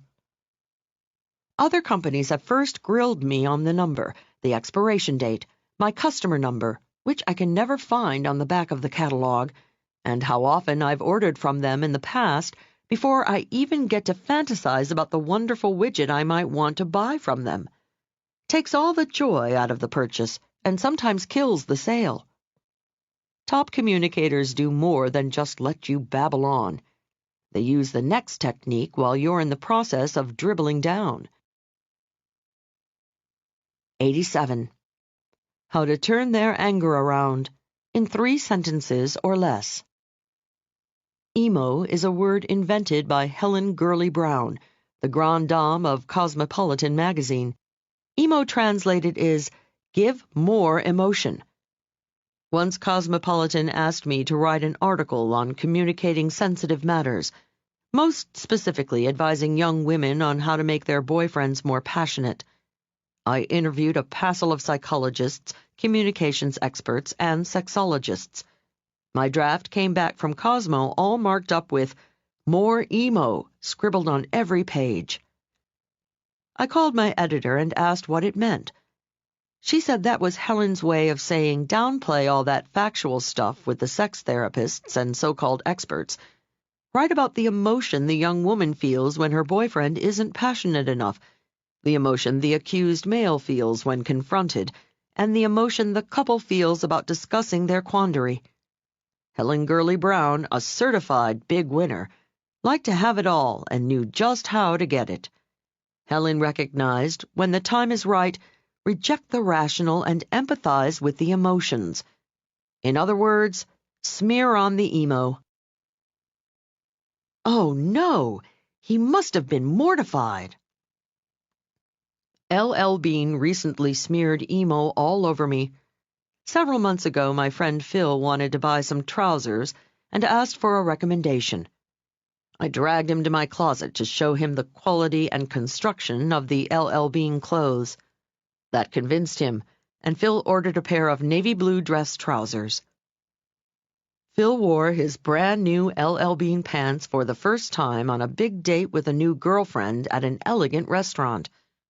While following the Maître d' to the cozy corner booth, which he'd requested, his date happened to drop her evening bag. Phil promptly bent over to pick it up. Rip! Right down the middle seam. Most of the diners facing Phil's derriere mercifully looked away. A few tittered. Phil, tugging the torn seams together to blanket his buns, backed his way into the booth. The cool upholstery on his bottom the rest of the evening reminded him of his humiliation. When I heard of Phil's tribulations, I was furious at L.L. Bean. I immediately called one of their customer service agents. She sympathized as I told her of Phil's ordeal, but I was still simmering. She patiently listened and even asked me details of the disaster. When I finished the long, sad story, the agent said, "Oh, that's terrible. I understand. Your friend must have felt awful." "Yes, he did," I agreed. "He must have been mortified," she said. "He definitely was," I said, surprised at her excellent grasp of the situation. "And you, when you heard about it, you must have felt terrible too, especially after you'd recommended our products so highly." "Well, your products usually are excellent," I said, calming down a bit. "I'm so sorry we caused you this pain and aggravation," she said. "Oh," I interrupted, "it's not your fault." Now I was completely appeased. It must have just been a fluke that this one pair of pants was... There's more to this story, but let me pause here to interject the echo the emo technique. Technique number 87. Echo the emo. Facts speak. Emotions shout. Whenever you need facts from people about an emotional situation, let them emote. Hear their facts, but empathize like mad with their emotions. Smearing on the emo is often the only way to calm their emotional storm. The clever customer service rep not only emptied my tanks and softened me up with Echo the Emo, she completely dissolved me with the next technique. 88. How to make 'em like you, even when you've messed up. The next day, UPS delivered not only the replacement slacks, but tucked into the package was a handwritten apology and a hefty gift certificate. Would I order from that company again? You bet I would. Would I recommend their clothes to someone else? You bet I would. Top customer service folks welcome mistakes because they know it gives their firm a chance to shine. Whenever you mess up and someone suffers because of it, make sure they come out ahead, way ahead. I call the technique, my goof, your gain. Visiting an important client's office, I once tripped on a rug and took a nosedive, making a 3-point landing in a vase on her desk. My nose was spared, but her vase shattered into smithereens. 2 tubes of crazy glue and lots of where the heck does this piece go later, the vase was back on her desk, and we agreed it looked pretty good. Nevertheless, the next day I had a messenger deliver a beautiful vase, 10 times the value of the almost totaled one, with a dozen roses in it. Whenever we speak, My client tells me every time she looks at the new vase, she smiles. A better incentive gift than a pen with your name on it, no? The next time I visit her office, my client may hide some of her more valuable breakables, but thanks to my goof, your gain, there will be a next time. Technique number 88. My goof, your gain. Whenever you make a boner, make sure your victim benefits. It's not enough to correct your mistake. Ask yourself, what could I do for this suffering soul so he or she will be delighted I made the flub? Then do it, fast. In that way, your goof will become your gain. Now, suppose it's not your boo-boo, it's theirs. How can you make their goof your gain? Keep listening. 89. How to trap a rat with class. In Japan, some citizens prefer to lose their lives rather than to lose face. In America, the same death wish exists, with one modification. The Yank dreams of the death of the mortal who made him lose face. Why make enemies? Unless it is your obligation to catch cheaters or entrap liars, let them get away with it. Then immediately get them out of your life and the lives you're responsible for. Even when the case is open and shut against someone, when you've got the rat-fink trapped, leave him an escape hatch. The best example I heard of this high sensitivity was from one of my clients. She was invited to brunch at the home of a wealthy socialite known as Lady Stephanie. Lady Stephanie's home was filled with beautiful objets d'art. Not the least among them was an exquisite collection of extremely valuable Fabergé eggs, which all the guests admired. At the end of the elegant champagne brunch, my client told me she was walking out the door chatting with several other guests. Just then, Lady Stephanie sidled up to one woman leaving at the same time as my client. "Oh, I'm so happy you were admiring my Fabergé collection," Lady Stephanie said, sliding her hand into the pocket of the guest's mink coat and plucking out one of her priceless eggs. "You must have wanted to see this one in the sunlight. Come, let us look at it together. It does reflect the bright light beautifully." The mink-clad thief gulped and furtively looked around to see who had witnessed her gentle entrapment. My client and everyone in the foyer saw what happened, but took Lady Stephanie's lead and pretended naivete of the attempted heist. Carrying the charade a step further, Lady Stephanie and the sticky-fingered guest admired the egg in the sunlight. Then Lady Stephanie, with her Fabergé egg secured safely between her perfectly manicured fingers, marched home to put the treasure in its rightful place. The attempted egg snatcher crawled back to her car from her last attendance at Lady Stephanie's coveted bashes. The hostess let the foiled filcher get away with a few slivered shreds of her ego left intact. Why did Lady Stephanie come out ahead? Everyone who witnessed and subsequently heard about the thwarted burglary has renewed respect for Lady Stephanie. Snaring the thief, yet sparing her pride, helped Lady Stephanie keep her reputation of hostess with the mostest. Why do big winners let bad news people get away with bummers? Because, like mothers confronting naughty children to correct them, confronting creeps is a way of saying, "I care." By closing your mouth and then the door forever, you are saying, "You are so beneath me, I'm not even going to waste my words on you." Mea culpa. Big winners leave an escape hatch for the small foibles of friends they wish to keep by taking the blame themselves. If a friend gets lost and is an hour late arriving at your house, tell her, "Those directions I gave you were terrible." He breaks your Limoges bowl. "Oh, I shouldn't have left it in such a precarious position." It's the old mea culpa routine that endears you to everyone, especially when they realize it wasn't your fault. Technique number 89. Leave an escape hatch. Whenever you catch someone lying, filching, exaggerating, distorting, or deceiving, don't confront the dirty duck directly.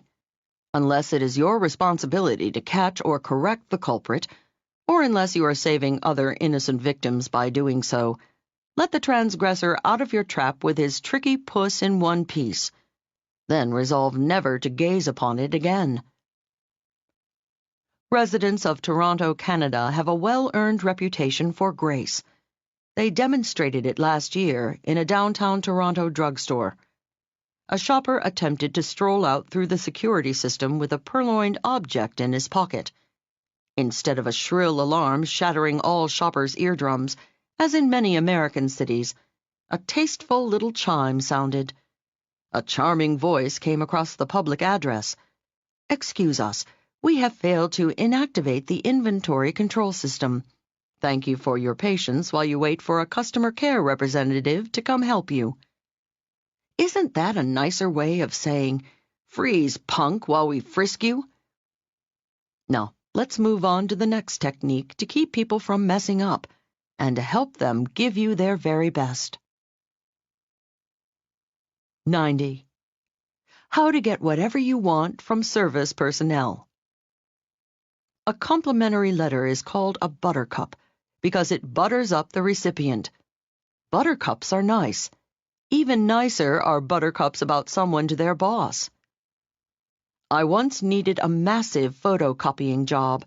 It was so immense that the assistant manager of Staples' office supply store didn't think it could be finished by the end of the week. Nevertheless, grudgingly, he grumbled, "I'll try." In my enthusiasm and hope he could, I gushed, "Wow, you're great! What's your boss's name?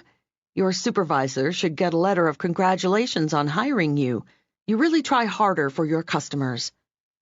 To my astonishment, not only was my printing job done 2 days early, but every time I walk into Staples, the assistant manager rolls out the red carpet.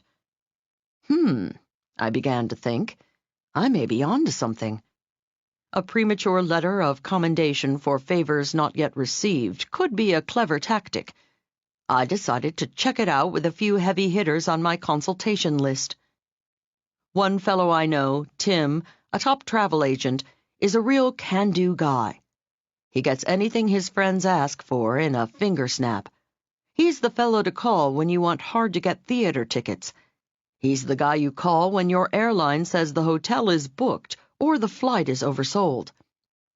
When I told him of my buttercup experience, Tim laughed and said, "Leil, of course. This is news to you? A complimentary letter to someone's boss, or the promise of one, is a great insurance policy. It's as good as a written rider that you will be well taken care of in the future." Now I have a standard one in my computer. The buttercup reads as follows: Dear, name of supervisor. I know how important customer service is to an organization such as yours. This letter is to commend name of employee.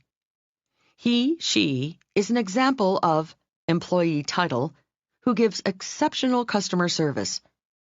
Name of store or business continues to have my business thanks in great part to the service given by name of employee. Gratefully, signature. I've sent this letter to supervisors of parking lots, owners of insurance companies, and to managers of dozens of stores where I shop regularly. I'm sure that's why I never need to worry about getting a parking place when the lot is full, an immediate callback from my insurance agent, and attentive service at my regular shopping haunts. But be careful. Don't just ask, "What's the name of your supervisor?" Hearing those words can make an employee as nervous as a turkey in November. Be sure to couch it in a compliment. Say something like, "Wow, you are terrific. What's your supervisor's name? I'd like to write him or her a letter." Then write it. You'll forever be a VIP in his or her book. Technique number 90. Buttercups for their boss. Do you have a store clerk, accountant, law firm junior partner, tailor, auto mechanic, maitre d', massage therapist, kids teacher, or any other worker you want special attention from in the future? The surefire way to make them care enough to give you their very best is send a buttercup to their boss. The next technique tells you how to stand out as a VIP when you're in a group. 91. How to be a leader in a crowd, not a follower. During the McCarthy era, government spies infiltrated underground political rallies to determine who was dangerous to national security. The agents were trained applause watchers. They photographed and investigated men who clapped first, shouted "Bravo" the loudest, and smiled the longest at the end of politically inflammatory speeches. The spies dubbed those the dangerous ones. The infiltrators felt first responders were confident cats who had the power to persuade followers and the charisma to lead crowds. In less politically sensitive gatherings, the same principle applies. People who respond first to a presentation or happening without looking around to see how everyone else is reacting are men and women of leadership caliber. Cool cats clap first.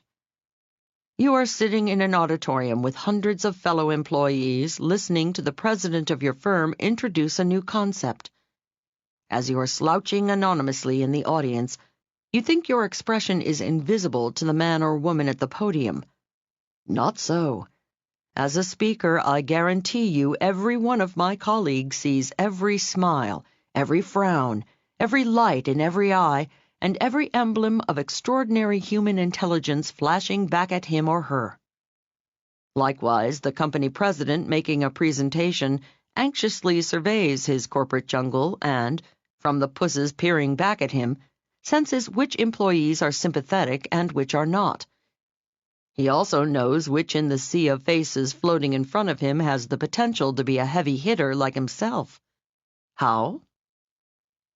Because heavy hitters, even when they do not agree with the speaker, support the podium pontificator. Why? Because they know what it's like to be on.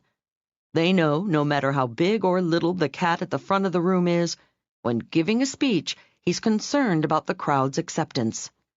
When the company big shot delivers his last line, carefully contrived to bring the crowd to its feet or employees to acquiescence, do you think he's unaware of who starts the trickle or the rip-tide of acceptance?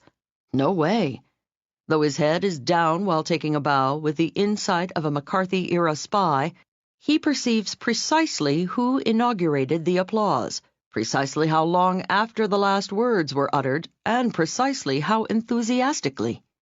Being the first to put your hands together, being the first to jump to your feet, and if appropriate, being the first to shout "Bravo!" gets you big cat status with the tiger who was talking. Technique number 91. Lead the listeners. No matter how prominent the big cat behind the podium is, crouched inside is a little scaredy cat who is anxious about the crowd's acceptance.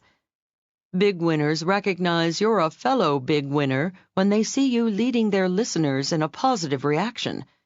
Be the first to applaud or publicly commend the man or woman you agree with, or want favors from. Be the first clapper, no matter how small the crowd, no matter how informal the talk.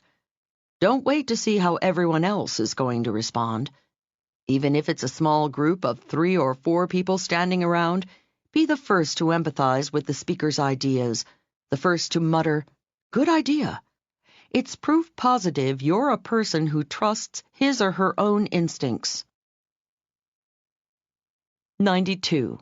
How to make all the right moves.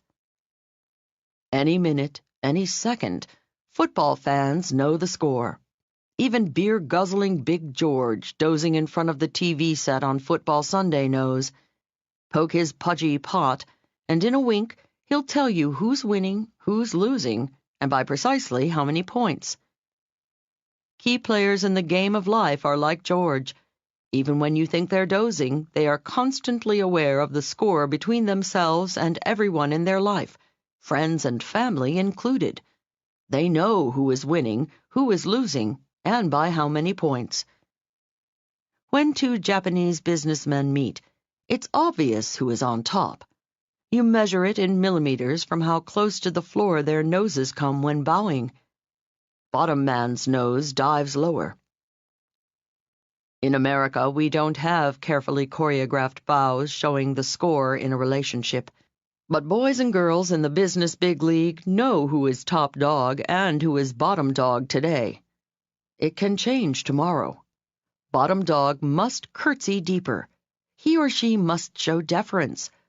Bottom dog must offer to meet at top dog's office, pick up the restaurant tab when appropriate, and be respectful of top dog's time. If bottom dog fails to show the proper deference, he doesn't get his nose rubbed into the ground, he simply disqualifies himself to bark in the big league. That's what happened to my girlfriend Laura, who had developed the healthy milkshake. Remember her from Instant Replay? When we last left Laura, she was blowing her chances with Fred, the top banana of a supermarket chain, by grilling him for details of his mailing address, complaining her pen was out of ink, making him wait while she got another, writing numbers down wrong, ad nauseum. I didn't tell you the worst part. After Fred was generous enough to invite Laura to send him samples of her health shake, she dropped another bomb by asking him which shipping service she should use. He must have said FedEx because I heard Laura say, "Well, my milkshake needs to stay refrigerated. Does FedEx have refrigerated trucks?"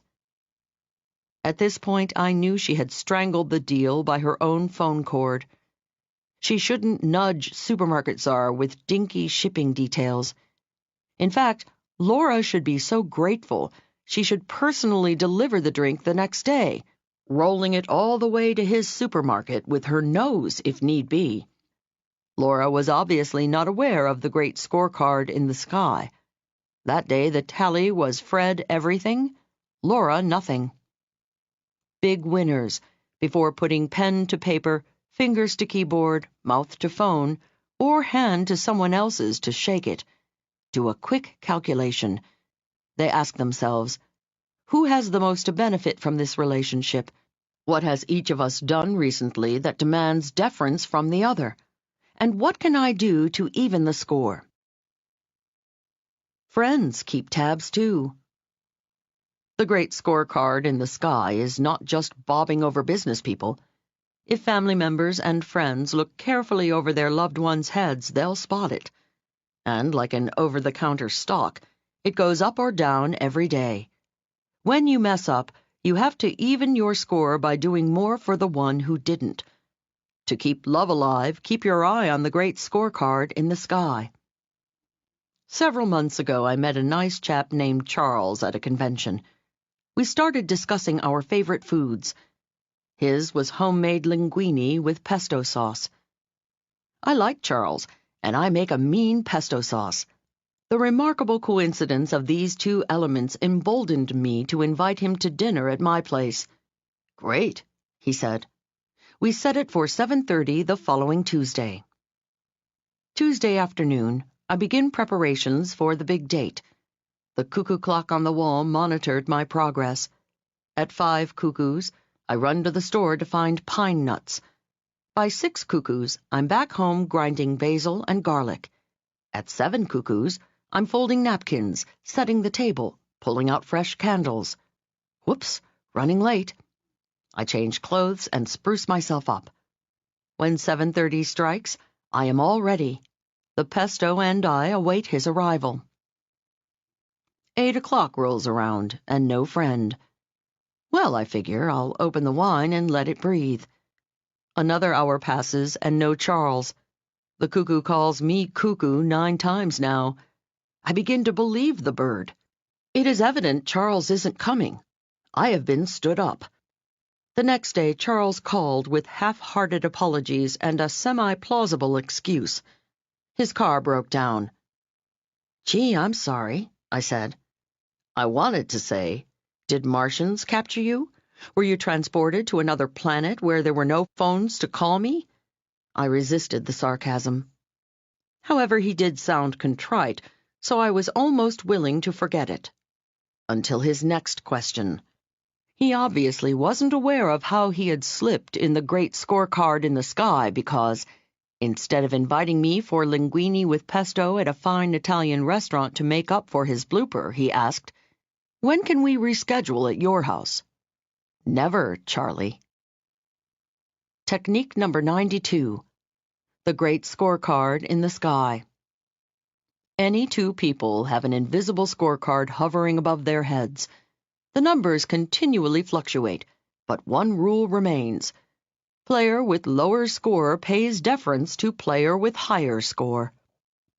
The penalty for not keeping your eye on the great scorecard in the sky is to be thrown out of the game. Permanently. Your destiny. We've met many people in How to Talk to Anyone. A few of their names are changed, but each is very real. Recently, I decided to track down some of the folks with whom I'd crossed paths over the years. I wanted to see what they're up to now. Laura, my old friend who dreamed of milkshake millions but ignored the supermarket czar's scorecard, is now back at her day job. Sam, who ruffled me by not revealing he wanted me to speak for his organization, no longer has one. Sonny, who hounded his brother-in-law's cousin by a too-quick call, is still pumping gas. Tanya, who insisted on immediate tit-for-tat, no longer has that terrific job at the talent agency. Poor Jane, the mailroom clerk who confronted her boss at the Christmas party 5 years ago, is still wrapping packages. And Dan, who left the prolonged inspirational message on his phone, now has an unlisted number. Not a good sign for an aspiring speaker. Whereas Barry, who asks everyone he calls, "What color is your time?" was recently chosen Broadcaster of the Year by the National Association of Talk Show Hosts. Joe, who keeps note of everyone on his business card dossier, is now a state senator. Jimmy, the expert at eyeball selling, was recently written up in Success magazine. Steve, whose staff insinuates, "Oh, wow, it's you," to every caller, is one of the most requested speakers on the cable circuit. Tim, the can-do guy who gets what he wants from workers in every industry by writing buttercups for their boss, now owns the travel agency. And Gloria, my hairdresser who gives the great nutshell resume, recently opened a salon on New York's fashionable Fifth Avenue. Does this mean to say that just because the first folks irked me and a few others, they were exiled to a humdrum existence? And the latter group who made people smile would attain great heights? Of course not. Those isolated moments of their lives we examined were but one move of many they made each day. But consider, if you had been who was ruffled by Laura, Sam, Sonny, Tanya, Jane, or Dan, and they called you, would you feel like extending yourself for them? Probably not. The memory of their ragged dealing would still smart. Whereas if you heard from Barry, Joe, Jimmy, Steve, Tim, or Gloria, happy memories of your exchange would flood over you. You'd want to do whatever you could for them. Multiply your response by many thousands. As we said in the introduction, nobody gets to the top alone. Over the years, the smooth moves of these big winners have captured the hearts and conquered the minds of hundreds of people who helped boost them rung by rung to the top of whatever ladder they chose. How does one become an instinctive smooth mover rather than a ragged rider through life? The answer became blindingly clear one snowy day last winter. Lumbering along a neatly groomed track on cross-country skis, I spotted a Nordic skier swiftly striding toward me in the same trail. I didn't need to observe his high kick or his snazzy diagonal poling to let me know I was obstructing the path of a pro. While mustering the energy to lug my throbbing legs out of the track so super skier could soar past, he deftly sidestepped out of the groove, leaving the groomed trail all for me. As he whizzed toward me, he slowed slightly, smiled, nodded, and said, "Good morning. Beautiful day for skiing, isn't it?" I appreciated his deference and insinuation that we were equals on the snow. I knew he was not thinking, "Hey, look at me, here I am," but, "Ah, there you are. Let me make room for you." As I implied in the opening words of this book, the difference in the life success between those two types of thinkers is incalculable. Why was super skier able to pull off his moves so gracefully? Was he born with the skill? No. His was a deliberate move that grew out of practice. Practice is also the fountainhead of all smooth communications moves. Excellence is not a single and solitary action. It is the outcome of many years of making small, smooth moves, tiny ones like the 92 little tricks we've explored in How to Talk to Anyone.